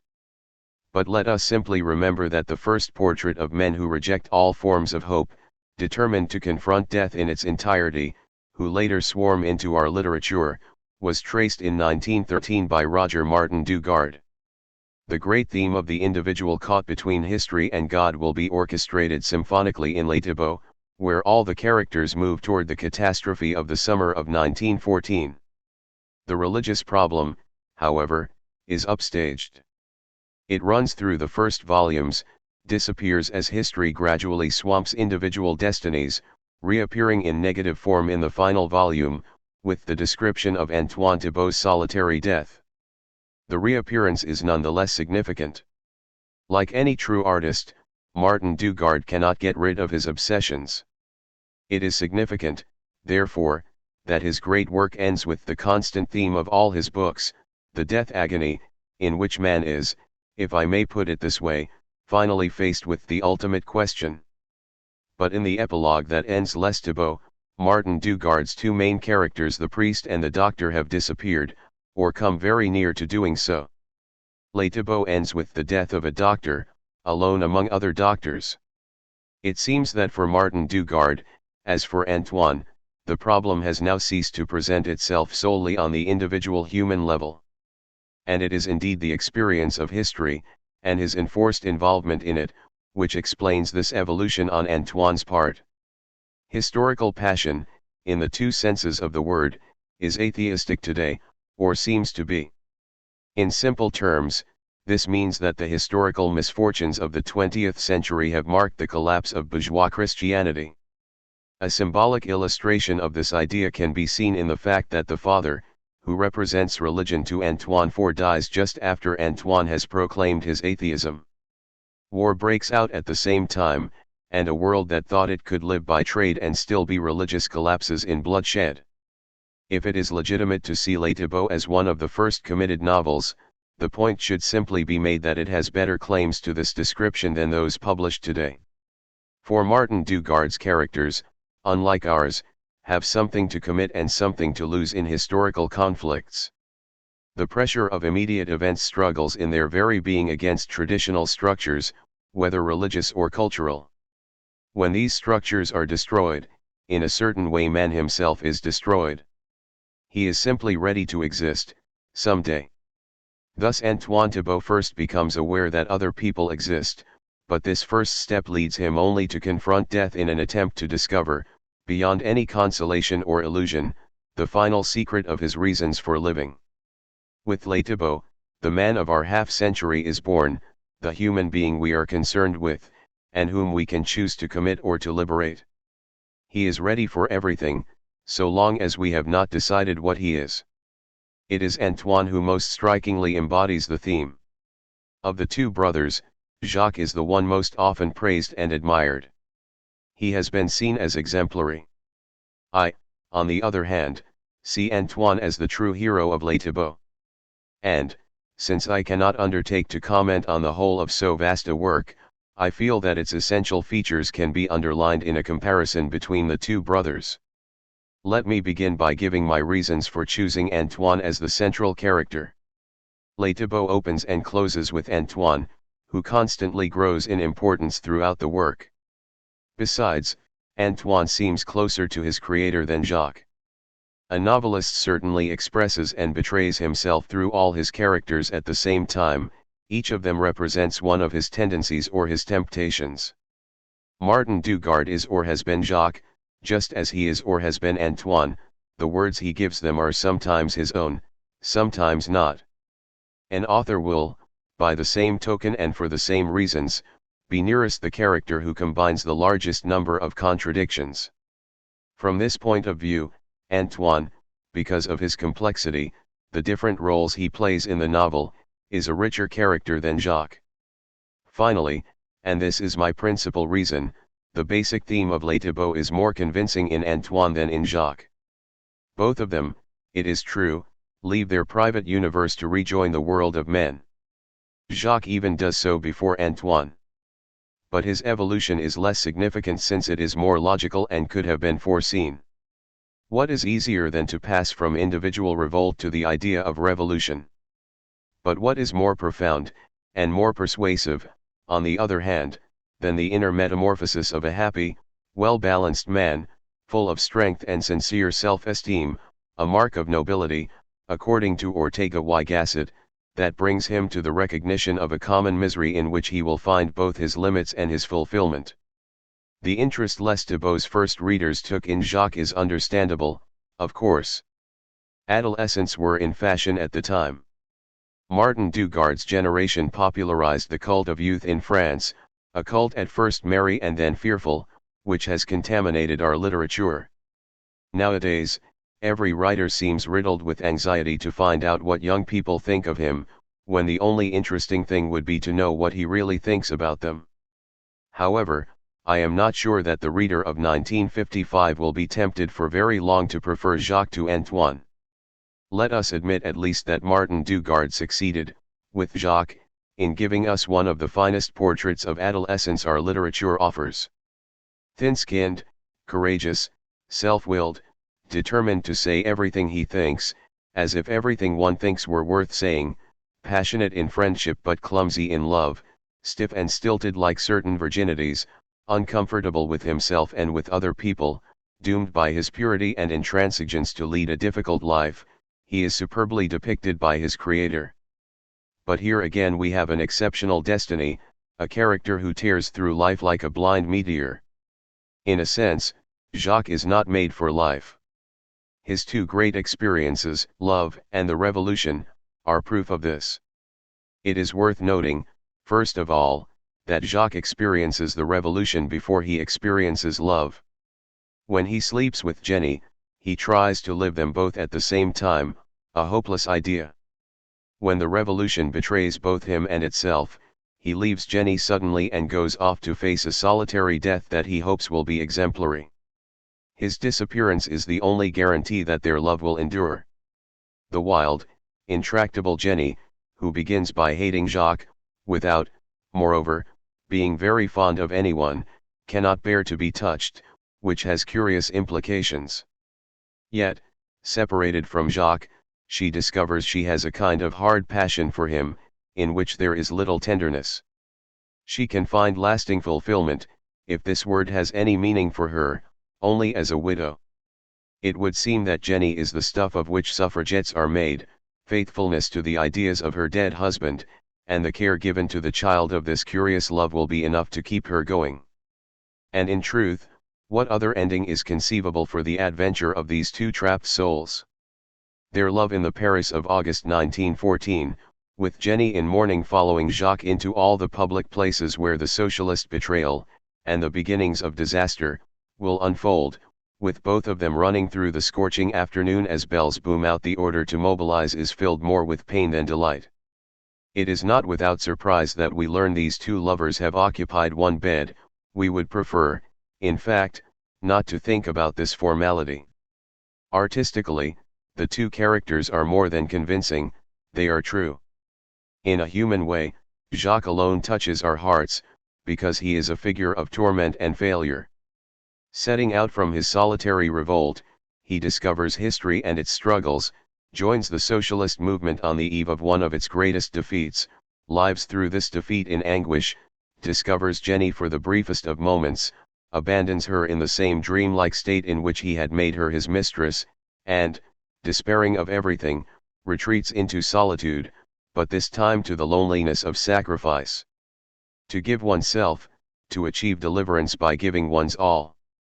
One definitive act removes him from this life, which he has never really known, but which at least he thinks he is serving this way. To be right against everyone else and escape into death. The formula is significant. In reality, Jacques does not participate, even after having discovered participation. A solitary figure, he can rejoin other people only through a solitary form of sacrifice. His deepest desire, Ours, too, after all, is to be right, along with everybody else. But if this is only a dream, which it is, in order to be consistent he would prefer to be right against everybody else. In his case, dying, deliberately, is the only way of being right once and for all. In reality, Jacques has not only never been able to feel at one with other people, except through a great idea, but he has always felt hemmed in by them. I always think of myself as the prey of other people, that if I escaped them, if I managed somewhere else, far from them, to begin an entirely new life, I would finally achieve serenity. Here Jacques expresses something all of us think, at one time or another. But there is no somewhere else, no new life either, or at least not one without other people. Someone who insists on always being right will always feel alone against everyone else. It is impossible to live with others and be right at the same time. Jacques does not know that the only real progress lies in learning to be wrong all alone. But this presupposes a capacity for patience, the patience to make and to build, the only capacity that has ever produced great works in history or in art. Such patience is beyond the capacity of a certain type of man, however, who can be satisfied only by action alone. At the summit of this sort of men is the terrorist, of whom Jacques is one of the first representatives in our literature. He dies alone, even his example is useless, and the last man who sees him, a policeman, insults him as he finishes him off, because he hates having to kill him. Those like Jacques, who want to change life in order to change themselves, leave life untouched and, in the end, remain what they are, sterile and disturbing witnesses for everything in man that refuses and always will refuse to live. The portrait of Antoine offers different problems and teaches different lessons. Unlike Jacques, Antoine loves life, carnally, with passion. He has a physical and wholly practical knowledge of it. As a doctor, he reigns in the kingdom of the body. But his nature explains his vocation. In him, knowledge always passes through the medium of the senses. His friendships, his loves, are physical. The shoulder of his friend or brother, a woman's radiance, are the paths by which feelings set fire to his heart or kindle his intelligence. Sometimes he even prefers what he feels to what he believes. He defends Protestantism, in front of Madame de Fontenay solely out of physical attraction, for he never has any traffic with it otherwise. A liking for the physical sometimes leads to flabbiness or the cynicism of the sensualist. But it is balanced in Antoine by two complementary things, work and character. His life is ordered, occupied, and has, above all, a single purpose, his profession. Immediately, his sensuality is an advantage. It helps him in his job and gives him a sense, an orientation no doctor can do without that guides his probings of the human body. It also softens his excessive determination. The result, his unshakable balance, his informed tolerance, and also his excessive self-assurance. For Antoine is far from perfect, he has the defects of his virtues. In the man who enjoys being what he is, a certain form of solitary happiness does not exist without selfishness and blindness. Jacques and Antoine help us understand that there are two kinds of men, some will still be adolescents when they die, the others are born adult. But the adults run the risk of imagining that their balance is the general rule, and consequently that unhappiness is a sin.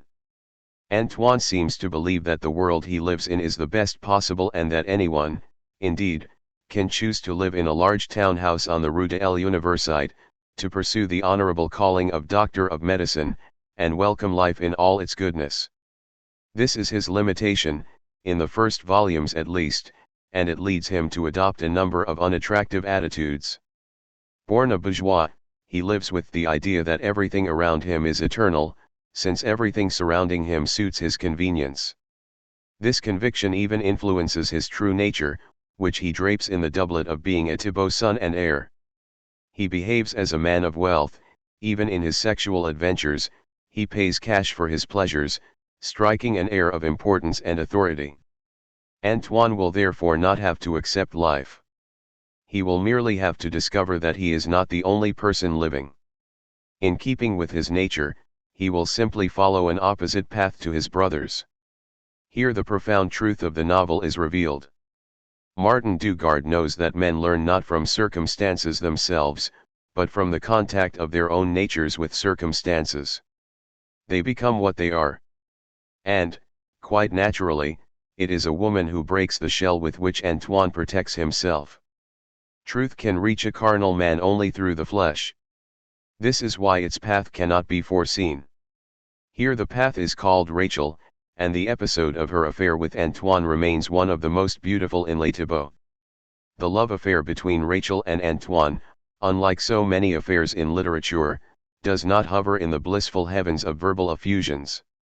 But it fills the reader with a secret joy, and gratitude for a world in which such truths are possible.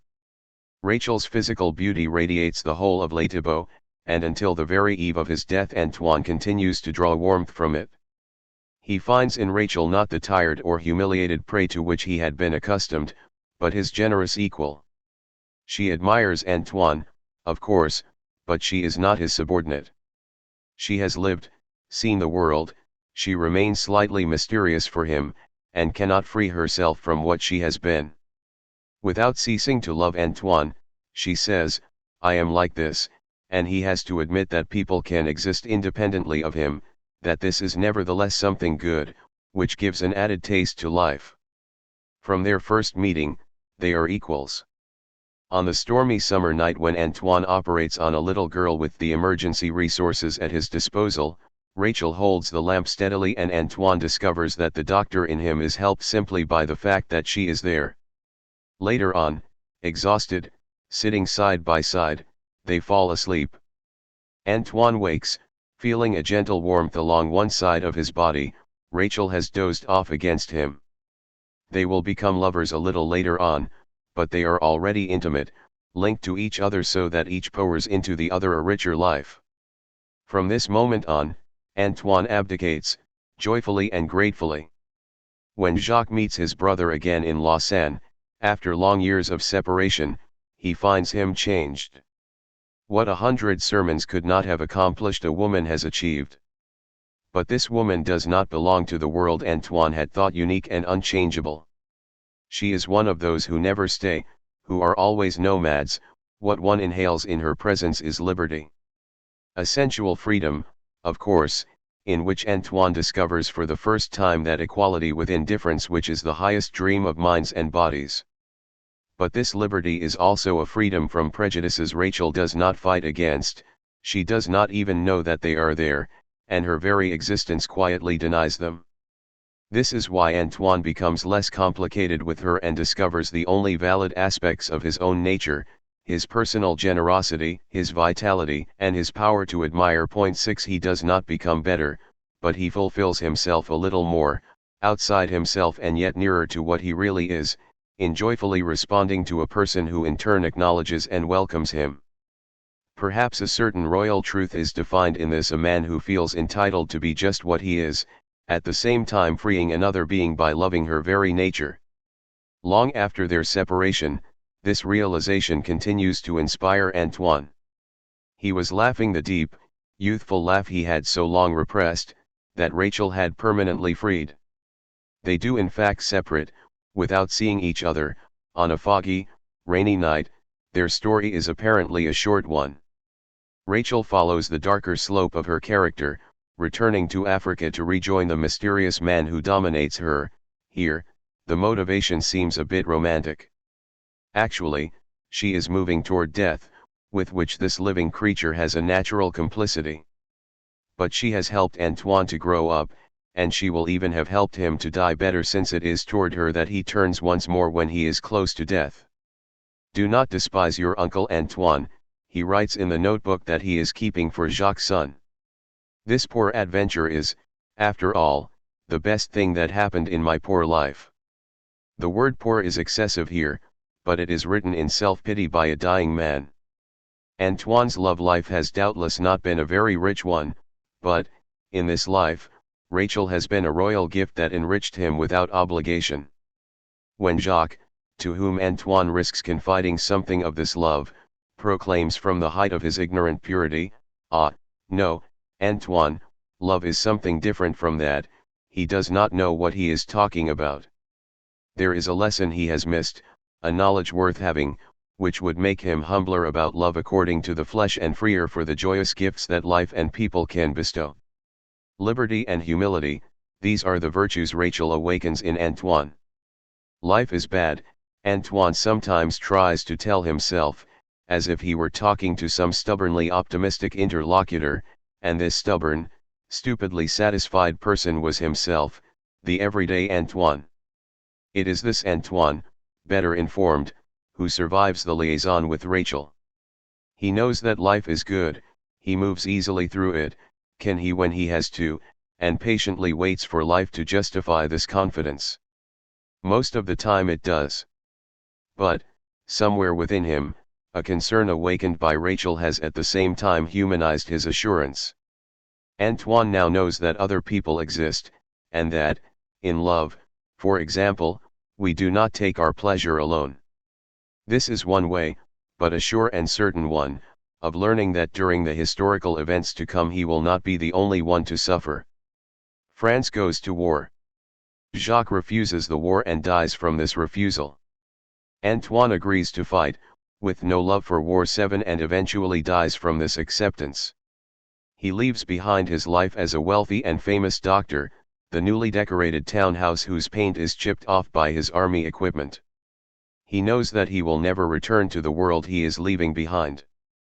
But he keeps the essential thing, his profession, which he can pursue even during the war and even, as he sincerely remarks, into the revolution. Carried along in the crazy course of history, Antoine is now free, he has given up what he owns, not what he is. He will know how to judge the war. A doctor reads communiques as lists of wounds and death agonies.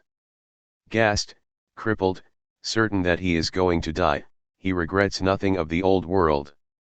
In the epilogue his only two concerns are the future of mankind, he hopes for a peace with neither victory or humiliation, so that wars will not arise again, and Jean-Paul, Jacques' son.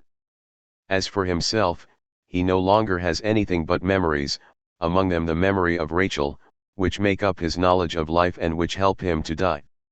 Les Thibault ends with the diary of a sick doctor and the death of the hero. A world is dying along with him, but the problem is to discover what one generous individual can pass on from the old world to the new. History overflows and floods whole continents and peoples, then the waters recede and the survivors count up what is missing and what remains. Antoine, a survivor of the War of 1914, transmits what he has been able to save from the disaster to Jean-Paul, that is to say, to us. And here is his greatness, which is to have come back, lucidly, to everyone's level. From the moment Antoine sees his death warrant in the eyes of his teacher, Philip, until his final solitude, he never ceases to grow in stature, but he does so precisely as he comes to recognize one by one his weaknesses and doubts. The petty, self-satisfied doctor now discovers his ignorance. I am condemned to die without having understood very much about myself or about the world.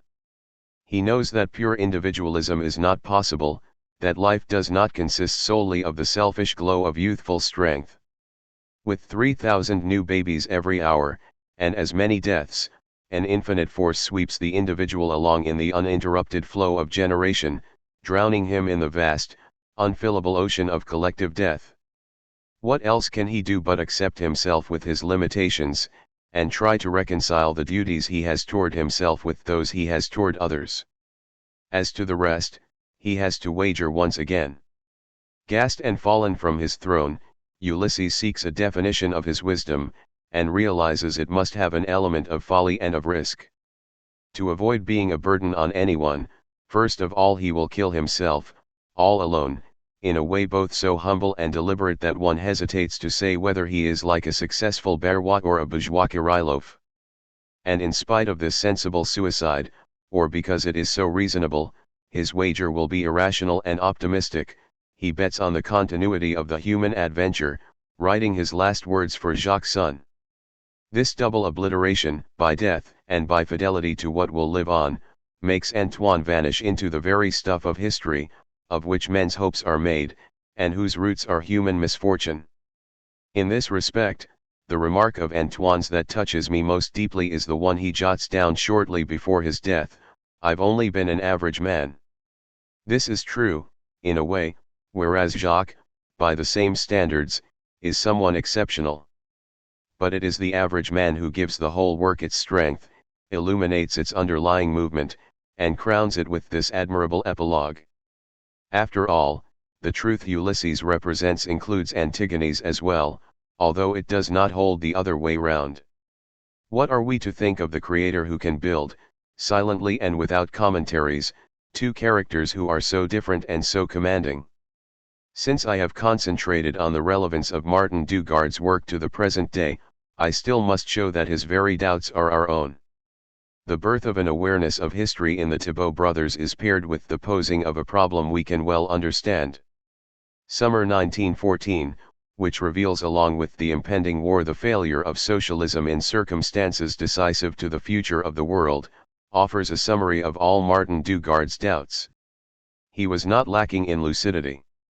We know that Summer 1914, appearing in 1936, was published long after the death of the father, 1929. During this long interval, Martin Dugard carried out a veritable revolution in the structure of his work. He abandoned his original plan, and decided to give Les Thibault an ending different from the one he had originally intended. The first plan involved 30 or so volumes, the second reduces Les Thibault to 11. Martin Dugard had no hesitation next about destroying the manuscript of La Parelage, setting sail, a volume which was to follow the death of the father and which had cost him 2 years' work. Between 1931, the date of this sacrifice, and 1933, the year when, armed with a new plan, he began to write Summer 1914, there were 2 years of quite natural confusion. This is perceptible in the book's very structure. After a long pause, the machine at first had some difficulty getting started again, and really gets going only in the second volume. But it seems to me that we also feel this change in a number of new perspectives. Begun at the moment of Hitler's ascendance to power, when the Second World War could already be sensed on the horizon, this great historical fresco of a conflict men tried to hope would be the last is almost compelled to call itself into question. In Vieille France, written during the years when Martin Dugard had given up Les Thibault, the schoolmistress was already asking herself a formidable question: why is the world like this? Is it really society's fault? Is it not rather man's own fault? The same question worries Jacques at the height of his revolutionary fervor, just as it explains most of Antoine's attitudes toward historical events. One can therefore suppose it must have haunted the novelist himself. None of the contradictions of social action are, in any case, eluded in the long, perhaps overlong, ideological conversations that fill Summer 1914. The main problem, the use of violence in the cause of justice, is discussed at great length in the conversations between Jacques and Mytho-Erg. The famous distinction between the yogi and the commissar has already been made by Martin Dugard. Within the revolution, in fact, it brings about the confrontation between the apostle and the technician. Better still, the nihilistic aspect of the revolution is isolated, in order to be treated in depth, in the character of Mainstrel. The latter believes that after having put man in the place of God, atheism ought to go even further and abolish man himself. Mainstrel's reply, when asked what will replace man, is nothing. Elsewhere, the Englishman Patterson defines Mainstrel as the despair of believing in nothing.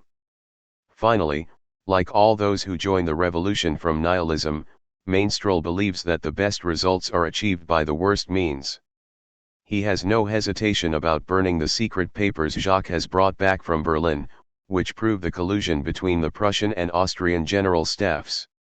The publication of these documents would risk altering the attitude of the German Social Democrats, thus making the war, which Mainstrel considers as the trump card for social upheaval, far less likely.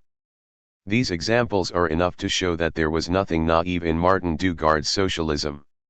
He cannot manage to believe that perfection will one day be embodied in history. If he does not believe this, it is because his doubt is the same as the schoolteacher's in Vieille France. This doubt concerns human nature.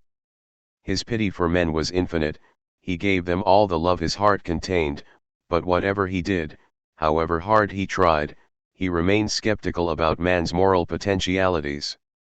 To be certain only of men, and to know that men have little worth, is the cry of pain that runs through the whole of this work, for all its strength and richness, and that brings it so close to us. For, after all, this fundamental doubt is the same doubt that is hidden in every love and that gives it its tenderest vibration. This ignorance, acknowledged in such simple terms, moves us because it is the other side of a certainty we also share. The service of man cannot be separated from an ambiguity that must be maintained in order to preserve the movement of history. From this come the two pieces of advice that Antoine bequeaths to Jean-Paul. The first is one of prudent liberty, assumed as a duty. Don't let yourself be tied down to a party. Feeling your way in the dark is no joke. But it is a lesser evil. The other is to trust oneself in taking risks, to keep going forward, in the midst of others, along the same path that crowds of men have followed for centuries, in the night time of the species, marching and stumbling toward a future that they cannot conceive. Clearly, there are no certainties offered here. And yet this work communicates courage and a strange faith. To wager, as Antoine does, over and above doubts and disasters, on the human adventure, amounts in the end to praising life, which is terrible and irreplaceable. The Thibault family's fierce attachment to life is the very force that inspires the whole work. Father Thibault dying takes on an exemplary quality, he refuses to disappear, comes unexpectedly to life again, lunges at the enemy, struggles physically against death, bringing nurses and relatives into the fray. Inevitably, we are reminded of the Karamazov's love of life and pleasure, of Dmitri's despairing remark, "I love life too much. It's even disgusting." But life is not polite, as Dmitri is well aware. In this great struggle to escape by any and every means from annihilation lies the truth of history and its progress, of the mind and all its works. Here indeed is one of those works conceived in the refusal to despair. This refusal, this inconsolable attachment to men and the world, explains the roughness and the tenderness of Martin Dugard's books. Squat, heavy with the weight of flesh in ecstasy and humiliation, they are still sticky with the life that has given them birth. But, at the same time, a vast indulgence runs through all their cruelties, transfiguring and alleviating them. A human life, writes Antoine, is always broader than we realize. However low and evil it may be, a life always holds in some hidden corner enough qualities for us to understand and forgive. There is not one of the characters in this great fresco, not even the hypocritical Christian bourgeois who is painted for us in the darkest colors, who goes without his moment of grace. Perhaps, in Martin Dugard's eyes, the only guilty person is the one who refuses life or condemns people. The key words, the final secrets, are not in man's possession. But man nevertheless keeps the power to judge and to absolve. Here lies the profound secret of art, which always makes it useless as propaganda or hatred, and which, for example, prevents Martin Dugard from depicting a young follower of Maurras except with sympathy and generosity. Like any authentic creator, Martin Dugard forgives all his characters. The true artist, although his life may consist mostly of struggles, has no enemy. The final word that can be said about this work thus remains the one that it has been difficult to use about a writer since the death of Tolstoy: goodness. Even then I must make it clear that I am not talking about the screen of goodness that hides false artists from the eyes of the world while at the same time hiding the world from them. Martin Dugard himself has defined a certain type of bourgeois virtue as the absence of the energy necessary to do evil. What we are concerned with here is a particularly lucid virtue, which absolves the good man because of his weaknesses, the evil man because of his generous impulses, and both of them together because of their passionate membership in a human race that hopes and suffers. Thus Jacques, returning home after long years of absence, and having to help lift up his dying father, finds himself overwhelmed by the contact with this enormous body, which in his eyes had formerly symbolized oppression, and suddenly the contact with this moistness so overwhelmed him that he felt something totally unexpected, a physical emotion, a raw sentiment which went far beyond pity or affection, the selfish tenderness of man for man.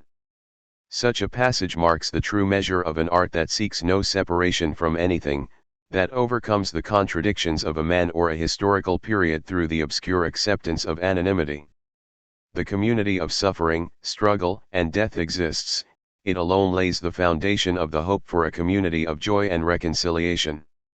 He who accepts membership in the first community finds in it a nobility, a faithfulness, a reason for accepting his doubts, and if he is an artist he finds the deep well springs of his art. Here man learns, in one confused and unhappy moment, that it is not true he must die alone. All men die when he dies, and with the same violence. How, then, can he cut himself off from a single one of them?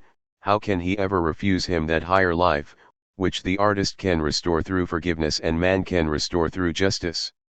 This is the secret of the relevance to our times I spoke of earlier. It is the only worthwhile relevance, a timeless one, and it makes Martin Dugard, a just and forgiving man, our perpetual contemporary. Preface to the Pleiad edition of the complete works of Martin Dugard, published in 1955. Herman Melville.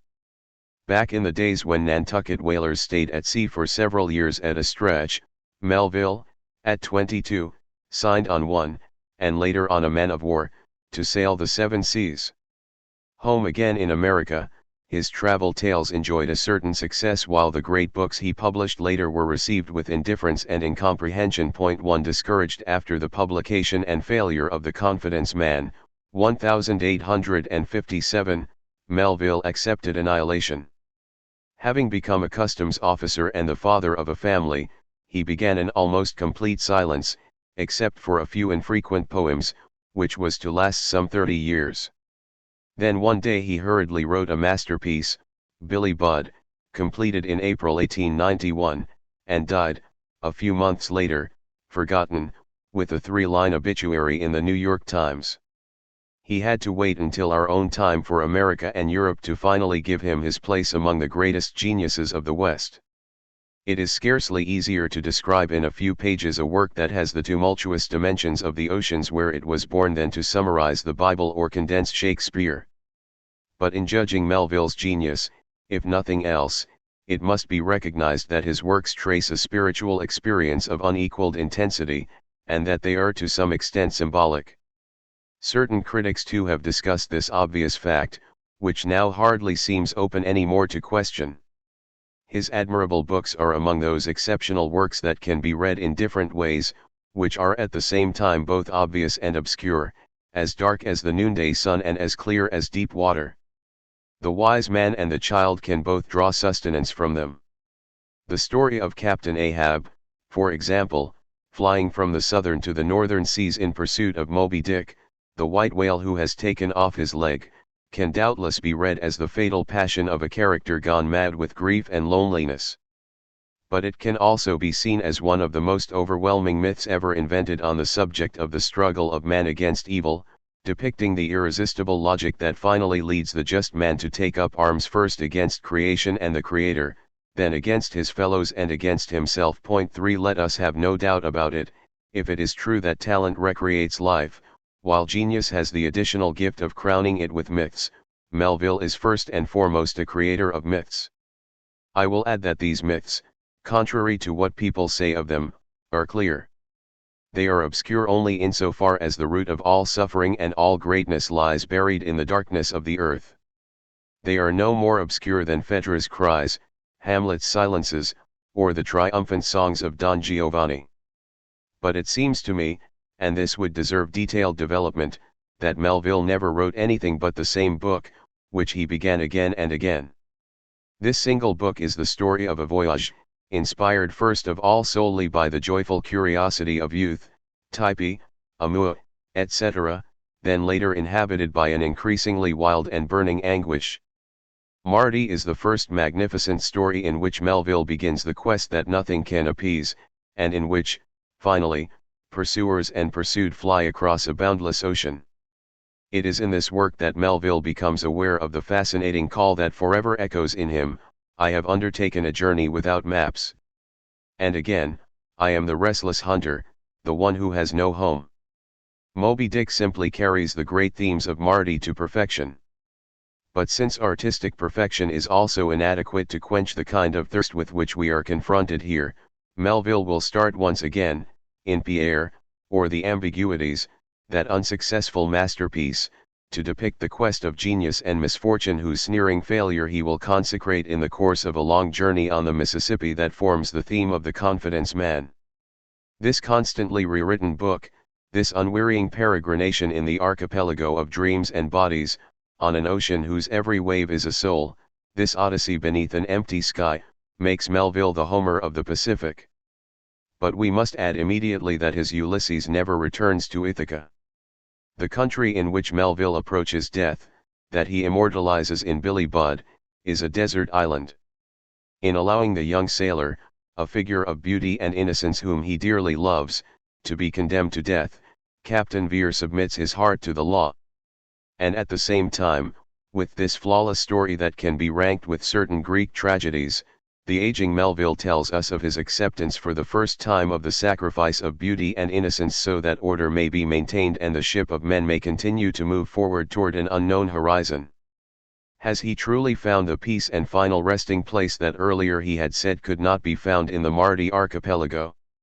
Or are we, on the contrary, faced with the final shipwreck that Melville in his despair asked of the gods? One cannot blaspheme, and he had cried out. At the height of consent, isn't Billy Budd the worst blasphemy?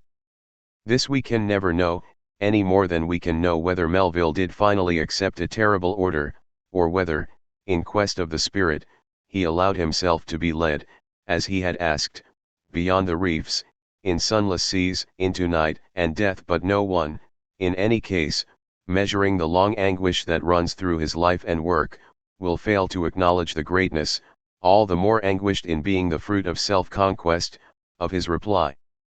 But this, although it had to be said, should not mislead anyone as to Melville's real genius and the sovereignty of his art. It bursts with health, strength, explosions of humor, and human laughter. It is not he who opened the storehouse of somber allegories that today hold sad Europe spellbound.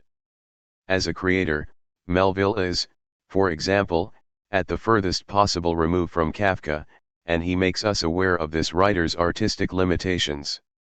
However irreplaceable it may be, the spiritual experience in Kafka's work exceeds the modes of expression and invention, which remain monotonous. In Melville, spiritual experience is balanced by expression and invention, and constantly finds flesh and blood in them. Like the greatest artists, Melville constructed his symbols out of concrete things, not from the material of dreams. The creator of myths partakes of genius only insofar as he inscribes these myths in the denseness of reality and not in the fleeting clouds of the imagination.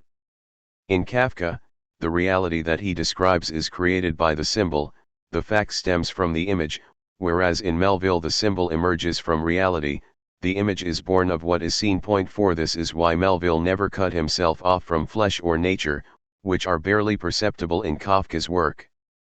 On the contrary, Melville's lyricism, which reminds us of Shakespeare's, makes use of the four elements. He mingles the Bible with the sea, the music of the waves with that of the spheres, the poetry of the days with the grandeur of the Atlantic. He is inexhaustible, like the winds that blow for thousands of miles across empty oceans and that, when they reach the coast, still have strength enough to flatten whole villages. He rages, like Lear's madness, over the wild seas where Moby Dick and the spirit of evil crouch among the waves. When the storm and total destruction have passed, a strange calm rises from the primitive waters, the silent pity that transfigures tragedies. Above the speechless crew, the perfect body of Billy Budd turns gently at the end of its rope in the pink and gray light of the approaching day. T.E. Lawrence ranked Moby Dick alongside The Possessed or War and Peace. Without hesitation, one can add to these Billy Budd, Marty, Benito Cereno, and a few others. These anguished books in which man is overwhelmed, but in which life is exalted on each page, acts inexhaustible sources of strength and pity.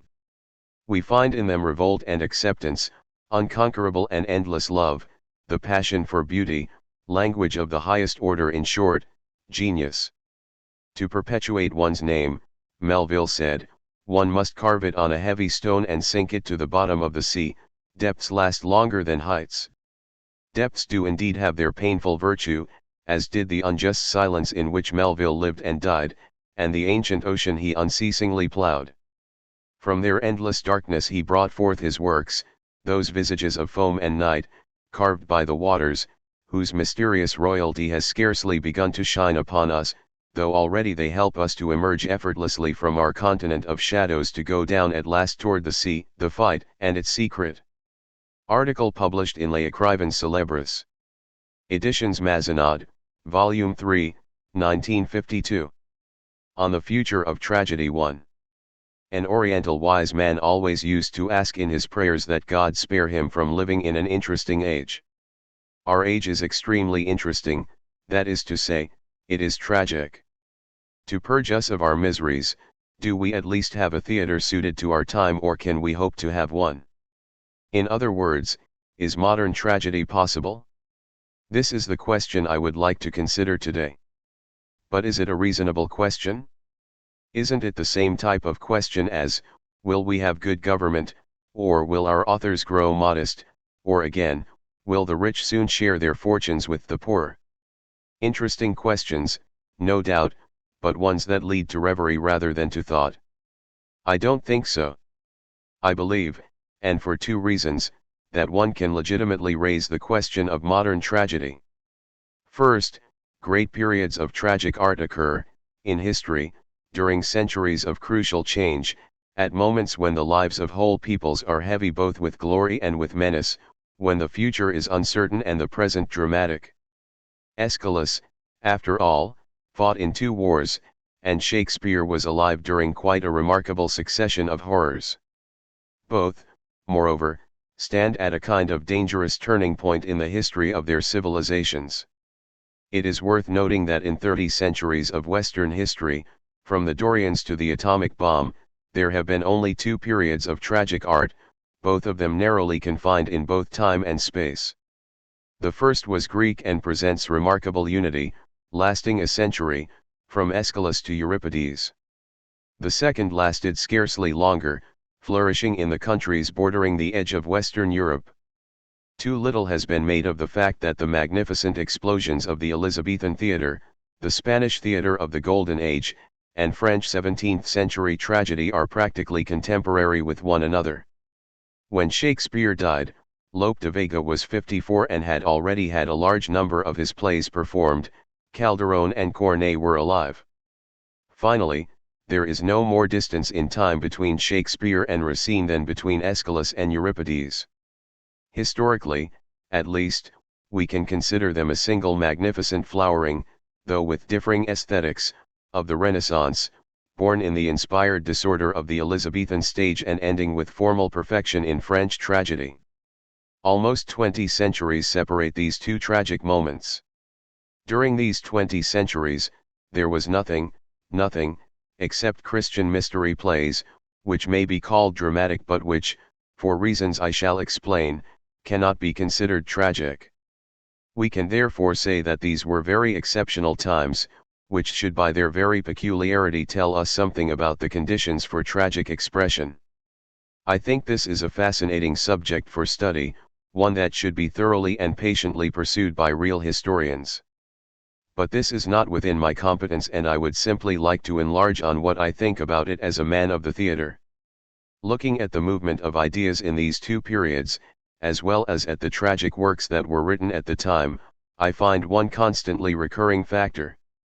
Both periods mark a transition from forms of cosmic thought impregnated with the notion of divinity and holiness to forms inspired by individualistic and rationalist concepts. The movement from Aeschylus to Euripides is, roughly speaking, the development from the great pre-Socratic thinkers to Socrates himself. Socrates, who was scornful of tragedy, made an exception for Euripides. Similarly, from Shakespeare to Corneille we go from a world of dark and mysterious forces, which is still the Middle Ages, to the universe of individual values affirmed and maintained by the human will and by reason. Almost all the sacrifices in Racine are motivated by reason. It is the same transition, in short, that links the passionate theologians of the Middle Ages to Descartes. Although the evolution is more clearly visible in Greece, because it is simpler and limited to one place, it is the same in both cases. Each time, historically, the individual frees himself little by little from a body of sacred concepts and stands face to face with the ancient world of terror and devotion. Each time, literarily, the works move from ritual tragedy and from almost religious celebration to psychological tragedy. And each time the final triumph of individual reason, in the 4th century in Greece and in the 18th century in Europe, causes the literature of tragedy to dry up for centuries. What can we draw from these observations on the subject that concerns us? First of all, the very general remark that the tragic age always seems to coincide with an evolution in which man, consciously or not, frees himself from an older form of civilization and finds that he has broken away from it without yet having found a new form that satisfies him. It seems to me that we, in 1955, have reached this stage, and can therefore ask whether this inner anguish will find tragic expression in our world. However, the 20 centuries separating Euripides from Shakespeare should encourage us to be prudent. After all, tragedy is one of the rarest of flowers, and there is only the slimmest chance that we shall see it bloom in our own day. But there is another reason that encourages us to wonder about this chance, a very particular phenomenon that we have been able to observe in France for some 30 years now, which began with the reform carried out by Jacques Copiat. Point 2. This phenomenon is the advent of writers to the theatre, which up to then had been the exclusive domain of theatrical brokers and business interests. The interference of writers has led to the resurrection of the tragic forms that tend to put dramatic art back in its rightful place, at the summit of the literary arts. Before Copiat, except for Claudel, whom nobody performed, the privileged place for theatrical sacrifices in France was the double bed. When the play was particularly successful, the sacrifices multiplied, and the beds as well. In short, it was a business, like so many others, in which the price of everything was marked with, if I may say so, the mark of the beast. This, moreover, is what Copiat used to say about it. If we are asked what feeling inspires us, what passion urges, compels, forces, and finally overwhelms us, it is this, indignation. The frantic industrialization that, more cynically every day, degrades the French stage and makes the educated public turn away from it, the monopolization of most of our theaters by a handful of entertainers hired by shameless merchants, everywhere, and even in places where great traditions ought to preserve some modesty, the same spirit of ham acting and commercial speculation, the same vulgarity, everywhere bluff and every conceivable kind of exaggeration and exhibitionism feed like parasites on a dying art, itself now no longer even mentioned, everywhere the same flabbiness, disorder, indiscipline, ignorance, and stupidity, the same contempt for the creator, the same hatred of beauty, an ever more vain and stupid output of plays, ever more indulgent critics, and ever more misguided public taste, these are what inspire our indignation and revolt. Since this magnificent protest, followed by the creation of the Vieux Colombier, the theatre in France, for which we are indebted to Copiat, has gradually recovered its claim to nobility, that is to say, it has found a style. Gide, Martin Dugard, Giraudoux, Montherlant, Claudel, and so many others have restored a glory and ambitions that had disappeared a century ago. At the same time, a movement of ideas and reflections on the theatre, whose most significant product is Antonin Artaud's fine book Le Theatre et son double 3, and the influence of such foreign theoreticians as Gordon Craig IV and Appia, have once more brought the tragic dimension to center stage in our thoughts. By bringing all these observations together, perhaps I can clearly define the problem I would like to discuss for you. Our time coincides with a drama in civilization which might today, as it did in the past, favor tragic modes of expression. At the same time, many writers, in France and elsewhere, are engrossed in creating a tragedy for our epoch. Is this a reasonable dream? is this enterprise possible, and under what conditions? This is the timely question, I believe, for all those who find in the theater the excitement of a second life. Of course, no one today is in a position to give so definite a reply to this question as, conditions favorable. Tragedy to follow. I shall therefore limit myself to a few suggestions about this great hope that inspires men of culture in the West. First of all, what is a tragedy? The problem of defining the tragic has greatly occupied both literary historians and writers themselves, although no formula has ever received universal agreement. Without claiming to solve a problem that so many thinkers hesitate over, at least we can proceed by comparison and try to see, for example, how tragedy differs from drama or melodrama. This is what seems to me the difference: the forces confronting each other in tragedy are equally legitimate, equally justified. In melodramas or dramas, on the other hand, only one force is legitimate. In other words, tragedy is ambiguous and drama simple-minded. In the former, each force is at the same time both good and bad.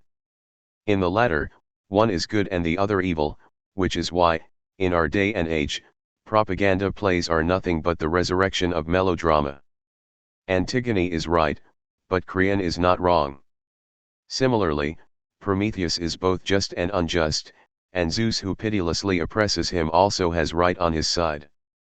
Melodrama could thus be summed up by saying, only one is just and justifiable, while the perfect tragic formula would be, all can be justified, no one is just. This is why the chorus in classical tragedies generally advises prudence. For the chorus knows that up to a certain limit everyone is right and that the person who, from blindness or passion, oversteps this limit is heading for catastrophe if he persists in his desire to assert a right he thinks he alone possesses. The constant theme of classical tragedy, therefore, is the limit that must not be transgressed. On either side of this limit equally legitimate forces meet in quivering and endless confrontation. To make a mistake about this limit, to try to destroy the balance, is to perish. The idea of a limit no one should overstep, beyond which lies death or disaster, also recurs in Macbeth and Phaedra, though in a less pure form than in Greek tragedy. This explains, finally, why the ideal drama, like romantic drama, is first and foremost movement and action, since what it represents is the struggle between good and evil and the different incidents in this struggle. The ideal tragedy, on the other hand, and especially Greek tragedy, is first and foremost tension, since it is the conflict, in a frenzied immobility, between two powers, each of which wears the double mask of good and evil. It is of course true that between these two extreme types of tragedy and melodrama, dramatic literature offers all the intermediary stages. But if we restrict ourselves to the pure forms, what are the two forces, in Greek classical tragedy for example, that enter into conflict? If we take Prometheus Bound as typical of this kind of tragedy, we can say that there is, on the one hand, man and his desire for power, and on the other, the divine principle reflected by the world. Tragedy occurs when man, through pride, or even through stupidity as in the case of Ajax, enters into conflict with the divine order, personified by a god or incarnated in society. And the more justified his revolt and the more necessary this order, the greater the tragedy that stems from the conflict. Consequently, everything within a tragedy that tries to destroy this balance destroys the tragedy itself. If the divine order cannot be called into question and admits only sin and repentance, there is no tragedy. There can only be mysteries or parables, or again what the Spaniards call acts of faith or sacramental acts, that is to say, spectacles in which the one truth that exists is solemnly proclaimed. It is thus possible to have religious drama but not religious tragedy. This explains the silence of tragedy up to the Renaissance. Christianity plunges the whole of the universe, man, and the world, into the divine order. Hence there is no tension between the world and the religious principle, but, at the most, ignorance, together with the difficulty of freeing man from the flesh, of renouncing his passions in order to embrace spiritual truth. Perhaps there has been only one Christian tragedy in history. It was celebrated on Golgotha during one imperceptible instant, at the moment of, my God, why hast thou forsaken me?" This fleeting doubt, and this doubt alone, consecrated the ambiguity of a tragic situation. The divinity of Christ has never been doubted since.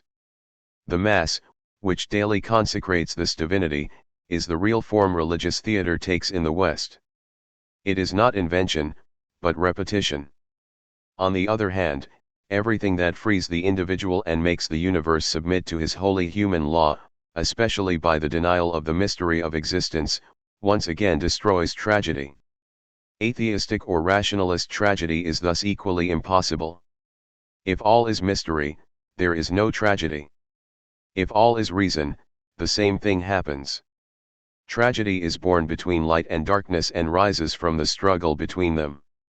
And this is understandable. In both religious and atheistic drama, the problem has in fact already been solved. In the ideal tragedy, just the opposite, it has not been solved. The hero rebels and rejects the order that oppresses him, while the divine power, by its oppression, affirms itself exactly to the same extent as it is denied. In other words, revolt alone is not enough to make a tragedy.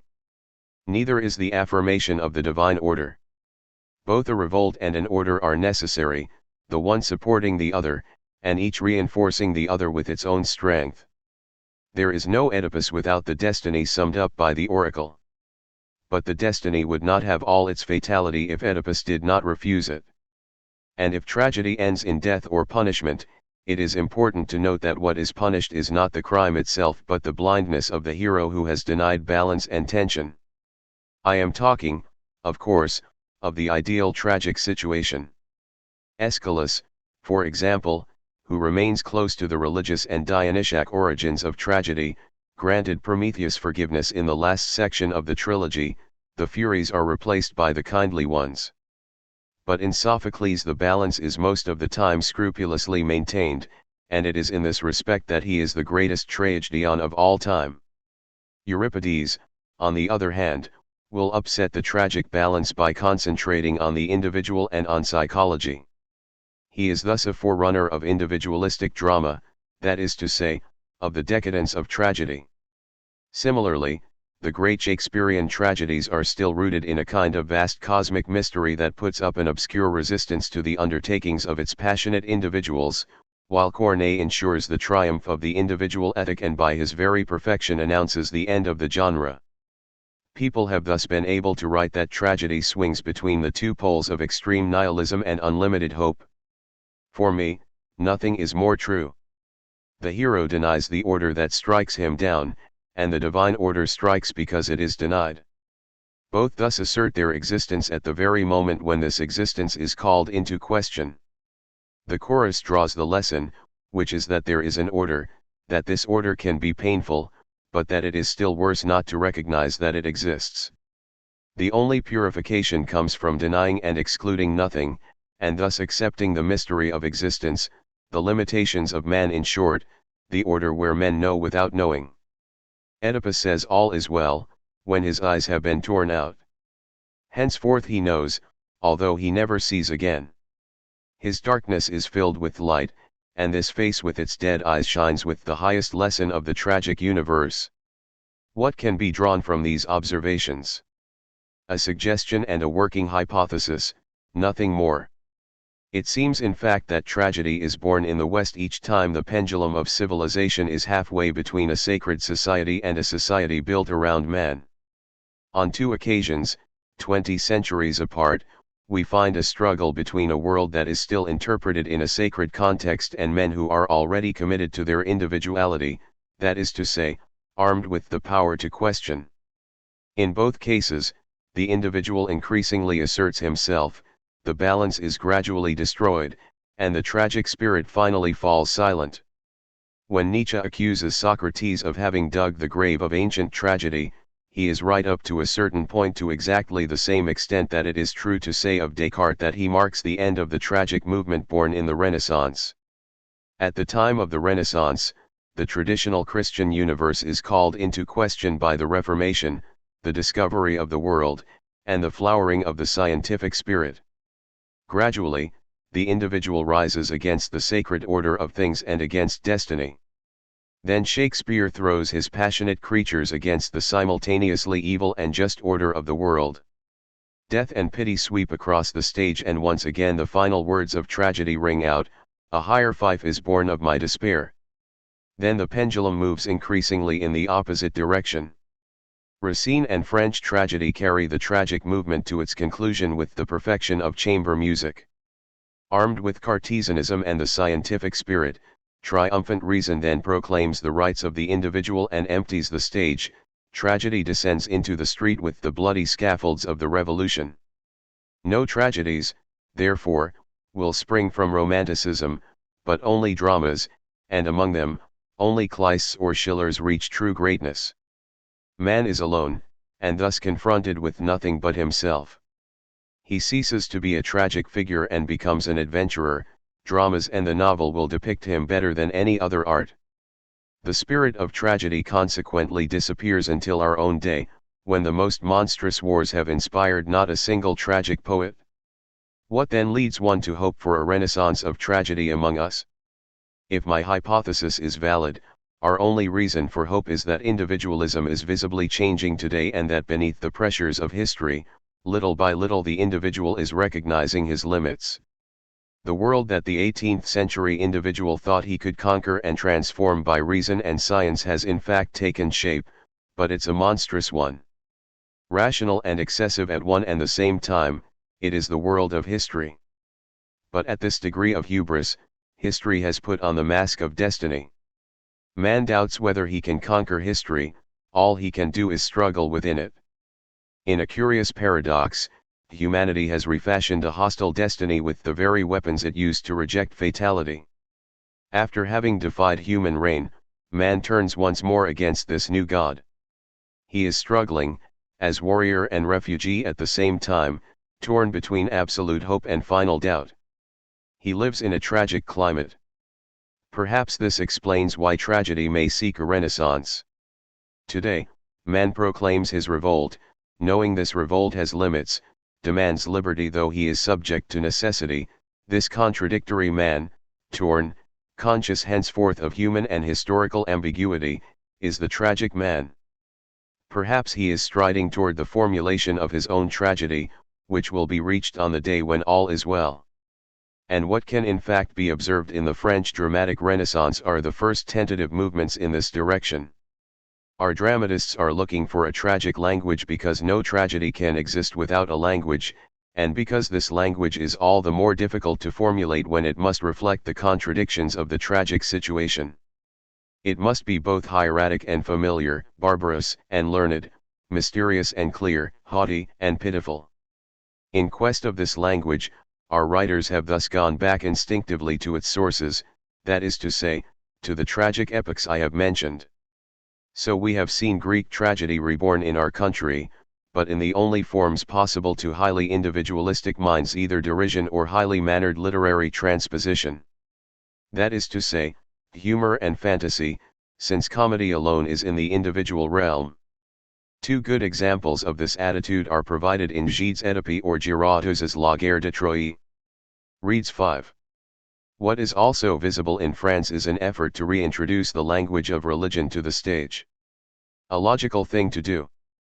But this had to be done by classical religious images, while the problem of modern tragedy lies precisely in the need to create new sacred images. So we have seen either a kind of pastiche, in both style and sentiment, as in Montherlant's Port Royal, which is at the moment triumphing in Paris. Reads. Or the resurrection of authentic Christian sentiments, as in the admirable Portage de Midi. Reads. But here we can see just how the religious theatre is not tragic. It is not a theatre in which the creature and creation are pitted one against the other, but a theatre in which men abandon their love for what is human. In a way, Claudel's works before his conversion, such as Tête d'Or or La Ville, are more significant for our purposes. But however that may be, religious theatre always precedes tragedy. In a way, it anticipates it. So it is not surprising that the dramatic work in which the style, if not the situation, is already perceptibly tragic should be Henry de Montherlant's Le Maître de Santiago, from which I should now like to read the two principal scenes. Reads. I find authentic tension in a work like this, although it is slightly rhetorical and, above all, highly individualistic. But I feel that a tragic language is taking shape in it and that this language gives us more than does the play itself. In any case, if the attempts and researches that I have tried to present to you through some of their most outstanding examples do not give you the certainty that a dramatic renaissance is possible, they do at least leave us with this hope. The path still to be traveled must first of all be made by our society itself, in search of a synthesis between liberty and necessity, and by each of us. We must keep alive our power of revolt without yielding to our power of negation. If we can pay this price, the tragic sensibility that is taking shape in our time will flourish and find its expression. This amounts to saying that the real modern tragedy is the one that I cannot read to you, because it does not yet exist. To be born, it needs our patience and a genius. My only aim has been to make you sense that there does exist in modern French dramatic art a kind of tragic nebula within which various nuclei are beginning to coagulate. A cosmic storm may, of course, sweep the nebula away, along with its future planets. But if this movement continues despite the storms of time, these promises will bear their fruit and the West will perhaps experience a renaissance of the tragic theater. It is certainly in preparation everywhere. Nevertheless, and I say this without nationalism, I love my country too much to be a nationalist. It is in France that the first signs of such a renaissance are visible. In France, of course, but I have surely said enough to make you share my conviction that the model, and the inexhaustible inspiration, remains for us the genius of Greece. To express to you both this hope and a double gratitude, first of all the one French writers feel for Greece, their common fatherland, and secondly my own gratitude for the welcome you have given us, I can find no better way of ending this lecture than reading you an extract from the magnificent and learnedly barbarous transposition that Paul Claudel has made of Aeschylus's Agamemnon, in which our two languages are mutually transfigured into one wondrous and inimitable tongue. Reads. Lecture delivered in Athens, 1955. William Faulkner. Foreword to Requiem for a Nun, 1957. The goal of this foreword is not to present Faulkner to the French public. Malraux undertook that task brilliantly 20 years ago, and thanks to him, Faulkner gained a reputation with us that his own country had not yet accorded him. Nor is it a question of praising Maurice Coindreau's translation. French readers know that contemporary American literature has no better nor more effective ambassador among us. One need only imagine Faulkner betrayed as Dostoevsky was by his first adapters to measure the role Monsieur Coindreau has played. A writer knows what he owes to his translators, when they are of this quality. I wish only, since I brought Requiem for a Nun to the stage, to make a few remarks for the benefit of those who are interested in the problems that making a stage adaptation poses. The publication of the two texts, the novel and Camus's adaptation, now makes possible a comparison I would like to encourage. It will be seen first of all that the original novel, although it is divided into acts, includes, along with the scenes in dialogue form, chapters that are lyrical and historical describing the origin of the buildings in which the action proper takes place. These structures are the courthouse, the capital, seat of the governor of the state, and the prison. Each of them serves to introduce an act and the place where the scenes occur. The dialogues of the first act take place in the living room of the young Stevens family, but they occur just after the trial and concern the death sentence that has just been pronounced. The great scene of Temple's confession, the main point of the second act, takes place in the governor's office, in the capital at Jackson. Finally, the meeting between Temple and the condemned woman, in the third act, takes place in the prison. Faulkner's intention is plain. He wanted the Stevens drama to be knotted and uncaught in the temples built by man to a painful justice that Faulkner does not believe is of human origin. From this point of view, the courthouse can be seen as a temple, the governor's office as a confessional, and the prison as a convent in which the condemned Negro woman atones for her crime, and Temple's To breathe life into these sacred buildings, Faulkner has had recourse to poetic evocations that lay the human and historical foundation for the events that take place in them. It goes without saying that these chapters could not be used on the stage, except for a few details. I cut them, therefore, aware of what I was losing, but resigned to confide to the scene designer and the director the task of discreetly making evident the religious nature of the places where the play would unfold.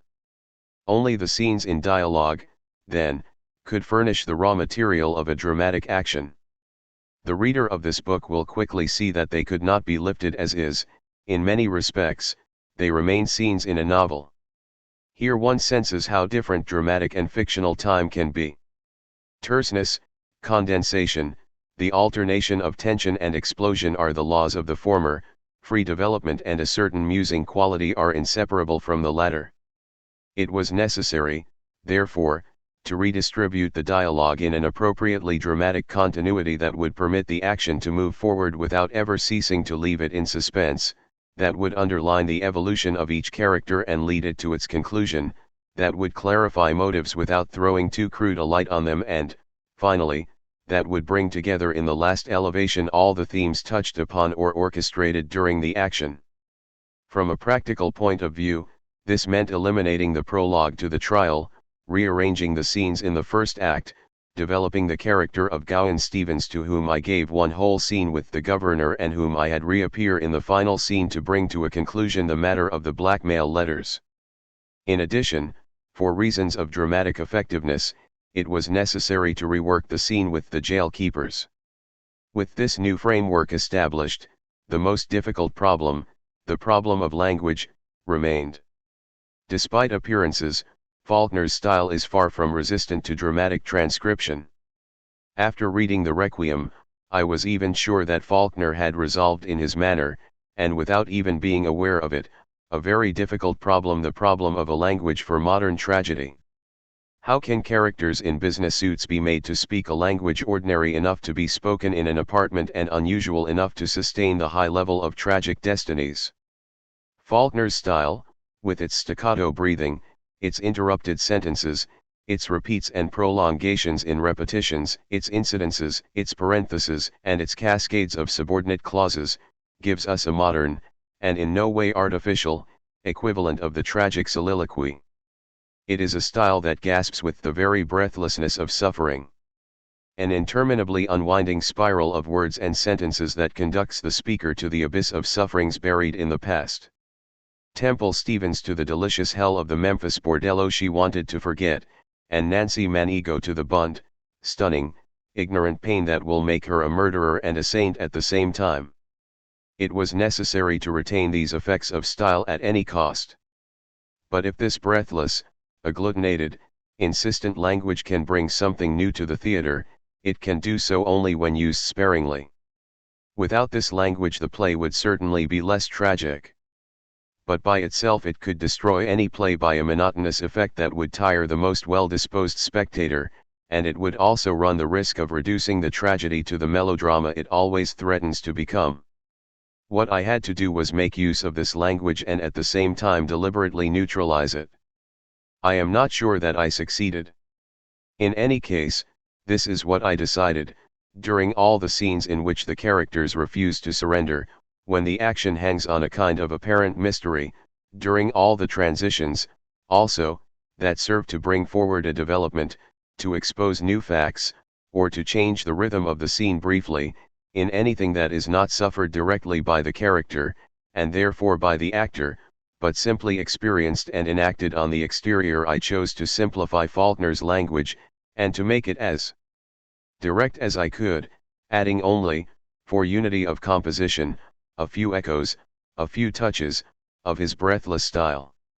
To compensate, in everything that concerned naked irrepressible suffering, and particularly in Temple's confession and her husband's reactions, I have imitated Faulkner's style in French. One further word that will doubtless interest those who, after having listened to the last scene in which Nancy proclaims her faith, asked me if I had been converted. Please note that if I translated and staged a Greek tragedy, no one would ask me if I believe in Zeus. I did considerably rework the last scene. One will be able to see in this book that it consists above all of long speeches by Nancy Manigo and Gavin Stevens on faith and Christ. Faulkner reveals herein his strange religion, developed still further in a fable, a religion less strange in its substance than in the symbols he proposes for it. Nancy decides to love her suffering and her own death, like many great souls before her, but, according to Faulkner, she thus becomes a saint, the strange nun who suddenly invests the bordellos and prisons in which she has lived with the dignity of a cloister. This basic paradox had to be preserved. The rest, that is, the long enlightening speeches, are liberties a novelist may take, if he really wishes to, but prohibited to the dramatist. I therefore cut and tightened these speeches and made use of Temple instead in order to challenge the paradox that Nancy illustrates and throw it into stronger relief. I can therefore accuse myself of abbreviating Faulkner's message. But in so doing I only responded to dramatic necessities, and I believe that I respected the essentials. On Faulkner. In his preface to Sanctuary, André Malraux wrote that Faulkner had introduced the detective story into classical tragedy. This is true. There is, moreover, something of the detective story in every tragedy. Faulkner, who knows this, didn't hesitate to choose his criminals and heroes from daily newspaper stories. In my opinion, this is what makes his Requiem one of the very few modern tragedies we have. In its original form, Requiem for a Nun is not a play. It is a novel in dialogue form. But it has a dramatic intensity. First of all, because it gradually discloses a secret and sustains throughout an expectation of tragedy. Secondly, because the conflict that brings the characters face to face with their destiny, centering around the murder of a child, is a conflict that cannot be solved except through the acceptance of this destiny. Faulkner has contributed then to hastening the time when the tragedy at work in our history can also take its place in our theater. His characters are our contemporaries, and yet they are confronted with the same destiny that crushed Electra or Orestes. Only a great artist could attempt to introduce the noble language of pain and humiliation into our public rooms this way. Nor is it accidental that Faulkner's strange religion is experienced in this play by a Negro woman who has been a prostitute and is a murderer. On the contrary, this extreme contrast summarizes the human grandeur of the Requiem and all Faulkner's work. Let me add in conclusion that the great problem of modern tragedy is language. Characters in business suits cannot talk like Oedipus or Titus. Their language must at the same time be simple enough to be our own and lofty enough to reach the tragic. In my view, Faulkner has found such a language. I have tried to recreate it in French, and to betray neither a work nor an author I admire. 1956. Program note to the Camus adaptation of Requiem for a Nun. Excerpts from 3 interviews. I had to put the form back in, to prune the text. It is not a play, it's a world into which I introduced logic. For the French public, the theater is inconceivable without unity. I like and I admire Faulkner, I believe I understand him rather well. Even though he did not write for the stage, he is in my opinion the only truly tragic dramatist of our time. He gives us an ancient but always contemporary theme that is perhaps the only tragedy in the world, the blind man stumbling along between his destiny and his responsibilities. A simple dialogue must be found, acceptable for people who are simple too, but who have access to grandeur despite their coats and ties. Only Faulkner has known how to find an intensity of tone, of situation, intolerable to the point of making the heroes deliver themselves by means of a violent, superhuman act. Combat, 1956. 2. The Requiem was not a play, but a novel in great dialogued scenes filled with a historical poetic accent and a psychological climate that I have taken pains to preserve. I wanted to clear the way for a more theatrical than fictional progression. I developed only the role of the husband, which I find admirable. The play poses no racial problem. Faulkner is too great a creator not to be universal. In the Requiem, the religion of suffering, notably in the 7th scene, becomes one with the catharsis, that ancient purification. Nouvelles littéraires, 1956. 3. Is the meeting of Albert Camus and William Faulkner equivalent to a first modern tragedy? The stage setting will already have told you that the detective element in this tragedy plays a strong role. It does in all tragedies for that matter. Take Electra or Hamlet. Faulkner, who has never been reluctant to look for his characters in news items reported in the newspapers, knows this well. A secret, then. And a conflict. Something which sets the protagonists against their destiny and is resolved with their acceptance of this destiny. These are the keys to ancient tragedies. Faulkner used them to open the way to modern tragedy. Even though it was not written for the stage, his work, whose intensity is wholly dramatic, seems to me one that most nearly approaches a certain tragic ideal. This problem of modern tragedy, I believe, has always interested you. Is this the reason you agreed to produce the Requiem? It is precisely the reason. Together with the admiration that I plainly hold for someone I consider the greatest American novelist. You see, we are living through a highly dramatic time that does not yet have a drama. Faulkner permits us to catch a glimpse of the time when what is tragic in our own history can at last reach the footlights. Doesn't the whole difficulty consist of making contemporary people speak a tragic language? Without a doubt, but I hope to have surmounted it. Faulkner's breathless style, that I did my utmost to imitate, is the style of suffering itself. The basis of his whole religion. Just so. A strange religion, more clearly expressed in his latest work, A Fable, whose symbols give a glimpse of the hope for redemption through pain and humiliation. Here, Nancy Manigo, murderer and prostitute, is his message bearer.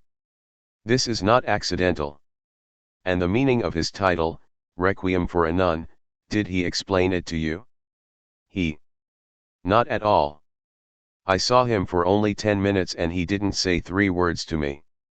No, the title takes on its meaning when one knows the role that bordellos and prisons play in Faulkner's universe.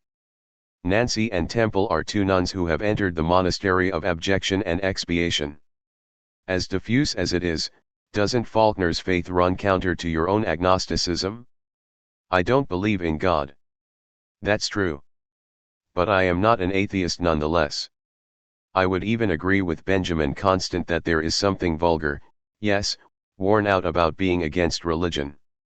Should one see in this the sign of a certain evolution in your thinking, and doesn't this interest in Faulkner foresee an eventual rallying to the spirit if not the dogma of the Church?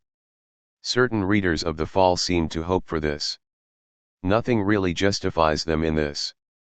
Doesn't my judge penitent clearly say that he is Sicilian and Japanese? Not Christian for a minute. Like him, I have a good deal of affection for the first Christian. I admire the way he lived, the way he died. My lack of imagination keeps me from following him any further. There, in parenthesis, is my only similarity to the Jean-Baptiste Clamence with whom people stubbornly insist on identifying me. I would like to have called that book A Hero of Our Time. Originally it was only a short novel, meant to appear next January in a collection that will be called Exile and the Kingdom. But I let myself get carried away with the idea, to paint a portrait of a small prophet like so many today. They proclaim nothing at all and find nothing better to do than accuse others in accusing themselves. Le Monde, August 31, 1956. René Char 1. One cannot do justice in a few pages to a poet like René Char, but one can at least place him in the right context. Certain works justify our seizing any pretext to testify, even without shades of meaning, to what we owe them. And I am happy that this German edition of my favorite poems gives me the opportunity to say that I consider René Char our greatest living poet, and Fureur et Mystère to be the most astonishing book French poetry has given us since Rimbaud's Les Illuminations and Apollinaire's Alcools. The originality of René Char's poetry, actually, is startling. He came to it by way of surrealism, no doubt, but by lending rather than giving himself to that movement, staying just long enough to realize that his step was firmer when he walked alone. Since the publication of Souls Demurrant, a handful of poems have been enough to set a free and virgin wind blowing through our poetry. After so many years devoted to the manufacture of inane trifles, our poets relinquished the lute only to put the bugle to their lips, transforming poetry into a salubrious funeral pyre. It blazed, like those great bonfires of grass which in the poet's own country give scent to the wind and richness to the earth. At last we could breathe. Natural mysteries, with living waters and sunlight, burst into a room where poetry still lay spellbound in echoes and shadows. I am describing a poetic revolution. But I would have less admiration for the originality of this poetry if its inspiration were not, at the same time, so ancient. Char rightly lays claim to the tragic optimism of pre-Socratic Greece. From Empedocles to Nietzsche a secret has been passed from summit to summit, and after a long eclipse, Char once more takes up this hard and rare tradition. The fires of Etna smolder beneath some of his unendurable phrases, the royal wind of Sils Maria irrigates his poems and makes them echo with the sound of clear and tumultuous waters. What Char calls wisdom with tear-filled eyes is revived here, at the very height of our disasters. His poetry, at once both old and new, combines refinement with simplicity. It carries day and night in the same impulse. In the intense light beneath which Char was born we know the sun sometimes grows dark. At 2 in the afternoon, when the countryside is replete with warmth, a dark wind blows over it. In the same way, whenever Char's poetry seems obscure, it is because of his furious concentration of images, a thickening of the light that sets it apart from the abstract transparence we usually look for only because it makes no demands on us. But at the same time, just as on the sun-filled plains, this black point solidifies vast beaches of fight around itself, light in which faces are stripped bare.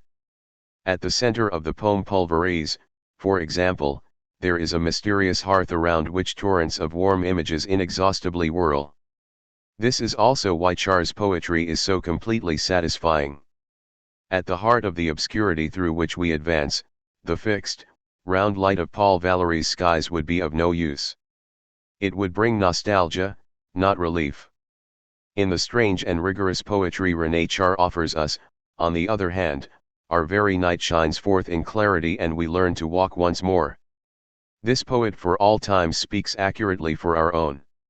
He is at the heart of the battle, he formulates our misfortunes as well as our renaissance. If we five in a lightning flash, it is the heart of the eternal. Char's poetry does indeed exist in a flash of lightning and not only in a figurative sense. The man and the artist, who go hand in hand, were tempered yesterday in the struggle against Hitlerian totalitarianism, and today in the denunciation of the rival but allied nihilisms that are tearing our world apart. Char has accepted sacrifice but not delight in the common struggle. To leap not in the festival, but in its epilogue. A poet of revolt and liberty, he has never succumbed to complacency, and never, to use his own words, confused revolt with ill temper. It can never be said enough, and all men confirm it every day, that there are two kinds of revolt, one that conceals a wish for servitude, and another that seeks desperately for a free order, in which, as Char magnificently puts it, bread will be cured. Char knows well that to cure bread means to restore it to its rightful place, to place it above all doctrines, and give it the taste of friendship. This rebel thus escapes from the fate of so many noble insurgents who end up as cops or accomplices. Char will always protest against those who sharpen guillotines.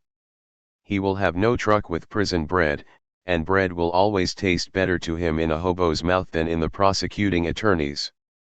It is easy to understand, then, why this poet of revolutionaries has no trouble being also a poet of love, into which his poems sink fresh and tender roots. A whole aspect of Char's ethic and his art is summed up in the proud phrase of the poem Pulverise, bow down only in order to love. For him, love is a question of bowing down, and the love that runs through his work, however virile, has the stamp of tenderness.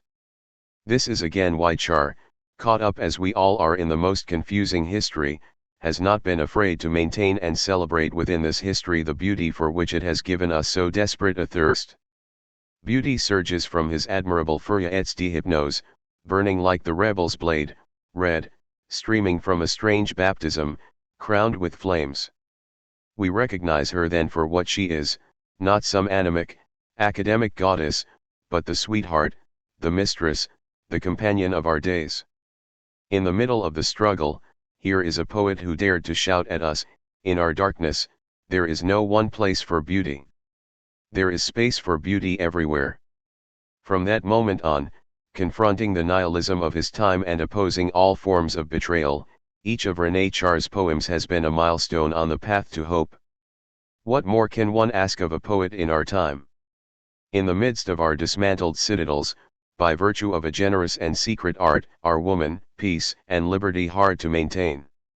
And far from diverting us from the fray, we learn that these rediscovered riches are the only ones worth fighting for. Without having meant to, and simply because he has rejected nothing of his time, Char does more than express what we are, he is also the poet of our tomorrows. Although he remains alone, he brings us together, and the admiration he arouses mingles with that great fraternal warmth within which men bear their best fruit. We can be sure of it, it is in works like his from now on that we will seek recourse and vision. Char's poems are messengers of truth, of that lost truth each day now brings us closer to, although for a long time we were able only to say that it was our country and that far away from it we suffered, as if in exile. But words finally take shape, light dawns, one day the country will receive its name. Today a poet describes it for us, magnificently, reminding us, already, to justify the present, that this country is earth and murmurs, amid the impersonal stars. Preface to the German edition of René Char's Poesies, written in 1958 and published in 1959. 1. René Char, a close personal friend of Camus, was born in Provence in 1907. He was initially associated with the Surrealist movement, but broke with it in 1937.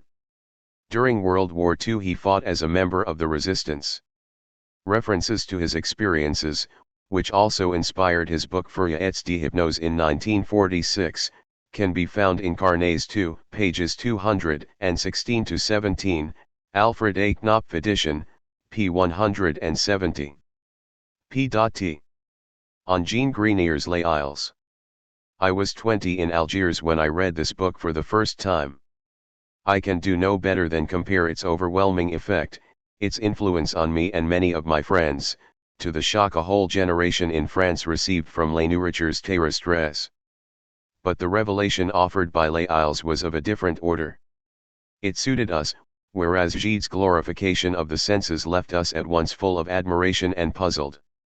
We really had no need to be freed from the winding sheet of morality, or to sing of the fruits of the earth. They hung on our doorstep in the sunlight. All we had to do was sink our teeth into them. Some of us knew, of course, that poverty and suffering existed. We simply rejected them with all the strength of our youthful blood. The truth of the world lay only in its beauty, and the delights it offered. Thus we lived on sensations, on the surface of the world, among colors, waves, and the good smell of the soil. This is why Les Nourritures, with its invitation to happiness, came too late. Happiness was a faith that we proclaimed, insolently. We needed, quite the opposite, to be diverted a bit from our greed, to be torn, in fact, from our happy barbarity.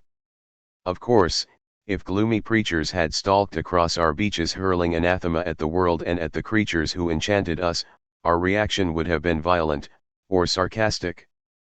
We needed more subtle teachers, and a man born on other shores, though like us enamored of light and bodily splendors, came to tell us in peerless language that these outward appearances were beautiful, but that they were doomed to perish and should therefore be loved in despair. Immediately, this great, eternal theme began to echo in us like an overwhelmingly new discovery. The sea, the light, people's faces, from which a kind of invisible barrier suddenly separated us, receded, but still exercised their fascination. Les Isles, in short, had just initiated our disenchantment, we had discovered culture. Without denying the physical reality that composed our realm, this book coupled it with another reality that explained our youthful uneasiness. What Grenier did was to remind us that the moments of bliss, the instants when we said yes, which we had experienced only obscurely and which inspire some of the finest pages in Les Isles, were essentially fleeting and would perish. Immediately, we understood our sudden melancholies. The man who labors painfully between a harsh earth and a somber sky can dream of another world where bread and the sky will both be light. He hopes. But men whose longings are fully satisfied every hour of the day by the sunshine and the hills have ceased to hope. They can only dream of an imaginary elsewhere. Thus men from the north flee to the shores of the Mediterranean, or into deserts of light. But where can men of sun-drenched countries flee, except into the invisible? The journey Grenier describes is a voyage into imaginary and invisible lands, a quest from isle to isle, such as the one Melville, using other means, illustrates in Mardi. Animals take their pleasure and die, man marvels, and he dies. Where is his harbor? This is the question that echoes through the book. It is answered only indirectly. Grenier, like Melville, ends his voyage with a meditation on the Absolute and on God.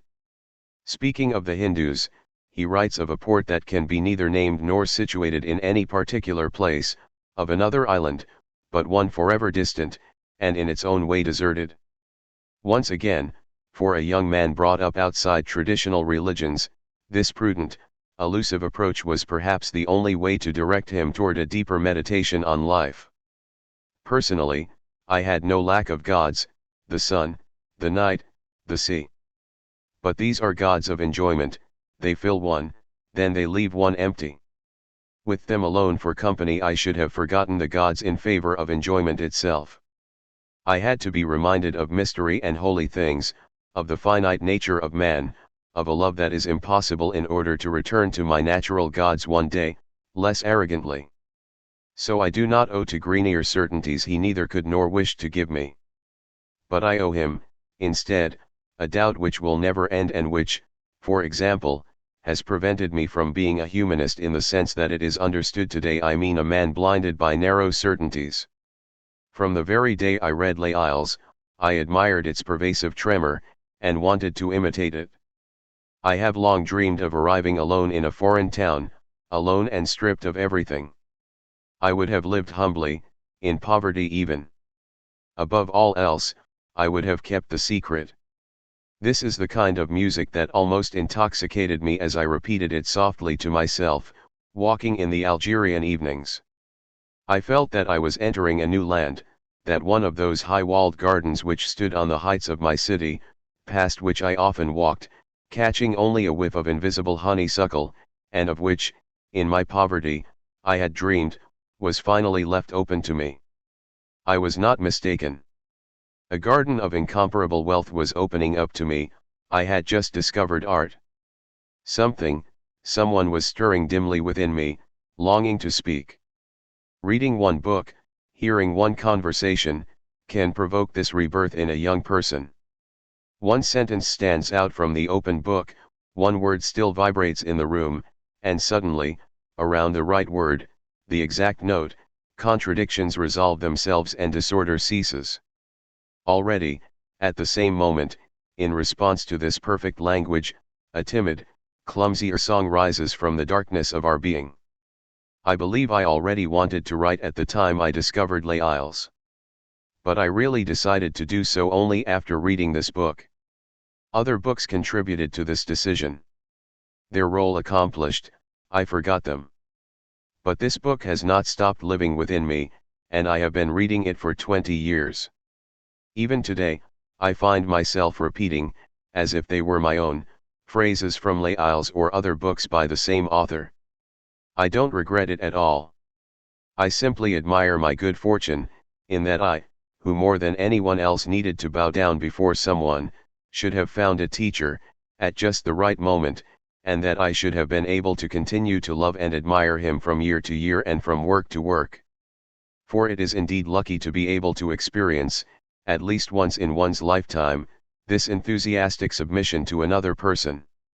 Among the half-truths that delight our intellectual society, this stimulating thought can be found that each conscience seeks the death of the other. At once we all become masters and slaves, dedicated to mutual annihilation. But the word master has another meaning, linked to the word disciple in respect and gratitude. It is no longer a question of one mind seeking to kill the other, but of a dialogue, which never ceases once it has begun, and which brings absolute satisfaction to certain lives. This long confrontation involves neither servitude nor obedience, only imitation, in the spiritual sense of the word. In the end, the master rejoices when the disciple leaves him and achieves his difference, while the latter will always remain nostalgic for the time when he received everything and knew he could never repay it. Mind thus engenders mind, from one generation to another, and human history, fortunately, is built as much on admiration as on hatred. But this is not a tone in which Grenier would speak. He prefers to tell us about a cat's death, a butcher's illness, the scent of flowers, the passage of time. Nothing is really said in this book. Everything is suggested, with incomparable strength and sensitivity. The delicate language, at once so accurate and dreamlike, has the fluidity of music. It flows, swiftly, but its echoes linger. If a comparison has to be made, one should speak of Chateaubriand or Bars, who drew new accents from French. But why bother? Grenier's originality goes beyond these comparisons. He merely speaks to us of simple and familiar experiences in an apparently unadorned language. Then he lets us translate, each in his own way. It is only on these conditions that art is a gift which carries no obligations. I, who have received so much from this book, recognize the extent of this gift and acknowledge my debt. The great revelations a man receives in his life are few, rarely more than one or two. But, like good fortune, they transfigure us. To anyone eager to find and to know, this book offers in each one of its pages a similar revelation. It took Les Nourritures Terrestres 20 years to find a public to overwhelm. It is time for new readers to come to this book. I would still like to be one of them, just as I would like to go back to that evening when, after opening this little volume in the street, I closed it again as soon as I had read the first lines, hugged it tight against me, and ran up to my room to devour it without witnesses. And I envy, without bitterness, but rather, if I may say so, with warmth, the unknown young man today who picks up Les Isles for the first time. Essay published in Proeuvres, 1959, and reprinted as a preface in the same year. 3. Camus on himself. Preface to The Stranger 1. I summarized The Stranger a long time ago, with a remark that I admit was highly paradoxical. In our society, any man who does not weep at his mother's funeral runs the risk of being sentenced to death. I only meant that the hero of my book is condemned because he does not play the game. In this respect, he is foreign to the society in which he lives. He wanders, on the fringe, in the suburbs of private, solitary, sensual life. And this is why some readers have been tempted to look upon him as a piece of social wreckage. A much more accurate idea of the character, or, at least, one much closer to the author's intentions, will emerge if one asks just how Meursault doesn't play the game.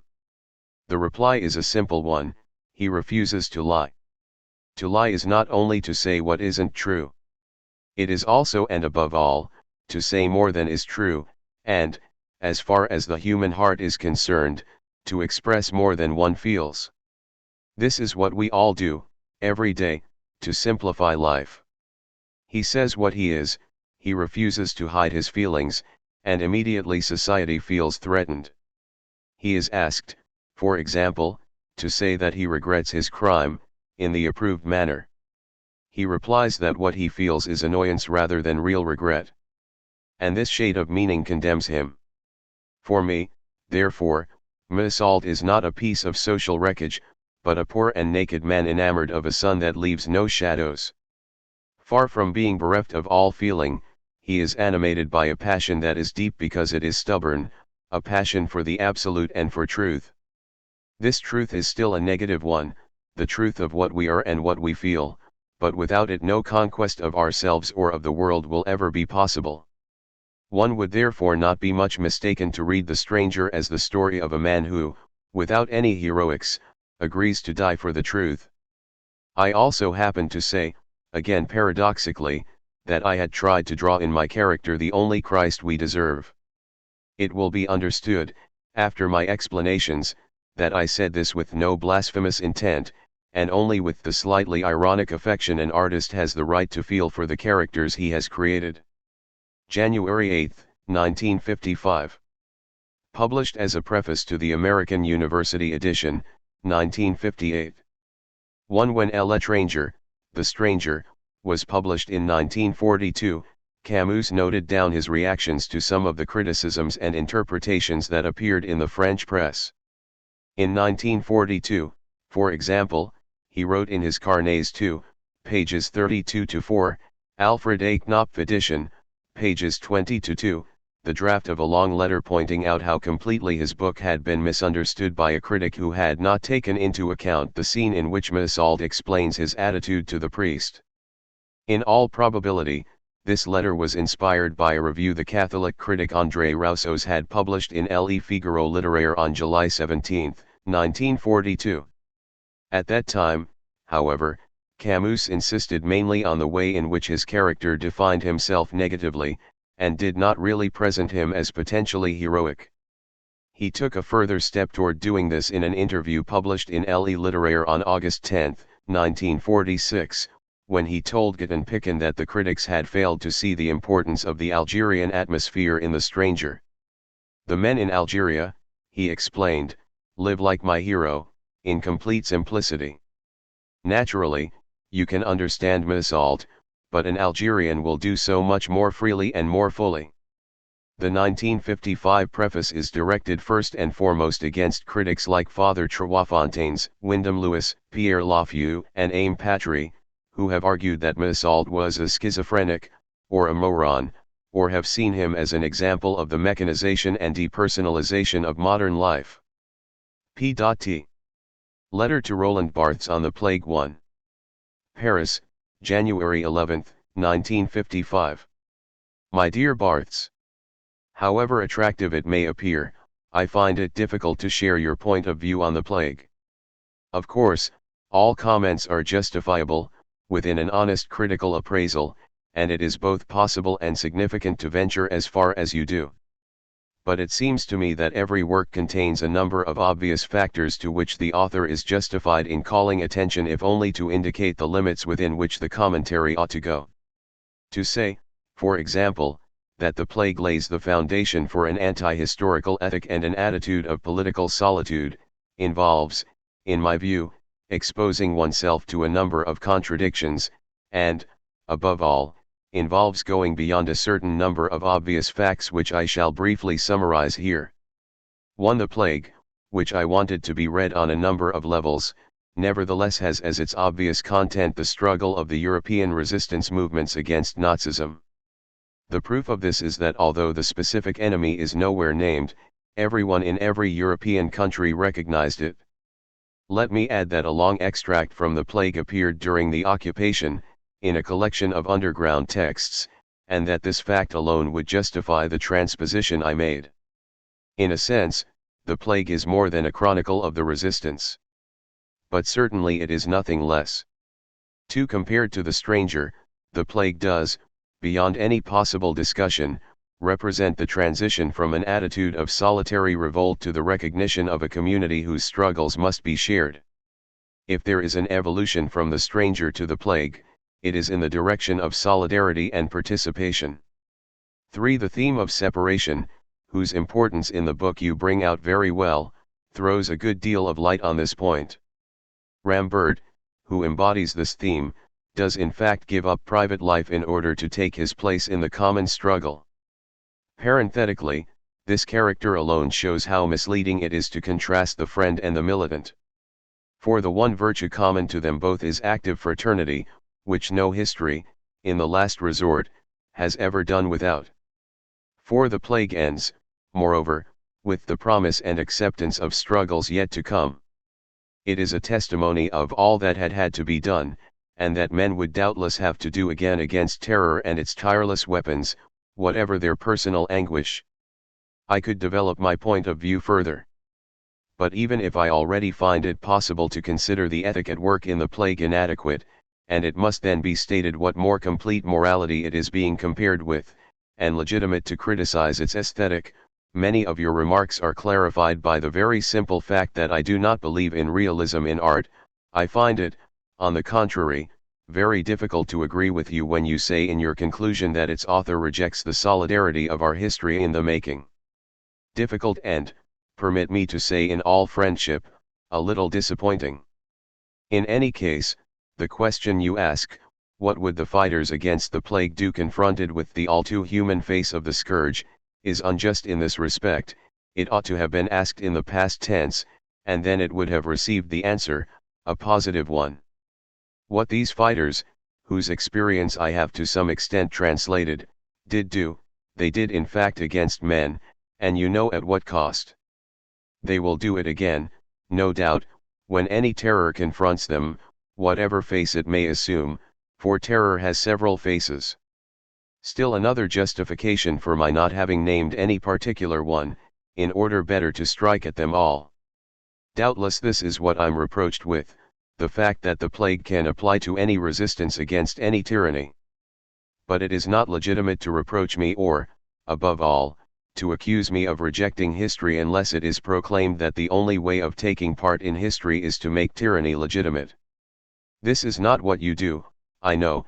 As far as I am concerned, I am perverse enough to believe that if we resigned ourselves to such an idea we should be accepting human solitude. Far from feeling installed in a career of solitude, I have, on the contrary, the feeling that I am living by and for a community that nothing in history has so far been able to touch. Here, too briefly expressed, is what I wanted to tell you. I would merely like to assure you in conclusion that this friendly discussion in no way alters the high opinion I have of your talent or of you as a person. Albert Camus. Letter published in Club, the Review of the Club du Miller Livre. February 1955. 1. In an article in the Review Club, Roland Barthes had argued that the plague was an inadequate transposition of the problems of the resistance movement because Camus had replaced a struggle against men by a struggle against the impersonal microbes of plague. This is a fairly common criticism of the plague, and it could be argued that Camus also neglected an important aspect of the resistance movement when he made no reference to the moral problem created by the German habit of executing innocent hostages. The resistance fighter risked having on his conscience the death of 15 or 20 people executed as a direct result of his act of sabotage. P.T. Letter to P.B. February 15, 1953. My dear friend. I will begin with the apology I owe you for last Friday. It was not because of a lecture on Holland, but that I was summoned at the last moment to sign books on behalf of the flood victims there. This exercise, which I was doing for the first time, seemed something I couldn't refuse, and I thought you would forgive my inconveniencing you. But this is not the question is what you describe as the difficulties of our relationship. On this point, what I have to say can be expressed simply: if you knew 1/4 of my life and its obligations, you wouldn't have written a single line of your letter. But you cannot know them, and I neither can nor should explain them to you. The haughty solitude that you, along with many others who lack your quality, complain of, would be a blessing for me, if it existed. But people are quite wrong to assume I enjoy such paradise. The truth is that I fight time and other people for each hour of my work, usually without winning. I'm not complaining. My life is what I have made it, and I am the first person responsible for the way and the pace at which I spend it. But when I receive a letter like yours, then I do feel I want to complain, or at least ask people not to heap abuse on me so easily. To be equal to everything today, I would need 3 lives and several hearts. Of the latter, I have only one, which can be judged, as I often judge it myself, to be of only average quality. Physically I do not have the time, and above all the inner leisure, to see my friends as I would like to. Ask Char, whom I love like a brother, how many times we see each other in a month. I haven't the time to write for reviews, neither on Jaspers nor on Tunisia, even in order to clear up one of Sartre's arguments. You will believe me if you want to, but I have not the time, nor the inner leisure, to be ill. When I am sick, my life is all upside down and I spend weeks trying to catch up with myself. But what is most serious is that I no longer have the time, or the inner leisure, to write my books, and it takes me 4 years to write something which, if I were free, would have taken 1 or 2. Besides, for several years now, rather than freeing me, my work has enslaved me. And if I keep on, it's because I cannot do otherwise and because I prefer it to anything else, even liberty, wisdom, or true creativity, even, yes even, to friendship. It is true that I try to organize myself, to double my strength and my presence by a timetable, by organizing my day, by an increased efficiency. I hope to be equal to it someday. For the moment, I am not. Each letter brings 3 others, each person 10, each book 100 letters and 20 correspondents. While life continues, there is work to do, people I love and people who need me. Life continues, and some mornings, weary of the noise, discouraged by the prospect of the interminable work to keep after, sickened also by the madness of the world that leaps at you from the newspaper, finally convinced that I will not be equal to it and that I will disappoint everyone, all I want to do is sit down and wait for evening. This is what I feel like, and sometimes I yield to it. Can you understand this? Of course, you deserve to be respected and talked to. Of course your friends are as good as mine, who are not so grammatically inclined as you think. Even though I find it hard to imagine, and this is not a pose, that my esteem can matter to anyone, I do admire you. But for this esteem to transform itself into active friendship, we should indeed require real leisure, and many opportunities to meet. I have met a number of fine people, this has been the blessing of my life. But it is not possible to have that many friends, and unfortunately this condemns me to disappoint people, I know. I can understand that other people find it unbearable. I find it unbearable. But this is how things are, and if people cannot like me under these circumstances, I expect them to leave me to a solitude that, as you see, is less haughty than you think. In any case, I am replying to your bitterness without any of my own. Letters like yours, coming from someone like you, only make me sad, and compound the reasons I have to flee this town and the life I lead here. For the moment, although this is what I long for most in the world, it is not possible. I am thus compelled to continue this alien existence, and must count what you tell me as the price rather a high one. I think that I must pay for having let myself be driven to it. Forgive me, in any case, for having disappointed you, and believe me to be faithfully, Albert Camus. 3 interviews. I know, I am not an existentialist. No, I am not an existentialist.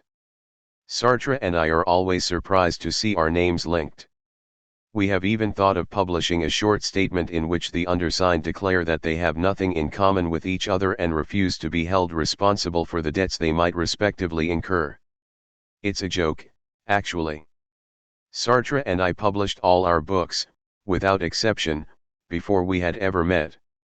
When we did get to know each other, it was to realize how much we differed. Sartre is an existentialist, and the only book of ideas that I have published, The Myth of Sisyphus, was directed against the so-called existentialist philosophers. Sartre and I do not believe in God, it is true. And we don't believe in absolute rationalism either. But neither do Jules Romains, Malraux, Stendhal, Paul de Kock, the Marquis de Sade, André Gide, Alexandre Dumas, Montaigne, Eugene Sue, Molière, Saint-Evremond, the Cardinal de Retz, or André Breton. Must we put all these people in the same school? But we had better leave this aside. After all, I don't see why I should apologize for being interested in those who live outside grace. It is high time we began concerning ourselves with them, since they are the most numerous. Doesn't a philosophy that insists upon the absurdity of the world run the risk of driving people to despair? All I can do is reply on my own behalf, realizing that what I say is relative. Accepting the absurdity of everything around us is one step, a necessary experience. It should not become a dead end. It arouses a revolt that can become fruitful. An analysis of the idea of revolt could help us to discover ideas capable of restoring a relative meaning to existence, although a meaning that would always be in danger. Revolt takes a different form in every individual. Would it be possible to pacify it with notions valid for everyone? Yes, because if there is one fact that these last 5 years have brought out, it is the extreme solidarity of men with one another. Solidarity in crime for some, solidarity in the upsurge of resistance in others. Solidarity even between victims and executioners. When a Czech was shot, the life of a grocer in the Rue de Beaune was in jeopardy. The individualism of the French makes it difficult for them to have a real experience of this solidarity. That remains to be proved. And besides, in a world whose absurdity appears to be so impenetrable, we simply must reach a greater degree of understanding among men, a greater sincerity. We must achieve this or perish. To do so, certain conditions must be fulfilled. Men must be frank, falsehood confuses things, free, communication is impossible with slaves. Finally, they must feel a certain justice around them. You wrote in The Myth of Sisyphus, a man without hope, and conscious of this condition, no longer belongs to the future. Since you do not believe that men can escape into religion, are you not afraid that young people today will be led into a dangerous neglect of action? If it were not possible nowadays to live or act without reference to God, then perhaps a very great number of people in the West would be condemned to sterility. Young people know this very well. And if I feel so great a solidarity with so many students, for example, it is because we are all confronted with the same problem, and because I am confident that, like me, they want to solve it by trying to act more effectively and to serve man. Since you know young people so well, does this mean that you have been a teacher? Never. But to continue my studies, I had to work at a number of jobs. I sold spare parts for automobiles, worked in a meteorological office, in a shipping firm, and in a prefecture. I was an actor. I belonged to a company that performed for a fortnight each month, and during the rest of the time I prepared my license, and, finally, I worked as a journalist, which gave me the chance to travel. To write after having had a number of jobs is more usual in America than in France. Your first novel, The Stranger, recalls certain works by Faulkner and Steinbeck. Is this simply coincidence? No. But the technique of the American novel seems to me to lead to a dead end. I used it in The Stranger, it is true. But this was because it suited my purpose, which was to describe a man with no apparent awareness of his existence. By generalizing this particular technique, we would end up with a universe of automatons and instincts. It would be a considerable impoverishment. That is why, although I appreciate the real value of the American novel, I would give 100 Hemingways for one Stendhal or one Benjamin Constant. And I regret the influence of this literature on many young writers. You are nevertheless considered a revolutionary writer. I don't know what that means. If it is revolutionary to ask oneself questions about one's art, then perhaps, but I cannot imagine literature without style. I know of only one revolution in art. It belongs to all ages, and consists of the exact adjustment of form to subject matter, of language to theme. From this point of view, I love, deeply, only the great classical French literature. It is true that I include here Saint-Evremond and the works of the Marquis de Sade. It is also true that I exclude certain academicians, both present and past. What are your projects? A novel about the plague, an essay on man in revolt. And perhaps I ought to make my mind up to study existentialism. An interview with Janine Delpech, in Les Nouvelles Littéraires. November 15, 1945. To encounter with Albert Camus. Albert Camus, who is still a young writer, is considered one of the intellectual leaders of the younger generation. However, I will say at once that not for a moment when I was with him did he seem to have the strained look of a master or a director of consciences. I will even go so far as to say that he seemed very little interested in such matters. I am often depicted as an austere character, he told me, not without the kind of irony that breaks almost imperceptibly through the gravity of his writings. There is also a discreet smile on his tormented face, a high, wrinkled forehead beneath very dark, crisp hair, a manly, North African face that has grown paler in our climate. A discreet but frequent smile, and his rather deep voice is not afraid of humorous inflections. The world was not hostile to me at first. I had a happy childhood. Happy in its poverty, in spite of its poverty. Born in a village in the province of Constantine, Mondovici, the birthplace of General Juin, he was only a year old when his mother, widowed in the First World War, took him to Algiers where she had to work hard to bring up her two sons. Nevertheless, he will never hear an envious or a bitter word. So that he doesn't know what envy or bitterness are like. He feels himself rich in natural bounty.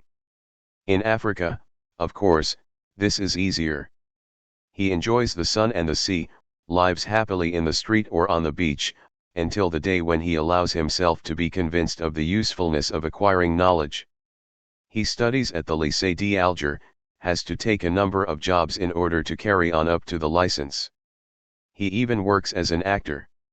I have had my share of difficult experiences. However, I did not begin my life with a feeling of anguish. Similarly, I did not go in for literature scorning or sneering of it, as many people do, but with admiration. How did you first get the urge to write? Can you remember the first feeling? It is rather difficult to say. But I can remember how overwhelmed I was by a book written by a young man and lent to me by Jean Grenier. It was called La Douleur, by André de Richelieu. You must understand that this shock took place in the life of a very young man. At the time, I read everything, even Marcel Prévost. But Richelieu, in La Douleur, talked about things I knew, he depicted poor areas, he described the nostalgias I had felt. I saw, while reading his book, that I too might perhaps have something personal to express. You spoke of Jean Grenier. I believe he was your teacher in the Lycée d'Alger. Yes, Grenier gave me the taste for philosophical meditation, he guided my reading. Both in style and by sensibility, he is one of our leading writers. Perhaps we should be sorry that his modesty, and a certain detachment, prevent him from showing himself more frequently. But the fact remains that Les Isles is an admirable book. And what a marvelous friend, always bringing you back to the essential, in spite of yourself. Grenier was my teacher, and still is.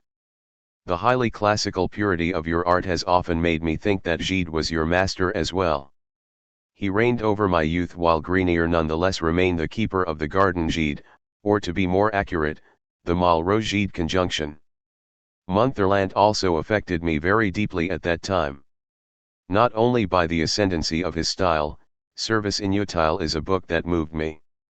As for the earlier writers, the ones you go back to when you are tired of reading your contemporaries, it is Tolstoy I most like to reread nowadays.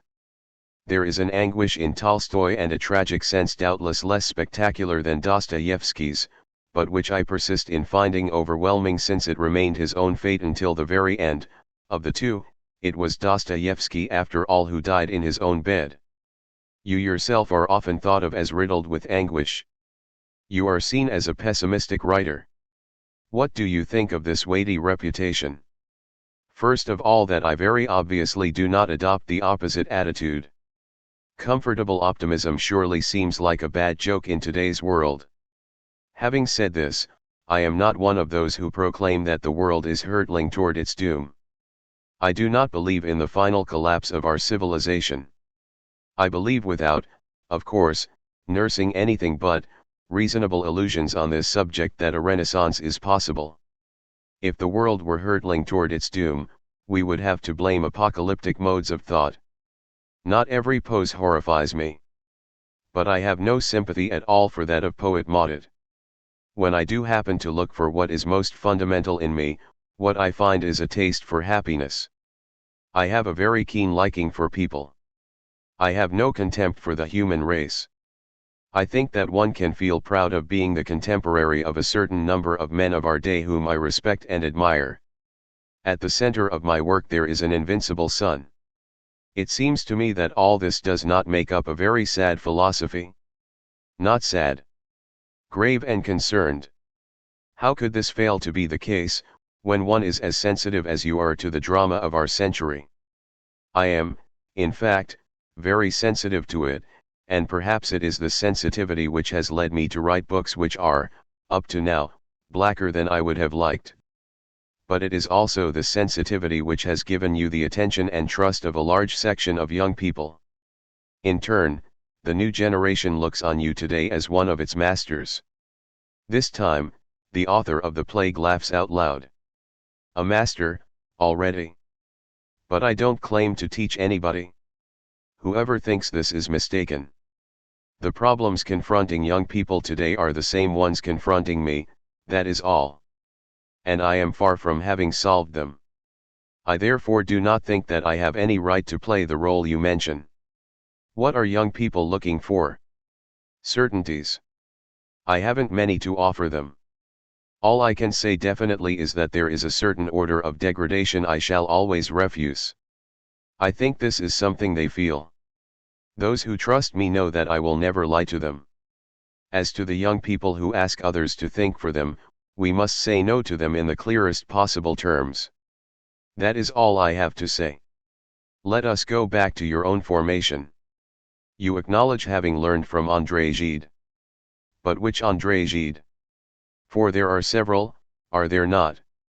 And in any case there are no traces in your work, which never gives away secrets about your own life, of the Gide of Sile Grain ne Merd or the journals. Well, my cult was directed above all to the artist, the master of modern classicism, let us say to the Gide of the pretexts. Being fully aware of the anarchy of my nature, I need to give myself limits in art. Gide taught me how to do this. His conception of classicism as a romanticism brought under control is something I share. As for his deep respect for artistic matters, I agree with him completely. For I have the highest possible idea of art. I place it too high ever to agree to subject it to anything. Then I shall not have to ask Albert Camus what is by now the ritual question on committed literature. You have just heard his reply. But immediately, with that care for accuracy which characterizes him, both a scruple and a taste for nuance. Nevertheless, I do not want to defend aesthetic ideas and artistic forms that are out of date. The writer who allows himself to be fascinated by the political Gorgon is doubtless making a mistake. But it is also a mistake to pass over the social problems of our time in silence. And besides, it would be quite useless to run away from them, turn your back on the Gorgon, and it starts to move. What, in fact, is the aim of every creative artist? To depict the passions of his day. In the 17th century, the passions of love were at the forefront of people's minds. But today, the passions of our century are collective passions, because society is in disorder. Artistic creation, instead of removing us from the drama of our time, is one of the means we are given of bringing it closer. Totalitarian regimes are well aware of this, since they consider us their first enemies. Isn't it obvious that everything which destroys art aims to strengthen ideologies that make men unhappy? Artists are the only people who have never harmed the world. Would you say the same of philosophers? The evil geniuses of contemporary Europe bore the label of philosopher, they are Hegel, Marx, and Nietzsche. Nietzsche. I thought he was one of your spiritual ancestors? He is, undoubtedly. What is admirable, in Nietzsche, is that you always find in him something to correct what is dangerous elsewhere in his ideas. I place him infinitely higher than the two others. We are living in their Europe, the Europe they have made. When we have reached the final stage in their logic, we will remember that another tradition exists, one that has never denied what makes man's grandeur. Fortunately, there is a light that we Mediterraneans have known how to keep lit. If Europe were to reject certain values of the Mediterranean world, moderation, for example, true moderation, which has nothing to do with the more comfortable variety, can you imagine what the results would be? They are in fact visible already. Yes, of course, the Mediterranean has its word to say at this tragic juncture. But isn't it too detached to assume such a role, too skeptical? It was, until it was afflicted with its own truths. It is far less detached and skeptical today, now that it is stifling in a barbarous Europe. I am judging, it is true, as a Mediterranean from North Africa, which is a harder and a harsher earth than your province. But equally fecund in new talents, it seems to me. Indeed. It's a regular nest of singing birds. The generation before ours did not know even how to read. And now we have an Odisseo, a Robles, a Jules Roy, a de Fremenville, a Risfelder, a Pierre Millican, etc., and a young author who is going to make his debut with Gallimard, with a very curious novel. Fruits grow quickly there. Of course, it was the country of Jugurtha and Saint Augustine. A singularly explosive mixture, don't you think? Let us come back to sad Europe. I am thinking of certain European novelists many people will be surprised not to have heard you name among your intellectual mentors. The Czech writer, Franz Kafka, for example, the great painter of the absurd. I look upon Kafka as a very great storyteller. But it would be wrong to say that he has influenced me. If a painter of the absurd has played a role in my idea of literary art, it is the author of the admirable Moby Dick, the American, Melville. I think that what repels me a little in Kafka is the fantastic element. I am not at home in fantasy. The artist's universe should exclude nothing. But Kafka's universe excludes practically the whole world. And then, I really cannot entertain an affection for a literature of total despair. 1. To what extent should we look upon your books, whether they are novels or plays, as symbolic translations of the philosophy of the absurd? People have often done this. This word absurd has had an unhappy history, and I confess that now it rather annoys me. When I analyzed the feeling of the absurd in the myth of Sisyphus, I was looking for a method and not a doctrine. I was practicing methodical doubt. I was trying to make a tabula rasa, on the basis of which it would then be possible to construct something. If we assume that nothing has any meaning, then we must conclude that the world is absurd. But does nothing have a meaning? I have never believed that we could remain at this point. Even as I was writing the myth of Sisyphus, I was thinking about the essay on revolt that I would write later on, in which I would attempt, after having described the different aspects of the feeling of the absurd, to describe the different attitudes of man in revolt. That is the title of the book I am completing. And then there are new events that enrich or correct what has come to one through observation, the continual lessons life offers, which you have to reconcile with those of your earlier experiences. This is what I have tried to do, though, naturally, I still do not claim to be in possession of any truth. Robert Delup seems to have brought out this constant development of your ideas very well in the little book on your work he has just published. At any rate, it's a book written in a spirit of sympathetic objectivity, and for this I am grateful to its author. I appreciate the way he has not presented me as a doctrinal writer enslaved to one particular system. What is more complex than the birth of thought? The right explanation is always double, at least. Greece teaches us this, Greece to which we must always return. Greece is both shadow and light. We are well aware, aren't we, if we come from the south, that the sun has its black side. The sun that a painter like Jean Marchand likes to bring bursting into his skies? Exactly. René Char has also given very fine expression to this duality. I consider him one of the few French poets who are great today and will still be great tomorrow. I mean that he is ahead of his time, although he is at one with it. The truth is that it is a hard fate to be born in a pagan land in Christian times. This is my case. I feel closer to the values of the classical world than to those of Christianity. Unfortunately, I cannot go to Delphi to be initiated. Interview with Gabriel d'Aubert in Les Nouvelles Littéraires. May 10, 1951. 3 Replies to Jean-Claude Brisseville 2. At what time in your life did you become clearly aware of your vocation as a writer? Vocation is perhaps not the right word. I wanted to be a writer when I was about 17, and at the same time I was vaguely aware that I would become one. Were you thinking then of another profession? Teaching. By necessity. But I have always wanted to have a second profession to ensure my freedom to work as a writer. At the time of the wrong side and the right side, did you have any idea of what your literary future would be? After the wrong side and the right side I had doubts. I wanted to give up. And then an overwhelming sense of life burst to express itself in me. I wrote Gnosis. Do you find it difficult to reconcile your role as a creator with the social role you see yourself obliged to play? Is this an important problem for you? Of course.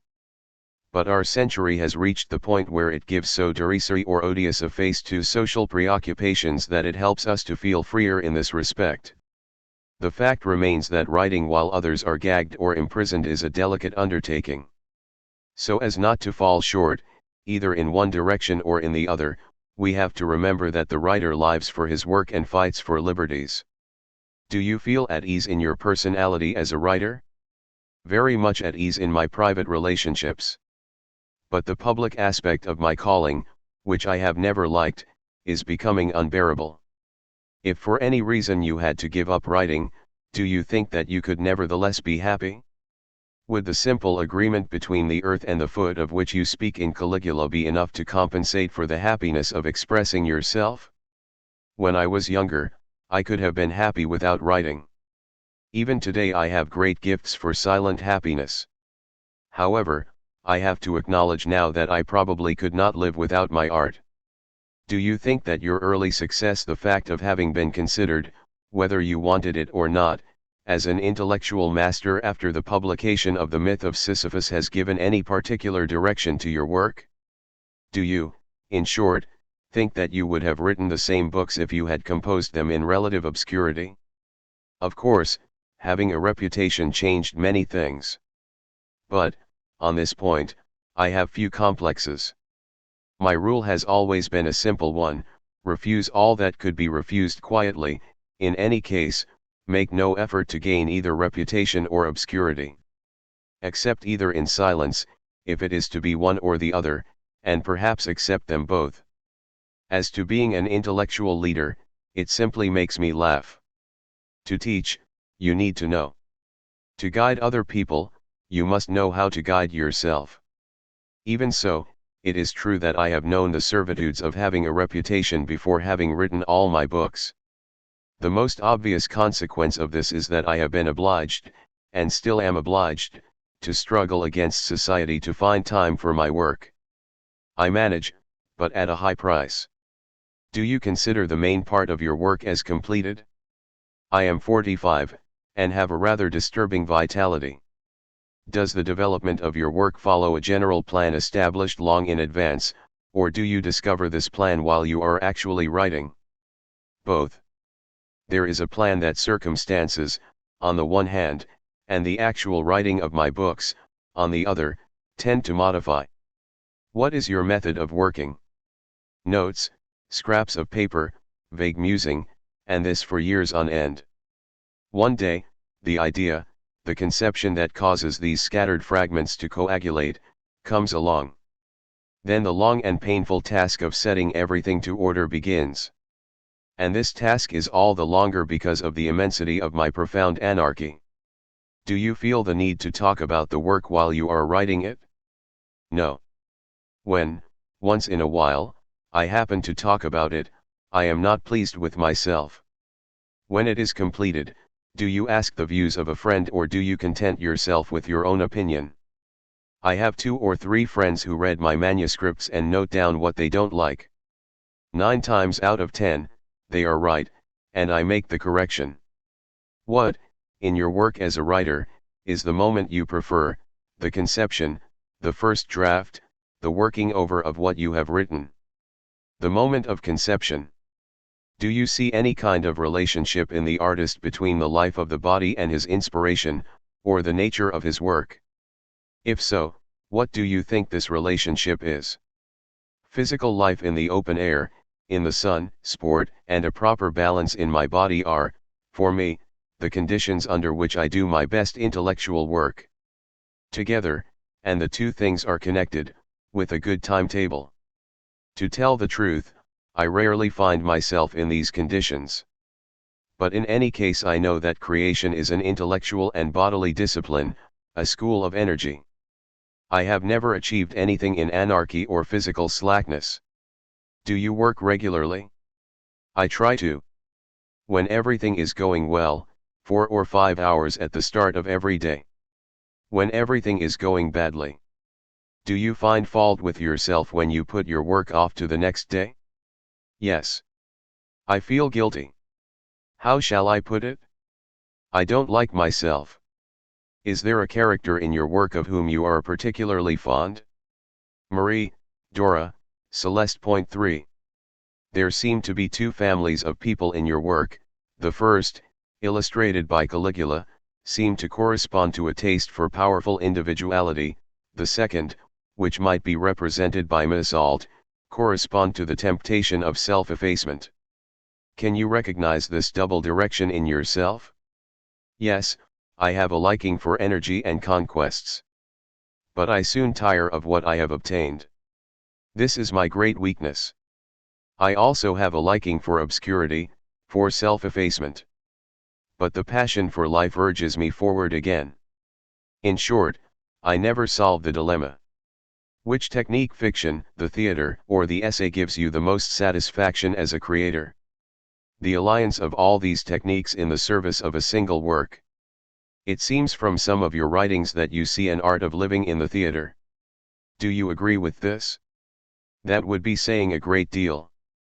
But I sometimes feel that I could have been an actor and been satisfied with this profession. To what values in a work of art, and especially in a literary work of art, are you most sensitive? Truth.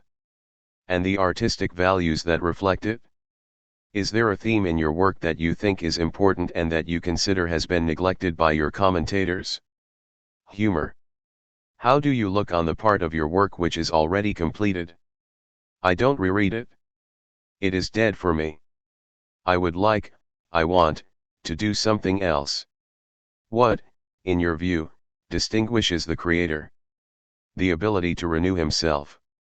He always says the same thing, no doubt, but he tirelessly renews the forms in which he says it.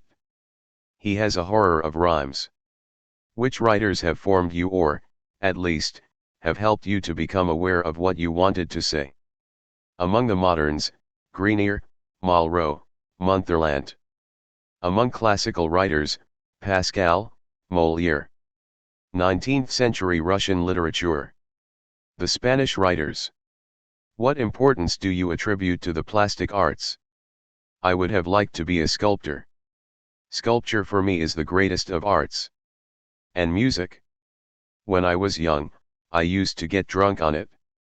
Nowadays, very few musicians move me. But Mozart still does. What do you think of the cinema? And you? There are often misunderstandings in the way artists are admired. What is the compliment that annoys you the most? Honesty, conscience, humanity, all the modern mouthwashes. What, in your view, is the most marked feature of your character? That depends on the day.